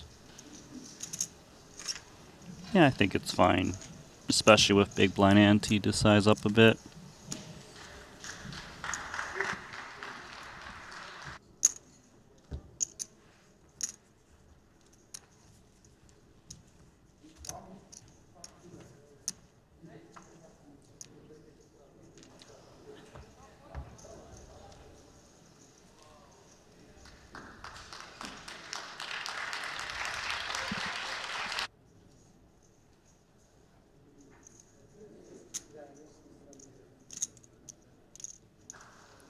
Ace-8 suited here on the button for Katola.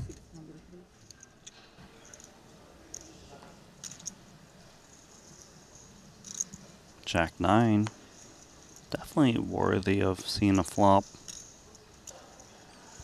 One gapper. In heads up, you just have to play more hands. So he will take a flop.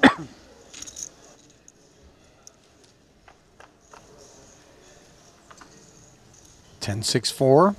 Couple of hearts. Swing and a miss for Korzinen.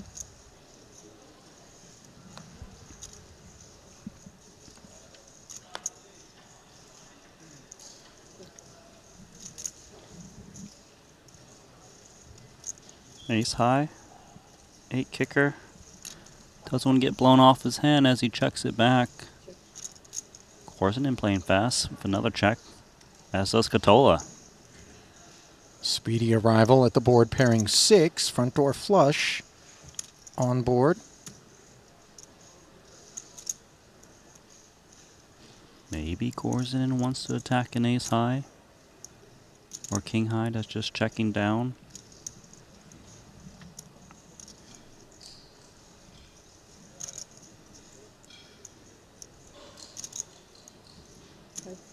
It's crossing his mind, and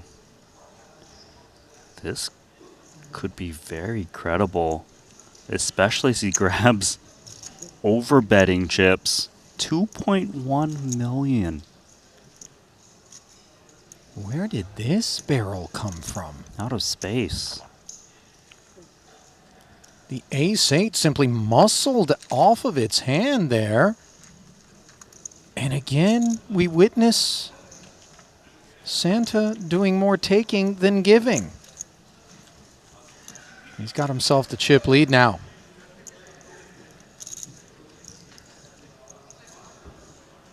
Just one opponent left to triumph over.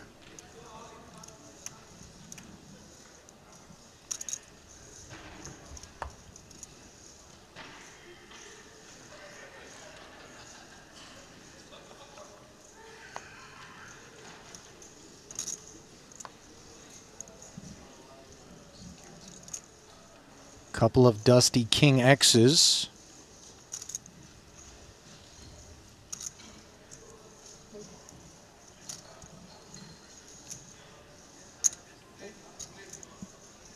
Nothing wrong with limping and seeing how your opponent reacts if they're giving you free flops and you've got position. Limp pots. Queen 10-8. Nobody paired. I mean, just because nobody's paired doesn't mean they're going to fire at some point, given what just transpired that last hand. Although, difficult on this board texture.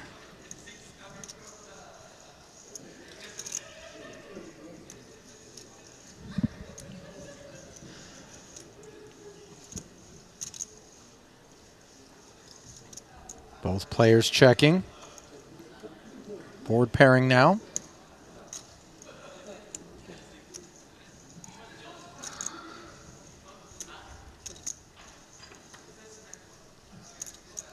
Two quick checks once more. Third 10 rolling off. King high, good for both players. King high. Chop it up. Chop.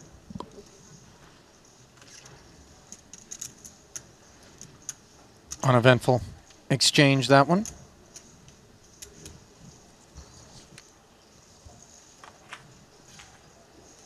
Heads up matches. Playing for $1.38 million.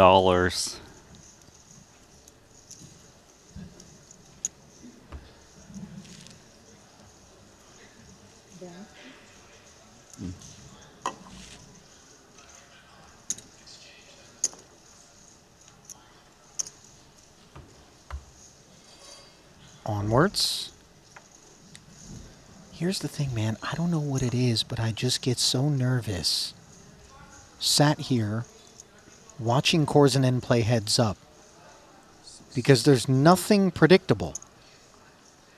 You saw the jack high just rip in the overbet, and then hands that you think would for sure call. Maybe he just lays down. Strange things afoot. You're right. It's unorthodox. It's working for him clearly, as he has 1 second place under his belt already. He's now heads up once again. It's his magic.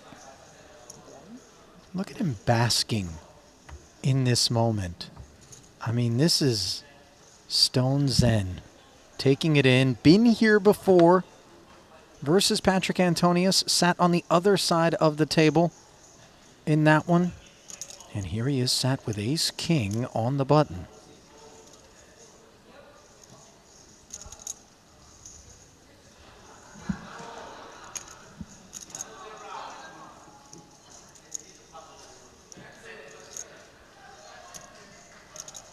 $650,000 is the raise.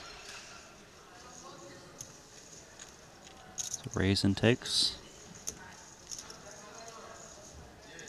Some discussion, by the way, in the chat regarding Player of the Festival implications for Korzinen here, but it is important to mention that in non-open events such as the Invitational, you cannot earn points, just given to the fact that not everyone can participate, and that would be an unfair advantage. Right, yeah. Then you're probably right. He could easily be up there if that tournament had counted in terms of points. But he's won all of our hearts. He really has. More King X versus King X. This time, though, it is going to be a raise from Katola rather than limp.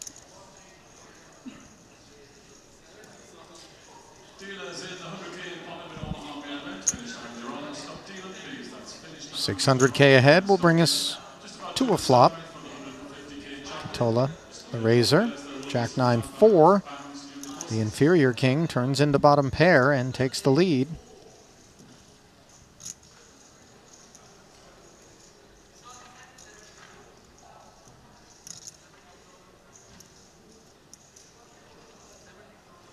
Korzinen checks over.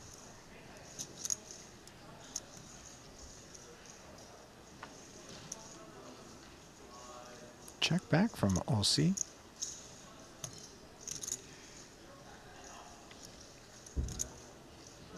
I mean, you would think this is supposed to go Katola's way, but you never know. Is Korzinen going to all of a sudden fire a massive bet?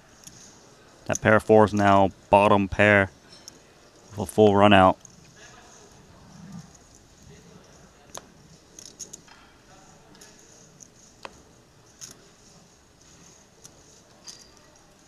You know, that little 6 dangler could convince itself it's more than just king high, but Korsinen does check. Full shutdown. Pair of 4s will take it.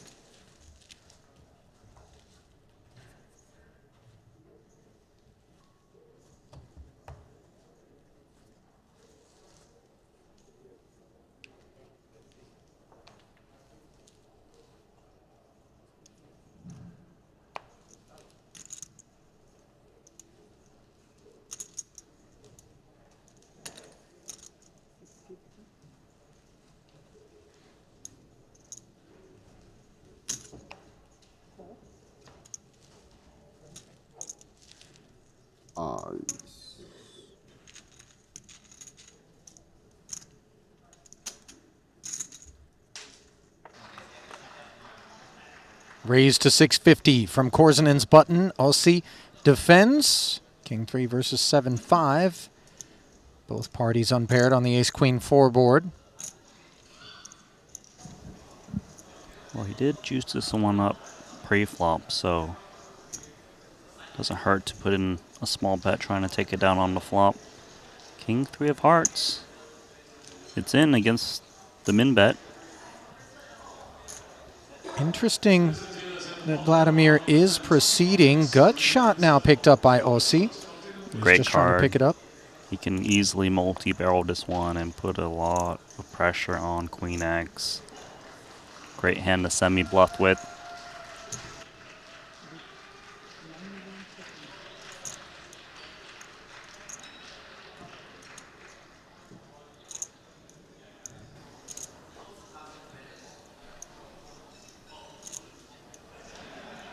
Not the turn card that Korsinen was looking for. Bows out. Nice hand from Contola. 2-barrel. Yep. 1.2 million. Enough to get it done.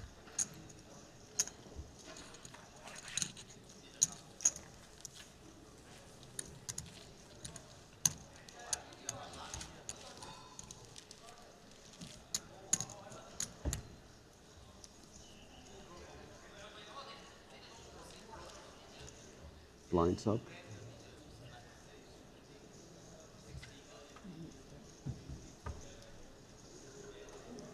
So same blinds. Okay.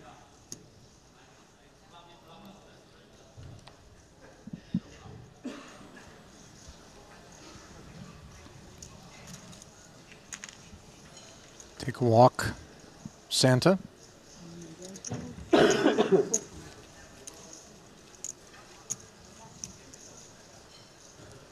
He looks like a pumpkin. Okay. A pumpkin. He looks like, with the arms folded on the rail. I swear if you rewind it and you go back. Anyway, 200, 400,000 blinds have gone up. You know, what was in Halloween's that over, Perrier? right? Randy? Huh? Does not look like... It's It a was a red Perrier. pumpkin? Oh, no. He looked orange under the light. Okay. Maybe a Don't tomato? get mad at me. I don't know. It's just an odd comment now. Out of It's nowhere. not the last one that's going to come out of my mouth. Ace-Jack suited here. Korsinen on the button. Min raise.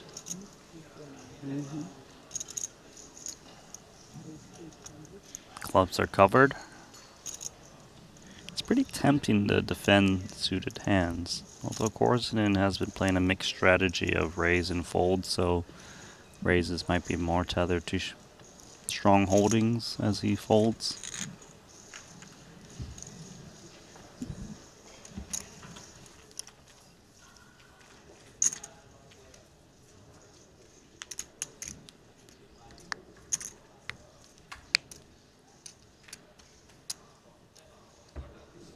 Randy, you want to drink another Perrier? You didn't finish your first one. No, I didn't, but You really want to go for a second? Nah, I don't. You want to just want get you to drunk finish on your first. drunk on Perrier? You didn't finish your first. Yeah, you told me just twice in a row, buddy. Do you want to tell me again? You didn't finish your first. Queen 7 for Katola. His turn to raise and take it as the dusty part of the deck, paying both players a visit right now. Katola did come in with the chip lead and has since been leveled off by Korzinen.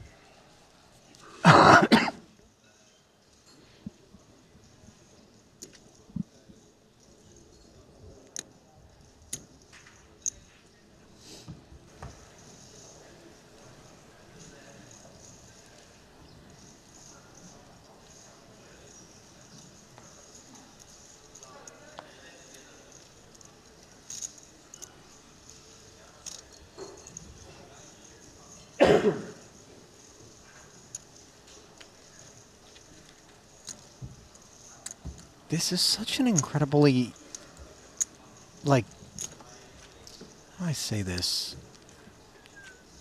All of a sudden they'll just start raising and folding to one another, and then out of nowhere you'll just see like a 4-bet pot that neither holding would support. You know, Yeah. that's the kind of situations that these two can get you involved in. Yeah, it's kind of like driving on a highway, and then all of a sudden you see, something on the road, and you just swerve and just start like attacking. Yeah. But in general, it has been kind of just cruising for both. And then all of a sudden we just say, let's ask for more of A6 offsuit. Do you feel like they're both looking for kind of that one pot that's going to allow them to make the decision one street pre? I think so. The way it's playing out at the moment, we're just here to kind of trade some blinds. Then there will be a moment of just pure magic where someone just gets done for it all. Thank you.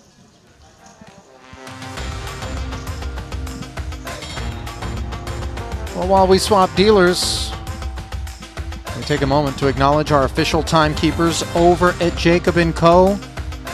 Always looking after the Triton Super High Roller Series in style, responsible for the main event Epic X watch that adorns the wrist of Bryn Kenny. Easy one.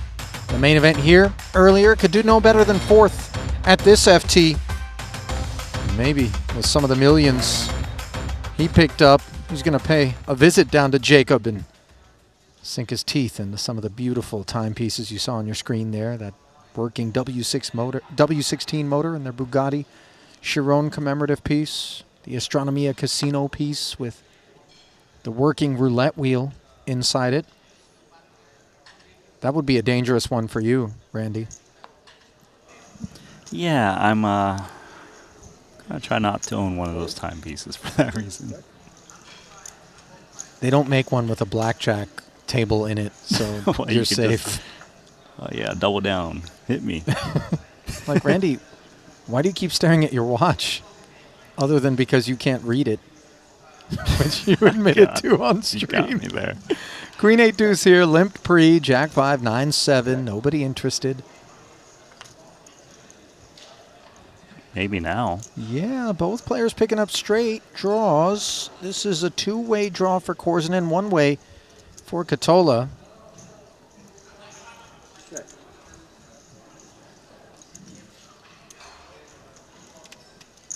Yeah, 18 to shot. 800.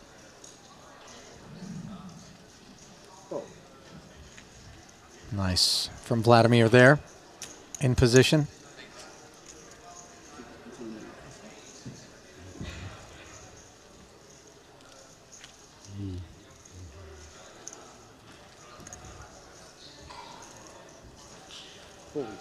Yeah. Remind me time to time. I can be excited. I look at he excited and I forget to look back.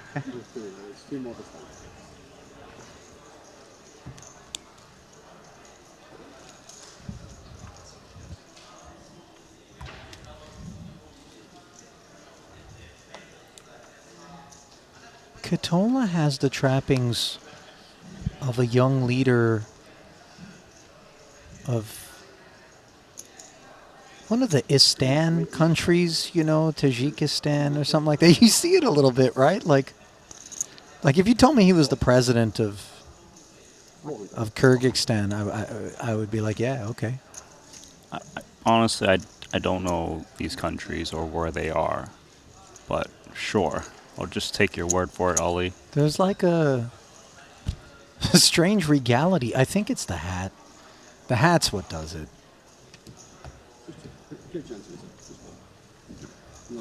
Is the elf taking selfies with Patrick?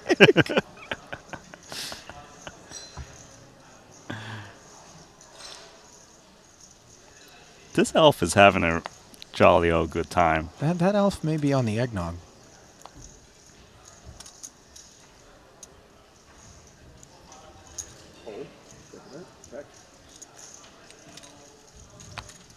Jack 9 v Jack 7.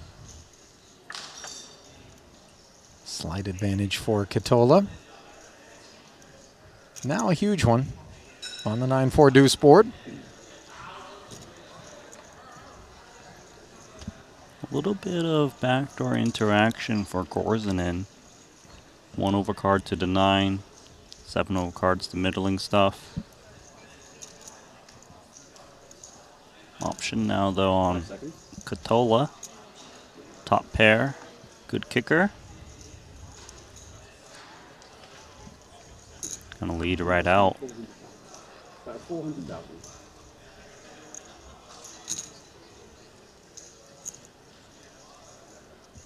Is this the one where we play a big one? Because we're raising with just Jack 7 high. This is a little bit of what I was talking about, Randy. You think that they're just kind of laying back, playing straightforward poker, and all of a sudden Korzinen activates with what doesn't feel like a candidate based on what we've observed. Some backdoor prospects, namely diamonds and the straightiness, on either side of that 9. But now inflation to 3.6 out of what seems like left field. Katola 94% and finds top 2 on the turn, while Korzinen finds top pair. Trouble on the horizon. That turn card has got to be the worst for Korzinen because it looks like the dream card against the 9X. His hand is so disguised. I don't blame him. Trying to get value. How dreamy is this for Katola? This Top is 2 pair. Completely insane in terms of turn cards. Korzinen thinks this is gin. We can see it's nothing more than tonic. Katola flatting. Not sure what he's worried about. I think he's just given rope in this 6. Exactly. On the end, let's see how Aussie approaches it. 7.6 in the middle. He checks in a snap check back from Vladimir. It could have gotten a lot uglier. Korzinen. Safe river card. Checks back the jack.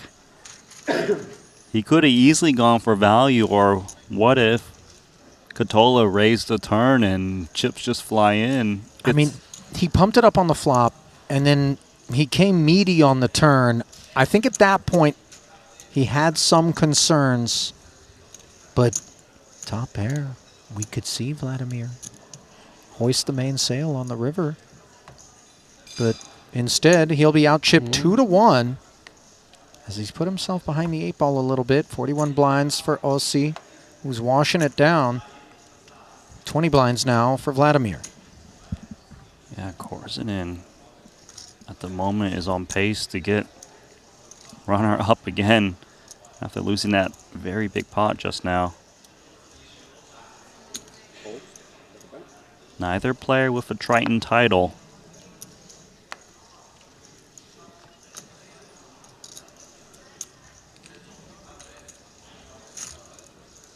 Well, not for long.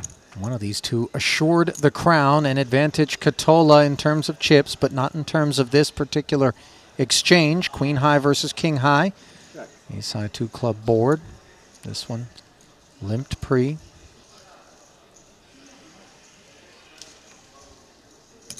Yeah, 400,000.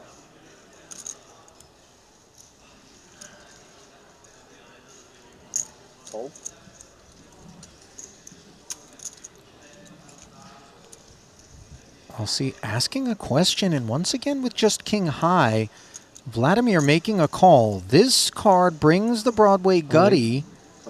Did he just snap jam? Oh my God. Aussie's got queen 6.775 into 2 7. million. This is an insane overbet. And he gets the best hand down. Korzinen. Just muscling his way through the queens there. It's just such a discombobulating thing to be on the receiving end of. This approach from Vladimir. I know where we will go after. Huh? I know where we will go after. Me too. Okay, guys, we don't know. Where are you Tell going? us. You got any guesses, chat? Where are Korzinen and Katola headed after this one's all over? It could be anywhere. The North Pole. Well, I mean, that's later down the line, but yeah, at least Okay, one of them. you got to read? No, don't put it on me, Randy. You take a guess. No, I don't want to. You mind a 2-minute break? Quick 2-minute break. Yeah.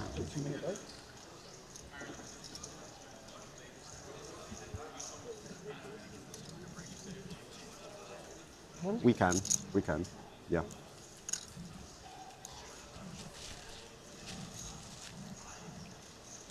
Request denied? Yeah, seems like it. I'm curious, man. I mean, because sometimes we got some tight breaks here in the booth. I've clocked how long it takes to get down to the men's room and back. 2 minutes doesn't cut it. So what exactly is happening in those 120 seconds? One wonders. Maybe he needs to make reservations somewhere. Or later I'm pretty sure this dude shows up and they just get him a table, Randy. This is not a man who needs a reservation. Fair play.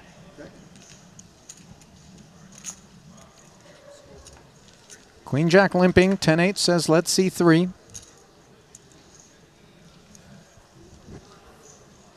8-3 deuce. Top pair for Korzinen. Checks it over. Bet 400,000. Katola betting Queen Jack high. Not going to shake top pair, of course. 800 more into the middle.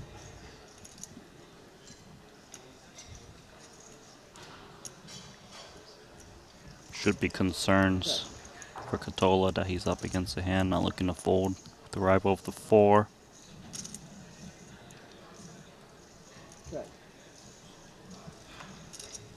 Katola gets there with the jack.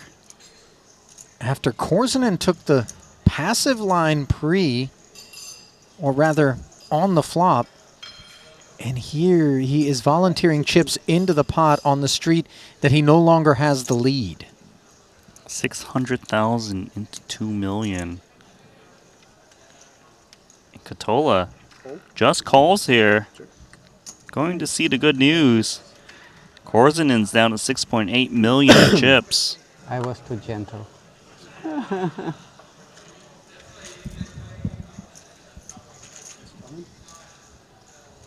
No raise. Just content to flat. And now, chip all the way up, 44 bigs to 17. Kind of getting into what I would imagine would be the sort of territory that would leave Korzinen more inclined to get it all forward pre. Yeah, we're getting close to that, but not quite there yet. Although, to be fair, he has been just 3x jamming pots, you know, on flops and turns. It's going to come in for limp and a quick check.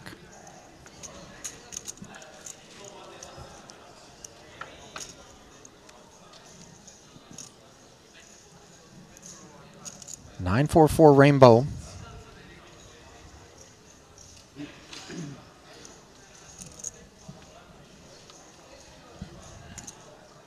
400,000. Aussie swings. Vladimir casually makes the call. I don't think we've caught the whole cards quite yet here. King on the turn. Yeah, but for there to be a bet and a call, Corson likely has some kind of piece. The thing is, Catola's betting once again. Second barrel, and it's like a double mystery hand. That one's over. Maybe into the ether forevermore. Catola running away with it at the moment in this heads-up match. It has been a bit one-sided for some time now.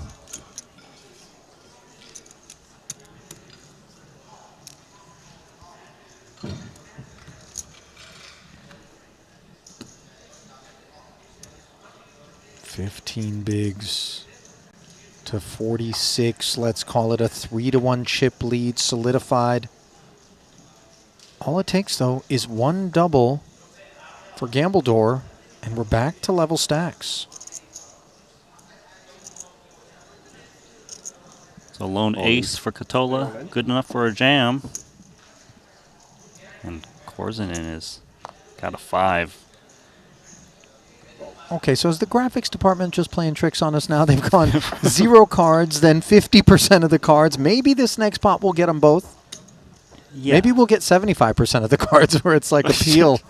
Or you're saying that one player, we've got 2 cards, the other just 1? Oh, I guess that's one way to do 75. I thought maybe just half of a second you, card each. You want to sweat it. The hard way.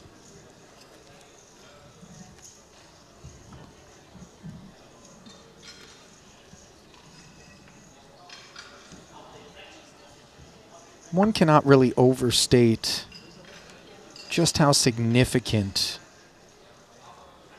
this recreational versus recreational player heads up. He's gone in with 7 is. deuce. Hang on. What? What a legend to jam 7 deuce. Going for the glory. 13 bigs. Catola with king high. Is he feeling it? He does. I Call. put it because it's your favorite card. Oh, I respect that. It's yours. It's yours for sure. Also saying that... I put it out of, you know. There's no doubt. I know you favor. Vladimir is all but guaranteed to win with this 7 deuce suited. Let's see how the poker gods feel about this pursuit of glory out of the Estonian as out of left field, 11 million enters the middle. King high digging in. A little yoga from Vladimir. Trying to stretch into the lead, and how about that for an exciting board texture? 4, 5, 6, 2 spades, open ender. Can't ask for much more. Korzin is the favorite. 68%, in fact, with 2 to come. But now the 9 on the turn, and that drops to 34%. Still plenty of paths to a double, and the reset button for the Estonian. Will Santa keep his seat? Yes. 3 on the river, and he looks surprised. I was going to give you a hug. Not yet. We hug later.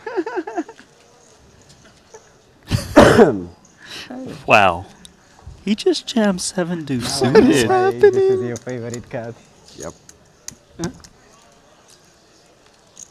He only jammed because it's Aussie Catola's favorite cards. This is just...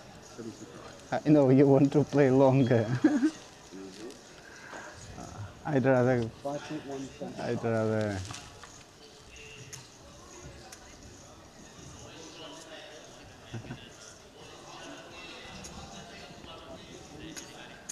I mean, do we not have $1.38 million on the line in terms of heads up? We do. Randy, yes, we do. That was a man, genuinely, I mean this, who just walked up to a roulette wheel and put 1.4 million on black. 7 deuce of spades specifically. And he won the spin. Yeah. Yeah. Oh. He did. I give you Gambledore, ladies and gentlemen. He may not have the points to be the player of the festival, Randy, but I dare you to call someone else POF after we've observed this stuff. He's a legend of the festival. Confirmed. Listen, we're going to the Bahamas in a few weeks.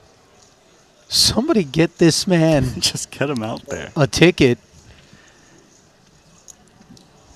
I could see, by the way, Vladimir deciding simply to sail to Nassau from here. You know, he's like, do we have enough time? Okay. We're just going to cross the Atlantic the hard way.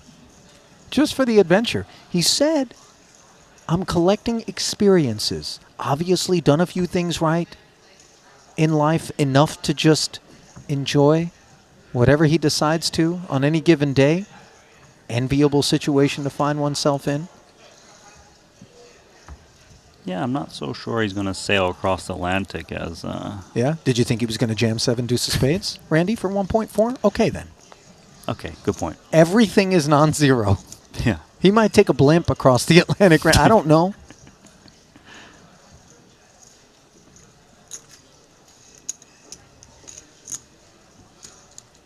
Aussie, by the way, does feel like he approached this final table with a degree of care and seriousness that maybe when we first cast eyes on him in the preliminary events, granted, smaller buy-in stuff, we didn't really expect, you know, there was some recklessness, let's call it, almost like an impish desire to announce himself, and perhaps the product of tutelage from Patrick, his countryman. Possible. Perhaps just being several events under his belt and sharp. Here he is, playing for the title. Had his hand outstretched, thought it was his, with one to come, and instead, we play on. Catola still has the chip lead at the moment. So raise and call. Ace, queen, 8 with a couple of spades. Catola with the flush draw. Check. Check. And he checks it back. And it gives Korzinin the best hand with the pair of 5s. Unlikely development, this. Just like the line was unlikely. Out of Catola. Did not barrel on the flop. Now brings forward $1 million, 50%. It was bottom pair versus Patrick Antonius in the Invitational that got Korzinin showered. He is calling now. Pot grows to $4 million.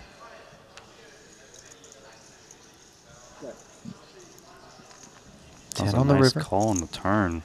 Bottom pair.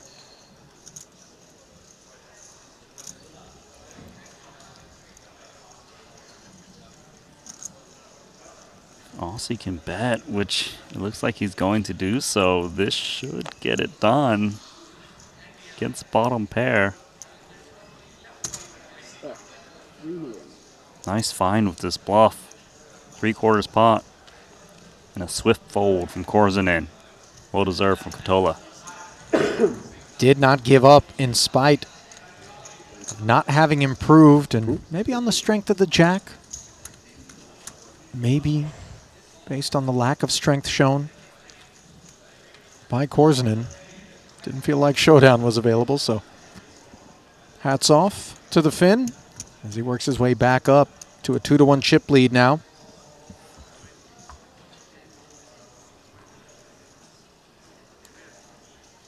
I'm just catching up to the YouTube chat, by the way, Randy, when that 3 rolled off on the river to keep Santa in his seat. Korzinin gonna 3x king 6 off. Take it.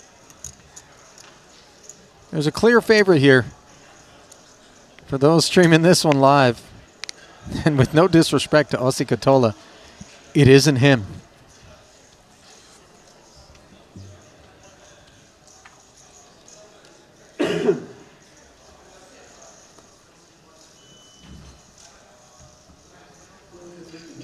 Still, though, Katola, maybe he's not, the favorite in terms of, the YouTube chat, but still got all the chips at the moment.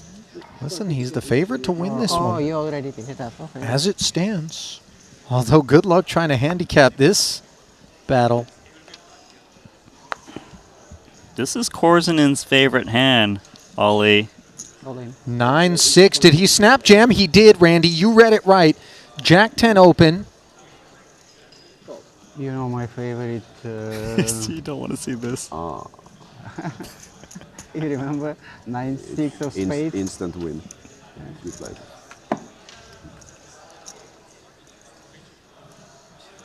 So Korzinen has jammed Aussie's favorite hand and his own favorite hand in this heads-up match. Yep.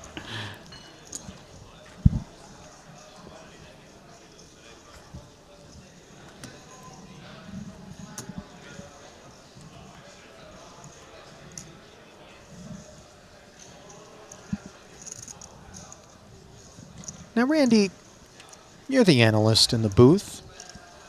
Go on, man. If I tasked you with breaking down just, give or take a few Fs, how many Fs these guys give collectively, where would you place it, 0. 0 Fs.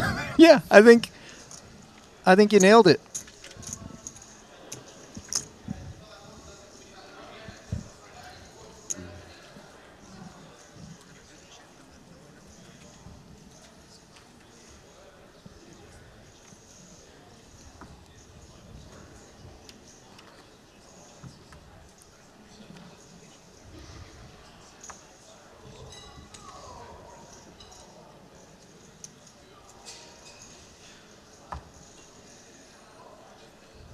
What's going on in that mind of Vladimir Korzinen right now?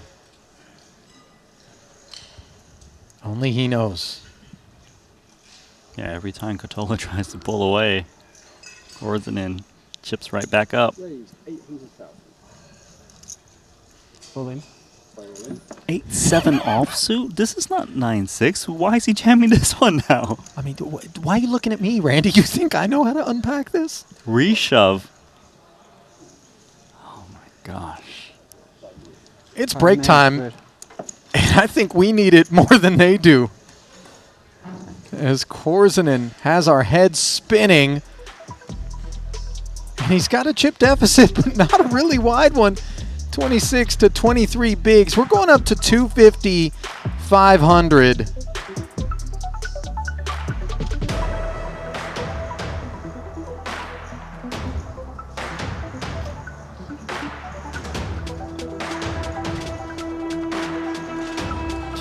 You have something to say, Randy? No, I don't have anything to say because it's been so wild and unpredictable, yet so fun.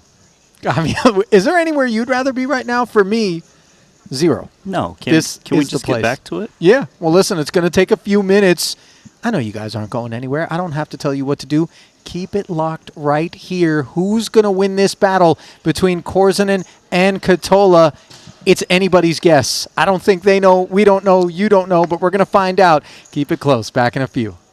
Exciting news! WPT Global is the new title sponsor of the Triton Poker Series. To celebrate this exciting new partnership, WPT Global will have its own event at each Triton Poker Series stop, the WPT Global Slam.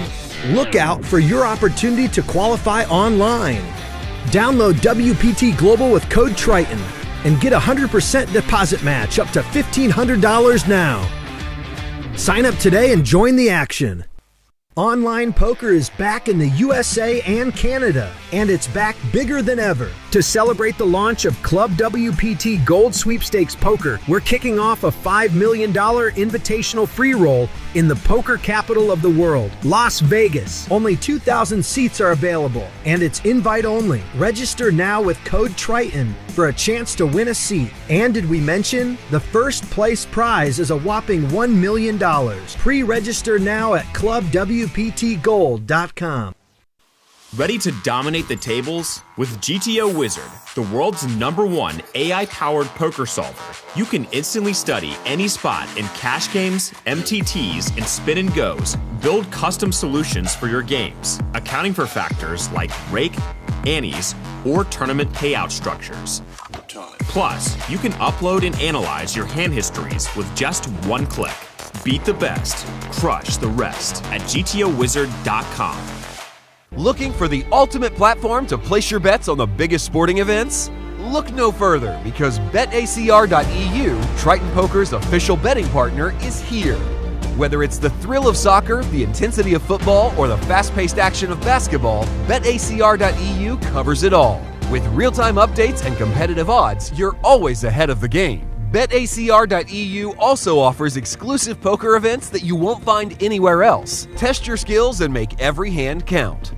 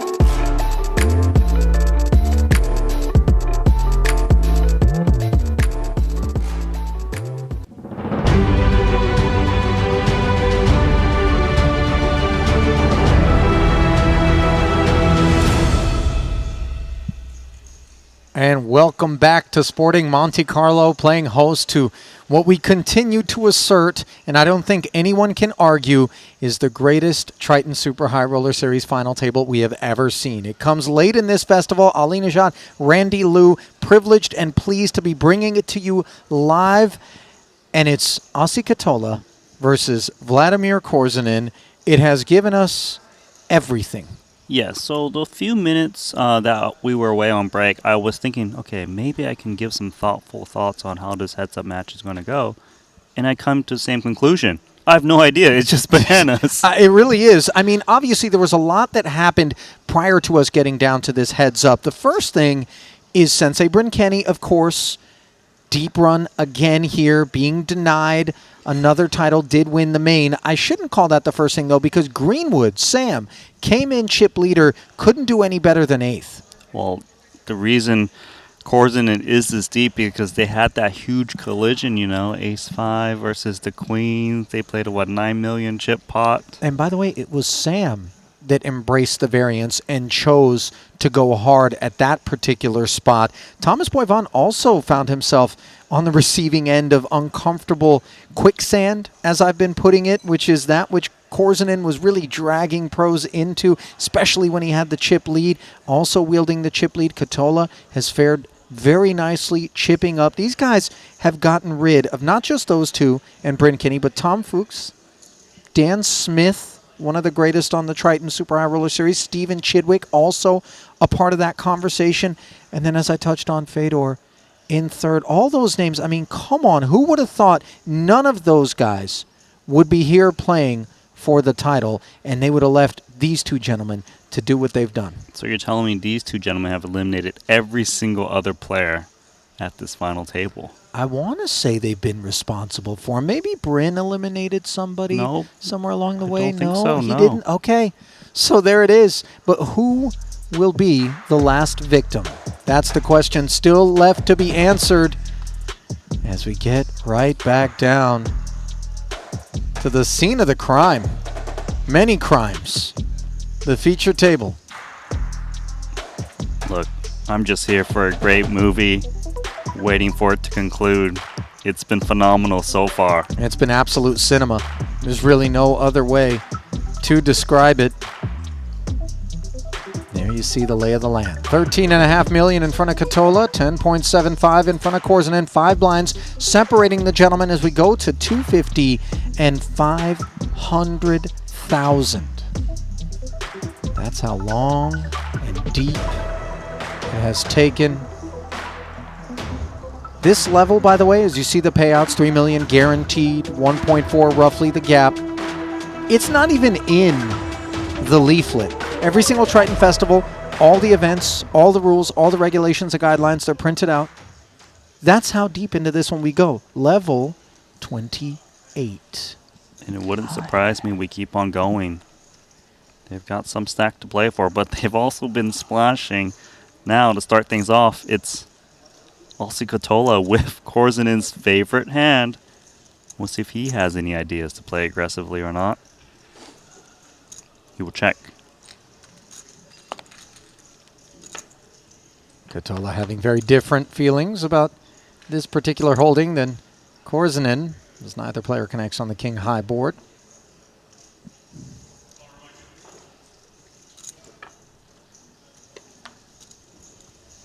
Nine on the turn, and there's a connection for Katola. Third pair, checks. Korzanen does pick up the gutter. Checking back. Now a pair of 4s for Vladimir. Enough showdown for both? But the nuts. Beautiful. I wish every time I lost a pot I was that happy. Because he said the nuts because it's Korzenen's favorite hand, and that's why he got a kick out of him. Well, listen, surely those of you who have been soaking this one up, and let us know, did you watch from the top of the day? Have you seen every one of the insane moments that this final table has brought us? Because if you have, then you caught it live and you did it right. And definitely tell a friend.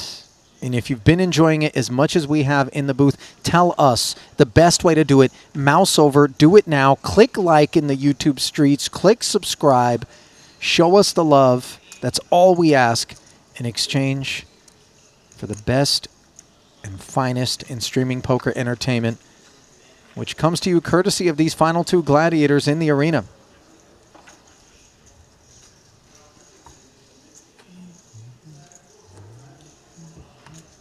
All the production value in the world can't accomplish what these two have.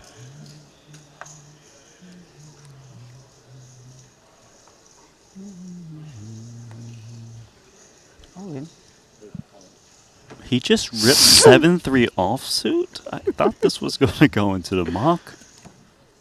And Your favorite, second favorite. second favorite hand. 7-3. Your first mistake, Randy, is thought is kind of the way that you're approaching. You know, the analysis here. Stop thinking.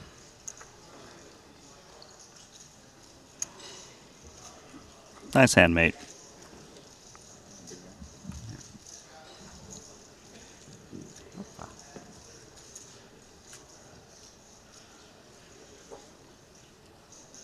I feel like I'm aboard a runaway freight train,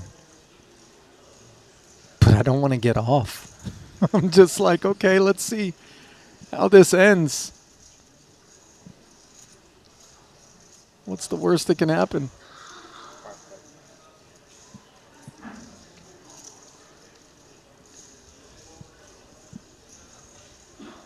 Ace on the button.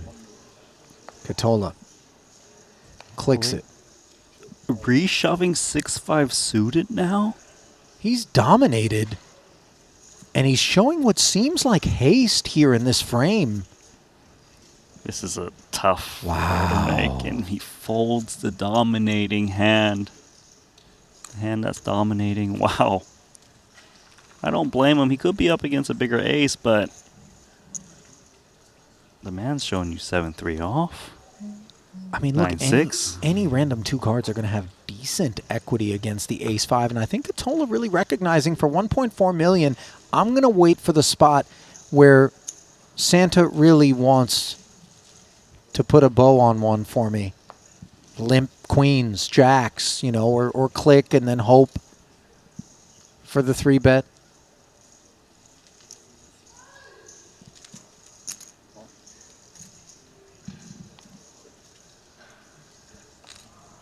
Ten-6 suited limp from Korzinen. Dominated as once again they share cards. Katola checking back and flopping top pair here against bottom pair. Slips it over. 1.5 million in the middle. A swift third pot bet. Korzinen in bad shape. How's he gonna flat? Pot up to 2.5. Club draw now for Korzinen on the turn. Snap jam. He got it in there before we even got a shot of him. Yeah. Oh, and he flicks the call in, does Aussie? Well, not much. 10. This could be it. 10 and... Tournament defining moment. Yeah. Maybe 50. I know. Aussie on his feet. Could victory be his? Korzinen does have the covering stack. 23 million. This is effectively for the tournament.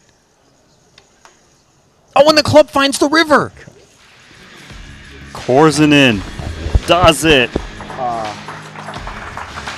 Gambledore has emerged victorious as Aussie looks stunned.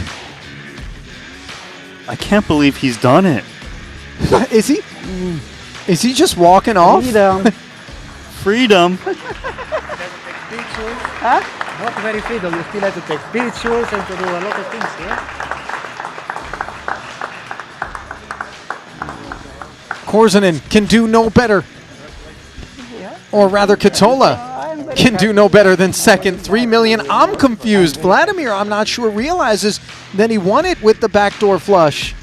As producer James trying to wrangle him for the formalities.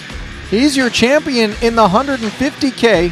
4.35 million going his way. Randy and I are going out the door. Don't go anywhere, though. We're going to have continuing coverage. The 100K PLO coming your way with Henry Kilbane and Czar Rast. Keep it close. We'll see ya.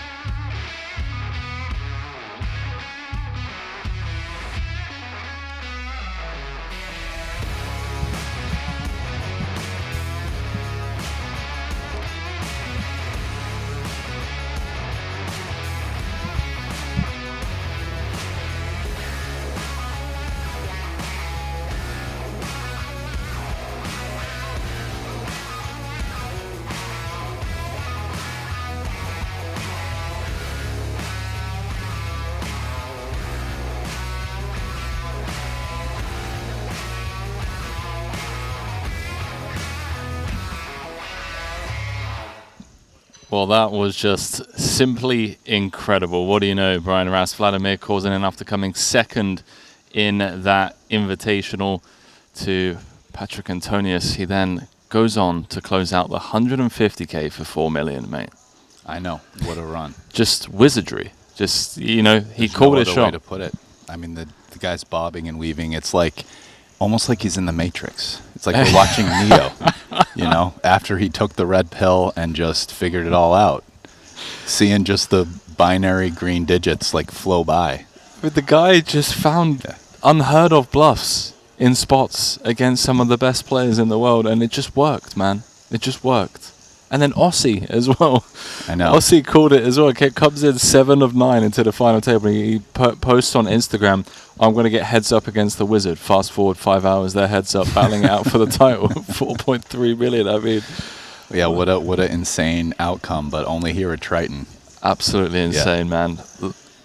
No Limit Hold'em side of the series is over and done with, unfortunately, but... There it goes, out the window. 4 cards only now. Let's gamble. The real 4-card magic starting today. The 50K that started yesterday, and then today we got the 100K. But I just wanted to touch on the 50K PLO because it was none other than one of, you know, the biggest PLO OGs of all time. I'm looking over on the Triton Poker Plus event number 13. Ben Tollerin taking down his second title for 1,070,000. Yeah, man. Look at this. Sick. Look at this FT, bro. Like beating Mickey Dueck heads up. You got Joe Tren, high stakes PLO end boss. You got Jon the Yucamine, Mads Ammer. I mean, these guys don't need any introduction to the PLO fans out there. So yeah, to see Ben Tollerin obviously come out on top of that one is pretty sick for him. Yeah, and I mean, well deserved. Ben Tollerin has been the end boss of like high stakes PLO dating back to a long time ago. He has. I mean, he's an amazing PLO player. So. And he's going to be jumping into this 100K main, which we're picking up coverage currently. Daniel Dvoris, Chip leading the field. 52 runners in this one so far as we throw it down to the main stage. Oh, wow. And we got Dylan here. Dylan is a very good PLO pro from the States. I mean, I'm looking at this table, bro. You've got Martin Dam, end boss. You've got Mads Amott, end boss. This is a sick PLO final table. Feature table, sorry. Yeah, Dylan, and then, you know, we're rounding it out with Chidwick and Dvoris. The only person I'm not familiar with is Jones. Jones is solid, mate. You do not want Jones at your table in a PLO tournament. Okay. Yeah, he's looks like he's British. So you probably know a thing or two. I've never played him. I think in some of the online bracelet stuff, I've played maybe like 100 hands. 8,000. But yeah, very very solid. So yeah, looks like Dylan's choosing a hand here with an ace and a jack blocker, blocking aces and jacks, and it's almost certainly not good 4 ways in order to bluff. But even though he's blocking jacks, we can see that Mads has a jack. Has jacks. So, which is the second nuts. 3 jacks full of 3s is still behind quad 3s.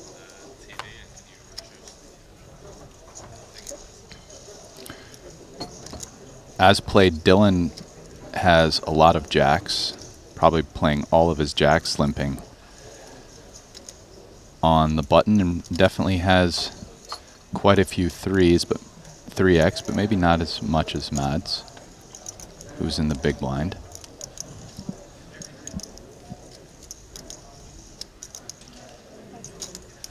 Precarious spot. Feels like a mandatory bluff, but I win. yeah. I win. Good job, Dylan, for staying disciplined. I had a very good hand. No, you didn't. Yeah, I did actually. To do what with? Everything is relative. Yeah, no. I probably should have value bet. Huh? I probably should have value bet. Now Dylan knows that he's queen for something? Lying. I had a jack in my hand and a straight. Wait, what? The board was correct, right? It was 3 3s, a jack and a 4. You know this. Weak and tight. Never be too careful. You smelled it probably. Didn't feel good. Yeah, he's just throwing out smoke screen. This Am I getting bluffed yeah. at this conversation right now? Yes.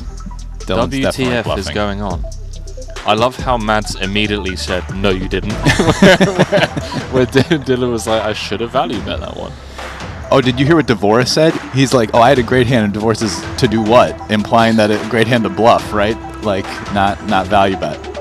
But listen, man, it's poker. You don't got to tell people what you have. You can make stuff up. It's all Dude, good. I want 2 days of shit talking, man. Yes. It's PLO. Everyone's done with the hold'em. Now it's the 4-card magic. And these guys, they're coming out. You know, they're like firing shots immediately. Let's go.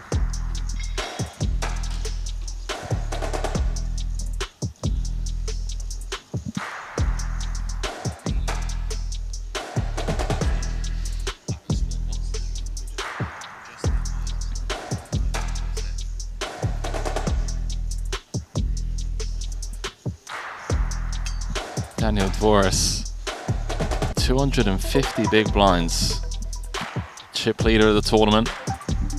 Still very early on, obviously. 51 runners in this one. Plan of action today is 10 levels.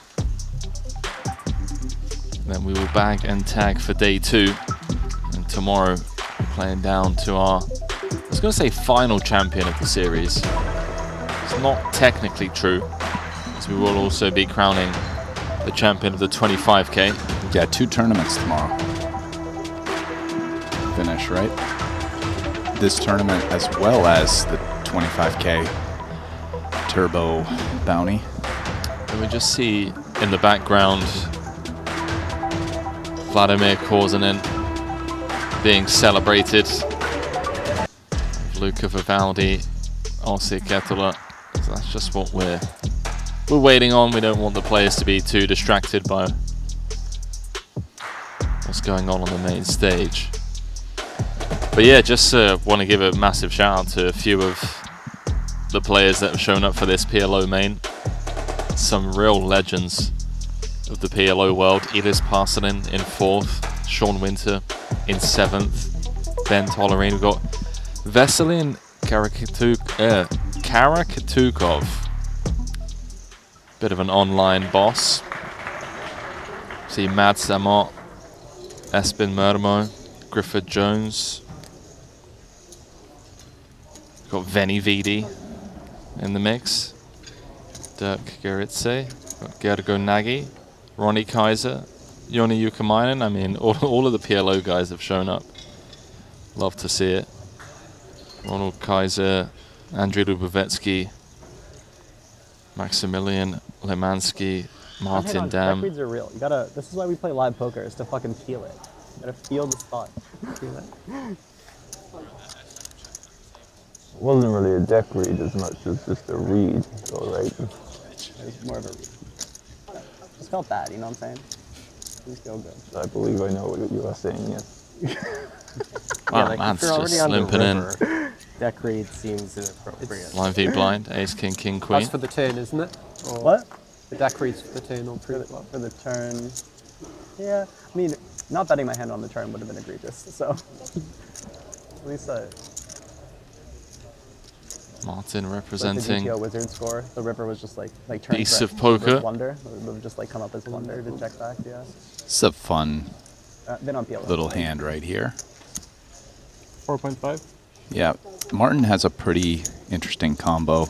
Especially versus Lim. Bluff. It's got a spade, 9 of spades. Has a gutter, queen high, no good. Dude, that free is Makes like sense as a king of clubs. combo you Yeah. bet immediately on the flop.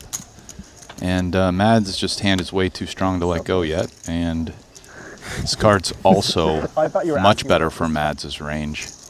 I almost even wonder, maybe just because Martin still has more 4x, still checking.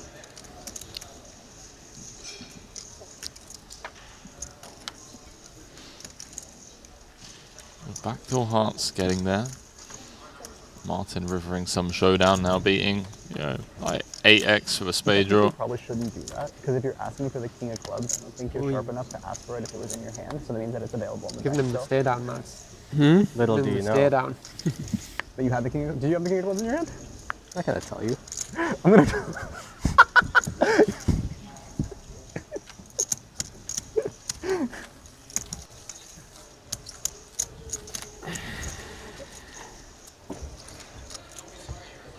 Boys are having fun.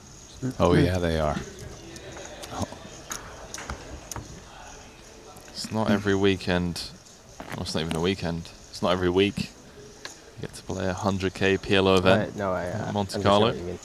And Like I would have... I thought about that, so You randomized in your head? Not in my head. Like I would be thinking about that in the hand. Extra data. No, I just... Man, what an incredible end to the No Limit Hold'em part of the series. Oh, that makes And sense. I didn't remember what my hand was. Vlad just coming in clutch.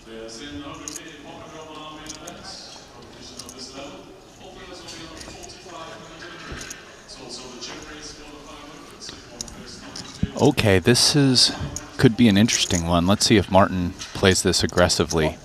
Yeah. And Dylan has just the medicine for repot. I think actually probably goes just repot fold. Martin has a stack he can 3-bet fold off of. So, and his hand plays pretty poorly, I mean super poorly against aces obviously.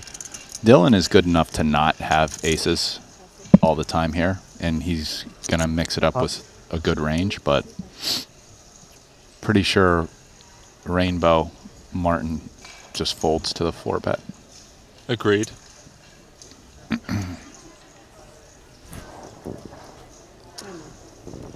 Always depends how many bullets you're in for. Yeah, we can see right now 28.72 in PLO. That's pretty dusty. Doesn't get much worse than that.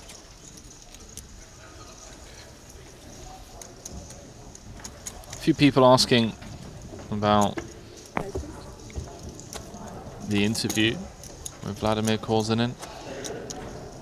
Just a little trophy collection. Didn't want to be the center of attention. Just wanted to collect his trophy and go on to the next tournament. I respect it, you know. I believe he didn't keep his trophy, right? Apparently he gave it to his heads-up competitor. Yeah, that's what Boss Paul Pua just told us. Yeah.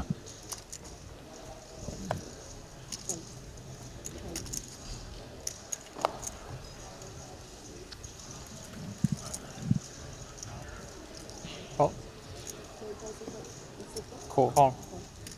Martin just limping button. The Jack 10-10-4.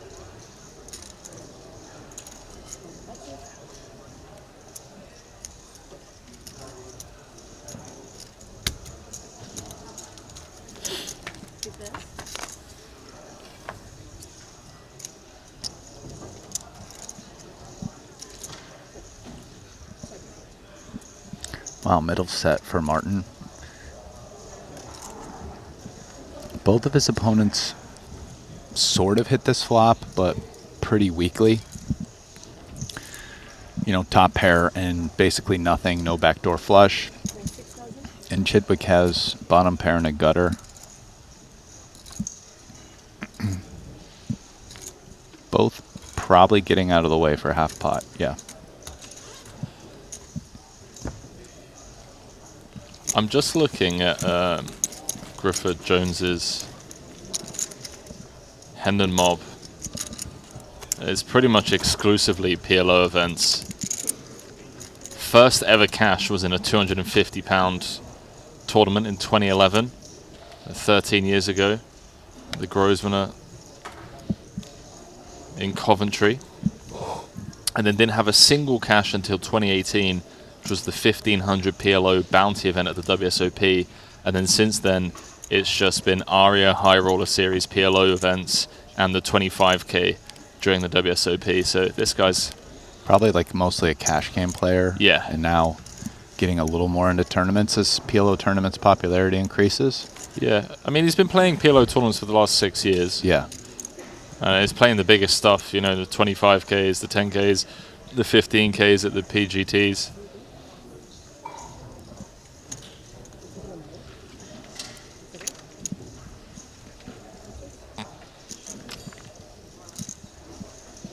Wow, Dylan Wiseman with pretty strong hand here. Ace, king, king with a jack, not a dangler, with a ace high suit. He's going to attack all these limpers. None of them really has a hand they're going to be too excited about, other than maybe Dvoris, who probably continues. But I don't know about Martin. Yeah, he's out. And Chidwick out of position here with the 8 dangler rainbow, probably gone. Yeah. I said Dvoris just flick this in. The ace, queen, 9-8. Huh. Yeah, you don't limp to fold that really in position.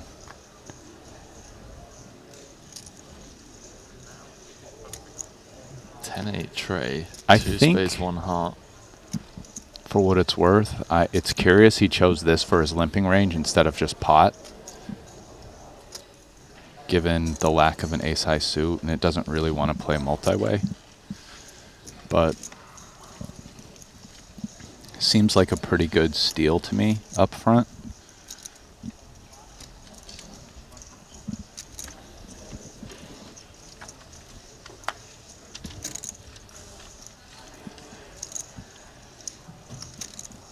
And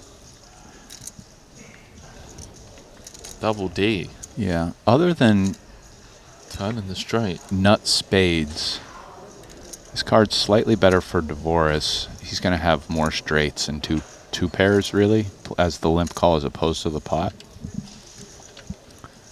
Probably more sets as well. Wow, and Dylan is being aggressive here with an interesting combination. This would make a lot of sense to me if he had like the king of spades instead of the king of hearts, for example. But spadeless, this feels pretty aggro.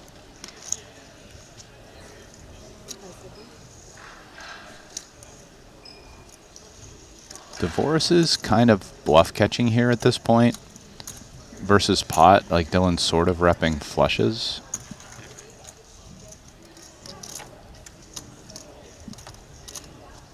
Obviously doesn't need to have a flush, as we can see he doesn't. I would guess without a spade, Dylan's probably going to give up here, since this seems to me sort of a low frequency turn play.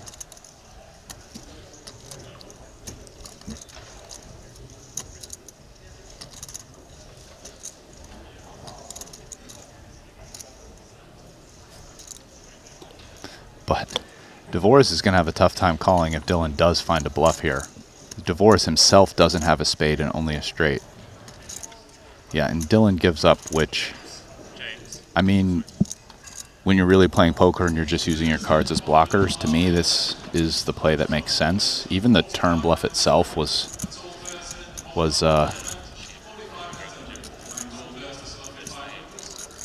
an ambitious find, but not unreasonable. King's not going to be good very often there. I think he's thinking he's blocking the jack, so he's blocking jacks up.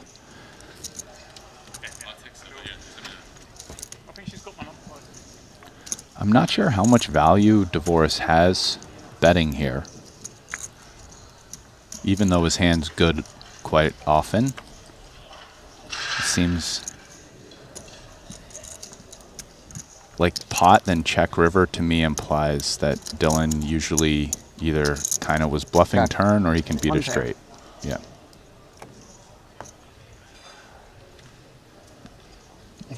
Dvoris up to 812,000. Queen 9. Just running away with it. Yeah.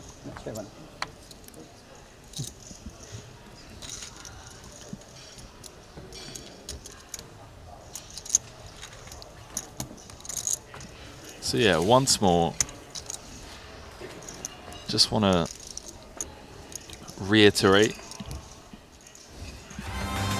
after before I give a shout out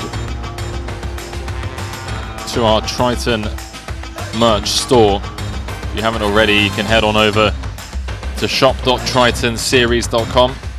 Get yourself a little 10% discount with the promo code Triton10 during the Monte-Carlo event period only. Rock up at your next home game or your next live stop or cash game. Triton hoodie or some Triton merch. It's a way of supporting the Triton community. No. But once again, In just Vegas, want to I ran reiterate. time a lot. Oh, you did? The invitation The dealer took it from someone. I'm a tanker. for an interview was extended to our champion don't get Vladimir it. Korzunen, and it was Okay. politely Yeah, I guess. declined for his own reasons that don't need to be there's one here, but I think justified in any way. That's the one I just threw in. Luca asked him, producer James Yeah, asked Paul, him, right? Yeah. Yeah. as did Paul's from Share Hands, and that was it. It was just like, hey guys, I've loved my experience. I don't need TV time. Thank you for hosting me. His choice.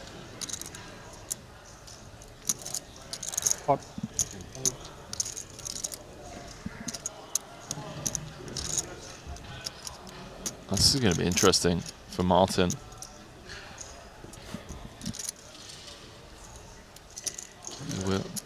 When he faces the inevitable 3-bet. Hard game. Huh? Hard game. Hard game, yeah. I mean, I think this is Yeah, you can't count the hand combos I think here. is probably not quite good enough to come in as At Dylan least. versus Ray's 3-bet.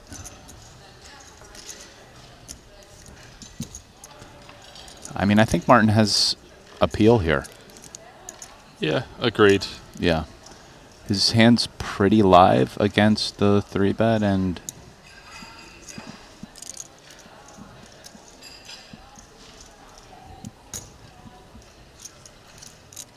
you know, very connected, double suited. Again, you're not crazy about playing cards this low with low SPRs here, but you know, that said, it's 4 of them, and you're versus a range that's going to be very like aces, kings, and high card weighted, so your cards are live.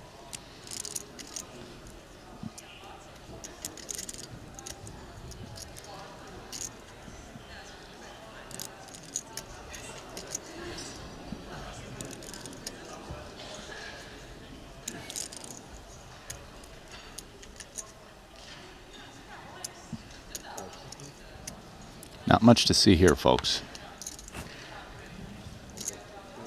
Jones continuing. A small C-bet of 15k. Snap fold from Dam. Dylan would have flopped quads, that is right. Daily quads. But a disciplined fold nonetheless. Can't be results orientated.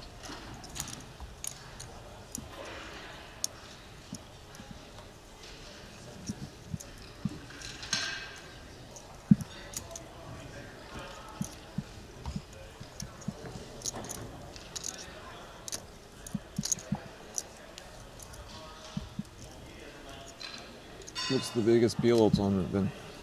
100. No, like field size. Oh. 100. WS in terms of count or in terms of? I meant like Triton. What? This will probably be the Yeah. biggest PLO prize pool for a Triton, if I had to guess. How many was Montenegro? Entries? That one was small. Was it that big? No, maybe it was smaller. I think it was like 45. Oh, was it actually? Yes. Okay. Yeah, I could be wrong. Maybe. I could be wrong. 50k WSOP got like somewhere between 140 and 200. Yeah, that one's always. That was like 200. It's gonna be more than this. No, that one always gets 200. Yeah, that's more than this then. I think Stevie was asking. If this one gets 100. For Triton. Yeah, sure. Oh, you're talking about prize I was just wondering Didn't the what 50K they get, like, need to 300? break the records with PLO in this. The 25 the the Triton 25K PL. Oh, for the Triton record. This is gonna. I think this is gonna break the Triton record. It seems like it, right? Yeah, It's not usually this many entries. Yeah, I would bet. Oh, so. yeah. I would bet. Yeah.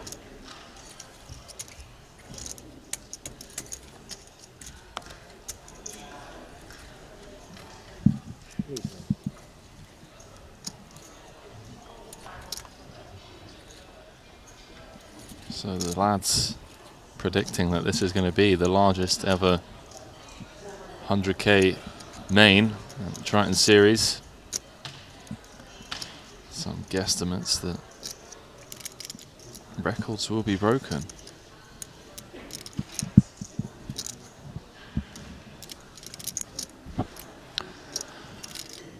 Well, pretty nice flop for Dylan here, all things considered.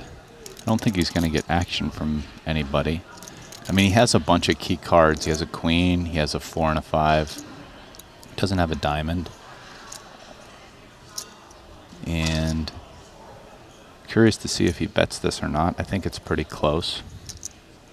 Well. Yeah, and he's coming with third pot. He can definitely call a check raise with this hand. Not that he doesn't want to get check raised though, and he won't. But believe he will backdoor, yeah, with backdoor clubs, the open ender and the queen. 7's a clean out as well for top 2 pair. 250K starting stack in this one. 45-minute clock.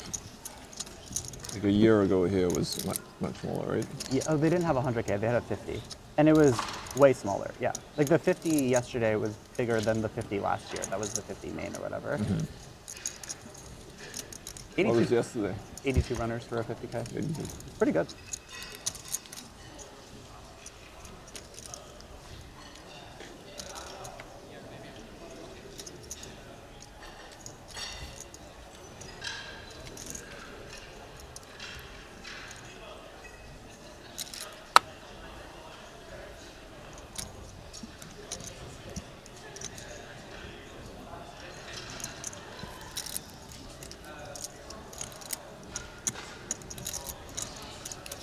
Stevie with moderately connected suited ace hand.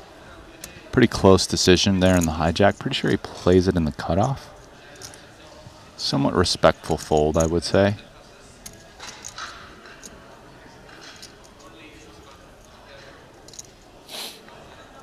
Dan, be careful on your seal. You're peeling the right side up a little high. I didn't see anything, but it was very close. All right, thanks.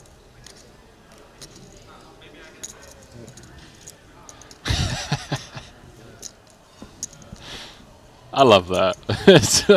Dan was just like, thanks.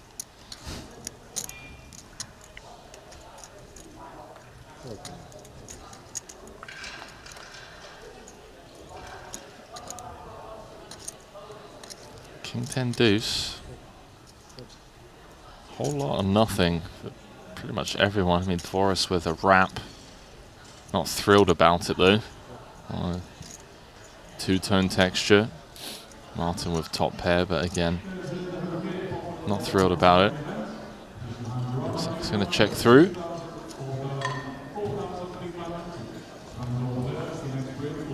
Eight on the turn, giving Mads 2 pair. DeVoris has a pretty interesting hand here. I mean, literally 0 pairs. He's got a ton of equity against anything but a flush, and he has a diamond blocker.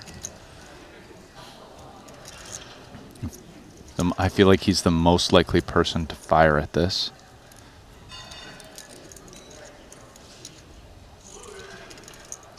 We can see Dylan just so far just itching to take aggressive lines. This, I mean, just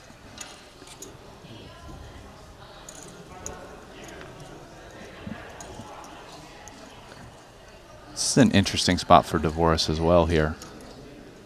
I mean, he's drawing dead versus a flush, but he isn't otherwise, and can consider obviously bluffing the river if he doesn't make his straight against check-check lines. Does have 2 players behind to worry about, perhaps. Yeah, certainly. The reason why he found the mark. Dylan gets a cheeky one through. Look at Dylan go. Oh, no. I mean, showing his stuff. Ah.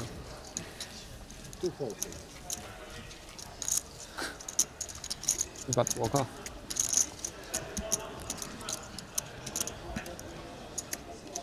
The 100K in Montenegro got 83.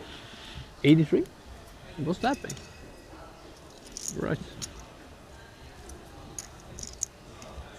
Maybe you're thinking like 45 uniques or something? Maybe. That's I possible. mean, there weren't that many people there, so I understand what you're saying. Which actually... Yeah. It felt but smaller. Still seems low. Huh? Still seems... no, like 2 bullets average. On average, that's It's quite high, but it's not impossible. Also, I don't think maybe the PLO guys are a little more re-entry happy. Alice was in for 6 bullets yesterday. Yeah, 6 yesterday.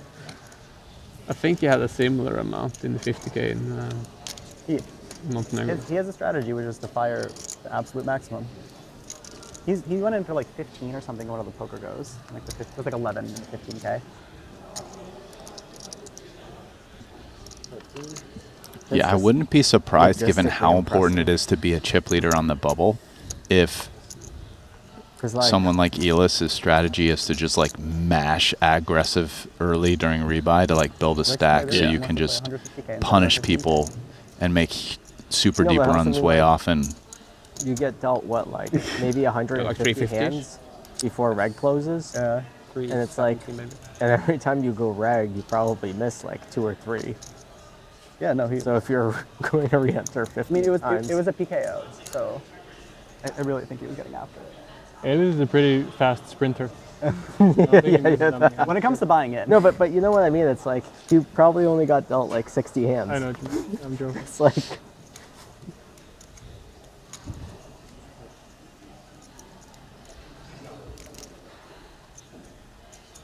I kind of want that conversation to continue.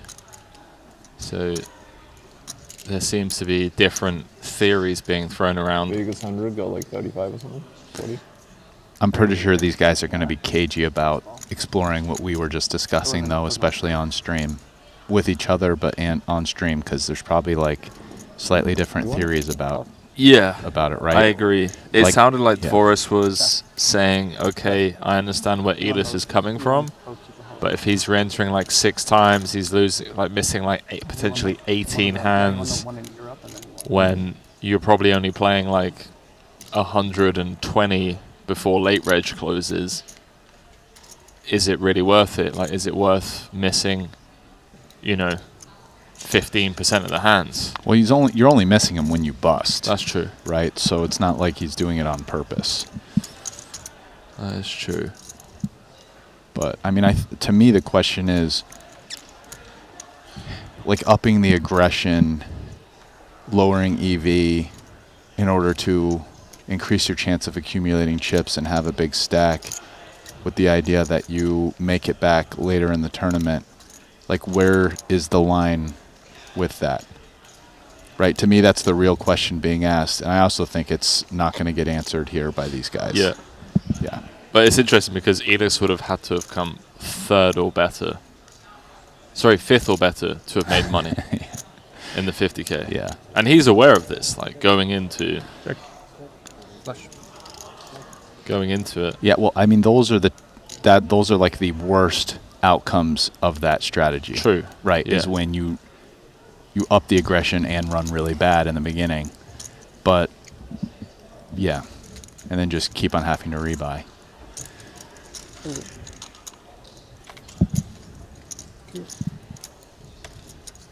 Man, what an insane Final 4 that was in that 150K.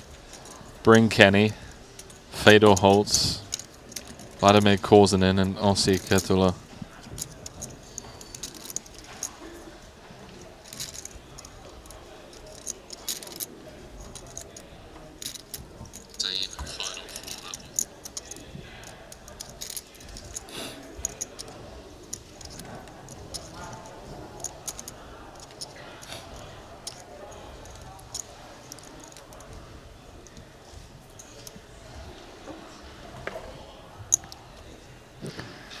Man, Henry, what an insane last week it's been. I mean, here they're playing huge poker tournaments. It's all these millions of dollars giving out. The markets have been going absolutely mad. I mean, just everything is pumping, high volatility. Like, what is going on right now? Me?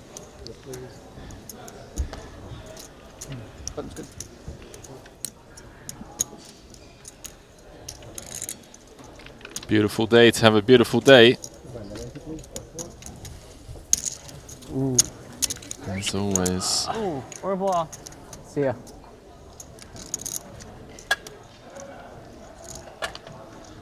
The bull. So I'm Gonna responsible for lose. fresh entry. Yo, did you help him? Dylan Weissman. Where am I going? He needed a 2K transfer on Luxon.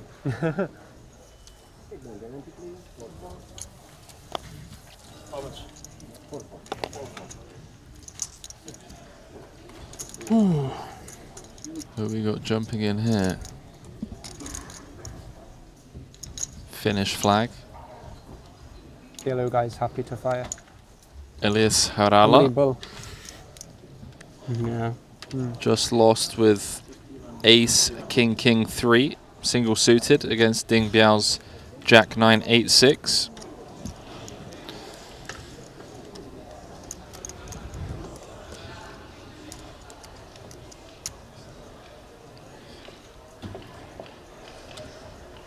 Yeah, Ding getting the dream flop. 7-5 deuce in a 3-bet pot, flopping a wrap with 2 live backdoor flush draws. Got there on the river, showered the fin. Here we go, a fun little double suited hand. Double suited, disconnected. But yeah, in my opinion, a pretty clear open. Nothing strange about this. Got the king and queen high suits.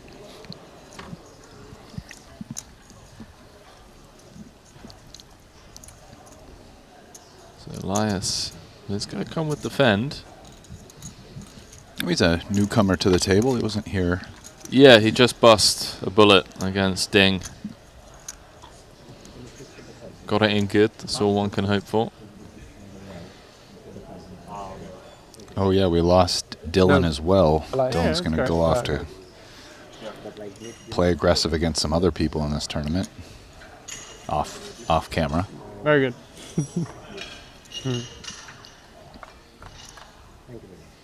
These hands, like a little bit of overlap. We both got hearts. Wow. How about that for a flop? Ooh.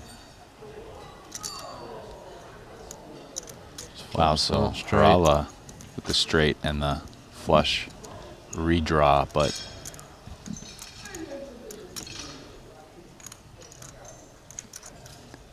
six and the 5 not doing anything for his hand. Yeah, Mads checks it back here with like a hand that is pretty happy with this pot, but wants to play pot control kind of. Definitely doesn't want to get check raised. As we can see, he would have had to fold, and he had pretty good equity. Great turn card for Mads, who picks up the open ender, and Harala's flopped nut straight is now the second nut straight behind queen 9 and ties with anyone else with a jack high straight, which isn't that hard to make anymore. Let's see how Mads proceeds against the pot size lead. Don't think it's going to be going anywhere just yet. I think call. Don't think his hand is big enough to... I mean, he'd love to get a fold, but I don't think his hand is big enough to... You'd probably want like ace, king, queen, or you know what I mean, to start making plays like that. Otherwise, you're just doing it too often. Or like king, queen, double flush draw, stuff like that.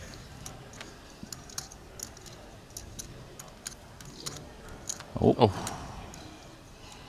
Ace of diamonds. So both flush draws bricking. Mads drilling Broadway on the river.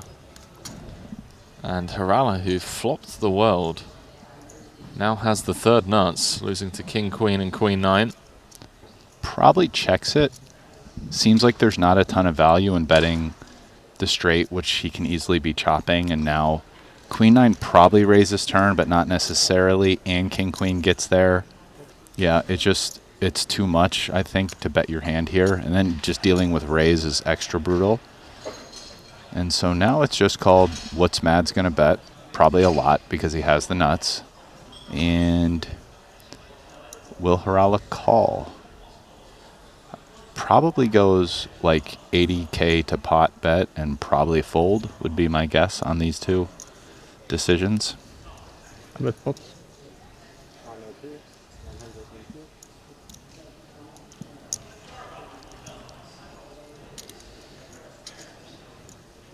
Sucks unblocking spades. And Harala's shoes. Yeah, unblocking spades, you are blocking hearts. I mean, I think if you're good here, you're looking for hands such as 2-pair and flush draws, maybe like queens with a flush draw or kings with a flush draw, certainly.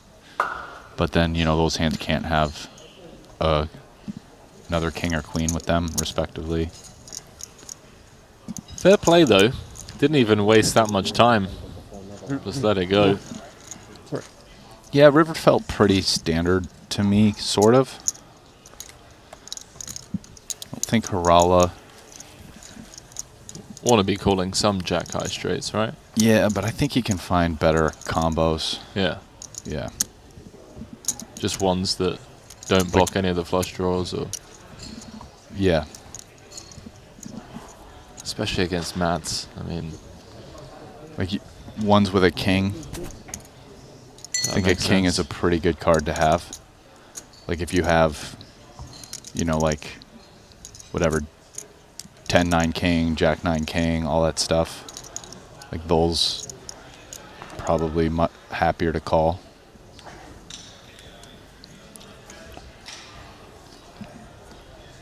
Even having the queen 9 straight, still better, right?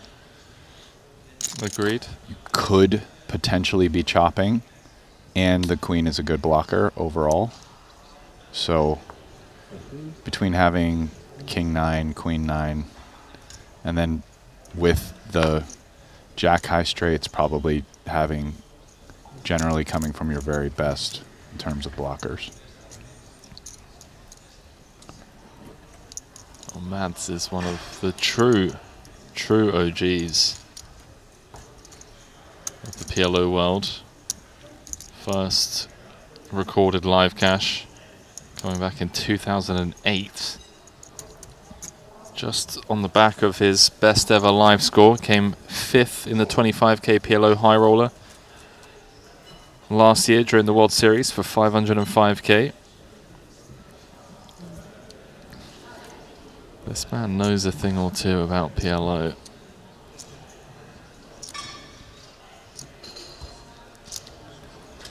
Actually followed that up with a 6th place finish here this time last year in the 50k, 216,000.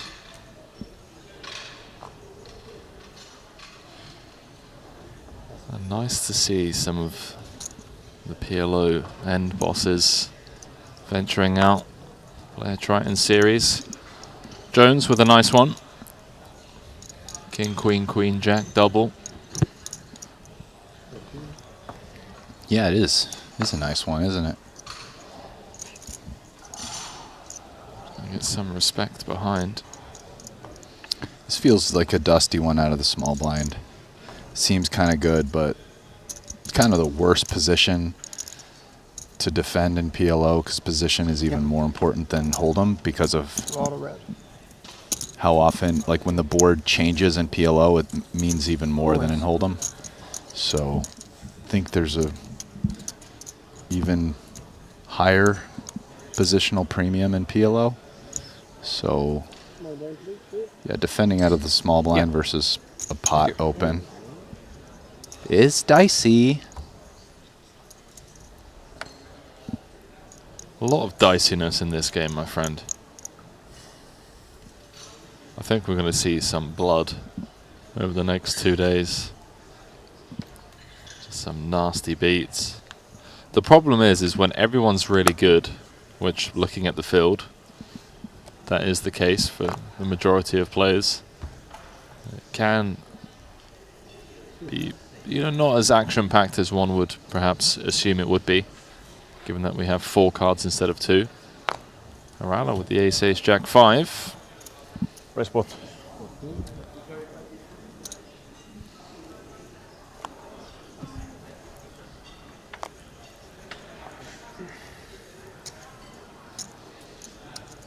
Yeah, Martin's going to defend this. Pretty disconnected, but still got the ace queen. Got a single suit, but to the ace. Always. PLO, you see flush over flush. A bit more than in Hold'em. Pot behind.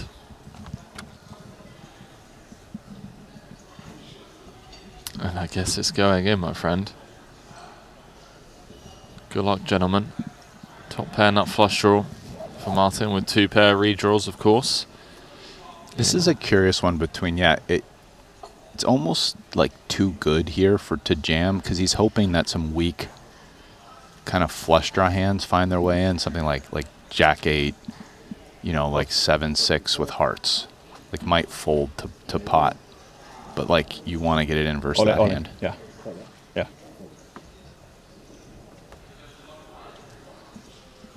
9-8-7-6 double suited with hearts. It's not a lot, but there are a few hands. 34 and a half, please.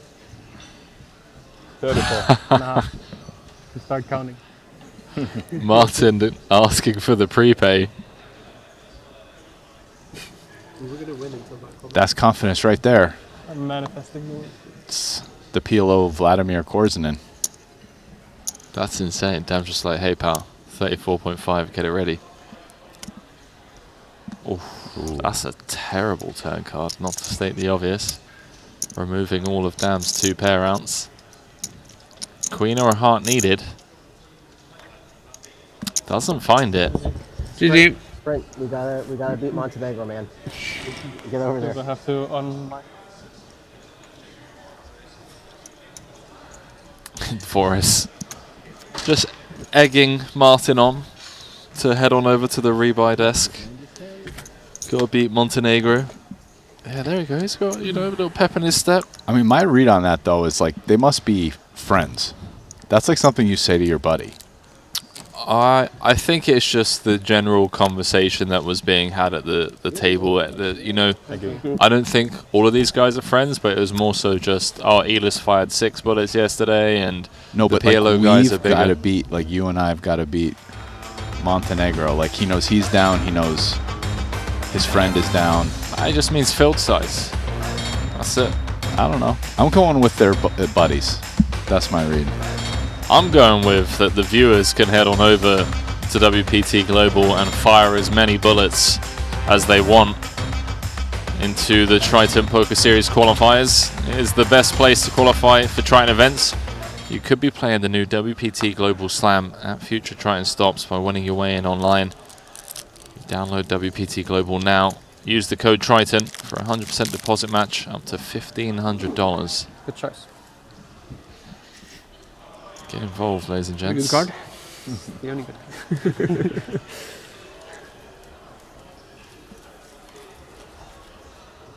You won the pot and made 0 money. Pardon? You won the pot and made 0 money. Yeah, I'll take it. Got all these reds back.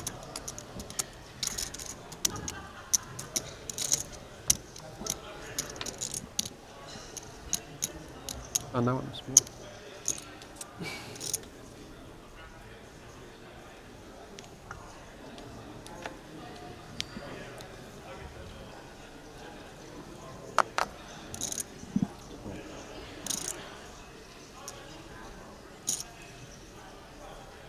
All right. Divorce with a pair and an ace-high suit and double suited hand. Pops on up. There's one of his 6s. 2 of his hearts. Oh, hello. Playable one for Jones, especially this deep. 3 clubs, though. My guess is flat. Yeah.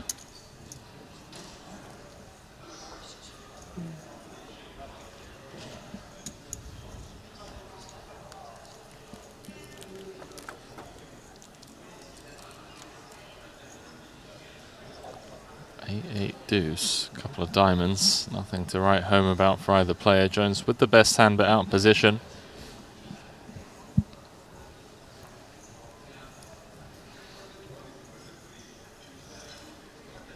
Sixes being a relatively low pair probably favors betting. He doesn't have a diamond in his hand, does have clubs. This is a pretty close one between bet and check from Dvorak. Card helps nobody. I think tens is at this point pretty happy to just get the showdown. Could be the best hand, and he has an ace and a jack in terms of overcards to his tens for coverage. Seems like a pretty nice one to check.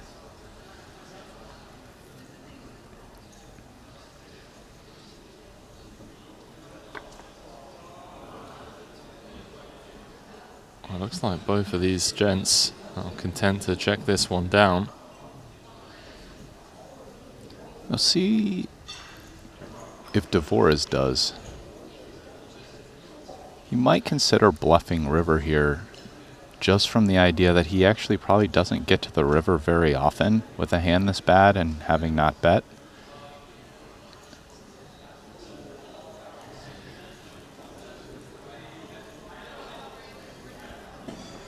Yeah. Yeah, not surprised he found this bluff. I think it's a pretty interesting play, and it's targeting exactly a hand like what Jones has.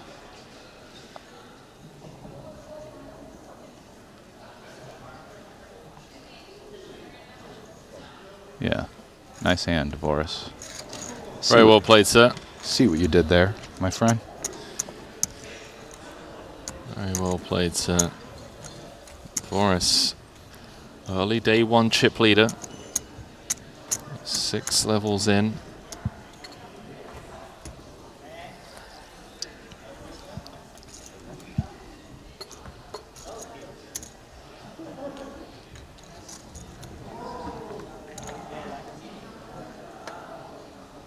Mm-hmm.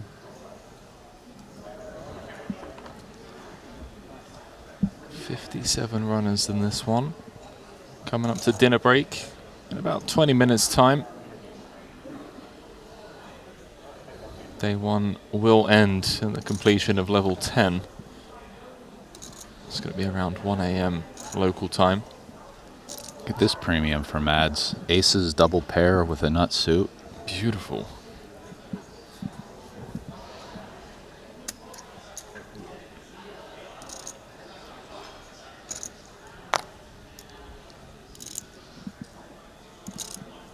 This is an interesting one for Chidwick. Super easy play and position on the button. Well, he's in the small blind. Yeah. In the small blind, I think it's tough. Probably one of the weaker hands he ends up calling. 7 being just connected enough to the rest of the hand. Probably folding like king, queen, 10, 6 single.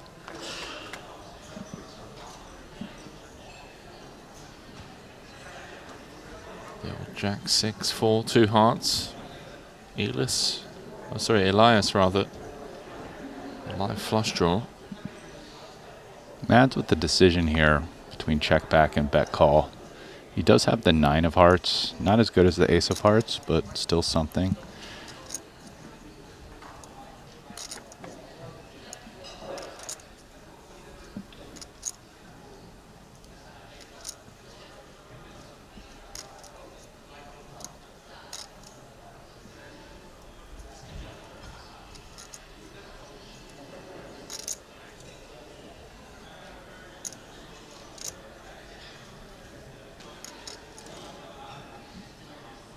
Harala here, deciding how he wants to play the queen high flush. It's probably, does he want to be able to get 2 streets of value or not? He's probably good against Mads most of the time, given flop check back, but not all the time.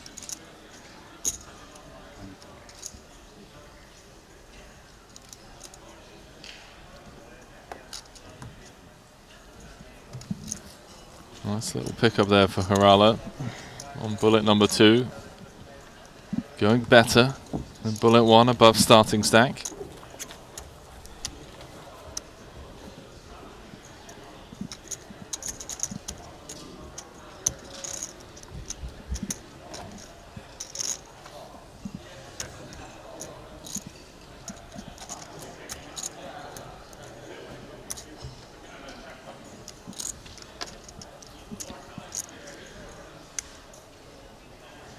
Artur Martirosyan with a surge up to 2nd in chips. He's playing 187 bigs. It's been a steady grind for him this series.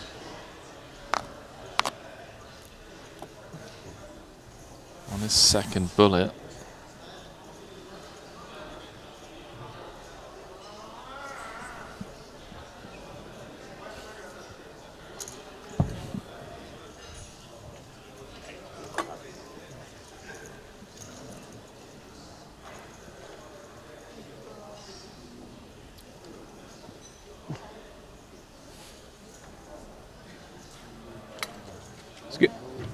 Excuse me?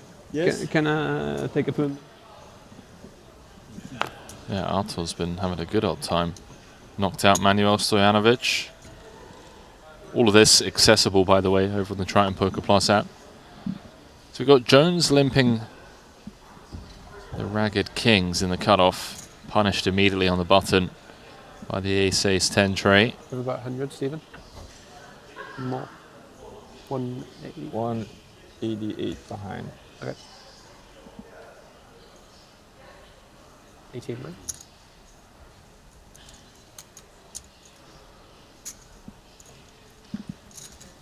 $46K out there. Jones does make the call. Comes with a limp call. 10-6-4. Ace of Diamonds, very key card. 10 blocker. Chidwick has a pretty sweet hand to bet the flop with. I mean, 10 is a big blocker. Ace of Diamonds is big, and I mean, aces might be the best hand. He doesn't get check raised that often, having the Ace of Diamonds and a 10 in his hand. They're pretty deep as well. I mean, it's kind of an easy fold versus check pot.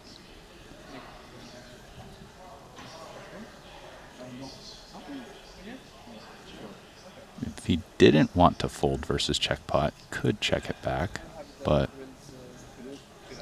I kind of like how this plays as a bet because, like, what card do you want as Chidwick?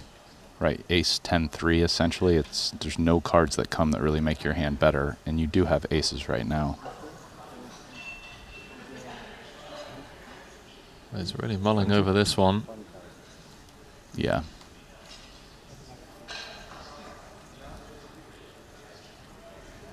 Excuse me. Can I have Thank you, Stevie, for betting that, because I would have really had to reassess things if he checked it back. Like, I would go ask some people and like, what do you think about check back here? I mean, Stevie did it, but 20-46. Jones with an interesting hand to continue with as well. That 9 of diamonds, 4 of clubs. The Jack of clubs rolls off on the turn. 86K out there. Can I have maybe 5 minutes? SBR of 2. this is an interesting spot for Stevie. I mean, you can't really pot fold. You're never really getting it in good when you pot, though, and your opponent puts it all in. Maybe you could be, like, flipping at best. But it's nice to take down that many chips. Yeah, check back seems prudent. I like that. And King's 9, Badoogie got there. Yeah, Jones backdooring into the second nuts. The hard way. That was not the easiest way to improve. This could get really fun, though. I mean, does Stevie ever do anything crazy here with the aces, blockers? I mean, the problem is if Jones bets like pot, Stevie doesn't really have enough. Agreed, yeah. Because, like, you basically want to put, like, even king 9 at indifference. 22. And I don't... Oh, but versus this bet size... Hello. Is he coming in? Coming in with the attempted piece up. Let's see if he pounces on this small sizing. I mean, he's not betting 22 to fold king 9, though, would be my guess. It's like trying to bait aces into bluffing. That's what it feels like. Yeah. He's like, you got aces, mate. I'm going to get you to bluff this and call. I mean, that's just too sick. What if he snaps him and say ace is no good? We might get to find out, Brian. Will Stevie take the bait? The line has been extended out to him. 108K out there.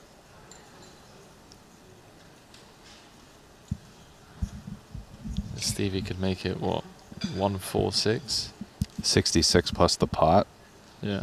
All right, let's go. Ooh. He didn't fall for it. Sussed it out. I mean, like, totally reasonable bluff spot. I mean... Especially after check and turn as well. Yeah.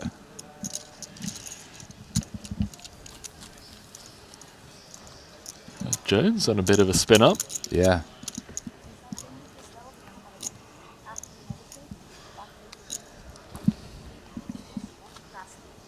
So it sounds like we will be getting some fresh faces. Not popular enough. As obviously we picked up this one halfway through level 5. We've got 10 minutes to change it up. After the conclusion of the 150K.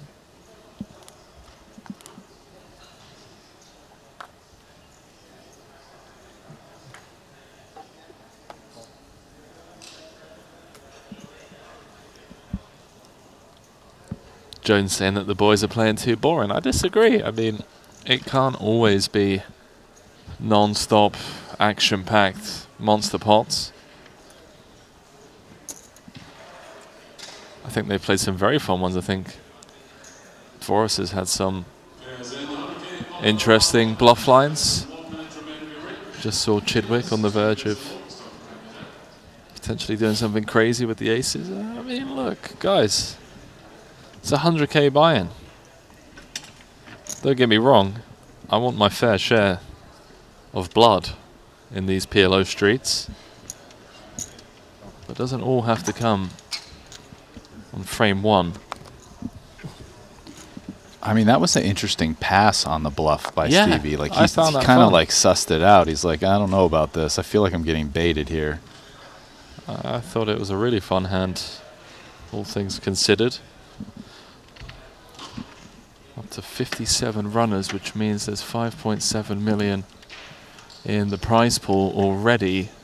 And there's whispers of breaking records from the people at the table. I mean, they're willing to fire multiple bullets in this one.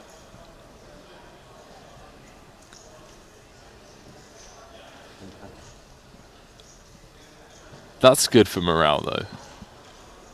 The fact that they're talking about trying to beat the Montenegro prize pool.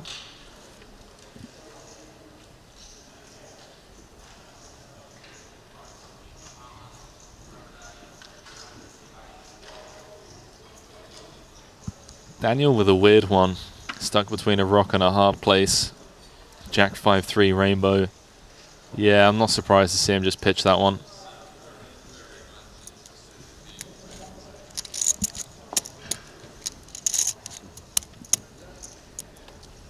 Griff.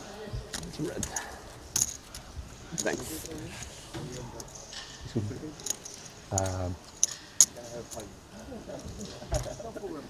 Focus on thing.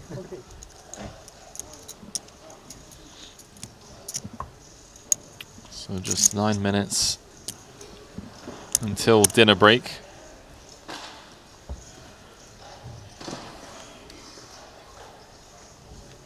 Do not threat. Through the power of technology. It won't be a full 75 minutes. It'll just be a 30-minute break. And we'll come back with 2 brand new feature tables. You can see 14. Nacho Barbero, Ren Lin, Ben Tollerine's going to be at one of the feature tables, fresh off that 50K win. Lucas Greenwood, Danny Tang in the mix as well. You love to see it. That's going to be a fun table. Danny Tang and Nacho Barbero along with Dylan Weissman. That's going to be after dinner break.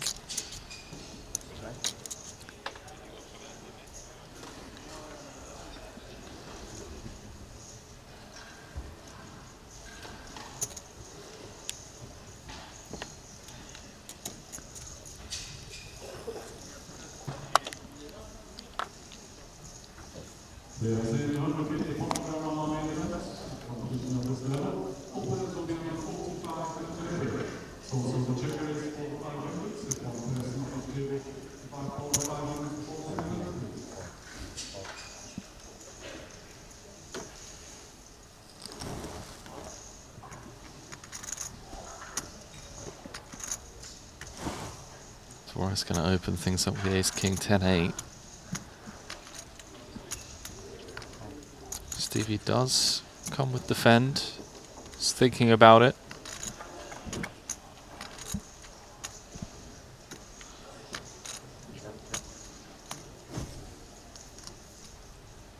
This one is all Forest. Top pair, top kicker, all that all important ace of spades, Broadway draw, backdoor clubs.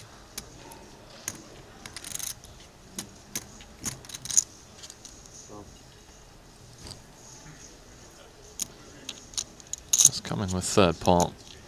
No nonsense from Stevie. Gonna just let it go. Yeah.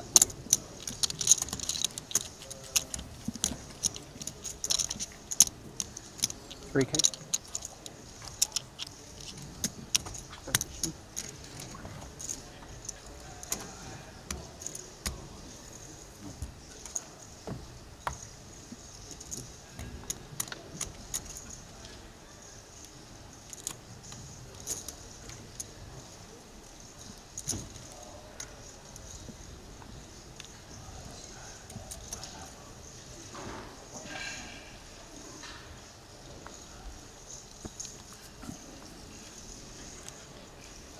Force has just been chipping away, by the way.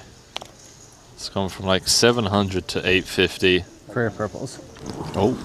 Space in no time. As has Jones. Little Jack 10, 9, 8 double. I mean, I'm hoping the blinds 3-bet me here. So let's play a big one, man. Let's I'm go, in position. boys. Yeah. 100%.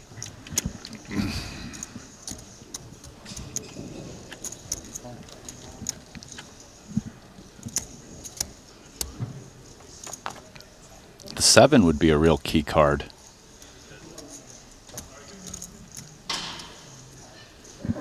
Two backdoors. Backdoor wrap on both ends. Yeah, this feels like a C-bet here, right? Sorry, I said backdoor wrap. That's not true.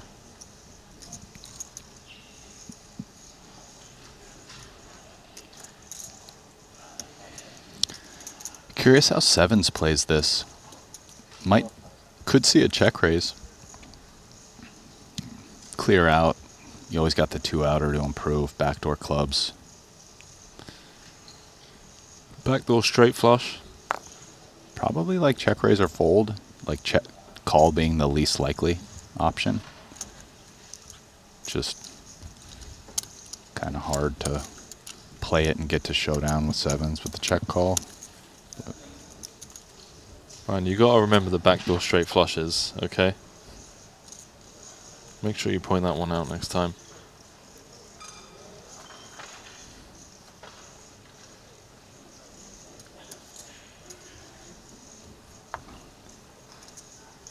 Love seeing all of the PLO fans coming out of the woodworks, getting involved in the conversation over on YouTube. Do let us know if any of these are your friends or perhaps study buddies, people you've battled with, anyone that you're rooting for. And yeah, Jones is a legend. We've already touched on the likes of Jones showing up for this event. The 100K PLO main. It typically grabs the attention of some of the best online PLO players. If you head on over to the Triton Poker Plus app, you can scroll through the entire field. And yeah, all the big names are in town, let's put it that way. Elis Parsonen, Sean Winter, Jones, Gergo Nagy, Mickey Dueck, Mad Zamot, Dylan Weissman, Veselin Karaktukov, if I said that correctly, Ronnie Kaiser. Just so many online PLO specialists in this one. Thank you. As one would expect. Richard Greiko, Jonas Kronwitter, Veni Vidi's here. Let's go.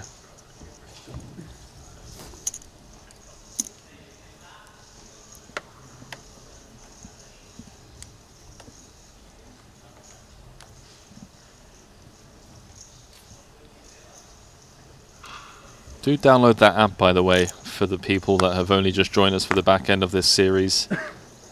For the PLO specifically, you can watch every table. You can also track the hand histories from every player for the last 100 hands. So perhaps kind of using this app as a tool for studying whilst watching the stream.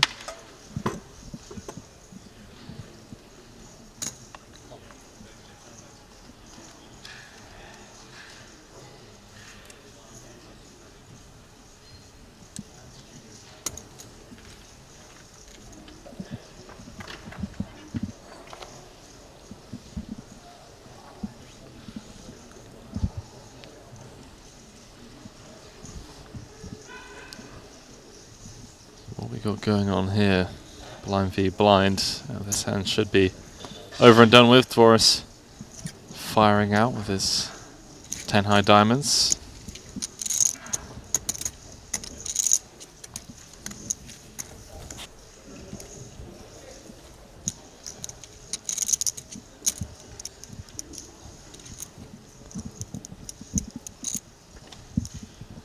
Wow, Lucas Greenwood taking the chip lead.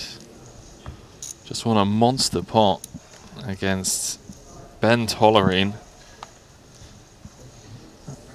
Ace is single suited against Ace King 8-5 double suited for around 100 bigs apiece.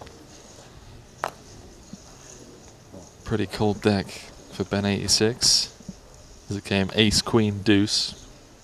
Nut hearts for him. They bricked out.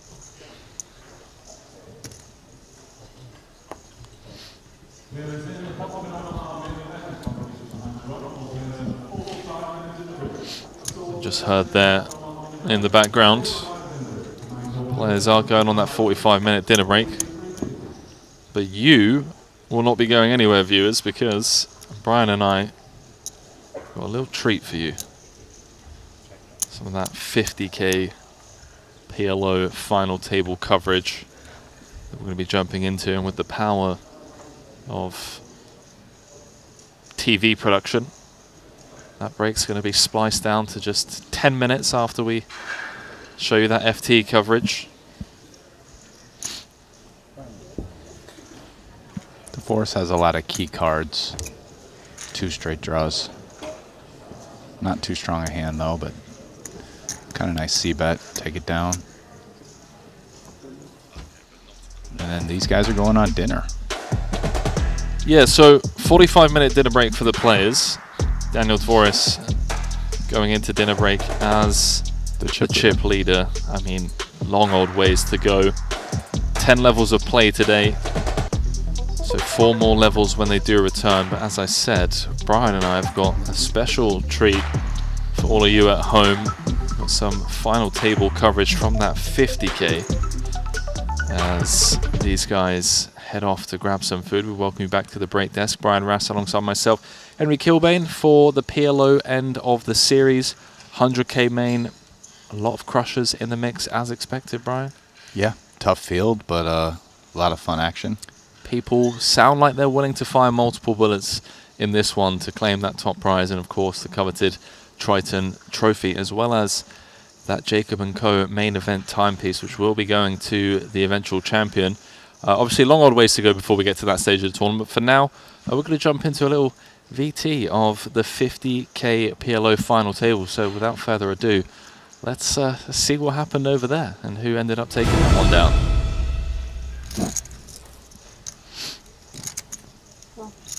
Was a table full of PLO elite, as one would expect. Espen Mørmo, Mads Amot, Jonne Jukemayan, Joe Tren, Maximilian Lemansky, Mickey Dueck, and Ben Tollerine, aka Ben 86.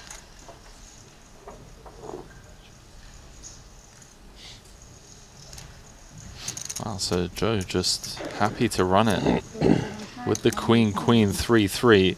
There's not that much left behind, right? No ace on the flop. Jack 8-6. Espen with top pair. 2 pair outs and a nut flush draw. Couldn't find it. Espen. Espen was the first elimination of the FT. He was out in 7th for 193,000.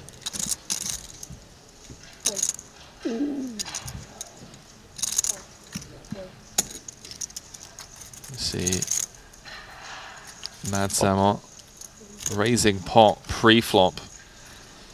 Ben flicking in the call with the King Jack 10-10. Yeah, backdoor clubs. Some overcards to the 7. Ended up calling it off. 62% equity.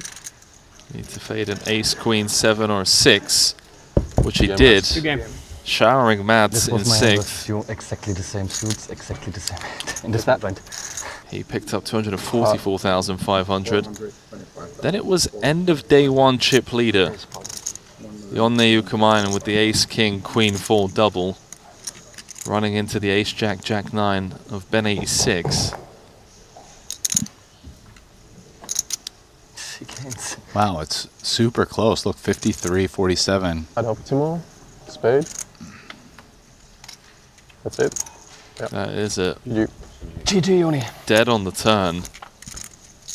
Joni, with a disappointing run, would have had higher hopes coming in as day 1 chip leader, day 2 chip leader. He headed home with 314,500.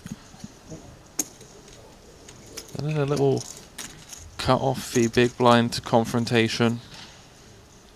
Looked like Joe Tren opted to limp in with the king, queen, queen, deuce.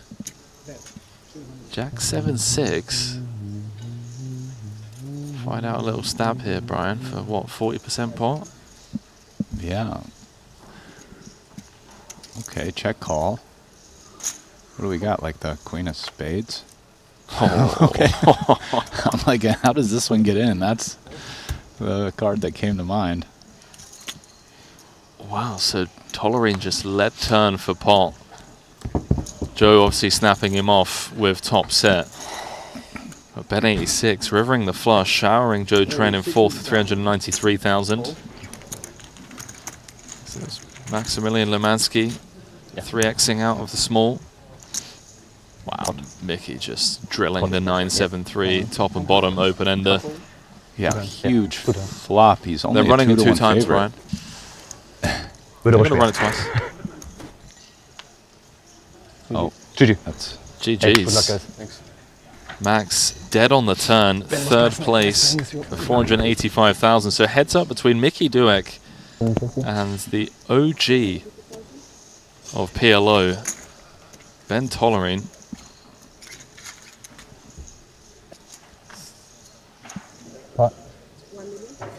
wow. How about this for a flop, eh? Nut flush draw, gutter versus top 2 pair. Here we go. Backdoor diamonds. This is for the win. 9.3 million for Dueck to get back into Ace this is a one. fair card. Yeah, Ace is a fun card. Ace is no longer a fair card. Club or a 5 needed. GG. Doesn't find it. GG. GG's in a handshake. Yeah, you too. Mickey Dueck out in second for 736,000, and that means Ben Tollerine, Brian, picking up his second Triton trophy, first in a PLO. No for surprises there. 1,070,000. Yeah, tell me about it. I mean, how much PLO do you think that guy's played over the years? I mean, quite a lot. Showing up, getting it done in the 50K tournament streets. Brian and I are going to step away for a short 8, 9, 10-minute break, and then we got a little surprise. Luke Schwartz going to be jumping in the booth to, well, I guess bounce ideas off you and I about the PLO shenanigans that are going to be going on in this 100K. Don't go too far. Continuing coverage of the 100K PLO main in about 8 minutes' time. Exciting news! WPT Global is the new title sponsor of the Triton Poker Series. To celebrate this exciting new partnership, WPT Global will have its own event at each Triton Poker Series stop, the WPT Global Slam. Look out for your opportunity to qualify online. Download WPT Global with code Triton and get a 100% deposit match up to $1,500 now. Sign up today and join the action. Online poker is back in the USA and Canada, and it's back bigger than ever. To celebrate the launch of Club WPT Gold Sweepstakes Poker, we're kicking off a $5 million invitational free roll in the poker capital of the world, Las Vegas. Only 2,000 seats are available, and it's invite only. Register now with code Triton for a chance to win a seat. And did we mention the first place prize is a whopping $1 million. Pre-register now at clubwptgold.com.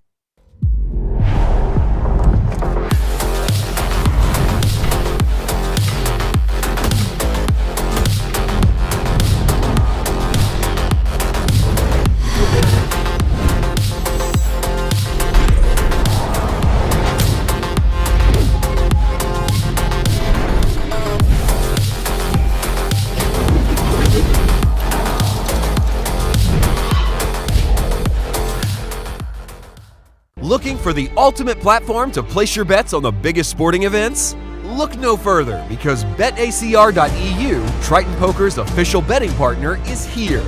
Whether it's the thrill of soccer, the intensity of football, or the fast-paced action of basketball, BetACR.eu covers it all. With real-time updates and competitive odds, you're always ahead of the game. BetACR.eu also offers exclusive poker events that you won't find anywhere else. Test your skills and make every hand count.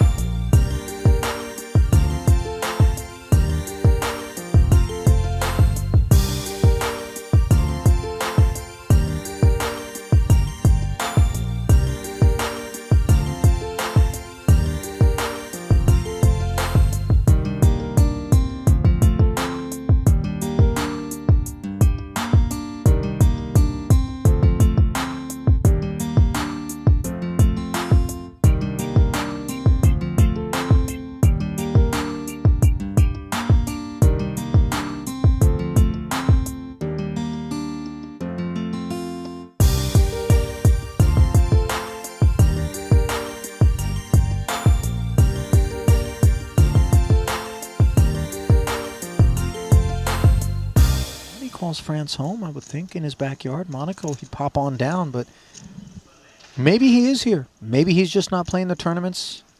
Who knows? What we do know is Vladimir will be playing King-Queen suited, and he's going to be doing it for 3x and change. Now, Kenny with pocket sixes. I mean, it's just too much hand.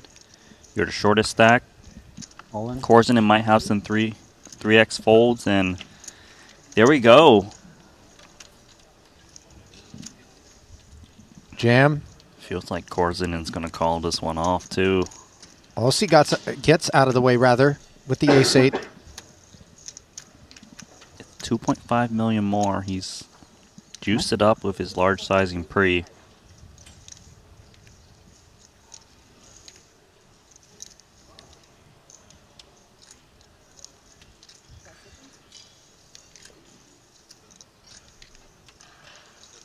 Patrick Antoni has emerged on the rail. Beat Korsinen heads up in the Invitational. Biggest score of his career just a few short days ago. Korsinen makes the call. 2 overs plus clubs are going to take their chances against the sixes. Kenny, relieved to be in front, of course.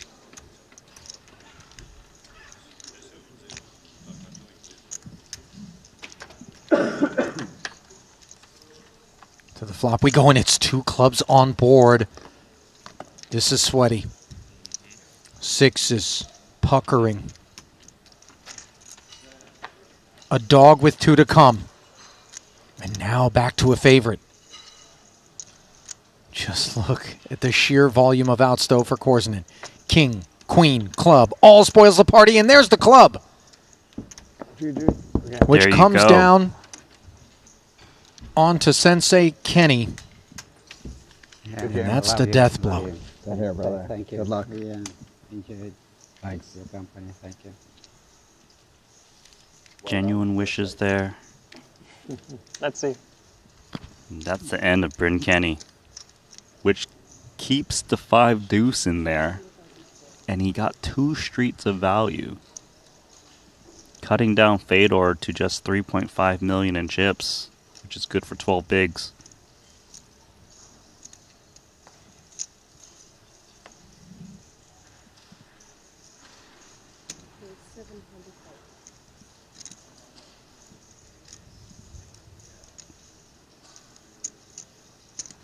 Raise to 700,000 from King 9.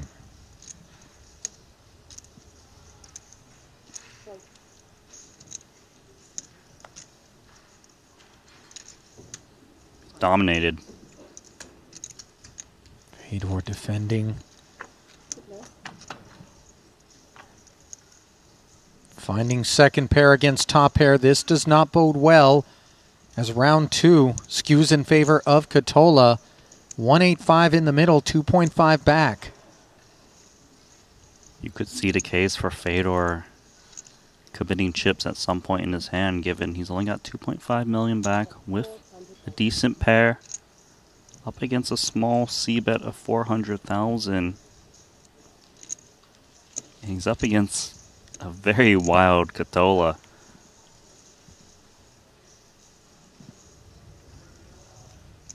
$400,000. Follow through. Fedor calling understandably. Turn is dry.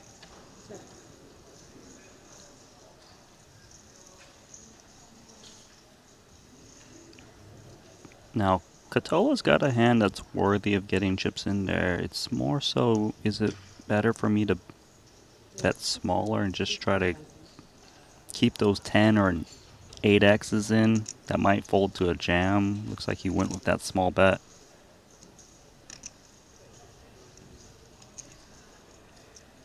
And for Fedor to call that last hand with the 5, he must think that Aussie is just out of line often enough to continue, especially for this price.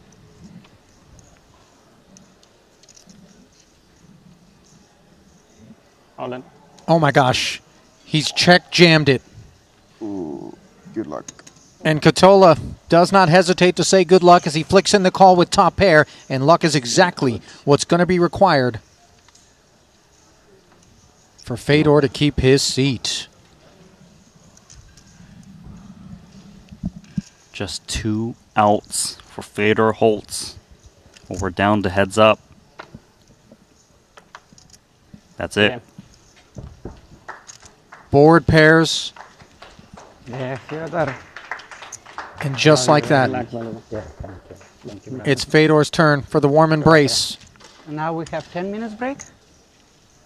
in the cold 10 world. minutes break. GG's. Okay, yeah. That is. Yeah. Hello. To put a bow on one for me. Limp queens, jacks, you know, or click and then hope for the 3-bet.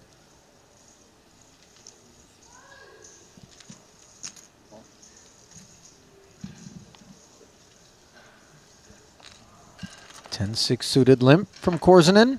Dominated, as once again they share cards. Katola checking back and flopping top pair here against bottom pair. Slips it over, 1.5 million in the middle. A swift third pot bet. Korzinen in bad shape. How's he gonna flat? Pot up to 2.5. Club draw now for Korzinen on the turn. Snap jam. He got it in there before we even got a shot of him. Yeah. Oh, and he flicks the call in, does Aussie? Well, not much. 10. This could be it. 10 and... Tournament defining moment. Yeah. Maybe it's 50. I know. Aussie on his feet. Could victory be his? Korzinen does have the covering stack. 23 million. This is effectively for the tournament.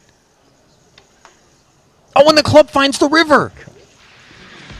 Korzinen does it. Gambledore has emerged victorious as Aussie looks stunned. I can't believe he's done it. Is he? Is he just walking off? Freedom. Freedom. Huh? Not very freedom. You still have to take pictures and to do a lot of things, yeah? Korzinen can do no better. Or rather, Katola can do no better than second. 3 million. I'm confused. Vladimir, I'm not sure, realizes that...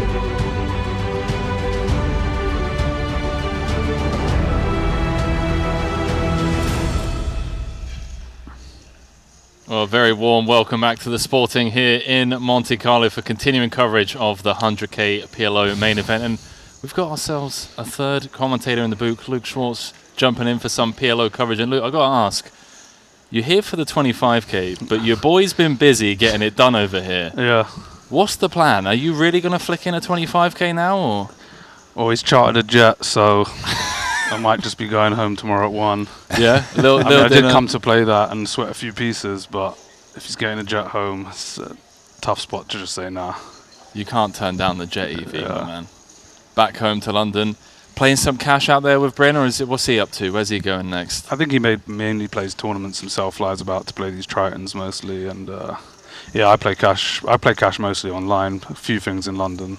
So what have you been up to? I mean, I haven't seen you in, I want to say, like a couple of years. I remember, like, yeah, London I didn't go to the series for a couple of years now. I've just been playing online mostly and just getting fit, being a dad, just normal shit. Not so much poker, but I mean, I still play a lot of poker, but I just haven't been traveling for poker. Yeah, you're definitely in better shape. Than the last time we saw. Yeah, that was about 4 years ago when you came. Good on you. Yeah, thank you. Yeah, looking healthy, man. I mean, I gotta ask, if you're not playing as much poker now, is it still like waking you up from a competitive point of view though? Like, you still hungry to maybe come and like flick in some of these in the future, or? Well, PLOs, like NL tournaments, maybe that game's passed me by. I mainly play mixed games now, so I've still got like a burning edge there. I'll still play anyone like heads up online type thing, but maybe not so much like in this format. But you know, never know. Everything can change. You know, I'm looking to play the World Series this year. Try and like play a full schedule of all the mixed game events. Maybe do some side bets, stuff like that. Wicked, man. So the competitive edge is still there. Like the ego's still there. You don't Listen, need to worry about yesterday that. when I ran into you over there and I was getting a bite to eat, I do know when you had just got here and you saw the setup, you were fiending just a little bit to compete. No, of course I want to play. Like, I want to play tomorrow, but he's like, look, we'll just get the jet home. So I'm like, okay, whatever. I'm not too fussed about 25K turbo PLO, but I know one day it's going to be of course. I'm definitely going to move it in soon.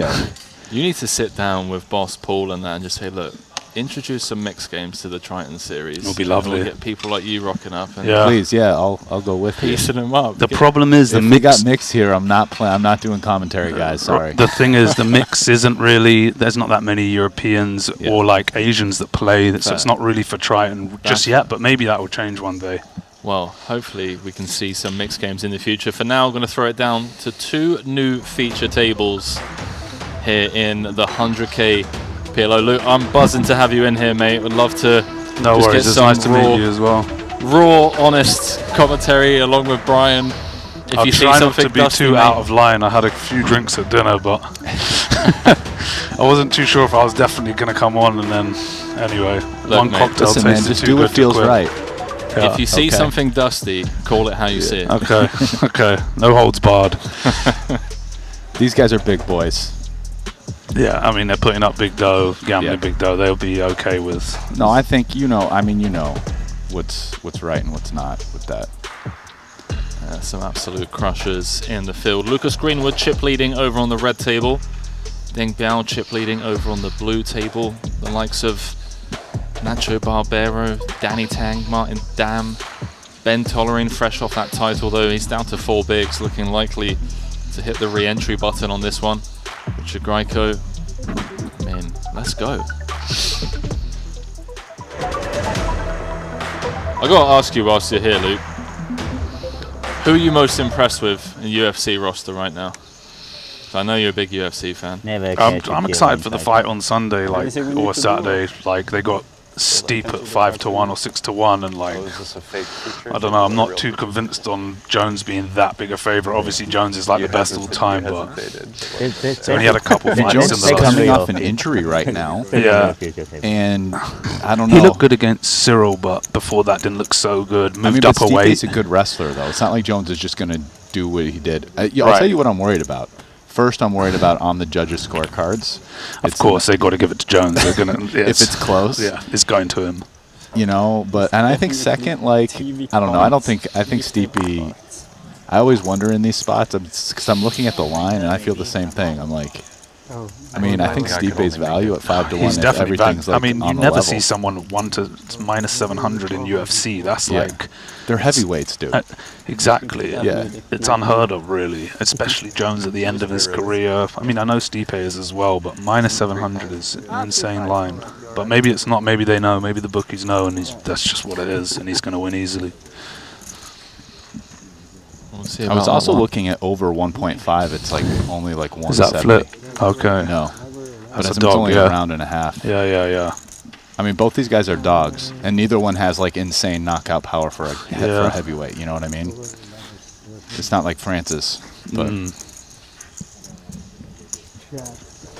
or I even think Aspinall. I think I was going to say I think Aspinall's probably better than both of them at this I point do too. anyway, to be fair, but I do too. I think Aspinall, and they both trying to fade him. This is like their career-ending fight, both of them. Unless one of them does so amazing, and then they've got the confidence to go and take out Aspinall or try their hand at it. I mean, Jones keeps saying he wants to fight Alex Pereira. We'll go back down to light heavy. No, I don't just think you can he'll go down, he'll just- he'll yeah. move up. Yeah. All your cards. It's like, dude, All the cards stop are that. live. I mean, you want to retire, that's fine, but just don't duck this it. is Holden play. Just quickly, sorry guys, He's a fellow Brit. because Tollerin's all in. It's tournament life. Like Saki's pretty dead. Is he? I just needs an ace, queen. Did you win or lose? 5 or a 3. A 5 wouldn't have worked. No, it would have worked. All of his cards were live. Yeah, I just saw his hand, and I saw the other. I didn't look at the other guy's hand. I couldn't have imagined that Ace Queen 5-3 had any outs on that board. It was down to his final 3 bigs. We'll have to click the re-entry button for an extra 100k. Ronnie Kaiser in the mix. You battled with Ronnie much? I've been playing Ronnie for years, just like on Stars or in some private games in like Europe across the ways. Not for a couple years maybe, but definitely like 5-6 years ago. So far, very good performance. So your But yeah, plan- he's a pretty good PLO player. One of the best live players, or he was at least. I haven't played with him for a few years, but he's always in about it. Couldn't agree more. Had a I straight have to run in the ask you then. first. So Very good job. your plan was to come in and just sweat Bryn. Yeah, I got a few pieces of a few different people as well as Bryn, and then I was just going to play the tournament at the end, and that was then that. he's just won the yeah, won the main, and then won the main, come fourth in this. So it's like, okay, I don't even really need to play. Like Did you watch the final table of the 150k? Of the 150, yeah. I Yeah. mean, that was flawless victory, really, wasn't it? He played so well. This one was a little bit different. He couldn't do too much. It's pretty tough, right? Yeah, when he got up to like 30 blinds or a stack where he could really navigate it. A couple of things didn't go his way, and then he lost the big flip. I mean, he got it in with the sixes v king queen. If he holds there, I think he's probably going to win this tournament as well. But Insane, man. He just always seems to get done. We were saying with Brian the other day that his average cash at a Triton stock is $2.6 million. Average cash. It's over that now. Now it's over that. Yeah. That's crazy. Well, maybe it's a bit less now, actually, because of today's score. But before today's score... Oh, he just cashed for less. It's around 2.6, which is just insane. I think these short fields, high buy-in tournaments suit him more than anyone else in the tournament poker world. I think, like, he's the best at them, really. And the man just shows up and gets it Single done. PLO is you can run it Can't to argue zero with just that. as quickly as you can run it out. So we've got Mike Haxton No, jumping in the mix by the looks of someone things. else can show you. Mike joining with a fresh 250k stack, so one would have to assume that's another bullet being fired.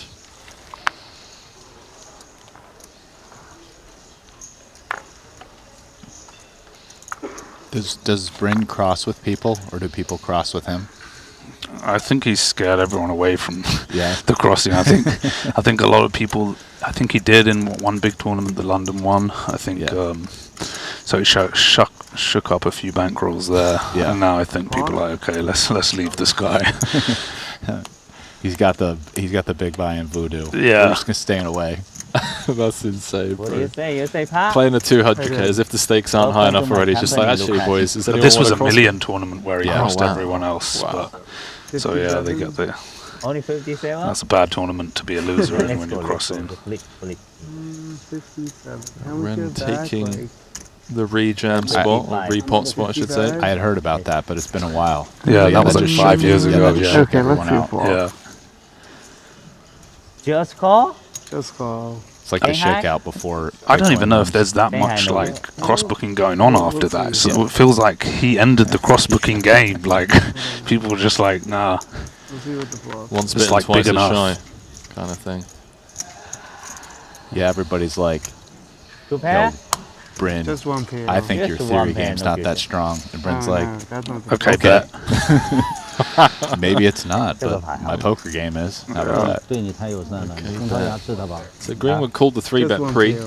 button v big blind, Just straight flops draw. double Oh, gutter, two straight draws. backdoor hearts to go along with his overpair.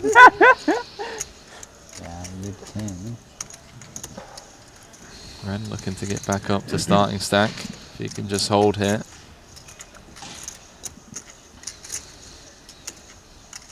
How about 6? 这有两对吗？没有，一对，没两对。 What about a 5? More outs. Queen 4. 10-7-5 needed. There it is. You got straight? Sting. Come on. Let's go. Hey. Class act as always. Yeah, he seemed to take that well. Oh, always, man. I've seen him take some Nice rough guy. beats this series. Just always takes it on the chin. He'll be back in. Yeah, he always keeps a positive attitude. It's pretty refreshing, actually, to see it. You know. I think most people at these Triton events have got a pretty good attitude. It's a bit different to like the lower buy-ins. Everyone's probably pretty wealthy, and even though it's such high stakes, that people seem to be able to afford to lose or gamble basically. Whereas, you know, someone bubbling a EPT main, that's so painful for them. Obviously, bubbling one of these huge events would also be painful, but in terms of money, it should be much more painful. But it isn't. I agree, but I think if you watch more and more of these, you'll just notice that among this group that largely takes it well, it's like a lot of people take it well, but they're just very quiet, tap the table, GG on the way out. Ren is like cheery, will like say a few things. What was the comment the other day? It was like somebody was like, "Oh, someone told him sorry," and he's like, "Never say sorry." Yeah. Gave him a little pound and then just walked off. Just I don't know. Just it's almost like above and beyond. I guess it's also like it's not really semi-invitational, but everyone's got to kind of be a class act at these high stakes with these high, big people around, you know, so they can't just be tilting off when they get a bad beat.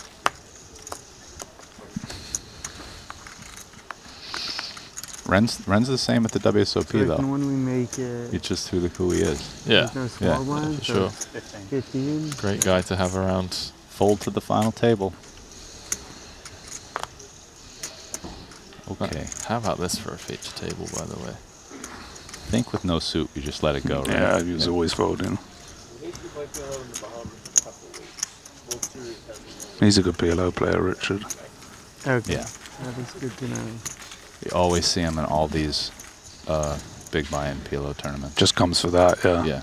Doesn't play the hold'em. He's had a rough. See him at the series as Yeah, I well. think the World Series Rough Triton track record. Quite good. Yet to cash out of 6 events played. He's like been around forever, but he's kind of like not unknown, but he's like a very good player, but maybe not as rated as he should be. Richard? Yeah. You think so? Anyone. I feel like he's the go-to guy for like online training. Studying, yeah. For sure. But maybe it just hasn't quite had the results what he should have had.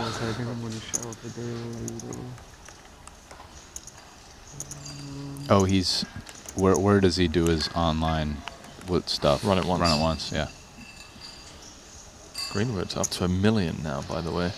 Lovely just to have a stack and be able to just raise away, isn't it? I mean, not saying you wouldn't raise this hand in the cutoff, but I mean, you probably wouldn't with a 20 blind stack or something, but looks like it's just a nice feeling, isn't it? Yeah. What do you think about the limp? I kind of like it, actually. I don't really like it, but it's going to allow Ike to see. I think the hand plays pretty well multi-way, and you're very happy calling a raise and very unhappy raise and dealing calling with a 3-bet, yeah, I guess. So I think it's something that more and more people are working in PLO nowadays is like limping ranges, right? And even though he's got just because he's got the blinds, chip lead, that's why I'm saying I wouldn't. everyone else is sub 100 blinds. Looks like they're like 40 and 60.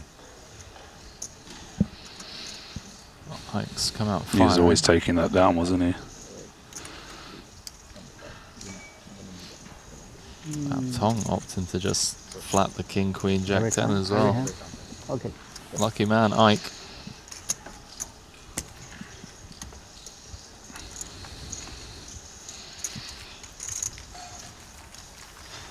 Yeah, he'll be happy with that little Scandinavian pot with flags. those 4 napkins and just in the big blind. Yeah, nice flop for the big blind check range there.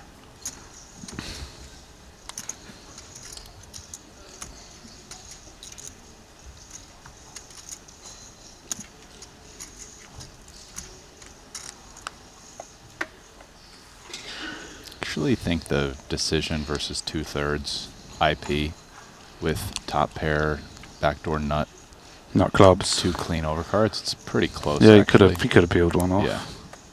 I didn't actually see Ike sizing, but he went 10 into 20, I think. Okay. Half. So he's done it again with the limp. It's interesting.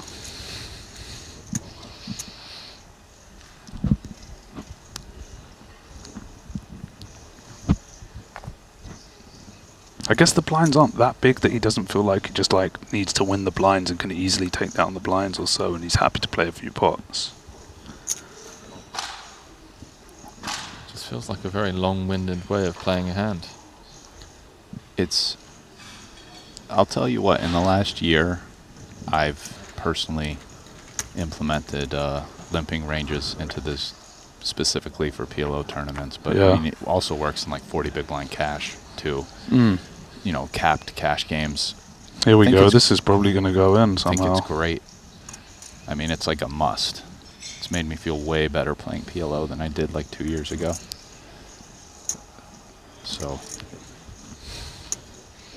65k in the middle now, courtesy of Ronnie making it 20k to go apiece. He flops a wrap, backdoor diamonds and bottom pair, Greenwood with middle set. Be interesting to see whether Ronnie just check raises like the 20k bet or whatever it's going to be. Yeah, 20's small, so I think he might just call. I think I would call, but yeah, like check he's raise just creates a very awkward turn spot, right? he's pumping half of his chips in if he check raises really 120k or so, right? I think I would just peel with his stack if I had like a little bit less. If I had like 250, I might shove it. Yeah, just pot it, right? Yeah. I agree. Well, I think he'll probably lead in, won't he? 105k out there, 304 back. Try and get value off the sets or lower straights. I can't see him checking here.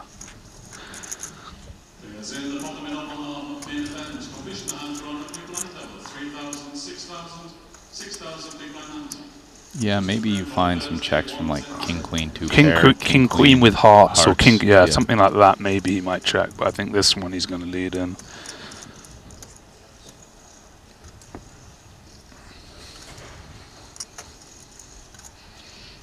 Just go Geo, 80k into 105.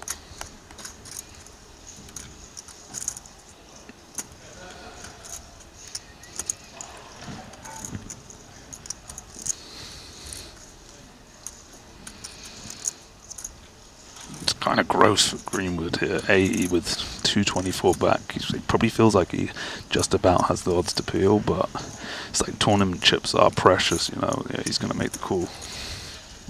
I wonder what he's going to bluff. On hearts, maybe a bluff on hearts, yeah. The deuce of hearts isn't really the best kicker. Well, this is going to be an interesting river, since Ronnie's got a check, I'm sure. Ronnie has that queen of hearts, so... Yeah, so he's probably not going to fold to a bet. Probably not, but Greenwood's going to know he's beat for sure now on that run out. So he might have to bet. I'd be... He does have a heart in his hand, and he has really kind of the worst hand possible. Yeah. Right? Like, it's... I think a bluff is like almost mandatory here. Yeah. I'd be surprised to see check. But if you could see Ronnie's hand... Even if you could see his hand, I mean, what's he called the turn with? It's like a set without hearts, or a straight that now turns something into a bluff. Yeah. I think he will bet. I think it might get through if he just ships it in. Although, like, it's hard for him to have like nut flush, betting that flop, you know, limping and then betting that flop. It's like. You don't need the nut flush to value. Yeah, he doesn't need the nut flush. I know that, but yeah, check. Okay. Nice little pick up there for Kaiser. Yeah, maybe that's why he knew that was like a bad bluff spot. Like after he bet the flop. This is the table I want to see. Danny Tang, Barbero, Martin Dam. This looks like more action. That river wouldn't have got checked on this table, would it? That river would have got... The King Queen would have turned his hand into a bluff to try and push the other guy off the chop. And you can see Club WPT Gold going to be hosting a $5 million free roll in December. Online poker coming back to the US and Canada. You can scan the QR code in the bottom corner of your screens. Use the promo code Triton to join for free. Potentially win your seat into that $5 million free roll, where the winner is going to be walking away with $1 million.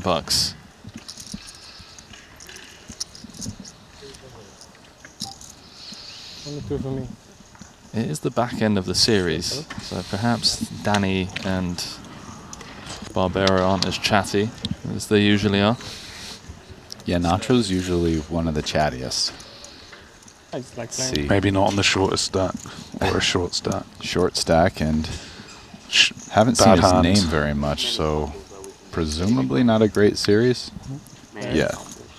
He bubbled. He told me, I was in the gym with him earlier, and he said he was on a 3-hour bubble last night. He had 1.5 million at the beginning of the bubble, and he ended up stone bubbling. Oh, the 50k. The 50k PLO, yeah. So he's being humbled today, maybe a bit. Longest bubble in longest ever Triton bubble. Yeah, 39 hands of hand for hand. That's painful. That is crazy. And there was loads of like 1 to 5 big blind stacks for hours. And then you bubble having like 1.5 mil double average. Pretty fucking sick. King 6-3. Nothing really to write home about here other than for Vesseline. Open-ended 9 high hearts.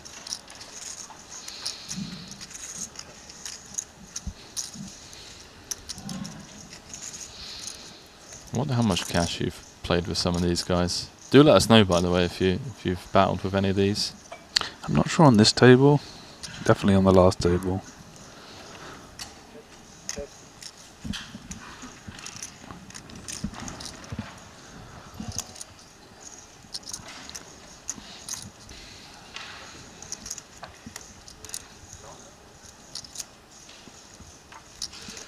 This one checks down to the 3 of spades river. Interesting to see whether the small blind bets his 9 flush now, even on the pair, for a little 10k. I think he will, or should. Could have potentially Off seen the something strength from of Martin. him having a 6 as well. Yeah, kind of, and just check down all the way. Yeah. No one had a set on the flop. The house is kind of unlikely. Yeah. Especially with the 3 pairing. And now, like, now Martin could raise, or he could call, or he could fold. Like, all options are viable. I think raise isn't great, but it's just like almost too small a pot to try and push someone off a flush.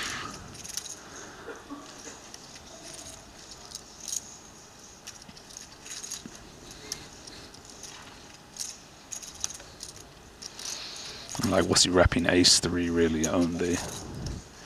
It's not like he opens or limp the button with king 3, 6 3. So it's like only ace 3. It's an interesting spot, really. Yeah, he has a pretty decent hand to make the play with, though, right? He does, but yeah, it's just not a play you should be making all the time. just if the 9 flush thinks about it, it's like only really losing to the ace 3. Yeah, so he's just going to call, which is pretty standard as well.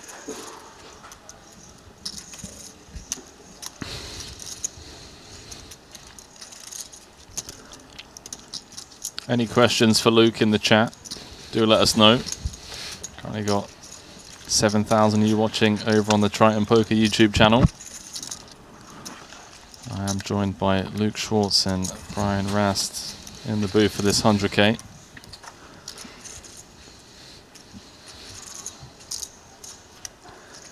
You gonna come to the WSOP? Oh, for sure. But in the summer, yeah. You gotta play the PPC, dude. Yeah, I mean, I never don't play that if I go. It's such a great tournament. You've won it twice now, huh? Got the 3rd one in. You got the 3rd one? last year, yeah, 23. Wow, I thought you won it twice. Wow, that's well done. That's incredible. What did Mizraki win it twice? He 3 times. 3 times as well. Yeah. That's sick. Yeah, I've like, I think I cashed it once or twice, but I cashed it once when I didn't have any idea what I was doing. Like 15 years ago, I came 4th somehow. Like it was like one of the first years I started playing mix, and I was just running so hot.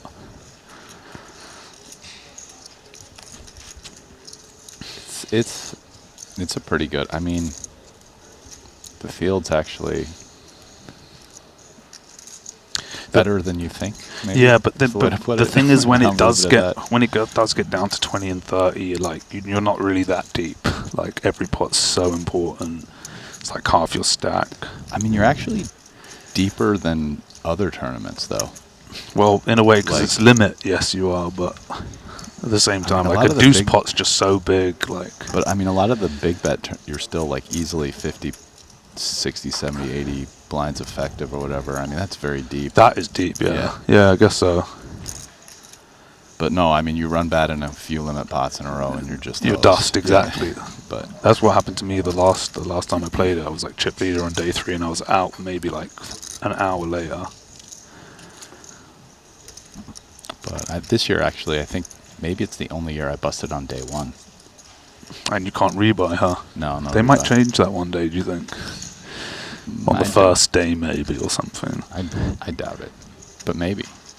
I don't know, though. The WSOP likes keeping a lot of tournaments traditional. Yeah, with no rebuys. But I don't know. I mean, it's now owned by GG. So yeah, a lot of these they like traditions re-entries. Huh? They like chips flying about. Gigi might not care as much about the traditions of the WSOP. For better or worse. It's for you to decide. You a big watch fan, Luke? I like my watches, yeah. Do you know what Bial's rocking there? That looks like a hefty timepiece on his. Let me see. I didn't look at that. King high. Yeah. That does look very nice, yeah. Looks like it's like the roulette. It's like the roulette Jacob's watch, but it's a Queen. different color. So maybe it's like 7 times the price and like 2 million. That looks like a roulette wheel, doesn't it? There's some. Meanwhile, he's wearing the Pigeon Apple watch. Let's joke. I'm sure he's a super baller anyway. I'm joking. Yeah, he won Triton Player of the Year last year. So he's done all right here. Yeah. 3. Who's that? Danny Tang, yeah? Yeah, Danny Tang. The Pigeon watch. Oh, man. I'm on my way to 4th. Congrats on whoever bet the unders on Luke saying pigeon inside 25 minutes. what was the price on bet ACR? We had a pretty good line there. Yeah, the pigeon and under was like minus 180 or something. Okay, under 25. Don't you either. That is a great word, though. Talk about just. Huh? There's just no response to it. Second last year. It's like, stop being a pigeon. On the GPI. It's kind of played pigeon this table so far. Maybe there's just been no hands at all, but pots have been very small. Yeah, a lot of limping. Need check. I guess maybe they're nearing the bubble. No, they're not even, are they? 40 left. What pays? 18 or something? No, it's not even been announced it's still re-entries anyway, I mean, it's kind of been dusty hands like this. Yeah, though. it has been. The distribution's not been great. Check.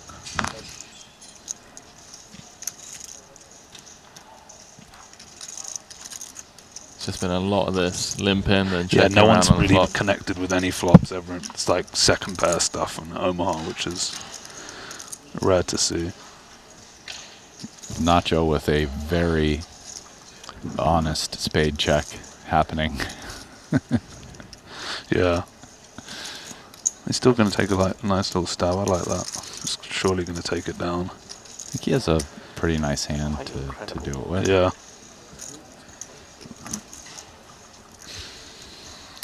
Nacho's got the messy.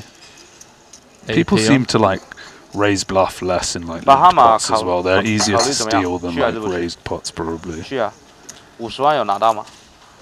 有拿到位置了，有考虑了吗？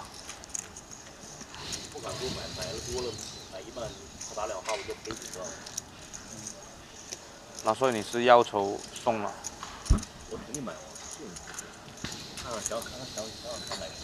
哦，你是要买？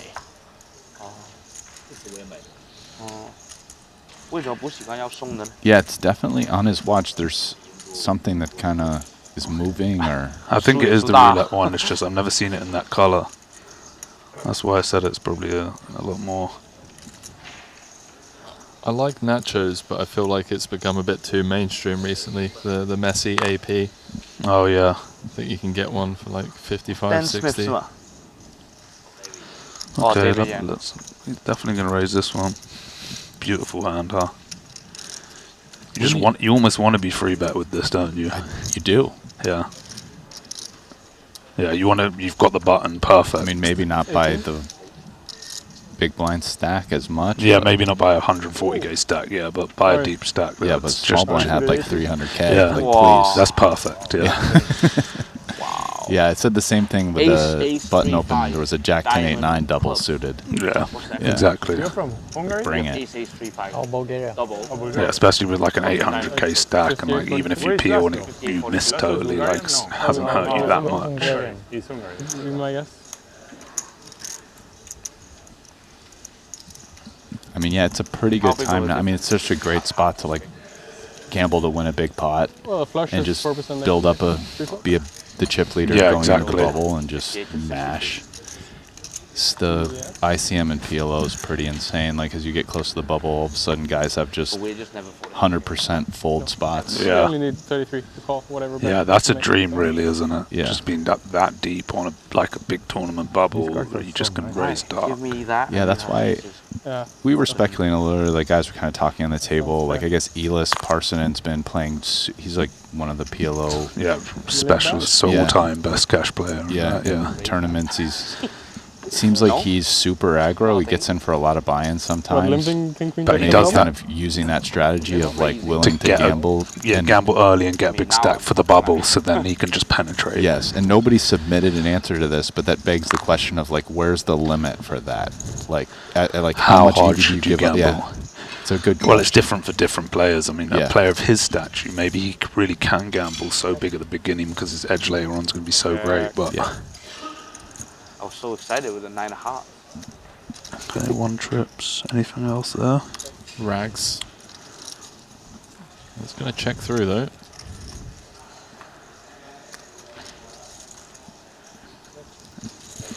It's still going to be a small pot, even though his Nacho's got nut flush draw, unless Nacho decides to raise this guy's lead, which he might. I think he's probably just going to bet and take it down, but. I don't know. Do you think Nacho's going to fold? He has a 10 and a 3. And he does have a 10. Spades. I didn't see he had a 10, to be honest. Yeah, I don't think he's going to fold now that he's got a 10. Yeah, that makes it. It's like a small pot though as well, so he might not have to raise this small 13k bet. He might think he's got like enough showdown plus equity and outs that he just can call. Yeah, I think he is deciding between call and raise though. He's got the 3 as well. Yep. So it's going to piece him up. He's going to try to. Did he call? There just it is. Cool, right? 40k. No, it's a raise. Okay.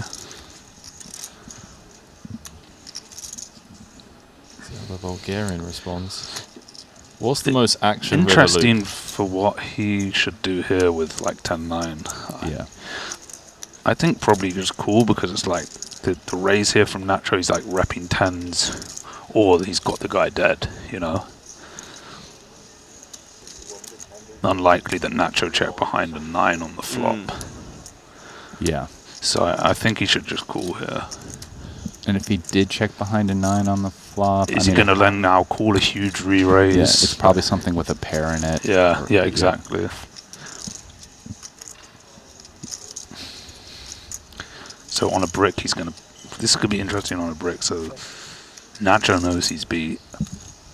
Well, he might think he's got a tiny. No, he's got nut spades though, so yeah, he knows he's beat for sure. Like unless the big blind's got like Queen Jack 8 with spades, but it's just unlikely. He knows he's beat, so is he gonna fire a third of his? He's gonna fire 60, 70k. He has a pretty good hand to bluff with, blocking the 10 and the 3. He does have a perfect hand, and he probably puts. Katarative on just like a blank 9 basically. Yeah. But on this river of deuce, it's kind of hard to just fold trip 9s.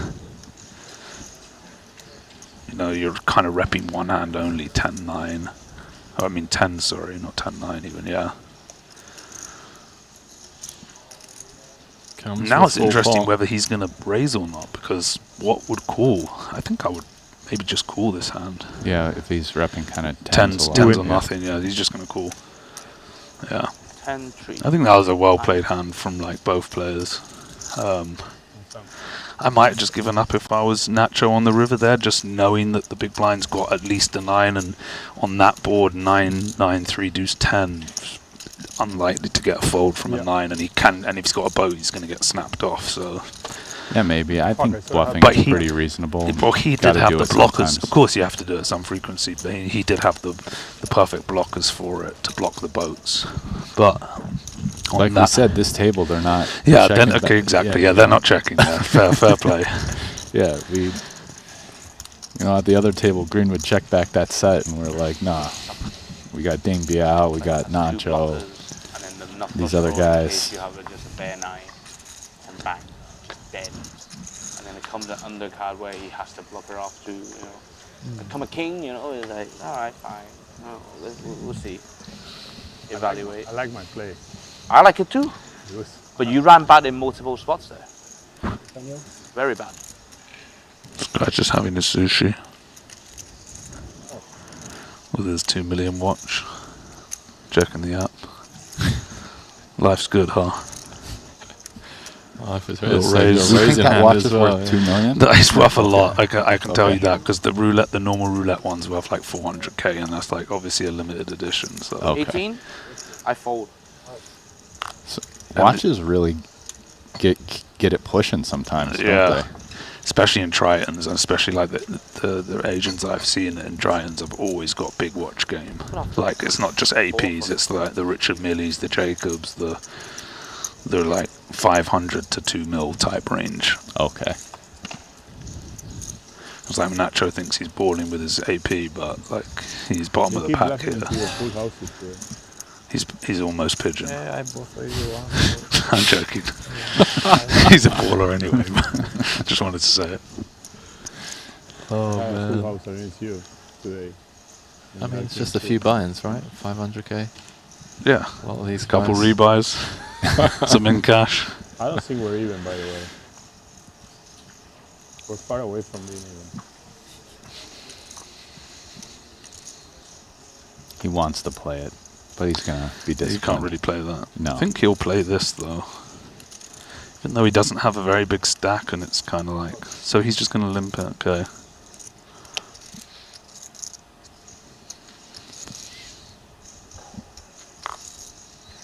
Very dusty King 10-5-3 for Danny. So I guess the limp worked out for him, and now is he going to call 20k with out of 130k stack? It's kind of like a weird spot. Like probably going to call, but maybe he should fold. I ain't going out, man. You don't really see it. You don't really limp to fold. That's the thing. Yeah. So he is going to call, but it's not the nicest Jack 10-9-7. You know, it's not very much limp folding in PL. Yeah. I mean, with no ICM at least. Yeah. I like his jumper actually as well. He's got style, this guy.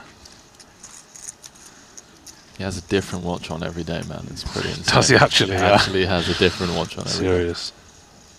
Yeah, you can see the roulette wheel spinning. That's like some titanium roulette wheel there.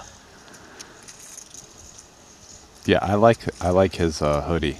Yeah, it's a sick color. I always like baby blue with the white strings as well. It's a good look.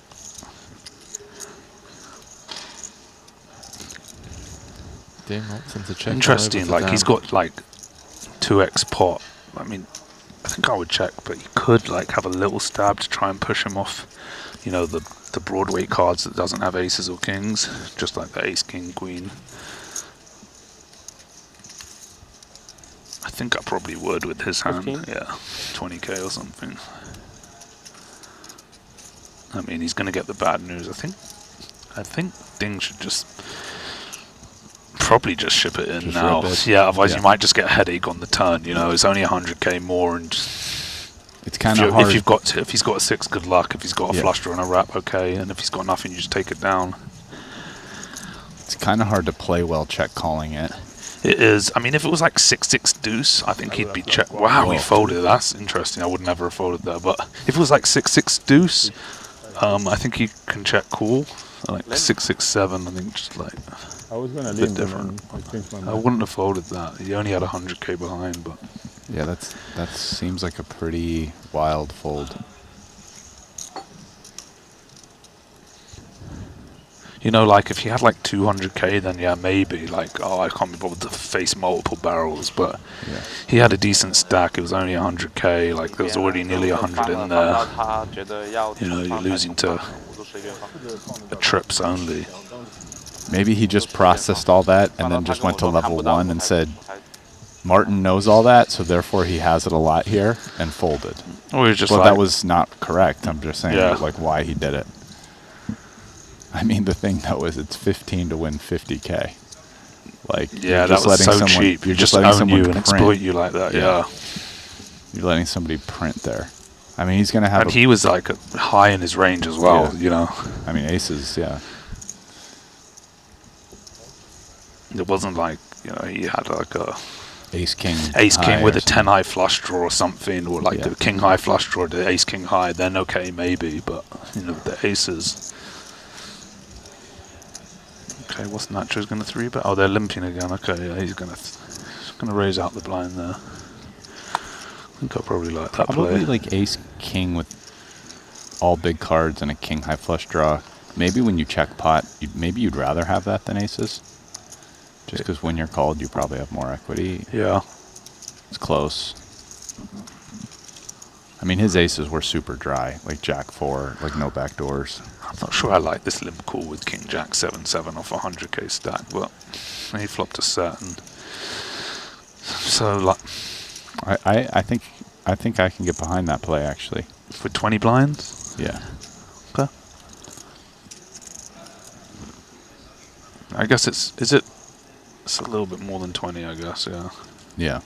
Like he still has like 23 blinds behind after limp calling. It's kind of interesting with Danny's hand, whether like, I think most people bet here, but like I don't mind to check too much, just like disguise. I think he probably will bet. Like a small bet, and he's just going to take it down, but he's got like Nacho's hand dead, you know. And like anything that like kind of calls there as well, or that puts chips back in, might be a straight anyway. It's not. It's going to be a straight. I think I would have checked there with the 7s personally. Well, let's point out Nacho just got away from that. Well, Nacho didn't have anything though, right? He had a pair and an open ender and backdoor. So yeah, no, not he that does much. Like the donk open. What, 8-6-7? He had 6-4. Oh, never mind, not an open ender. He had like a couple back. I would have let like Nacho hit a 2-pair or hit a flush draw or something. Obviously, if I could see his cards, but. You know, Nacho is repping sort of aces or kings pre, and Nacho's just going to fold to a bet there as well. I mean, Nacho's also checking that flop super yeah, high. Yeah, that's true as well, yeah. So you can bet in that respect, yeah.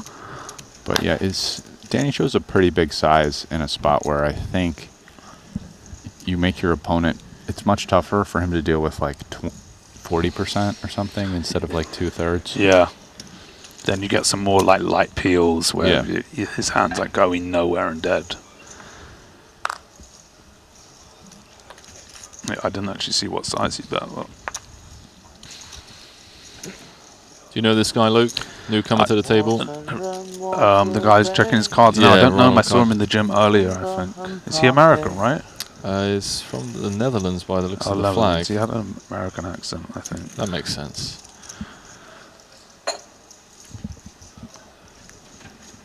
Yeah, a lot of these guys I don't really know too well. You probably know the screen names more than the faces. I know the screen names maybe online, yeah. Yeah. But I just haven't played that many Tritons, and I haven't watched that many either. Like, I've watched like the No Limit events, haven't really watched, or like some of the No Limit events, haven't really watched the PLO. I should, because it's interesting and it's a good product and everything else, and like the app's nice and the commentary's top notch. So when you watch, do you watch with the app? I guess if I'm at home, I'll probably watch it on YouTube on the TV, or if I was going to watch. But yeah, if I'm sweating something, I'll watch on the app. Yeah. Okay, because the app is, I mean, the app's great. Really good. Sweet, it's an unbelievable app. Yeah. If you've got pieces and you can just like sweat all your boys, and you can see all the hands and shout at them when they make a mistake. Like compared to like the Poker News app or something that doesn't even refresh properly, you're just like, this is just different levels. Yeah, man. Appreciate it. Can't imagine he's folding whatever his other card is. Well, maybe he is, yeah. Okay. It must be low and black. But yeah. You can just look down at my stack. Like you look at my stack, you're like, no, you look, you're like, that's nothing. Okay, never mind. It's not my task yet, which is starting to. It's a funny one whether to peel this hand. I think I would fold, but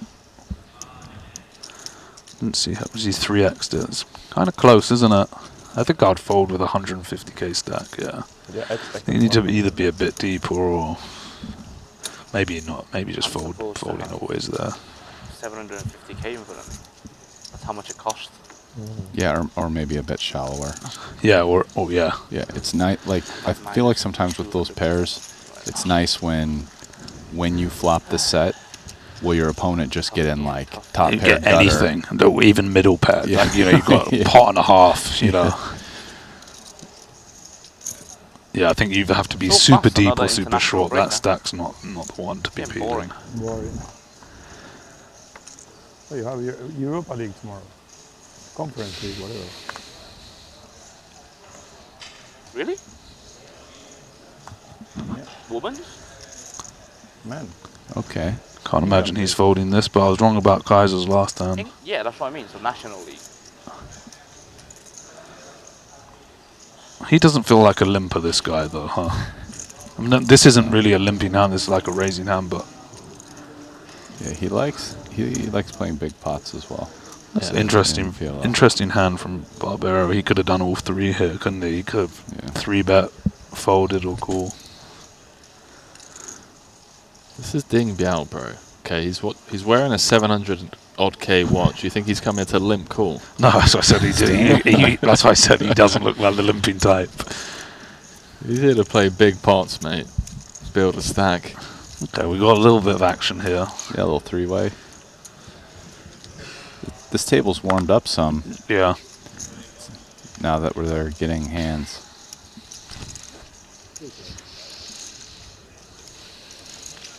All the suits are out. Hearts in 2 places. Yeah.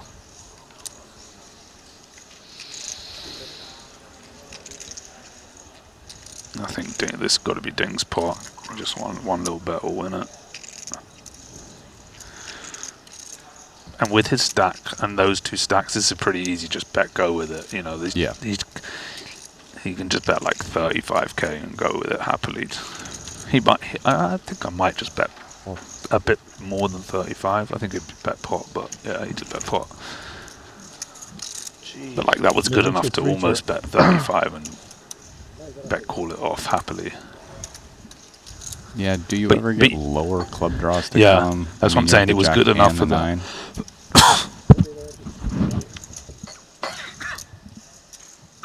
So quick dealer change. Ding Biao still leading the pack. This table currently 5th in chips. Chip leader is Jonas Chronometer. Someone could have like a queen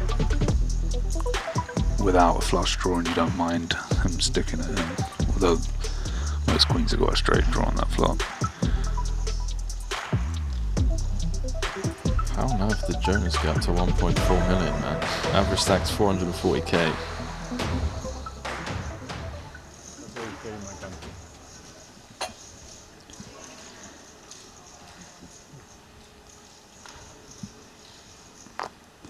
At least you're somehow connected to the board.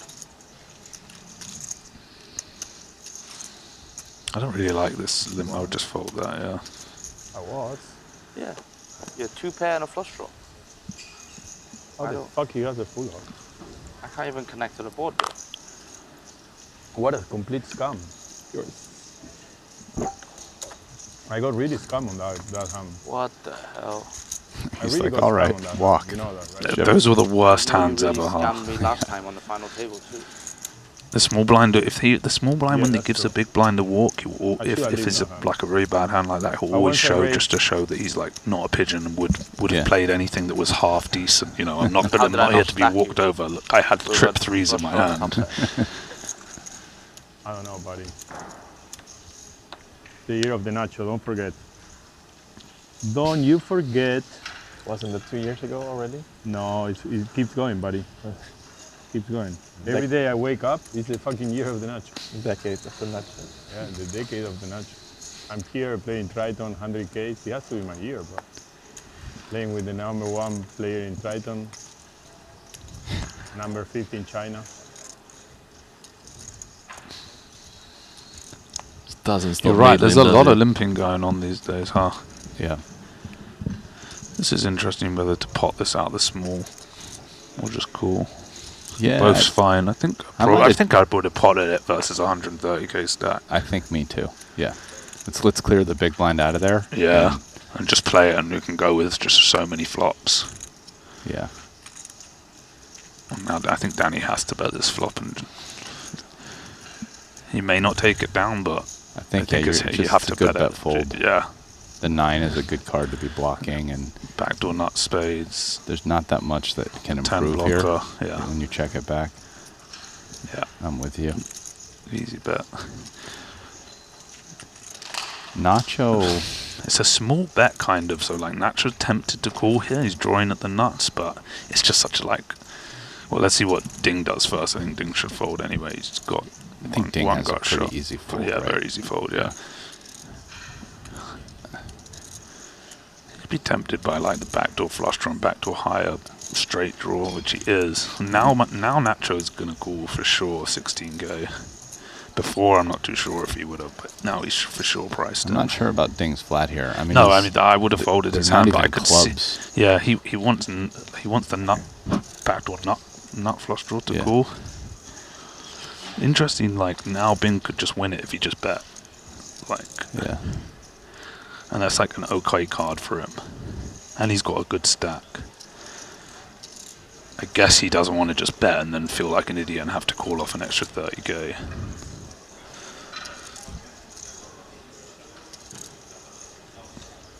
So someone's going to bluff here, and then Danny's just going to call. Because I don't see it going check. Do you? I mean, I don't know if Ding doesn't bluff. I'm not sure that Nacho will bluff. You don't. I mean, really he reps a 10 have, okay though, like, and he.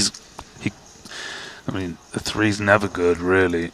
No, it's not. Yeah, he is going to bet. Yeah. And it's a pretty easy call, really, especially for 29k with ace 10. I mean, it's closer to a raise than a fold. But I mean, it's never a fold. It is closer to close to a raise almost with that sizing with the nut 10. But you know, people don't really do that in PLO, like value thin raises there. Oh man, Nacho is such a memer. Just saying he thought he had a straight. Absolute nonsense. Just talking nonsense, man.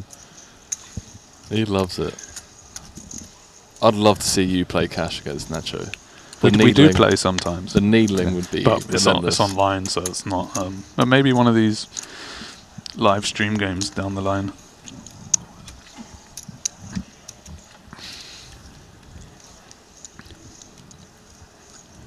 The last time I saw you playing cash, you went into this PLO game, live streamed. You cleaned up for like 300k, and then they kicked you out of the game into the commentary I remember, booth. yeah, Nottingham, yeah, with Rob and Leon. That's when, like, that was wicked. It was good. That was like a typical like private game situation. Like, one guy got upset, and then that's it. But I wasn't really too fussed when I got kicked off. You know, like you have a big win. I had a big win after like half an hour's play or an hour's play. Like 250, 300k fine. I'll go. Was Tony in that game? I feel like it was Tony that got annoyed at you or something. No, it wasn't Tony. No, that was a different. No, Tony's never. I don't think Tony's ever got annoyed at me. But fair. It was me, Trickett, that's it. Rob Young, and Leon. Maybe someone else. I can't remember who the other guy was. A couple of them, maybe a guy from Miami. I just remember you having the nut full house. I remember you making the nut full house. Yeah, I did. I went into the booth after with you and Dave, right? Yeah. Yeah, producer James was in the booth. Okay, but thank you. Maybe you can say less. That's a good life, mate. 300k in a couple of hours and they kick you out the game. Yeah, it sounds like less than an hour. It was a quick rush. It all happened so quickly. Yeah. And they were just like, no, I'm fed up with this guy. Yeah. You can't even be inviting pros. It's like, mate, like everyone's a pro. Like, allow it. But whatever. Fine, I'll leave. Okay, maybe one too much too fast. It's not the worst problem to have. Yeah. Normal there. So Nacho just limped the aces here. I think he's decided. No, I know, but with the like based on it is sort of connected, and he's not. Yeah, he's only got 10 blinds though. 10 blinds. Might work out for him in this. I wouldn't have done that. I'd have just made it 3 blinds pre, and I'm just in on most flops. But does he understand your career then? I don't know. Will this hand call? I think for 6k he will. It is call. Yeah. Not it's much like can ugly. go right. No, it is an ugly spot, but it's just like 6k. He might just peel one off. Okay, didn't he? Yeah, it is a good fold. 偷偷睇我老公啊。 He's going nowhere with the hand. But you just expect someone to call 6K with in a limped pot into So do like you speak any 24K Chinese? with a pair. I understand 老公. Yeah, 老公 is like husband. Yeah, I've studied Chinese for like half a year, but Okay. my brain is not wired to study languages. Yeah. Really difficult. Yeah.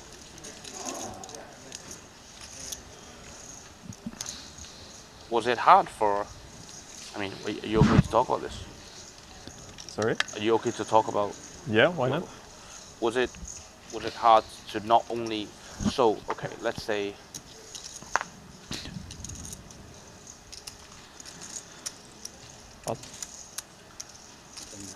you could have just said no, you don't need to pot into my big blind. Yes, I do. Oh. Looks like we'll get a little all-in confrontation here. It's impossible for it not to be, right? Yeah.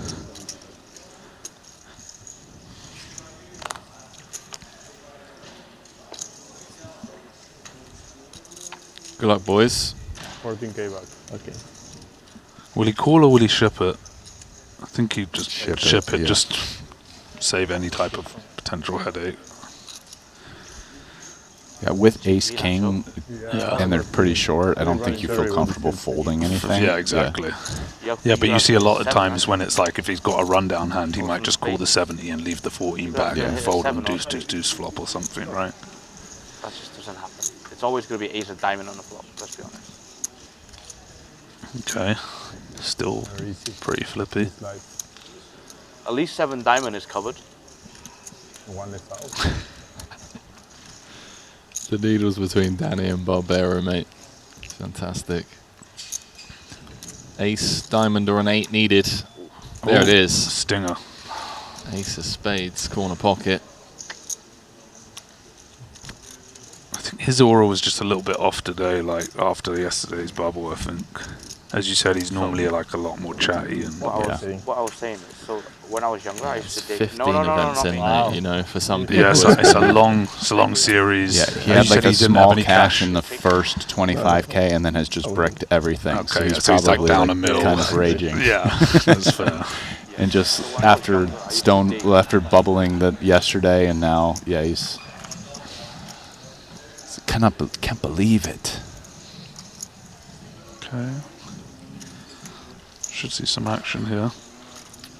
Foxen in the mix against Tong Lee.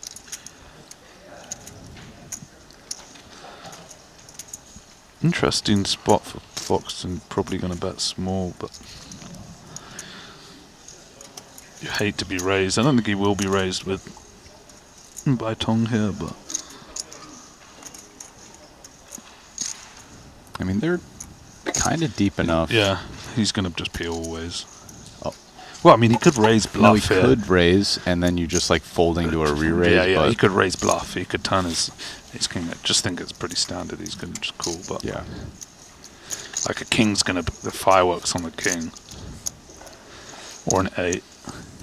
A few action cards. I actually think his hand's not that. I wouldn't do it with his particular So he's hand. going in now.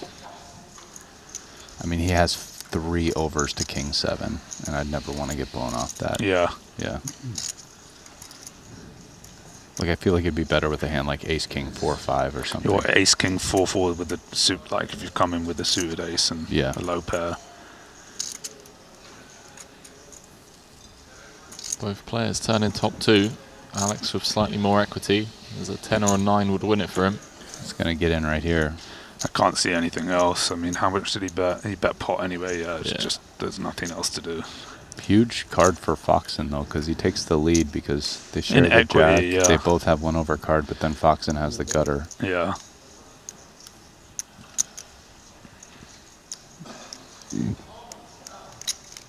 So he's got the 9 and he's got the ace, essentially. Oh, and he's got the 10 as well. Yeah. Okay, yeah. It's like the 9 and the 10 versus yeah, the 9 ace. and the 10 versus ace, yeah. 9 or a 10.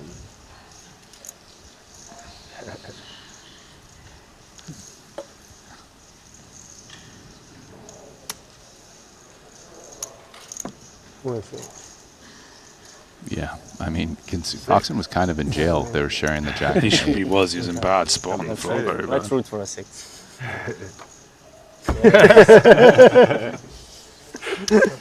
Yeah. Scared.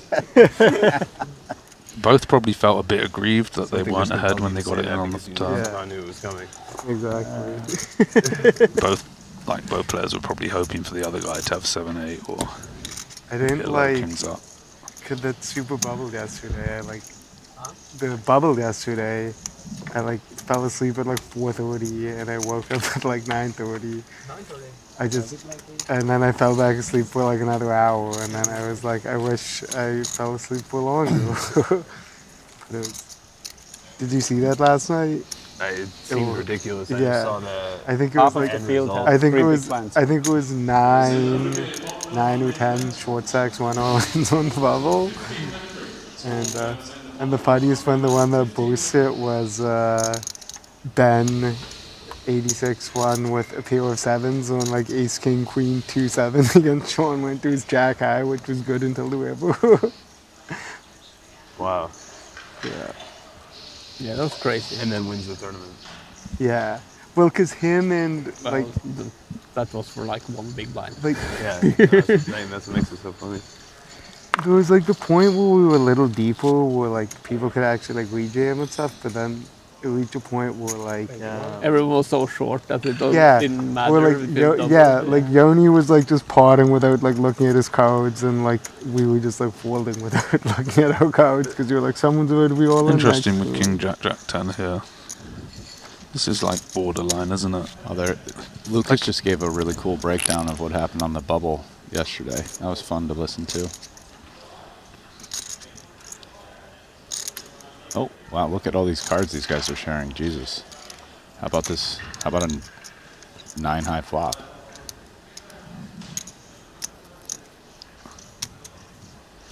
Three kings, 3 jacks, 2 aces, 2 10s. It's an interesting call maybe from Groko, I think. I don't think I'd call it. Oh, he's 3-bet, okay. I guess he thinks after the Greenwood call he's blocking aces and kings, and he thinks he's going to be ahead of Greenwood, and he's just got Ronnie to get through, really, which he has. 93? I guess pretty sharp bet.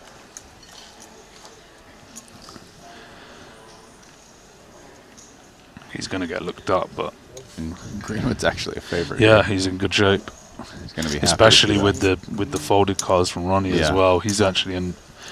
When it shows the percentages, it doesn't count it. Yeah, all the kings are dead. I was thinking he was better than 55. 1 king and 1 ace is dead. Yeah. Yeah, it's probably more like 60-40. 60. Yeah, there we are. It's a 8 high flop, unsurprisingly. I don't think I would have done that with Richardson, to be honest. I see why he did it, and it did kind of work out, but I think that's with the ace suited, for sure. And I know it's not much different, but it just feels a lot better to do it with the ace suited than to bust with ace, king, jack 3 with 3 king high spades. I don't know. These guys are always searching for these kind of tournament 3-bet spots. Yeah. Now. It's the new. Yeah.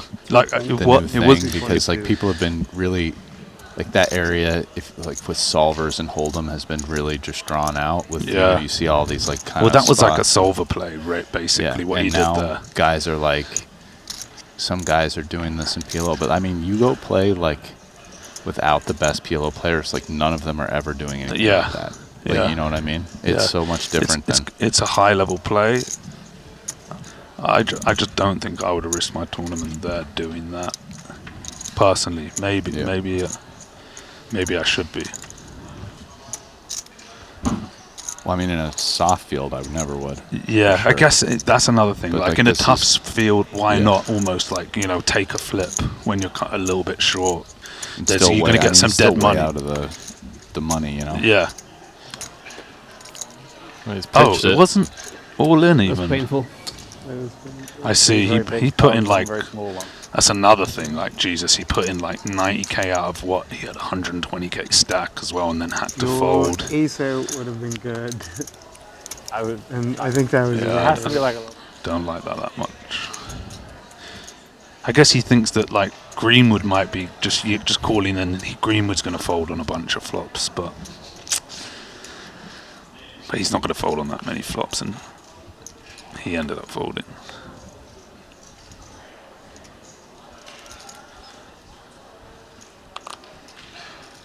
Danny raises up to 21k pre. We've got one customer out of the big blind.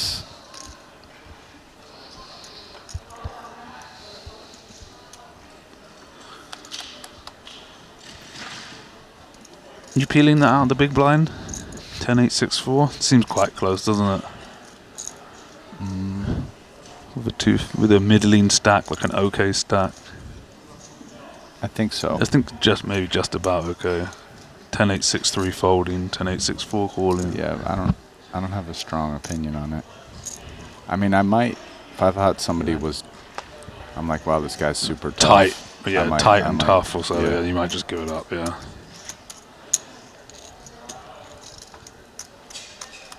Danny with a bit of a bounce back.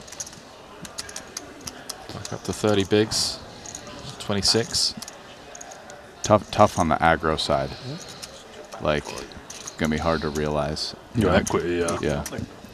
Yeah, she gives me some back.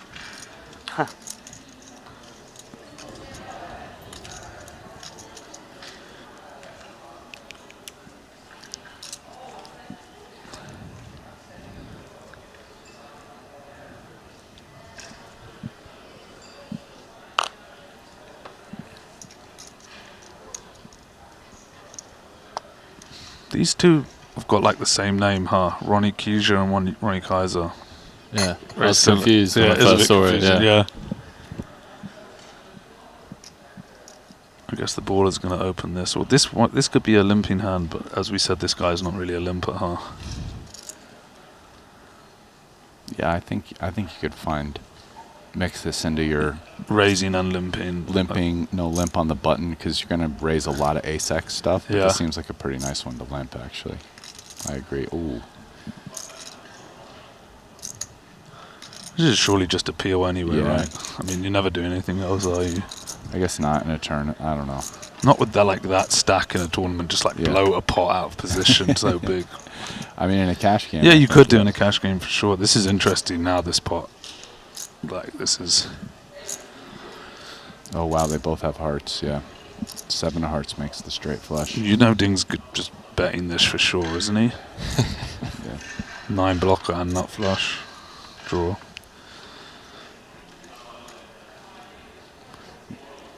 Okay. Size, it's maybe like slightly too good to want to bet fold. But he would have never bet fold. I mean, Yeah.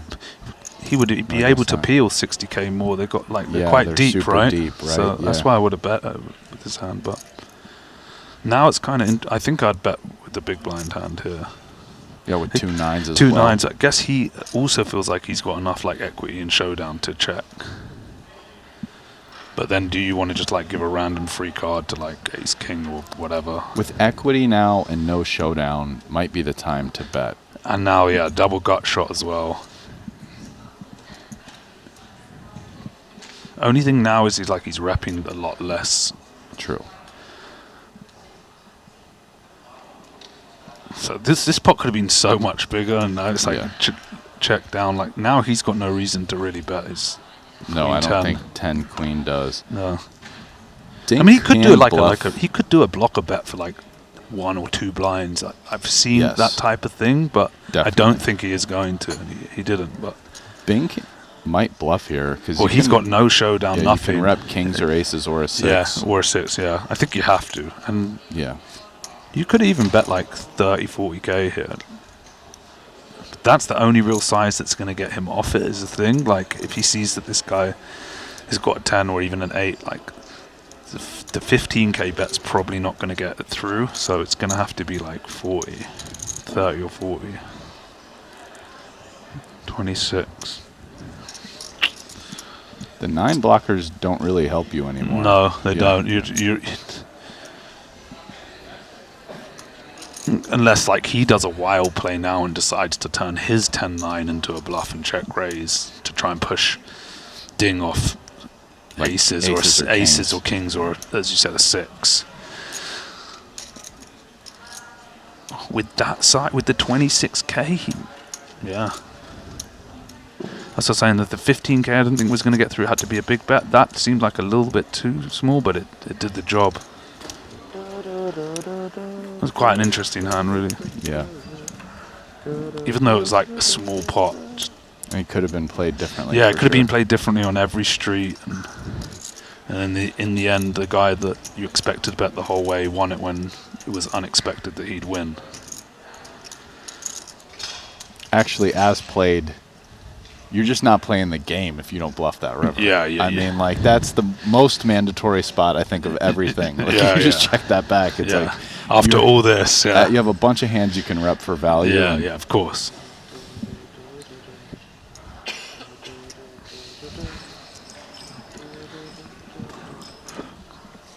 You're not a fan of people that aren't playing the game, isn't that right, Brian? When they don't run the bluffs in those spots. I mean, when I've got my what's my role in here? It's the analyst hat on. Color commentator, yeah. No, but sometimes as a fan, I'm a fan of people not playing the game. or a player, I can really be a fan of not people playing the game, like playing with those people sometimes. But, you know. Not when you're watching it, it kind of hurts the soul if someone's not playing the game hard. This is interesting. I mean, with a 150k stack, he's probably just going to free bet, yeah. Just going in, huh? There it goes, boys. And he's going to be sick when he gets shoved on as well, like 100k more, and he knows if he's got aces, he's in terrible shape. But he's like committed. Yeah. Like, it'll be less than pot back. Yeah. Little double suited kings. Yeah. Yeah, he feels sick. He's like, oh shit. Excuse me. Okay. There it goes. Danny's actually got 39% equity. I guess as good as it gets, right? Yeah. He was happy not to see I don't mind having aces. the ace of spade out there. I really don't mind it. He's very happy. Calling for the ace of spades. It's not being greedy and calling ace of clubs, you know what I mean? No set, okay? There's no set. Oh, that's not Doesn't good want start, the ace of is it? spades now. For Danny. Now my ace is no good too. I'm gonna need an offsuit 9 and that's it. Pretty bad, right? Okay, that's brought him actually like a load of outs, even though it's given him his top set. Ace, queen, jack, 9, non-spade needed. Ace, 9, wow. And a club. Player of the year.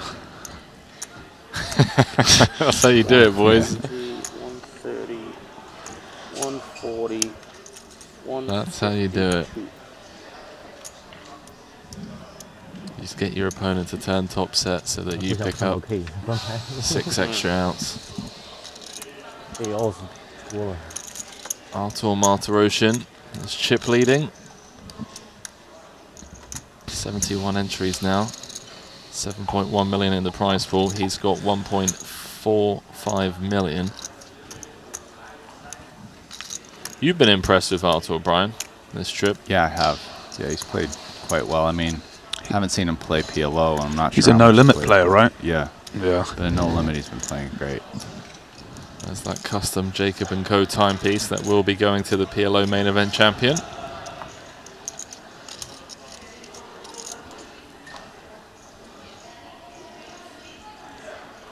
Yeah, Jacobs & Co kind of tilted me because I bought a watch from them back in the day, from the famous Jakey's interview, and it's like worth nothing now. and it cost a lot back then, but all their other stuff is worth huge now. With like other watches like Rolex, if you bought something in 2010, you know, you'd have made good money on it. I in fact just like lost like 10,000% on that watch. Just hold, bro. Just hold. No, I held it. You still got it? Yeah, I've still got it. But what I'm saying is, for some reason, it's not worth anything. Give it the 15 years bounce back, mate. I'm telling you. These But all things their come out other nowhere. like new Jacob stuff are worth several 100,000. It's just a bit of a rig, that. So like a lot of the other watches they made just in other years or other models did appreciate, just somehow this one didn't. Somehow this one, something happened to Jacob the dealer. I think he went to prison or something happened to the company, and all the old watches were just, which all the rappers were wearing, they had loads of diamonds, they were beautiful watches, they're all just worth nothing. But now they've like re-released all their stuff, and all the watches now is worth like millions. So it's like, it was a bit tilting.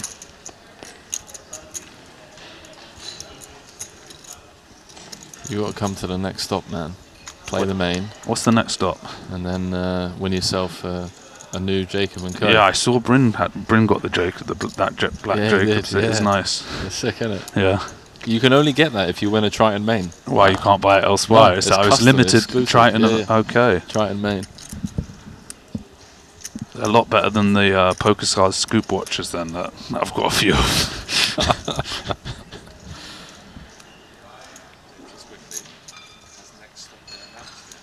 Got a couple hands here, top 2 and a wrap. You don't really love having the extra 7. Yeah, I switched off here. I would have thought that kind of a weird spot for Danny Tang, isn't it? Like, never folding feels maybe that it's a bit too much to ship, but at the same time you've got like a nutted wrap. Yeah. You can't really fault either play. Oh, it's close though, isn't it? I mean, you can pot it to 135 plus pot. It's Well, kind of nice. You're getting in most of your stack. Well, that's what it is. That's what I'm saying. You're either going to call or pot it, right? I think I like potting his hand. I think potting is the most standard, but yeah. I think maybe if he had like 400, then it was maybe a bit too much. Yes. Or 450. Then I think you let people just two-street you. Yeah. I think his stack was probably perfect to pot it actually. He's ahead of a lot of wrap hands. Yeah. I mean, and he takes it down a bunch as well. 6. Okay. 2 pair, right? Yep. You're up. Well, we asked for action, chaps, and we've got some. Got 100 big blind pot.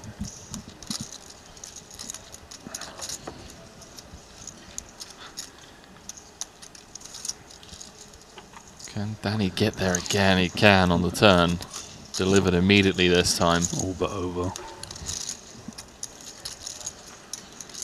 That's how you do it, lads. Ivan Liao, Player of the Year. It's crazy how PLO can be like that. You know, he was just on his arse and didn't go with 20% on the turn. Yeah. And now he's up to like 700k. Yeah, it's insane. 2 hands later. 108 bigs. Like the cards just dictate it. Yeah, especially when you think about variance in Hold'em and then you throw PLO into the equation. If you're out there looking to become one of these Triton regulars, you can head on over to the #1 trading app for poker players. Win more MTTs with precise ISM solutions, and you can win yourself a 1-year annual subscription by simply heading on over to G2 Wizards X and Instagram account, dropping them a follow, being for a chance to win a 1-year G2 Wizard Elite subscription. It can help sharpen your skills to crush the competition. Get involved, ladies and gents.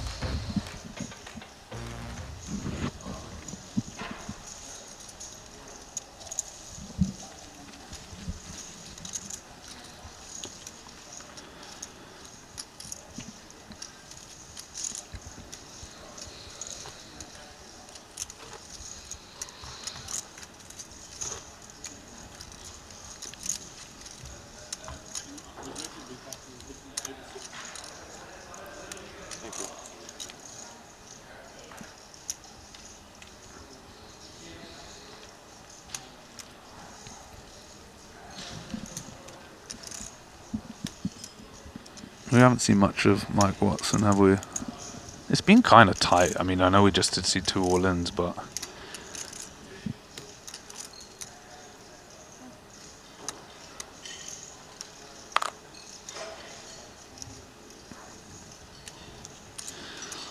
I'm feeling good, got some momentum.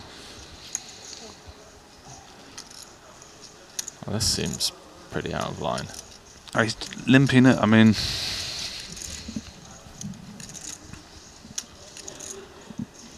Seems okay, actually. Yeah. It's like he's going to call a raise, probably. Although maybe, like... I think I'd limp fold this one, though. If I don't maybe. think I would call with that ugly 3, like... Need the 6 or so to I mean, I guess raise. you'd rather call versus Ding than Ronald, right? Or maybe not. Oh, he's just out. Yeah, he did fold, yeah. So the limp fold. You're dialed in, Luke. You need to stay for the 25k, mate. I know the jet's waiting, but... We'll see. You're dialed in with the reads so far.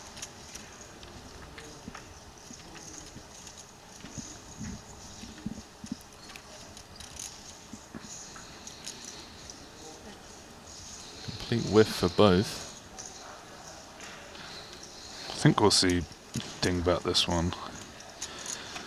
Just a little bet fold versus an 82k stack. It's an interesting spot for Kaiser if he does face a bet.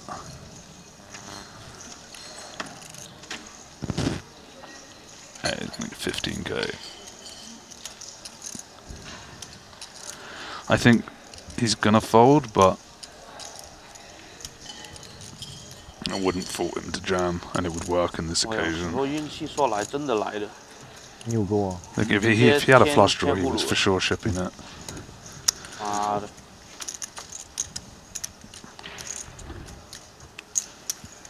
你都那么长的马了，还是可以玩哦。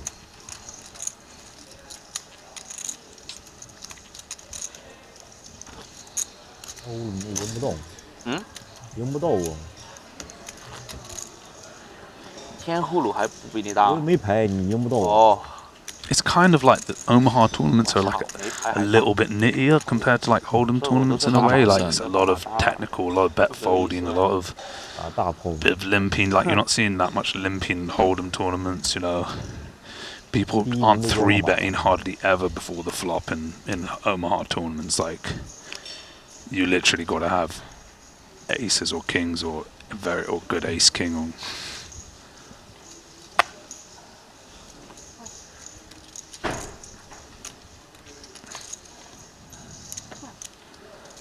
Which is like very different to like Omaha cash games where it's constantly getting 3-bet, you know. Would love to see some Omaha cash games at a future Triton stop. Got 5 cards. What does that mean? His hand's dead and it's a redeal, or? What happened? It's 5 cards. Never seen that. No, there's been action, hasn't there? So it's folded round to him. His hand's dead for sure, but Mike Watson's just like, okay, over. Give me the small blind. It's done. No. Oh, he had 5 cards. Yeah. Wow, I've never seen that. Oh, but he just noticed now. Yeah. After it had been folded round to him.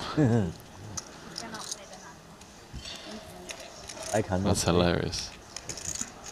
你也不要玩了，不好玩。 Nice little pickup there for Watson. Nice little 3k. Looks like it's going to be our next blue table. We got Jason Kuhn, 10-time champ. 10 times, yeah.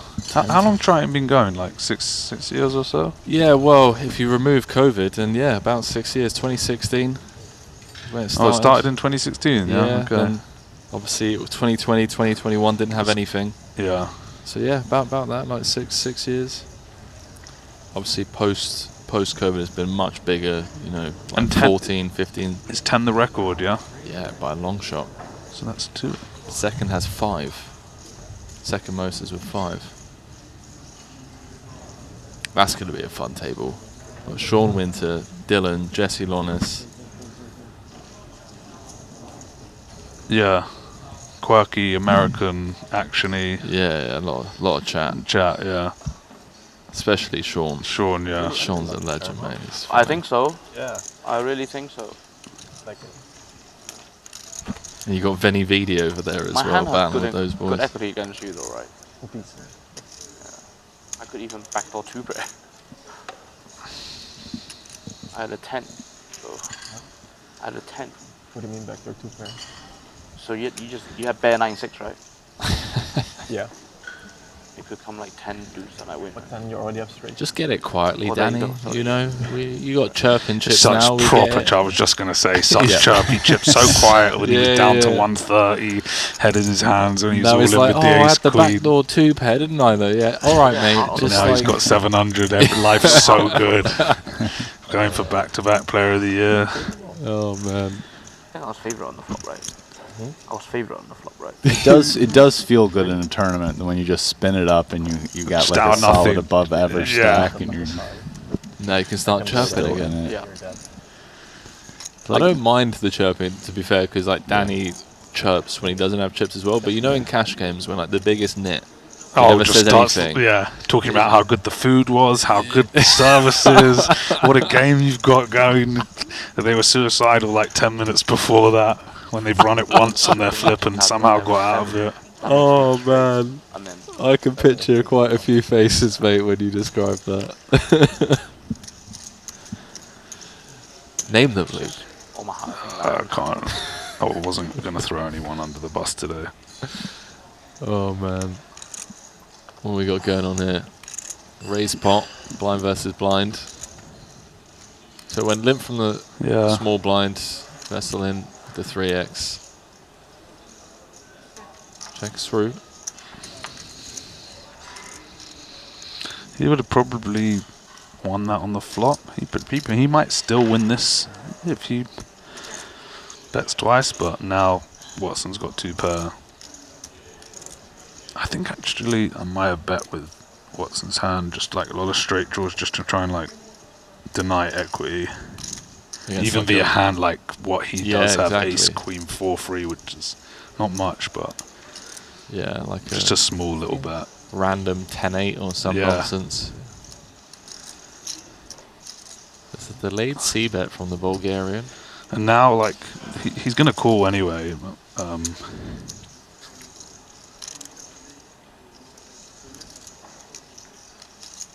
it would just be interesting what happens on the river.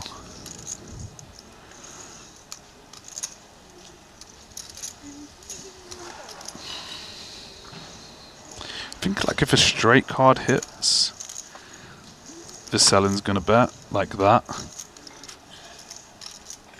Knowing, like, I think he's going to bet on this card. And I think he'll probably get through. It'd be pretty sick if you could find the bet here. No, he's going to give up. I think it would have got through. So what's with the 2-pair?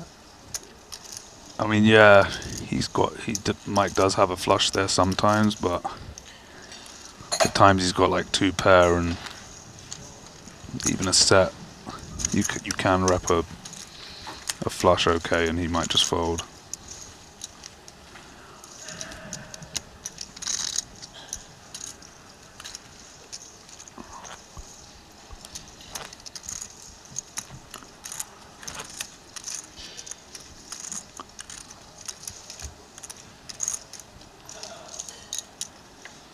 You can tell that it's the end of the series out there. If you're in here on day 1, day 2, everyone's chirping, super chatty.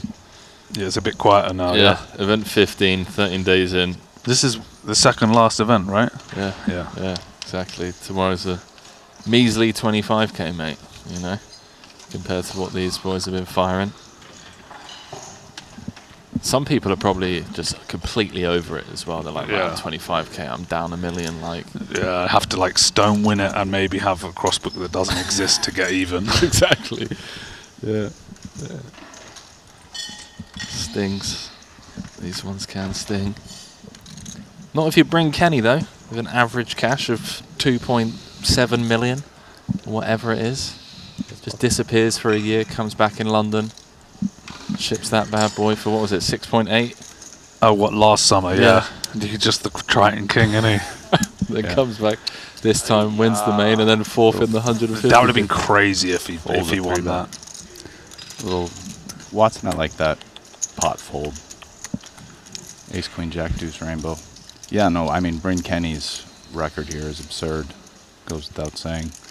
I mean, it's like even if you take out the million London one, it's still huge. It's still like over 30 million or something, yeah, right? It's still something insane with like 3 or 4 other titles and like well over $1 million of cash. Yeah. It's like, Yeah, without the London one, it's literally 24 million, 15 cashes, which is still insane. It's like 1.6 mil per cash. Whatever. Would you say anyone's got that type of record in the World Series? I mean, you've got a good record in the World Series. No, but there's a lot of people that have better WSOP record than me. I didn't even play that many WSOP tournaments. No, but recently you've had like. But I mean, since I've been playing a lot of them, I've had. You've had good success. I've had 3 straight series where I played like 30, 40 tournaments. Yeah. I won 2 bracelets, and the one where I didn't, I was like 4th in points. So like I had like some fun and like 12 cashes that summer. But no, like there's no one with that kind of stronger resume in the WSOP like Bryn kind of has in the Triton. Maybe. I would say if you went back some years, like Phil Hellmuth, Hellmuth's different. Kind of like not his results. The last haven't been as good. No, he's just kind of had. But he has the best WSOP record. Yeah, I think you got to give him that. He does. Yeah, the most bracelets and that. But yeah, in tougher times now, you don't know whether that would be still a thing, but that he could do. Oh yeah, we're moving. I mean, the thing is, I don't know. Bryn has that, but I mean, Kuhn. Well, Kuhn's got a great record here, isn't he? Yeah. He has 10 titles, the most cashes. Yeah. Bryn, I wouldn't say, like, Kuhn is more like what Hellmuth has done. I don't even know what Bryn has done. I don't know who's done that in the WSOP. Like, who just comes in, plays only the biggest stuff, and like, just wins it. He's like a mixture of like a Dan Coleman or like a bunch of people that have just won all the huge events. That's a good one to compare him to, yeah. I'd say Dan Coleman, yeah. But he's done what Dan Coleman's done like a few times over. Maybe Dan Coleman and somebody else. Yeah, what Bryn's done in Triton, I just don't know what the parallel is. Yeah, it's exactly. That's what I'm trying to think. Because also Triton is just clearly the biggest tournament in the world now. Like, it's much bigger than, like, the WSP has like 100K and then maybe like 250K now. And, you know, a few 50s. I mean, it's big over the course, but I mean, we calculated it. This Triton, it's 1,000,000 and like 35,000 if you just one bullet everything. Well, okay. Yeah. And no one's one bullet in. No, so exactly. Yeah. Surprised he took quite a while to call here with aces when there was like 200K in the middle already, but he did make the call. This went raise 21K, non-pot 3-bet to 60K call, and then he led in. Richards just led in. Yeah.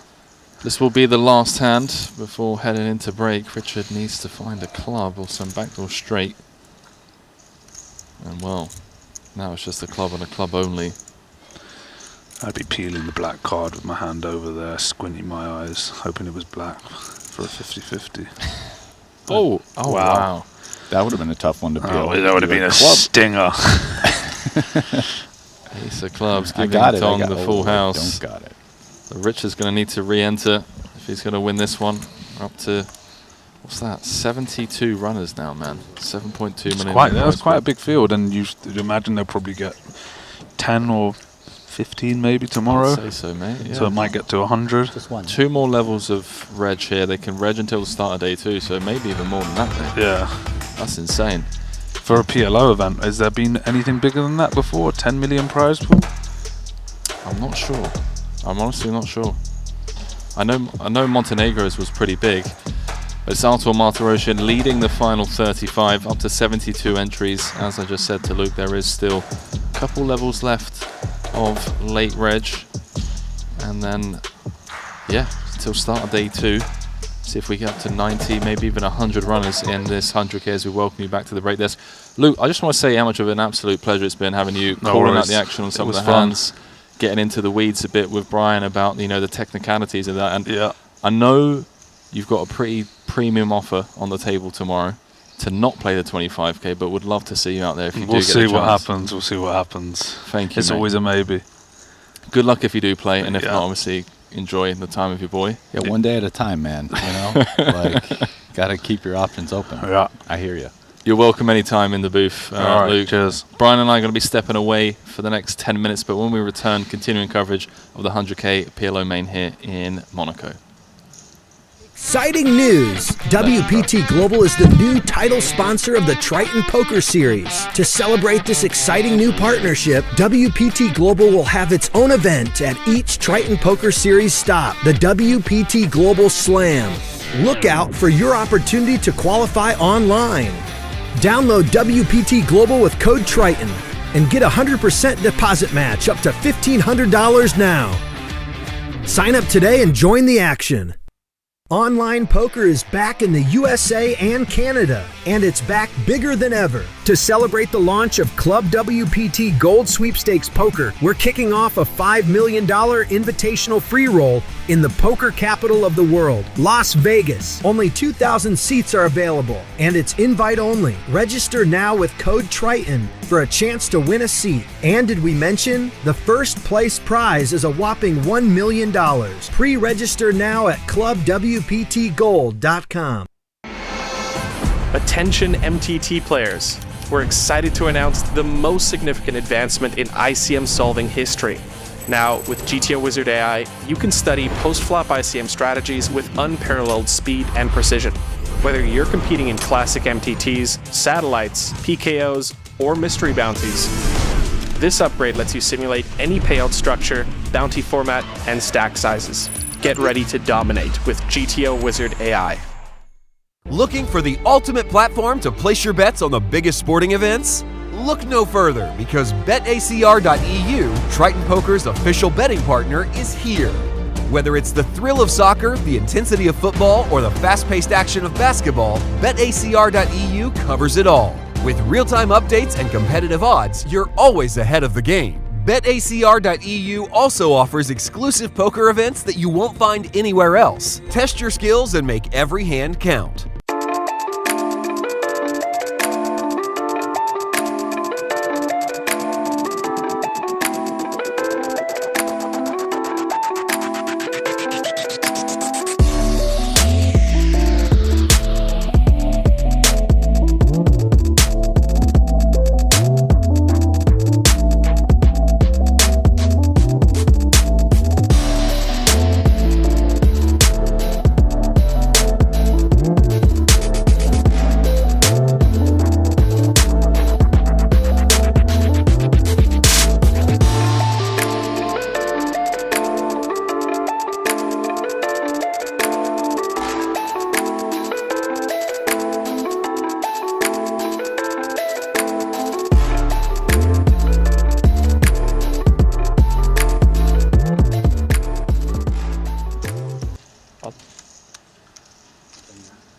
Just said no, you don't need to pot into my big blind.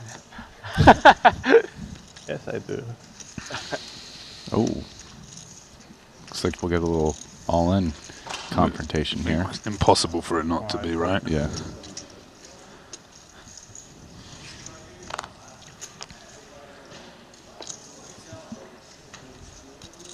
Good luck, boys. 14K back. Okay. Will he call or will he ship it? I think he'd just ship it, yeah. just save any type of potential headache. Yeah, with Ace King, and they're pretty short, I don't think you feel comfortable folding anything. Yeah, exactly. Yeah, but you see a lot of times when it's like if he's got a rundown hand, he might just call the 70 and leave the 14 back and fold him deuce, deuce, deuce flop or something, right? That just doesn't happen. It's always going to be ace of diamond on the flop, let's be honest. Okay. Still pretty flippy. At least 7 diamond is covered. One left out. The needles between Danny and Barbera, mate. Fantastic. Ace, diamond, or an 8 needed. There it is. Stinger. Ace of spades, corner pocket. I think his aura was just a little bit off today, like after yesterday's bubble, I think. As you said, he's normally like a lot more chatty and all this. Yeah, You have a bunch of hands you can rep for value. Yeah, yeah, of course.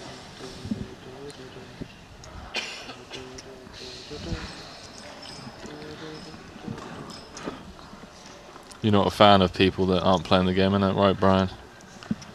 When they don't run the bluffs in those spots. I mean, when I've got my what's my role in here? It's the analyst hat on. Color commentator, yeah. No, but sometimes as a fan, I'm a fan of people not playing the game, or a player. I can really be a fan of not people playing the game, like playing with those people sometimes. But you know, yeah, when you're watching it, it kind of hurts the soul if someone's not playing the game hard. This is interesting. I mean, with a 150k stack, he's probably just going to free bet, yeah. Just going in, huh? There it goes, boys. And he's going to be sick when he gets shoved on as well, like 100k more, and he knows if he's got aces, he's in terrible shape. But he's like committed. Yeah. Like it'll be less than pot back. Yeah. Little double suited kings. Yeah. Yeah, he feels sick. He's like, oh shit. Excuse me. Okay. And it goes. Danny's actually got 39% equity. I guess as good as it gets, right? Yeah. He was happy not to see I don't mind having aces. the ace of spade out there. I really don't mind it. He's very happy. Calling for the ace of spades. It's not being greedy and calling ace of clubs. You know what I mean? No set, okay? There's no set. Oh, that's not Doesn't good want start, the ace of is it? spades now. For Danny. Now my ace is no good too. I'm gonna need an offsuit 9 and that's it. Pretty bad, right? Okay, that's brought him actually like a load of outs, even though it's given him his top set. Ace, queen, jack, 9, non-spade needed. Ace, 9, wow. And a club. Player of the year.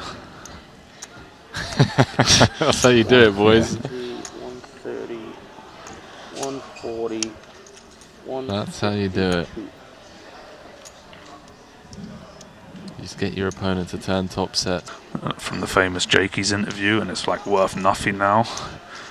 And it cost a lot back then, but all their other stuff is worth huge now. With like other watches like Rolex, if you bought something in 2010, you know, you'd have made good money on it. I in fact just like lost like 10,000% on that watch. Just hold, bro. Just hold. No, I hold it. I held it. You still got it? Yeah, I've still got it. But what I'm saying is, for some reason, it's not worth anything. Give it the 15 years bounce back, mate. I'm telling you. These But all things their come other nowhere. like new Jacob stuff are worth several 100,000. It's just a bit of a rig, that. So like a lot of the other watches they made just in other years or other models did appreciate, just somehow this one didn't. Somehow this one, something happened to Jacob the dealer. I think he went to prison or something happened to the company, and all the old watches were just, which all the rappers were wearing, they had loads of diamonds, they were beautiful watches, they're all just worth nothing. But now they've like re-released all their stuff, and all the watches now is worth like millions. So it's like, it was a bit tilting.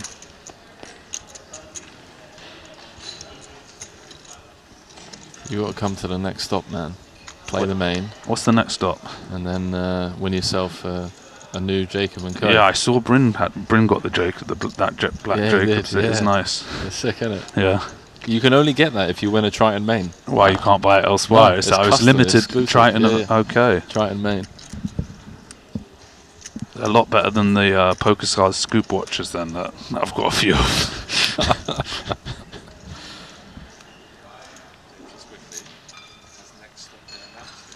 Got a couple hands here, top 2 and a wrap. You don't really love having the extra 7. Yeah, I switched off here. I would have thought that kind of a weird spot for Danny Tang, isn't it? Like, never folding feels maybe that it's a bit too much to ship, but at the same time you've got like a nutted wrap. Yeah. You can't really fault either play. Oh, it's close though, isn't it? I mean, you can pot it to 135 plus pot. It's Well, kind of see, nice. You're getting in most of your stack. Well, that's what it is. That's what I'm saying. You're either going to call or pot it, right? I think I like potting his hand. I think potting is the most standard, but yeah. I think maybe if he had like 400, then it was maybe a bit too much Yes. Or 450. Then I think you let people just two-street you. Yeah. I think his deck was probably perfect to pot it actually. He's ahead of a lot of rap Yeah. hands. I And mean, he takes it down a bunch as well. 6. Okay. 2 pair, right? Yep. You're up. Well, we asked for action, Perfect. chaps, and we've got some. 100 big blind pot.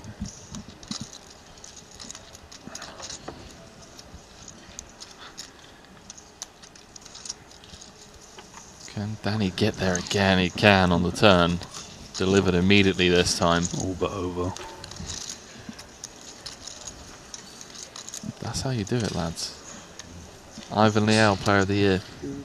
It's crazy how PLO can be like that.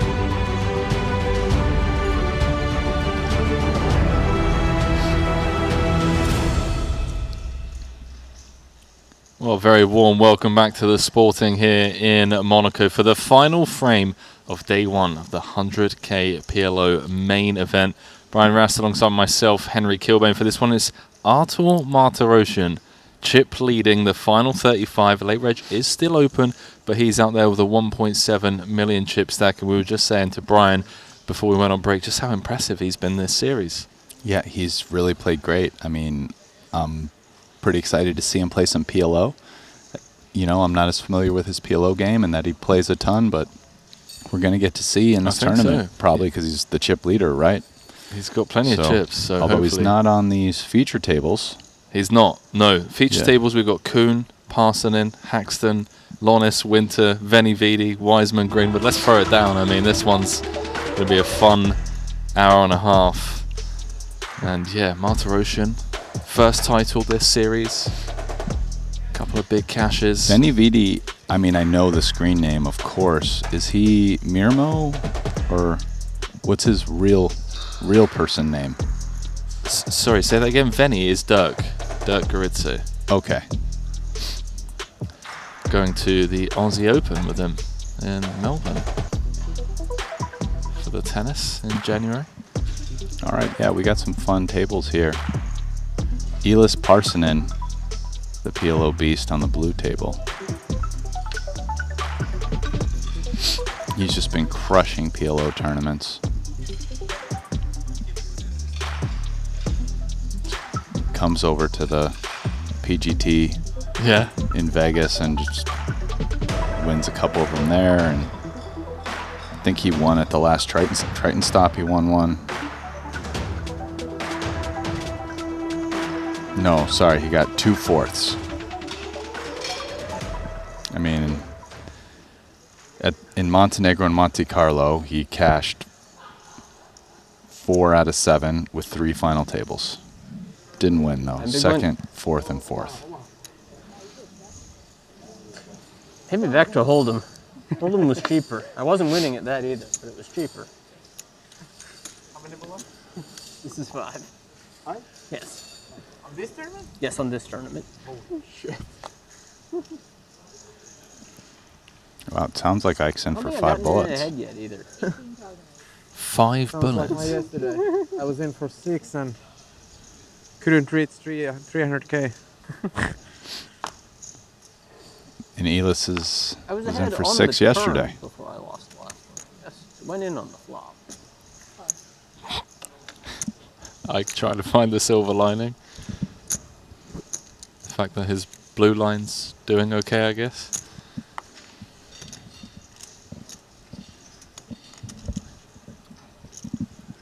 All right, we got 3 and now maybe 4. All the 5s are Are you out. allowed to use phone here? Ooh. Not at all? Ike with that fresh 5th bullet. Might do something crazy here. Like that, I had better pot it. There you go, after a speech like that.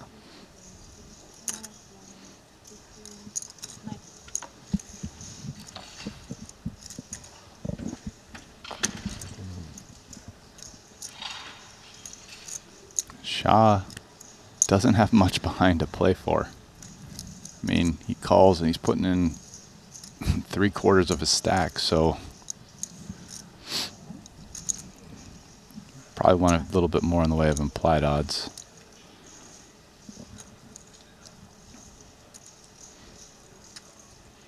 See what Espen wants to do. I assume Imad's out of there, although you never know. There is a bit of dead money. Always depends how much you're in for, of course. There's dead money, and they have some chips behind. His hand's pretty connected. Although the 2 5s are dead already. 89 was it? 90, right? 90?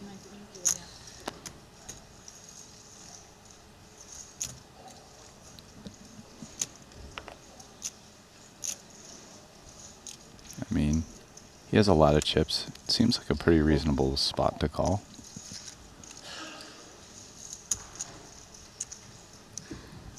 There is the call. Flipping. I got 152 back. It's an all spade affair.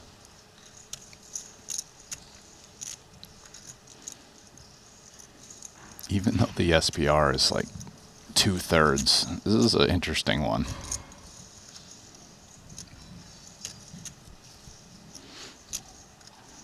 Ike doesn't have a spade. Neither of them do. Ike does have top pair, right? He does indeed.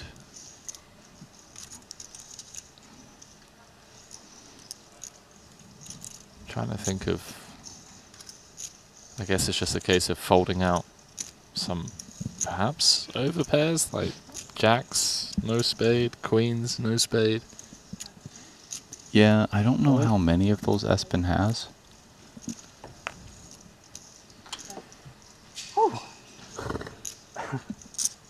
I was really ready to play one hand and get in drawing dead. Sounds like a red ace is the. So I'm currently scrolling through the app. This is, yeah, bullet number 5. Got Okay. showered by Joe Trent. I did this a lot this trip in honor of you.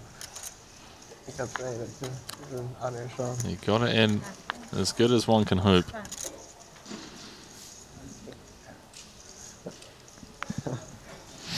Gotta have a solid foundation, you know? Yeah, whatever. I just like that. Well, the man responsible for blowing up the great game of PLO. You're the first person ever to do this. After he went on an incredible run against Phil Galfond Jake in the Schindler did Galfond this challenge. Like 8 years ago. No one did it before. Was up $1 million at 100, 200, had Galfond on the ropes. But now so many people do it. And then in the final Jake was the first moments, person to I would've Galfond messaged Steve-O stole Dwyer. it away from the online legend Veni Vidi, I think he might have been. aka Dirk Guritse. Sean, do you mind posing for the picture? Excuse me? I'm sending a picture of the stacks. You asked me if you want to pose for it. Would you like to be pose? Jesse checking back the aces with diamonds. You invented it, or Jake? Maybe does it more often when he has 3 diamonds, finding that as a way to check a hand like this back. It is a board that's not great for him potting in position, although they're pretty deep, so he can have a wide range, including a lot of middle card hands. So he should have pretty good coverage on this board. So would you say that overall this makes Jake's legacy in poker like kind of a mixed bag? Well, if Dirk wants to win this pot, he's going to have to bet. Check is giving up because that hand's ace high. It's never winning at showdown. And a queen jack suited. And a flusher.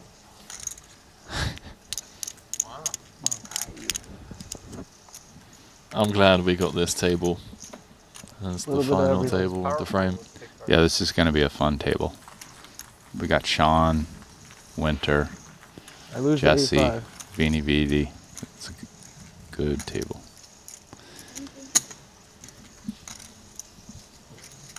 Dylan. Dylan Wiseman made his way over here, and Greenwood. Yeah, this table can play some interesting pots. Yeah, for sure. Yeah. This is definitely one of the funnest tables.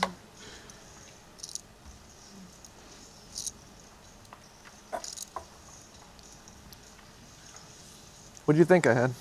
You limp and I potted it. What'd you think I had? Aces. Yeah, exactly. I was unsure because I was blocking one, but yeah. No, I did. Turned out to be aces. Yeah.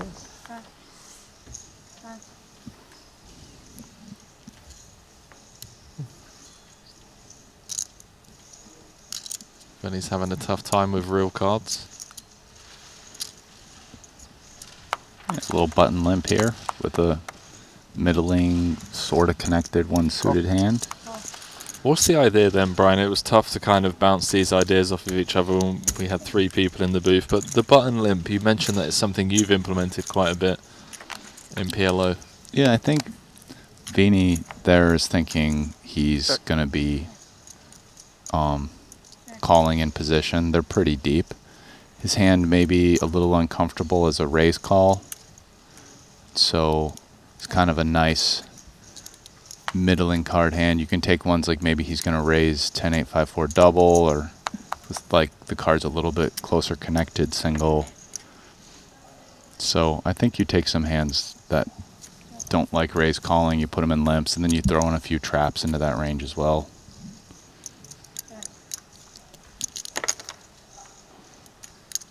All right, 8-5 got there.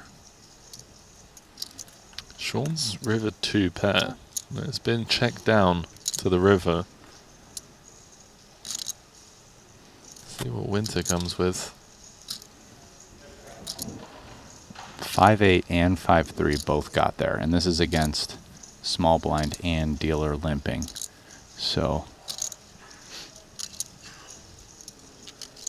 He does have a 5 in hand. Yeah, he's going to check the side.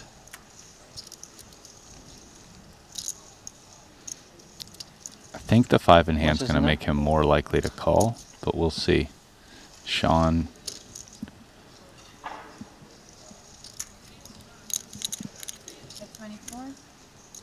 Sean makes a lot of interesting decisions in poker based on his feel.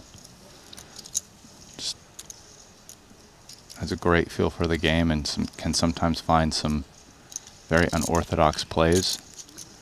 He's also one of the most animated and expressive people I've ever commentated on. It's like you're just being tricky in some way.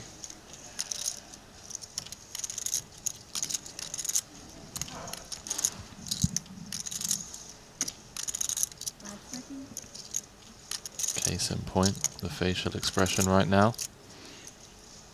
Let's it go. And he's right.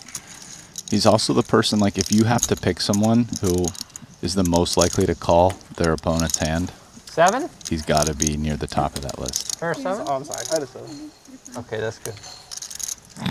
I had the 7. He may not have been able to beat a 7.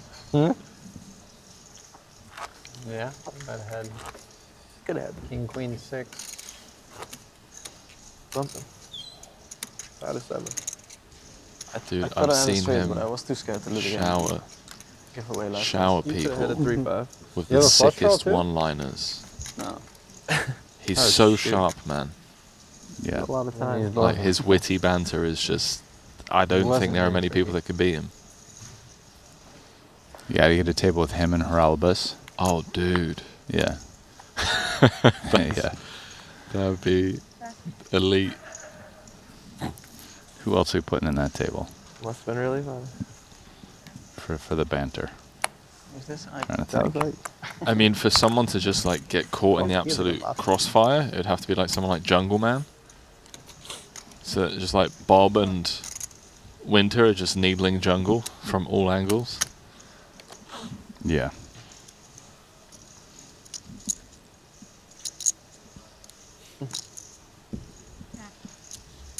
Sorry. Thank you.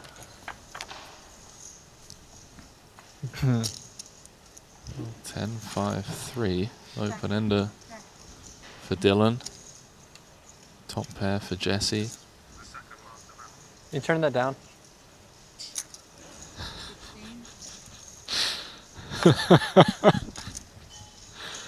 Oh man, he's so quick.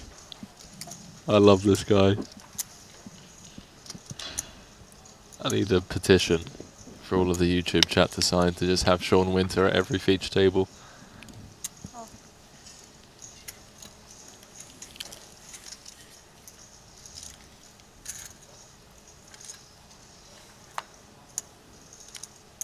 What an action tag card.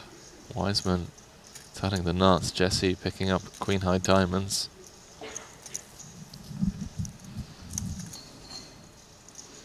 And these guys are going to have experience playing with each other from Vegas. And we've seen Wiseman so far at the beginning of the last frame, or maybe it was even the frame before that, but he was being quite aggressive. Multiple pots he was bluffing at. Quick call from Jesse, by the way. It's just diamonds versus the straight. Ooh. How about top two? 126k out there. Is he about to pay Wiseman off?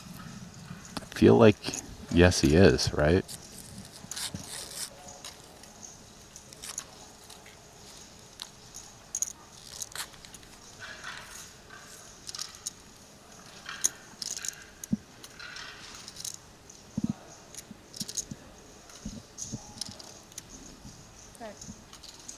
Well, Wiseman's going to slip it over to Jesse. Will Jesse value bet queens and tens here?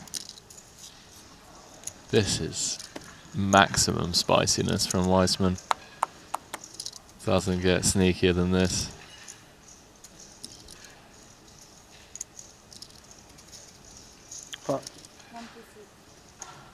Got him. Got him.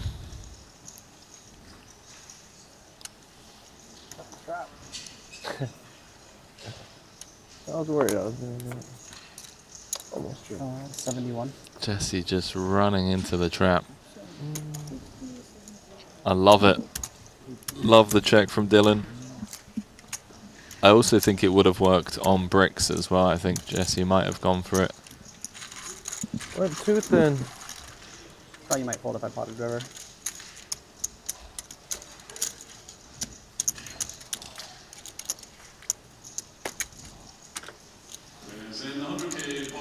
Small blind, correct?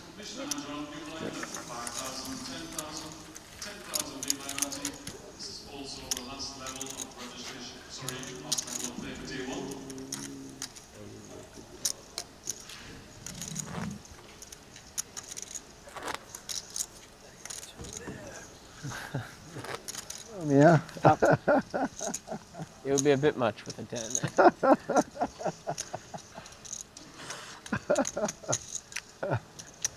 Let's gamble, guys. If you want my chips, you have to fight, fight, and fight, and fight, and fight, and fight.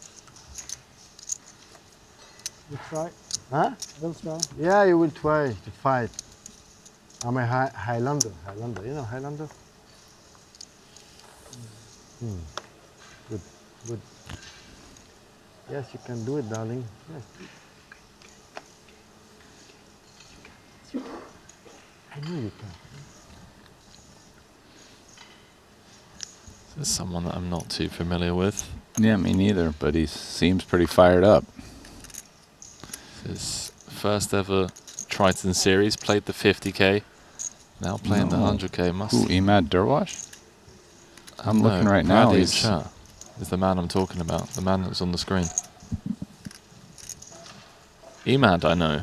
Emad I've commentated on quite a lot. He was here last year, yeah. I think he lives close by. Yeah. But Pradeep, first timer.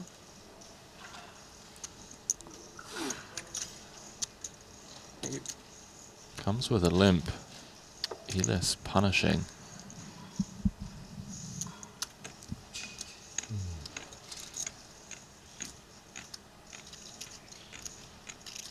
The raise is actually to 36, not 46. Yeah, it seems big, right? La, la, la, la, la.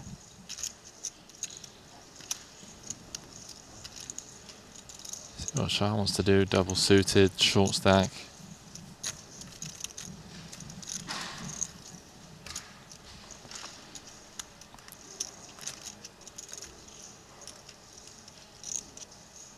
He's got to gamble it up. Let's go.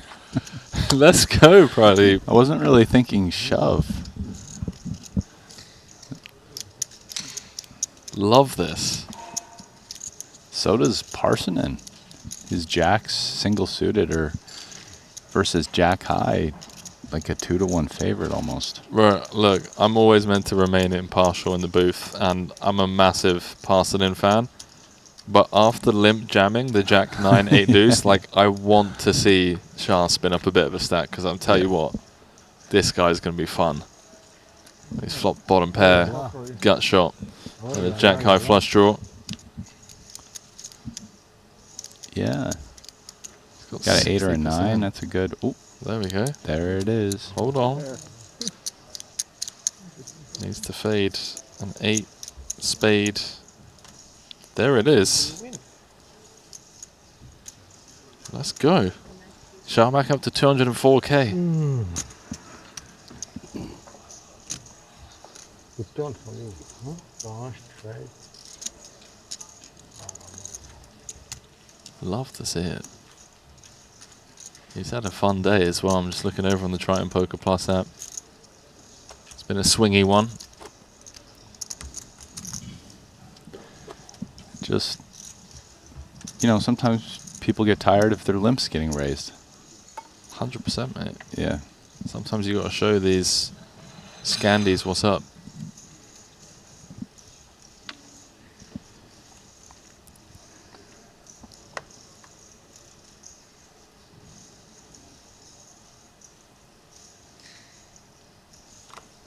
All right. Very next hand, Parsonen with some kings. A little bit of connectivity and a suit. Yeah, Parsonen's got a stack as well. Covers everyone bar Aspen Murdermo.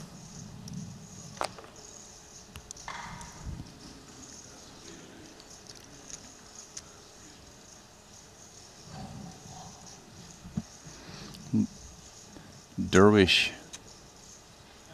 is pretty short for the 7 high, but he's going to gamble. Huh? Oh, sorry.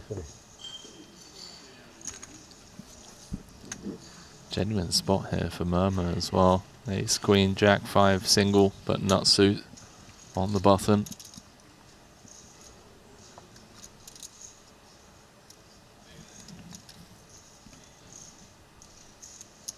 Just calls in position. Imagine he might have been thinking of 3-betting. Wow, another hand, another playable hand. It is suitless. Like, get involved with the double pair. Try to flop a set. Some reverse implied odds. Yeah, pitches it. We know Pradeep's in there. I mean, he's got the King 10 8 6. No, bro. Great fold, to be fair, given the hands he's up against. Time, guys, to say Bella Ciao. Perhaps.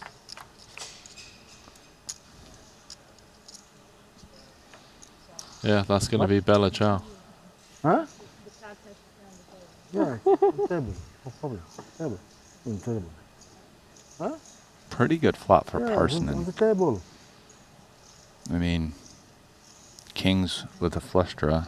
Bella ciao, bella ciao, bella ciao, ciao, ciao. Una mattina. Dun, dun, dun, dun, dun. I feel like those chips are going in, right? It's not the kind of... He's getting snapped off. Song and dance before a check. He's pretty cooked. I mean, Ila's just lost as a 65-35 favorite. This is actually a fraction of a hairline better than that. You're not dead. I can tell you that. Yeah, you think? I'm dead. Boom. Check of heart. Look, that's a good card. Look. Boom. 3 of heart. Flush. You want a 3 of heart. Huh, that's a good card for you. Why? All right, we shifted some outs around with that one. More out. Very good card for you. Why is that Elis knows it's a good card for him. Holds with the kings. Elis bouncing back up to 791k. Well, he was having a good time. Probably would have had a better time if he hit the river, but just 100,000 more buys you another spin of the wheel.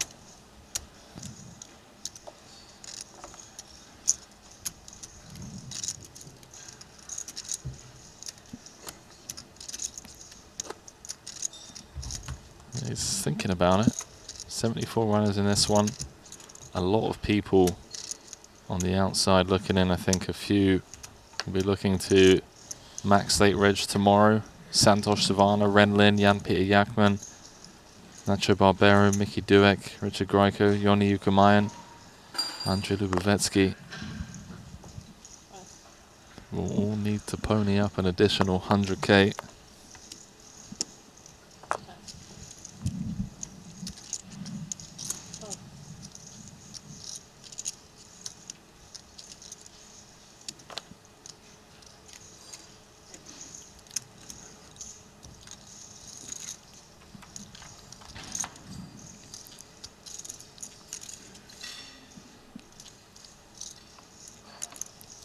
All right, not too much for either player. Let's see how they proceed.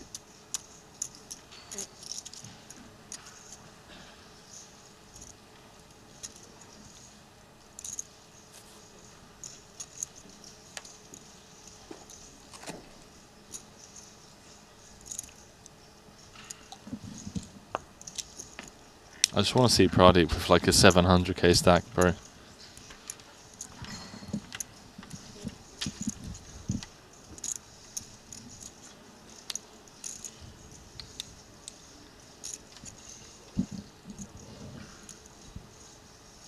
And Parsonen's going to find a bet. Gets the 9 to fold. Yeah, nice execution there. That's from Elis. That's how he does it. You know, I love Elis, Ryan, but there aren't. In fact, there's no one I've lost more money to than Elis lifetime. Oh yeah. Yeah. Online, at least. And he doesn't even know it, by the way. Yeah. Like, he has no idea what my screen name is. Yeah, I've been humbled.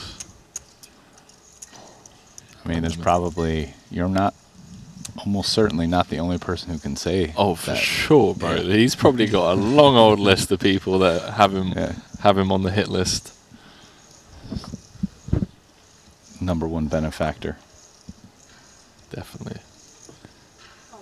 Alright, gotta come in with limp.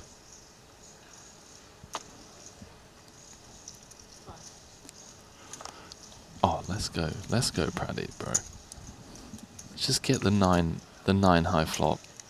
It's gonna be tough, but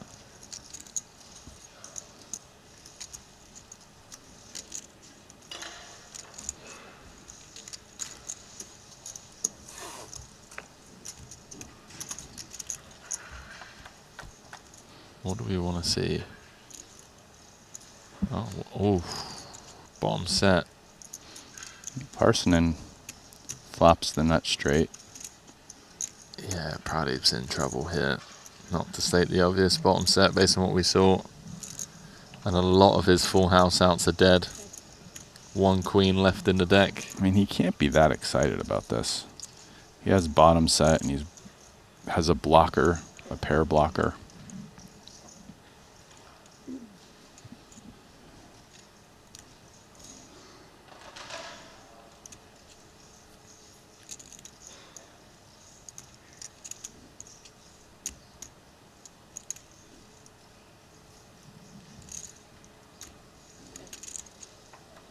Does check through. Ace of clubs on the turn. Nothing changes. Aspen's actually drawing live. Yeah, he had only a jack on the flop, and now he has an ace or a jack.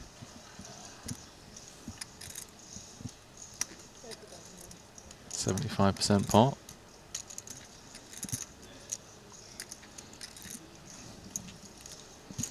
Seems a bit thin here. S-spin. Just the aces and jacks, nothing else to go with it. To continue. But will Pradeep continue on the button? Well, there's only one ace, one queen, and 2 jacks left in the deck.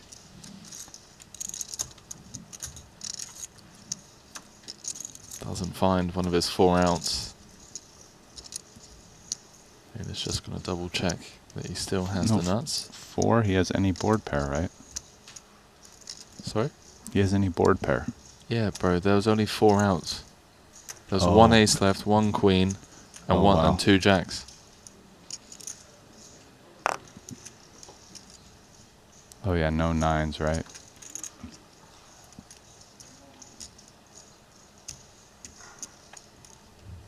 He was going for it all in the form of pot. See what Pradeep comes with. I mean, he might convince himself that Helis has got, you know, like 2 pair or missed clubs, pocket kings.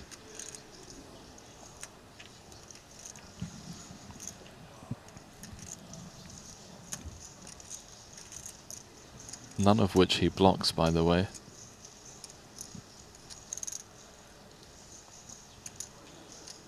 What do you think, Brian? Is he going to call him off? I mean, it's probably a fold, but I'm not sure what he's going to do. All right, let's it go. Preserves 142k stack. It'll show everybody. I mean, the turn is a pretty gross spot. You could consider folding the turn. Yeah. Bottom set there. Show one, show all. Probably do fold the turn. But And a set of 9s. Good fold. Very good fold.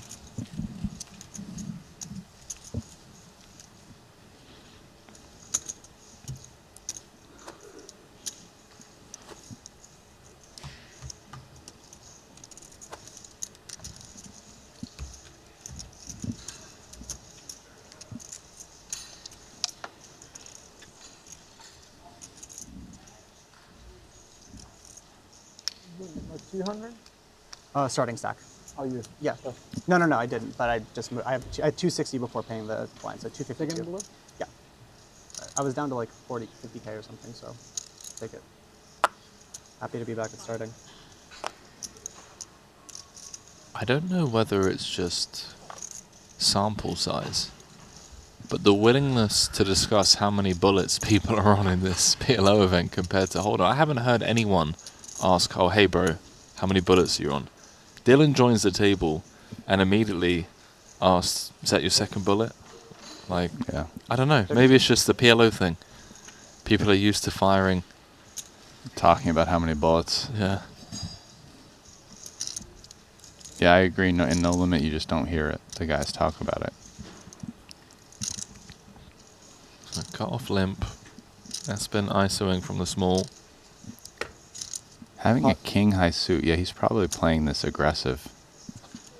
You don't really want to play this 3 ways. Oh, let's go, Pradeep. Let's go, bro. Both your suits alive. He's actually doing better than he thinks. But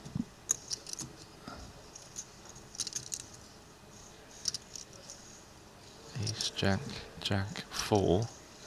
Does have to be mindful of the pot size. SPR will be less than 1. That should be around 0.66.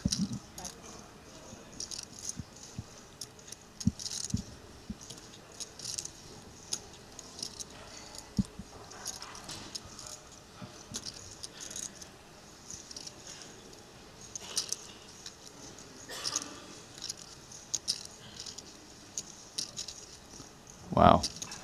I feel like now he's probably going to fold after this last little kind of like head bob, lip pursing. I wasn't sure. 252 to start the hand. Getting fold energy now. Tough spot. Yeah, he's trying to run the calcs, isn't he? I mean, it's a hand where if Dylan's light, as you can see, he's doing fine. but he's buried against aces. But Dylan doesn't need aces. He could have kings. You know, some other hands. He's picked up raising chips. Maybe if he's going with it, he's just putting There it it in. is. All you can eat.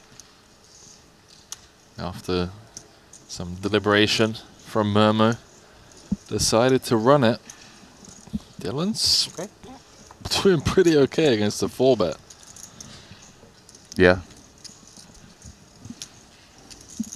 Ace, king, jack, 10. Murmo's just had enough shenanigans, you know? There's no shenanigans here. Oh, hello. Wow, what a flop for Dylan. Just smashing. And a jack doesn't even give him the win. He needs a 4 and nothing. 520k out there. One card away from receiving it. Here's Dylan Wiseman. Make that official. I believe it's 252. I'll double check. 520k now. That's 125. Gets the double. Yeah, 225, 245. Now yeah, has a 252. very playable. What's that? 65 bigs.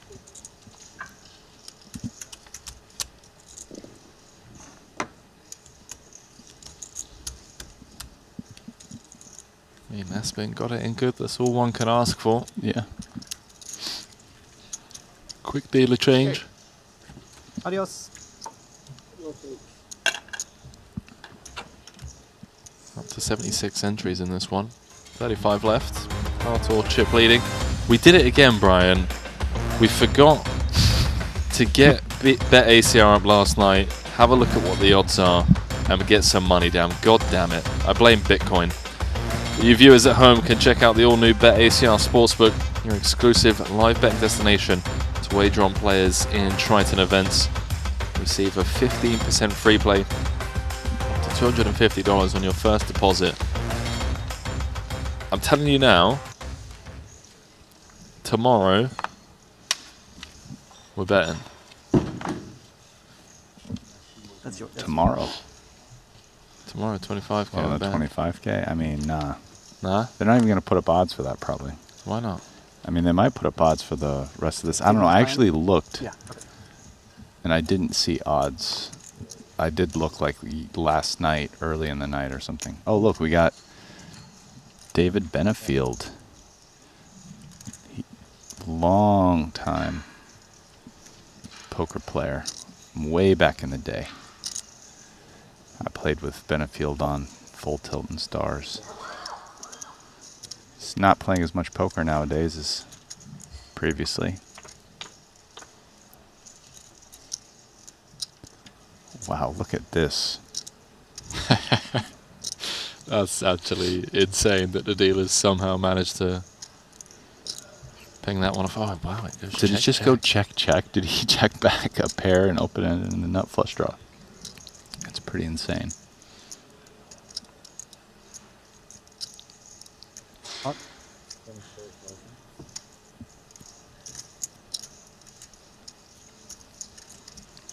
We're never going anywhere. Question is, does Pradeep just want to come with call?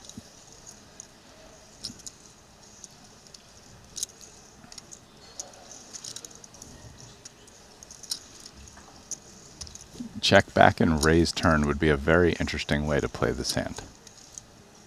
Oh, my guy. All in. There it is. All in and a call. 260k pot. Pradeep looking for a diamond 7 or a deuce. This is, I love PLO, man. He's got 33% with one card to come. Here's the board. Wow, Dylan, you can't call out cards like that, bro. When you're What? ahead. He's ahead and he's asking for a board pair. Wow. Do you know how lucky he is to hold there? We were talking about this in the booth. Yeah. But, Oh, but weren't he we was saying that you should call for yeah, your cards? you're right, Yeah. actually. That's Yeah. exactly what Dylan was saying, is that you should call for the cards you want. Yes. So he did exactly what he said he was going to Fair do. play, okay. I mean, it worked. And it worked. Dude, we were suspicious as well. We were saying Yeah. that doesn't work. Okay. Okay, Dylan, we see you. Imad on another bullet. In rough shape here. Looking for a 3 or a king. Just had a queen. So Imad did rebuy, it looks like. Yeah, he was straight in. King, queen, 3 needed. Queen for the birthday boy. Okay, guys. Game. Game. GG's, Imad. It's his birthday yesterday.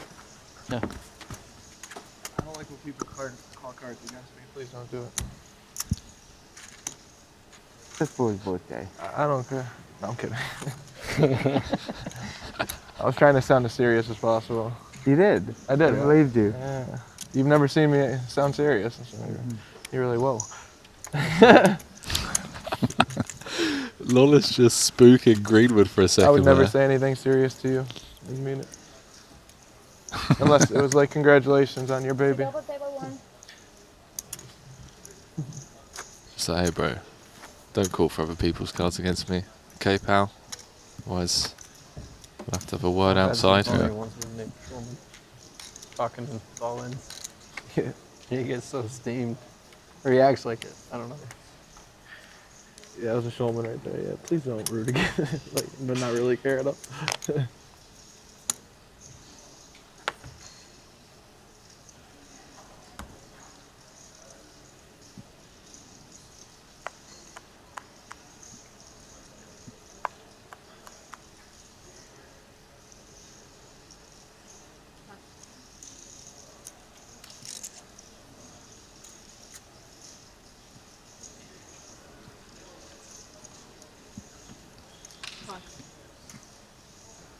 Look at this from Venny. He's up to 1.1 million now. Just Like doing some work off screen. Slow down a little bit from now on. 4th in chips. Love to see I it. like that move. I'm going to realize my equity. You haven't got much equity, Jesse. Oh.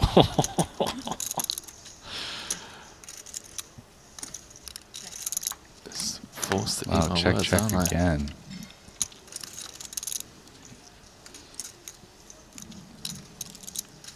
I mean, I wonder. Did you check? I wonder if he's going to check raise river.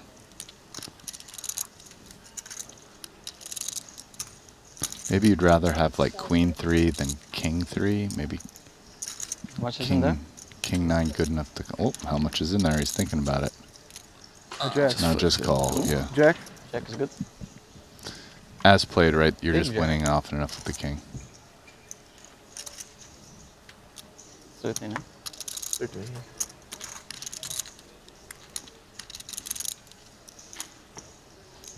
What is Jesse doing with his stack? He's got a wall of whites, a wall of blues, It's hard and for me to then have a jack there, that's for sure. a tower of oranges. Most don't.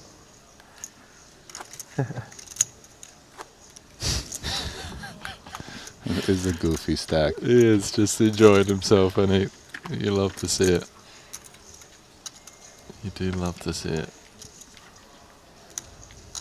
Man, there are some legends in this tournament.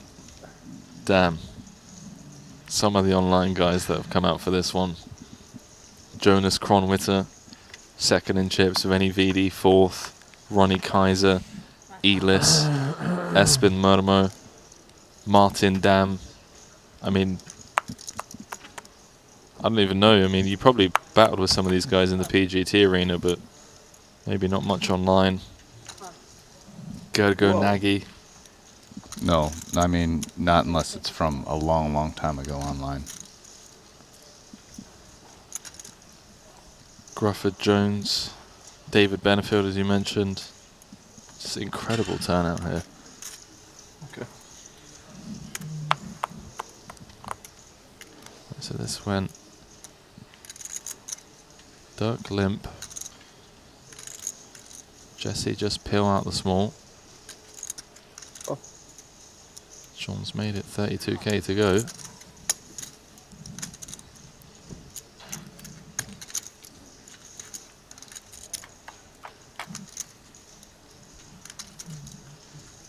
Oh, Jesse might be in trouble here, you know. Top or bottom against top two.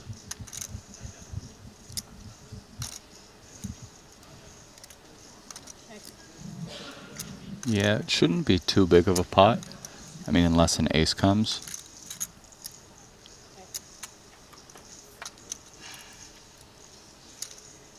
No hearts for anyone. Sean still with the best of it.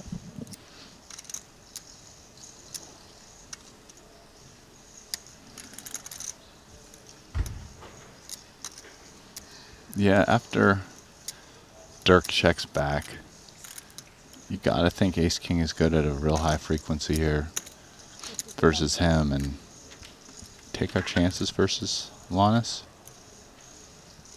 So he's coming with about half pot.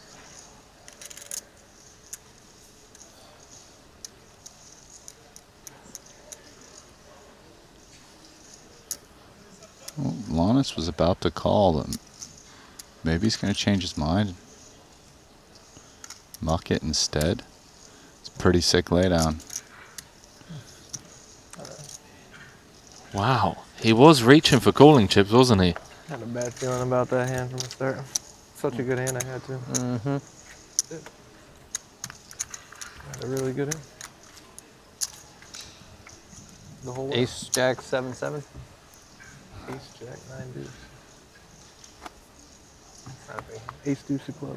It's a pretty big hand. Should bet the flop. From a game theory perspective, it's so sick. You bet Ace King, your opponent folds Ace Jack. It's like you got zero value. Worse hand just not He calling. probably had the rundown 9-8-7-6 double. How do you feel in Jesse's shoes when Sean just calls out your hand as well? I've told you what I say, man. It's like #1 pick to just like say someone's exact hand. That's insane. Pop. 36. Hold on now. Jesse, bumping it up. See, some of his cards dead. Oh. Very dead, perhaps. Jackson 9's doble. This hand doesn't mind playing multi-way, I say, as he just repots. But that's going to work out really well because it's going to get kings to fold. Aye, sir. And now he's a big favorite against Jesse, who's... We get a 99-minute break on after day one. How much, 120? Before day two starts. Who is in position. And he covers, and they got... After calling, they'll have about a 1 SPR. And then do a little workout.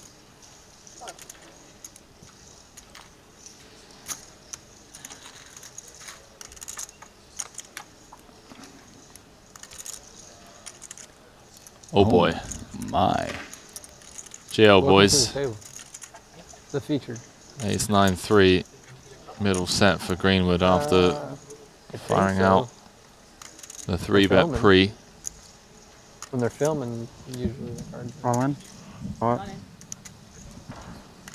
Jesse's pot. top pair, blocking top set. Jack I have high a set, diamond. but not the one you think. Definitely not the one at all. Finally have something. One of the best hands you can have against a set. Yeah. 7 of... Diamonds, he's got kind of like backdoor wrap, straight draw around the 9. Yeah. Sorry. I'm not going to root for cards when Jesse's all in. Winter's so sick. I'm all in there, not Jesse. Blank City. Just needs to fade the diamond. Which he does. Nice and black. Good deal, I love you. Olympia. How much? What did you say? Good dealer, I love you. Everybody's getting loopy here. It's 14 days in, bro. These guys are just, you know. I was Greenwood worried when fresher. I got the fake flush draw in between, you know? The fake flush draw. Rough series for Greenwood, I mean. Picked up a min cash in the 125k main. Santa. Came 8th in the 150k today for 562,000.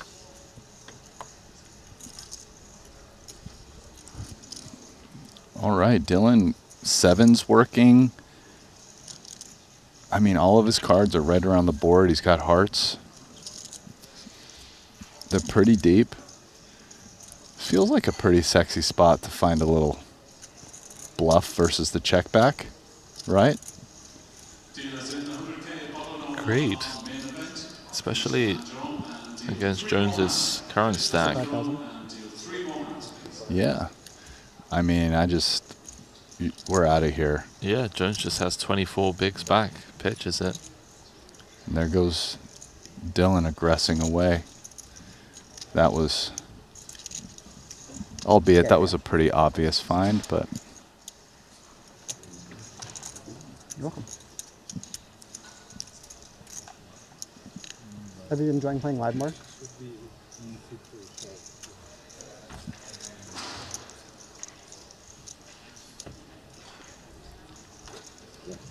It's fun, right? Except when you have to walk of shame when the camera chases. Dude, that's real though. I had that happen to me after like getting like pretty much not blundering, but like messing up in the main, just like around the bubble, and then who I punted into ended up winning. Yeah, I just get followed out. It just feels not good. Captures the raw emotions. Yeah.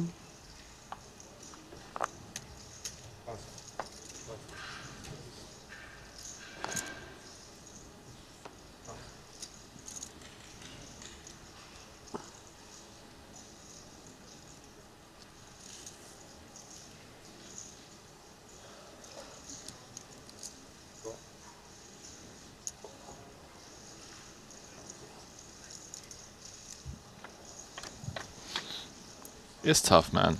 It is tough. When you bust or make a big blunder, you have the entire poker world watching and the camera kind of follows you out. But it comes with the territory. You want to win trophies, make a name for yourself, be regarded as one of the best in the world. This is the stage to do it on. Yeah. And a byproduct of that is sometimes you're going to look like a fool on TV. Sometimes you look like a genius.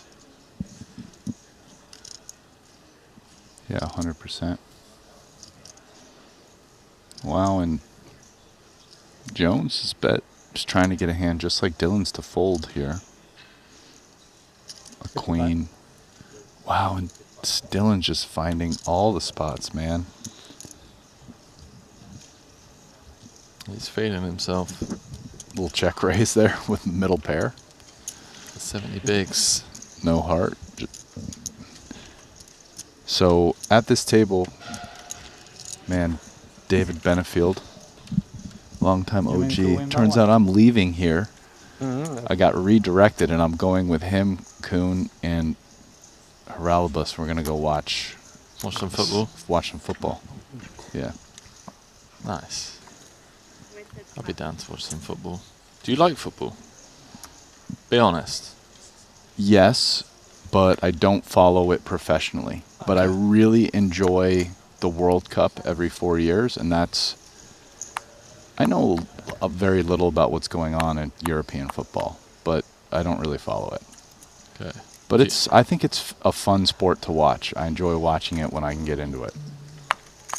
But I just don't watch that much sports outside of like the UFC. My favorite sport is the Bitcoin chart. Yeah, well. I like that one. Guerrero just opting to flat the ace-ace king-3. Does give Winter a free look at the 8-7-5 board. Do you know who the best football team in the world is right now? Just like guesstimate off the top of your head. Can I get some on the service? I'm trying to think. Is it the team in the Premier League? I want to say it's what's their name? Manchester City. I would say Manchester City is definitely in the conversation. Yeah, top 3. Okay. I don't know that much myself, but if I had to guess, I'd say it's Man City. Madrid, and then a toss-up between Liverpool and Barcelona. If, you know, again, chat, feel free to roast me. You didn't answer my question. Didn't Madrid and Barcelona, did they have, was it like right after they lost kind of like Messi and Ronaldo, did they drop off or just stay like elite? I think Madrid's very elite, yeah. Yeah, very elite. I'm not too sure what Barca's been up to, but although Barca did win the El Clasico, I think it was like 4-0 or whatever. Yeah, I'd say those are probably the top four. I don't think any of the German teams are in the conversation at the moment. Okay. I mean, there's that one German team that just has been just super good for a really long time, right? I mean,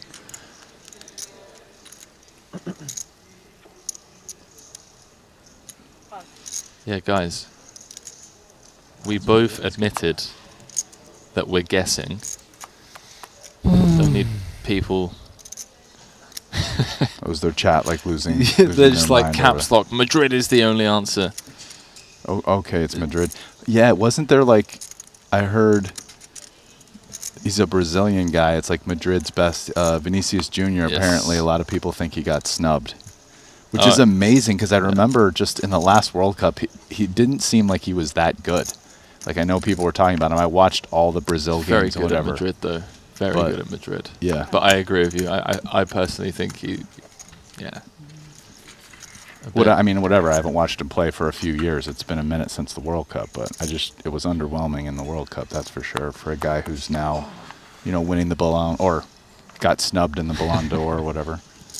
This is a fun flop, by the way. Oh, yeah, Bayern Munich. That was the team I was trying to think of. The German team that's just been good forever. Jesse's going to be in trouble. I don't think Greenwood's going to be going anywhere.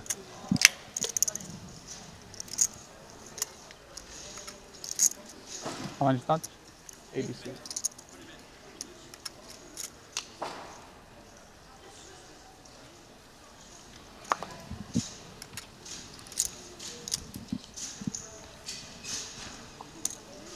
Alright, I'd like you to fight it out. Okay, well, somehow, as a byproduct of Guerra making the call, Jesse's actually got the best hand now because Kings have folded behind. And he's in very good shape. Sharing the queen, blocking the 9 because it would give him a higher straight. And the best hand right now. 7-6-5 needed for the Spaniard. I'll say you don't win. Man, who said that? Was that Winter that said that?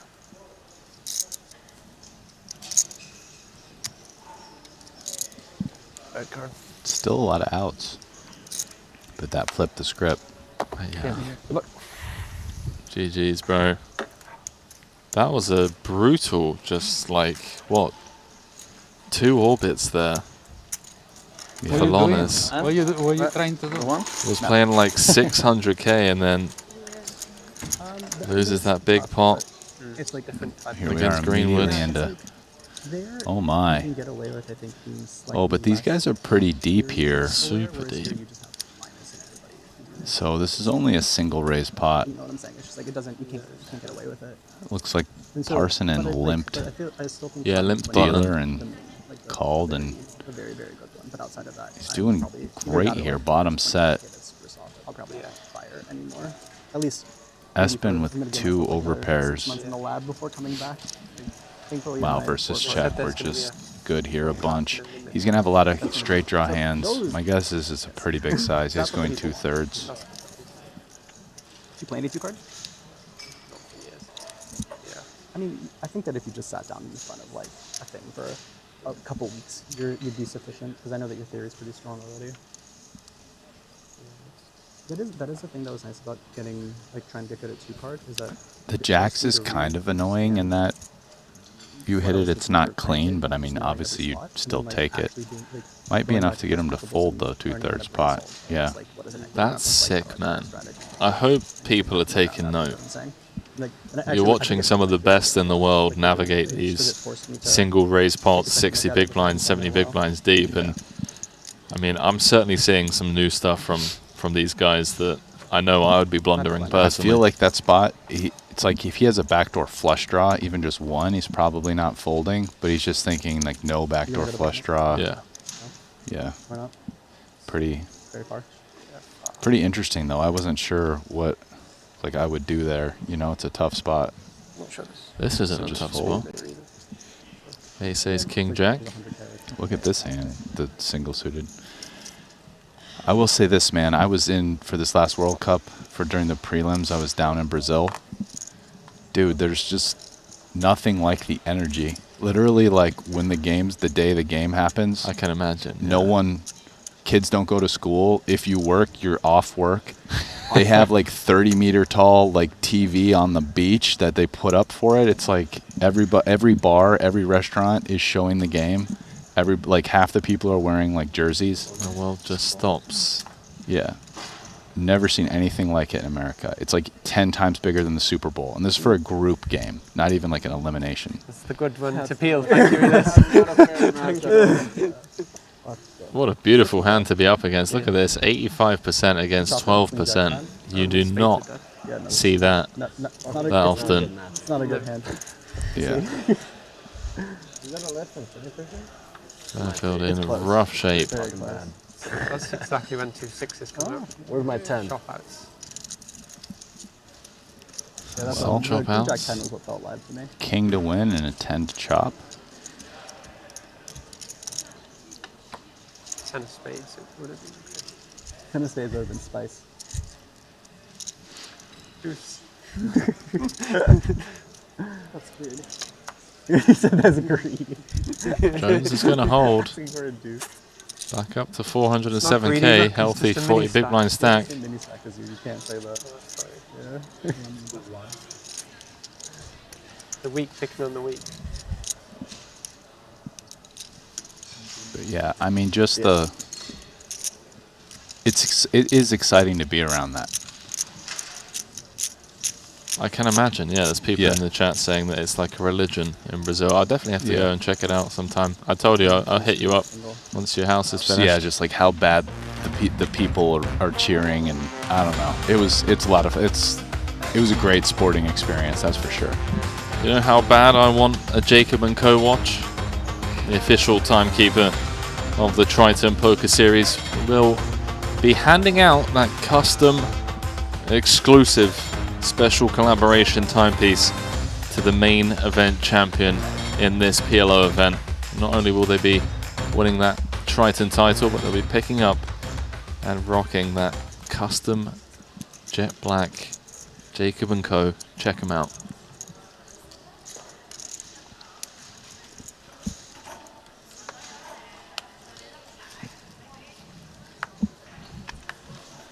"77 runners. Artur Martirosyan, chip leader, Doris in second, Kronwitter in third, Veni Vidi in fourth, and Elis in fifth.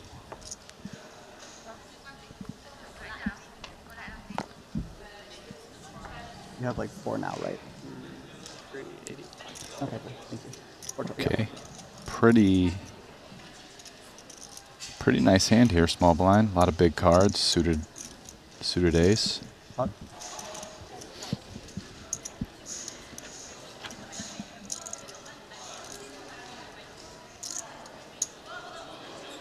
Jones is going to peel one off.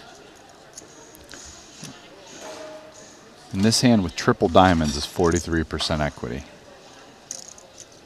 King 8, 5, 5.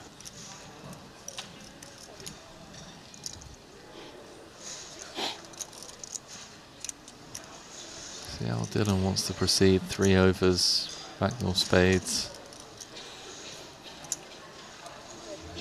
Continues small.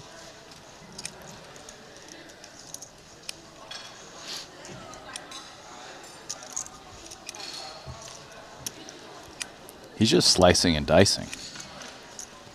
He's been piecing them up. Yeah. That's for sure. Stacking the chips. Winning pots with bluster and courage. Not the best hand.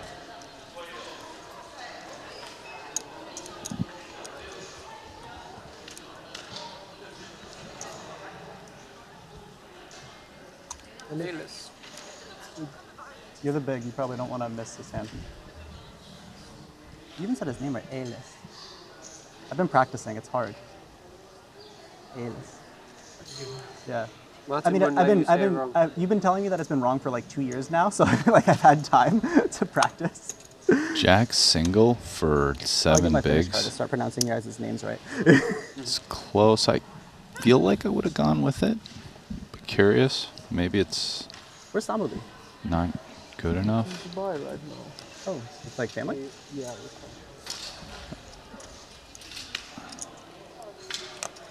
He was upset he only like got second place in a bunch of things at PGT, so he can't, like he didn't win anything, you know? So he had to skip us here. Down there.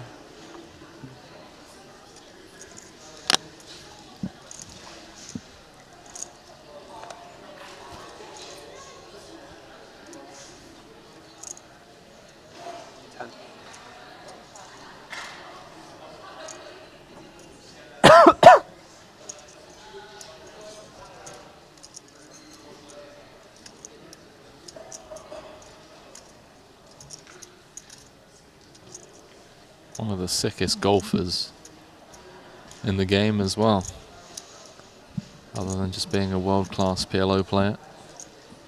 Wow, Rays, huh? He's so He's sick. a sicko. I like watching Elis play because I think, okay, what's a good play here? What is Elis gonna do? I told you, man.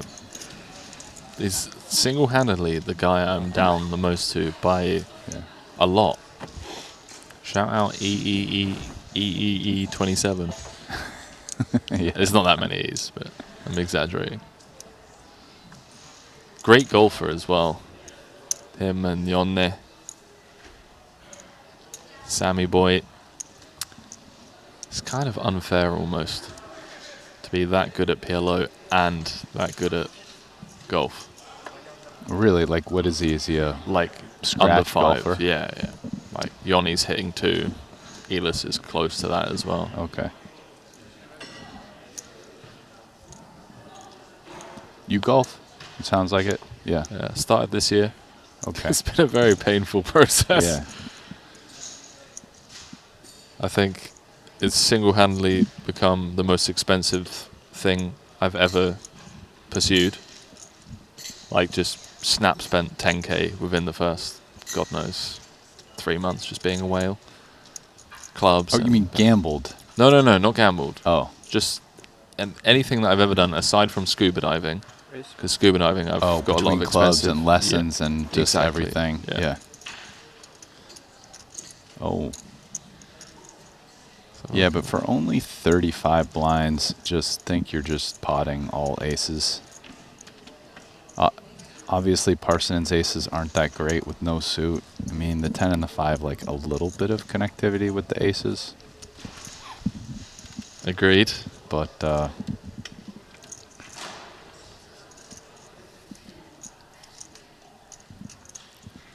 think Jones, see what he decides in position. His hand's pretty connected. Is David just running down the clock here? Yeah, I mean... So short. I feel like I'm supposed to... Oh. Nope. That was a genuine tank. He even said it. It's so short, it just feels like he's meant to call because of the additional 25k out there. Yeah. Well, I think Jones actually probably flats now because it's not even heads up. There's a 48k side pot here. 62. He's getting a much better price. And look at Benefield's hand. I mean, a little bit lucky maybe that clubs is live, but 31% equity just like out of nowhere it feels like.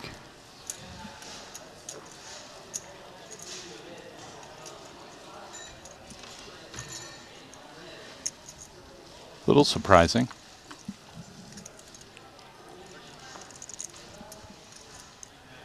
$10.83 rainbow. Yeah, I guess you'd take it with aces. Yeah, and I wonder if this clears out Jones. No, it doesn't. He's going to call it off. He doesn't like it. Hold on, boys. We got a three-way all in. So we head towards the final, what, 10 minutes of today's stream.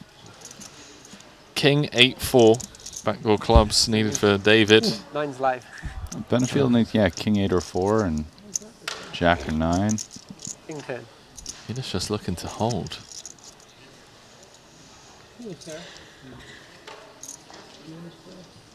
It's actually a pretty fair flop. Like the hand's equities didn't change that much. Benefield went down a little bit. Jones went up a smidgen. Parsons about the same. Hello. Very good car. David loving that. Picks up clubs as well, which he backdoors into, so he's going to triple up. But it's Jones in the 3-bet pot, Had a real piece of shit. losing the huge 572k side pot. Prettiest card in the deck, pretty much. Yeah. Next to like the 8 of clubs. It's the only other prettier card. Helis actually making the most in that hand, even though he lost the main pot. He's up to 1.2 million. Third in chips. Benefield, not quite, but almost back to a starting stack. Little bit off. I don't think so. I don't know. Jones seems like a really nice guy, by the way. I don't know. Just big smile on his face. Put money in. Back to the rebuy desk. Like I just got to put money in. Pray. I think fuck it is not a bad strategy, as you've seen. Say fuck it. Or you can be Sean Winters and last for like 4 hours on 7 days. Those are the 2 outcomes. That's unlikely to be me. I had 7 bigs this tournament. I think I was just big blind. Should be his button, right? Can confirm. 3-bet button open, 3-bet small blind. All in big.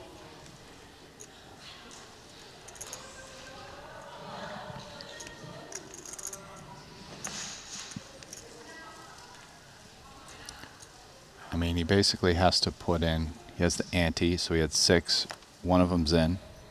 So from his perspective, it's essentially puts in 5 to win 14. I mean, he needs like 27%.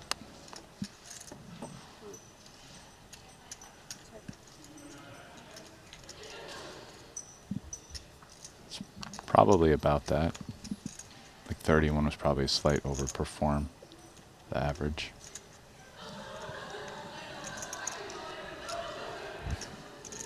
Benefield with the open ender. Aspen with a very raggy top pair.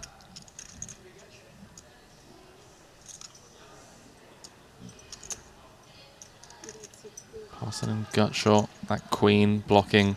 Some continues. Backdoor spades working for him as well. You can see that 9 is no good.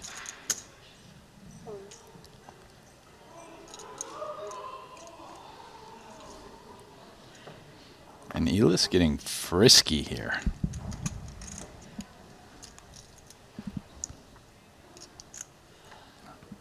Elis just wants to build up a stack. How about that for a turn card? Gives David second set, but it does complete 3 straights. 9-7. Elis already has a stack, man. Yeah. He's I know. third. It's not enough. He saw last night 4-hour bubble, 39 hand for hands. Yeah. Like, does he fire here? He does have a queen. I think it makes sense, right? I Yeah. think that's why he starts barreling on the flop, is because of that queen of hearts.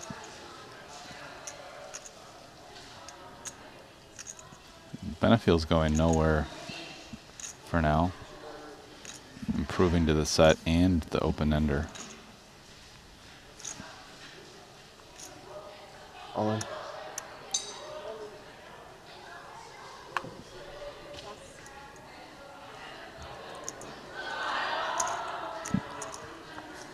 Nice little pickup there. Bit of a late night spin for David. He was down to what? 50, 55, 59k? Yeah. There we go. Oh, he's back over starting, I would guess, after that pot. Starting's 250, right? That's right. Show goes on. Some late night, high stakes PLO. Zhou Xuan is more of a PLO player than a Hold'em player, yeah? Yeah. Yeah, like nosebleed cash.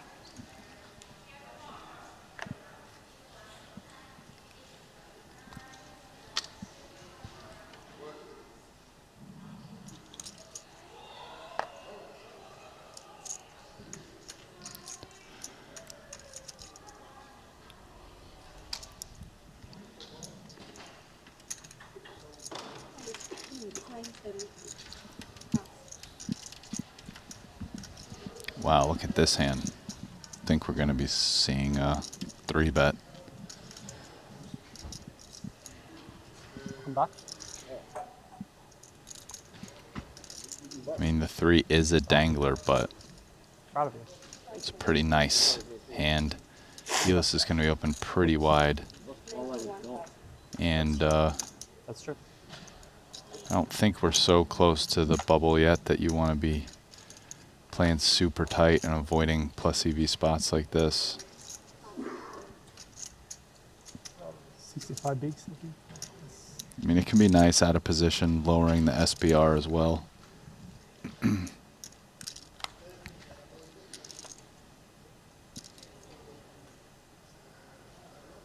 he just mucks it. Just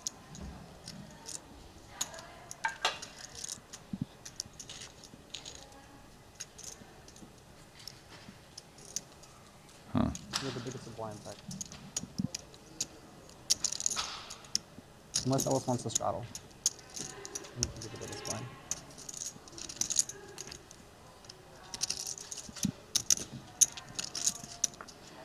So heading into, what, 5 minutes left before they draw a card to figure out how many hands we'll play.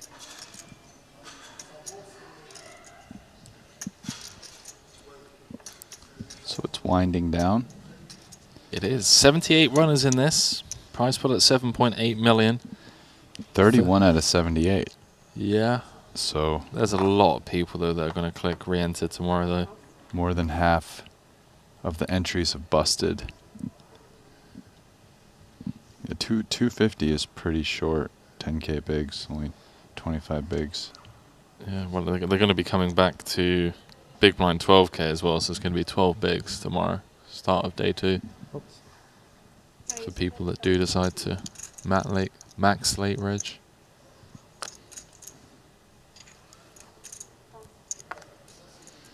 Oh, Ike with double suited ace king hand.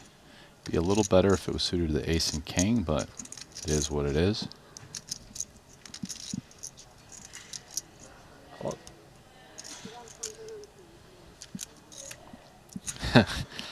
Ike's like, I'm not bagging 10% more than starting, boys. Like, we got 5 minutes left on the clock.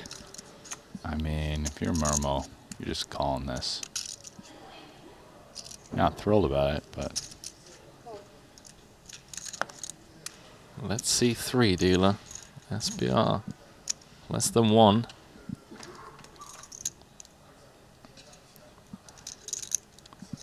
Uh-oh. Top, Broadway draw. 2 backdoor flush draws for Ike. King high straight for the Norwegian. Is this just showers, Ike Haxton? I don't know. If you're Ike, what bet sizing do you use here? This is a weird spot. Just gonna come with check.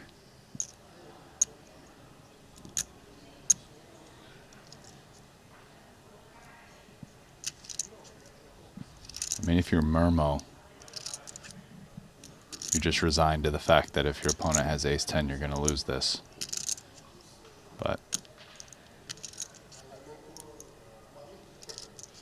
imagine you like to get value. There's probably even protection in getting your opponent to fold certain things. Maybe 2 street this. So about 200? I think it's 190. 150, 65, 70. You can go like 185. third pot flop, then like jam, or third pot's like 70, like 60K, 60K here, right? Quarter pot. Yeah. You could do it with some hands your bet folding. Oh wow, he's going even smaller. Oh, this is sexy. It's like B15. Yeah.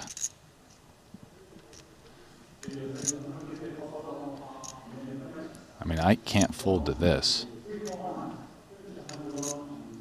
So 3 more hands after this one. I feel like I would want to put some hands like this in a more of an indifference point. Oh, what a turn card. Queen of diamonds, giving Ike a royal flush draw to go along with his Broadway draw.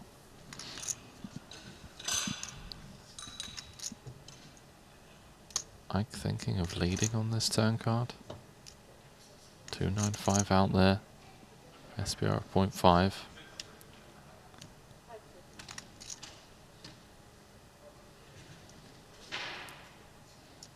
Does it ever work against this hand, by the way, Brian?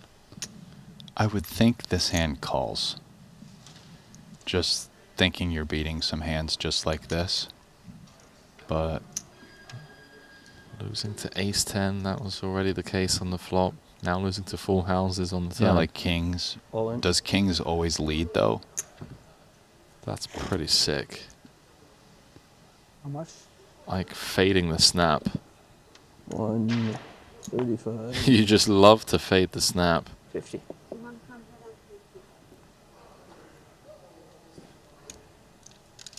Don't forget, chat, this was a 3-bet pot. Flop. Ike checked out the big. Espen bet 15%. Ike called. Turn queen of diamonds. Ike now leading for half pot all in. And Espen really not beating much other than this type of hand. Aces with diamonds. Ace, ace, queen. But yeah, it's pretty dicey. But I feel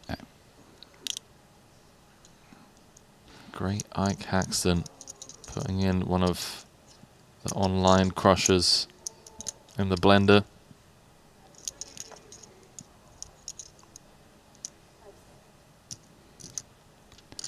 thing is, when you're ahead, you have a lot of equity. You know what I mean? It's not like you're dead or a flip, right?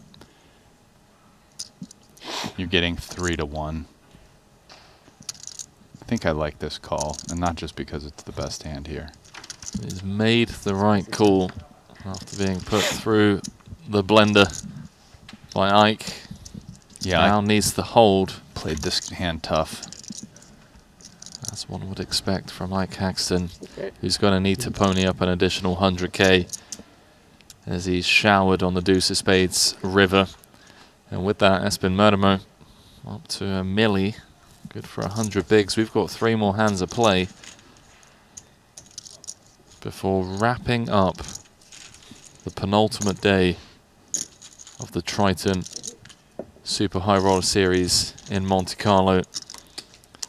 Tomorrow's plan of action, we're going to play down to a champion in this one.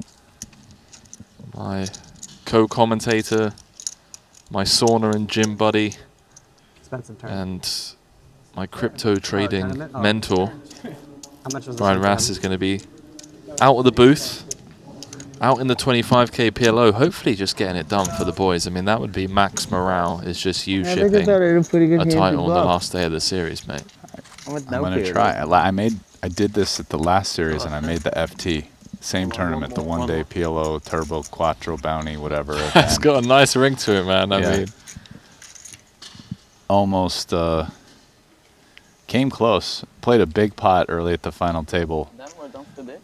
Where, who knows, little ICM irresponsible, but if I won, I mean, the chip leader covered me, but I had a lot. It was like whoever won that was going to be the chip lead. Problem is I could see you doing that much earlier now that Bitcoin's at 90K. So you're saying ICM irresponsibility, maybe you just have 25K irresponsibility now. God, it would be nice to have Bitcoins. I'm just, the people that were smart enough to buy it, like, back a while ago, just cheers to them. Chip leader, Artur Martirosyan. Getting busy from the hijack. Still got the best hand, but not thrilled about the 9-6-3 rainbow. No club. Yeah. At the last table, I'll tell you what, Murmo, he was in some tough spots. In like 3 pretty big pots and tough spots, he just like made the right decision every time. You know? Pretty strong. I've never really watched him before, but I'm going to let you onto some free alpha. Yeah. Okay. If you see a Norwegian or a Finnish or a Danish flag in a high stakes PLO tournament, yeah, just know that they're pretty good. Wow, Venny showering me on stream. Venny, what are you doing, bro? Someone sent Venny a clip of me calling him out for struggling to pick up his cards. You gonna redraw tomorrow? No? Yeah. We're gonna redraw, and there'll be a lot of new people too. Oh yeah, Max. Yeah. Net edge. That's why they draw hands. Two more hands. At this table. If they don't redraw, they don't draw hands, because then we just keep going. But they don't. Ooh, Ike's playing 5 or 600K. Jesus, Sean. Why is that? Huh? What's going on? He's in for 5 or 6. Oh, okay. I know he was in. Yeah. I saw him bust his third. There's at least 4 on the app. Yeah.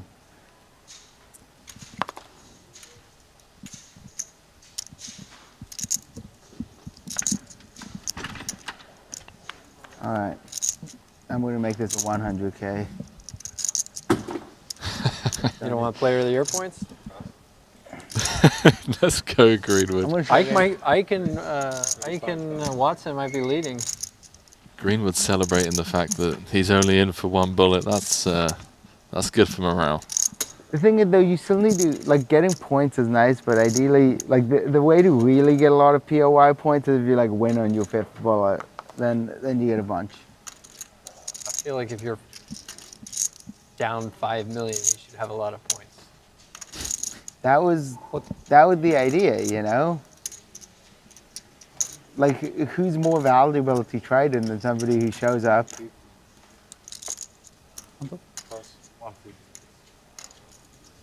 How much do you play?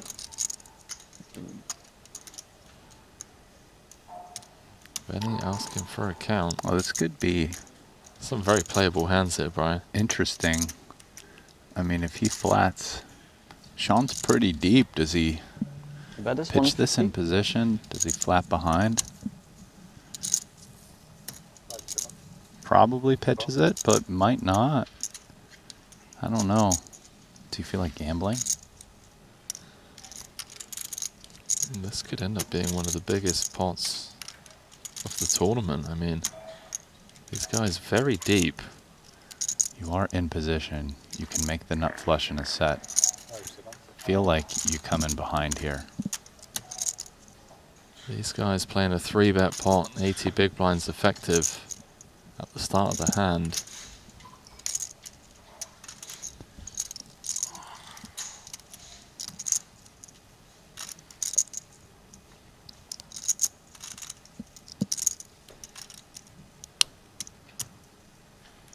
There goes the nuts in the muck.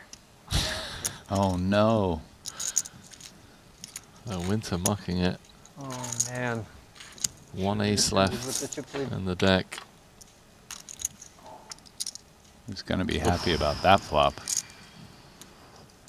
Or rather that he folded with that flop. Hold on though, because sevens were mucked, queens were mucked, so there's only 2 sevens left in the deck, 1 queen left in the deck. Yeah, but how's Guerra going to continue? And I mean, Vini's just going to, like, pot. They're playing less than 2 SPR. He's got the queen jack 10.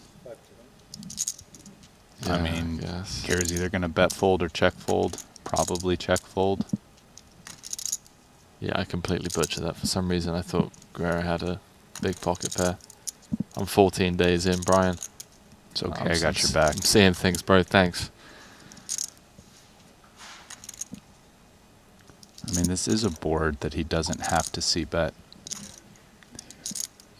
He'll have hands that miss it. He'll have hands that want to check raise. He can probably do a mixed strategy, so he's just putting this into check fold. And I mean, I see no reason to check this back. You have a ton of equity here on the flop with 2 to come. The top side of the wrap. And How much is in there? ace queen's probably not good at showdown, so let's just pot it. What? Well, he agrees with you. Yeah. Veni moving up to, I believe, second in chips. After picking up that one. That 1.3 million. Queen, Jack 10. Ace Queen, Jack 10. So the boys over there are finished. Veni's going to bag third in chips. Back on over here. What we got going on? Limped pot. Mermo playing another hand. Let's see if he can win with the worst hand here. Probably not on the flop. He's got some nice cards for potential barrels on the turn. Benefield does have backdoor nut diamonds. His queen is a little bit dirty, but the ace and the 3 are not.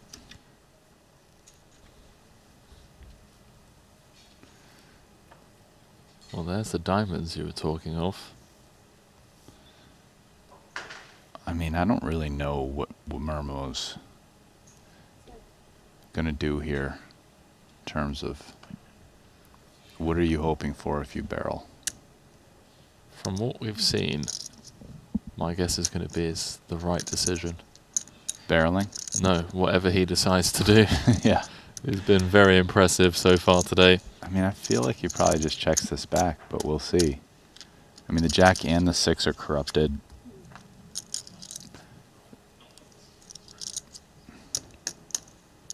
So David, who was ahead on every street, improving to top and third pair.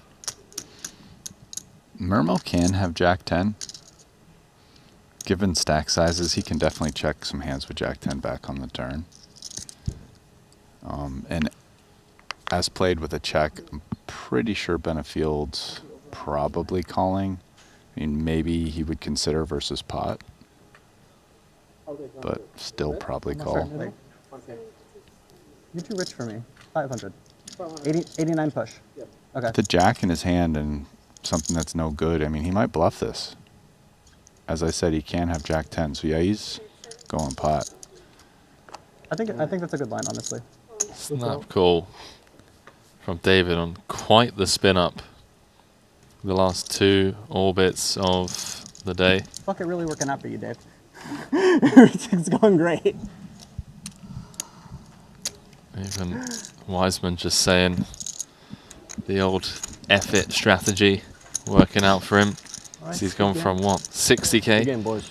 up to 450 to wrap up the day.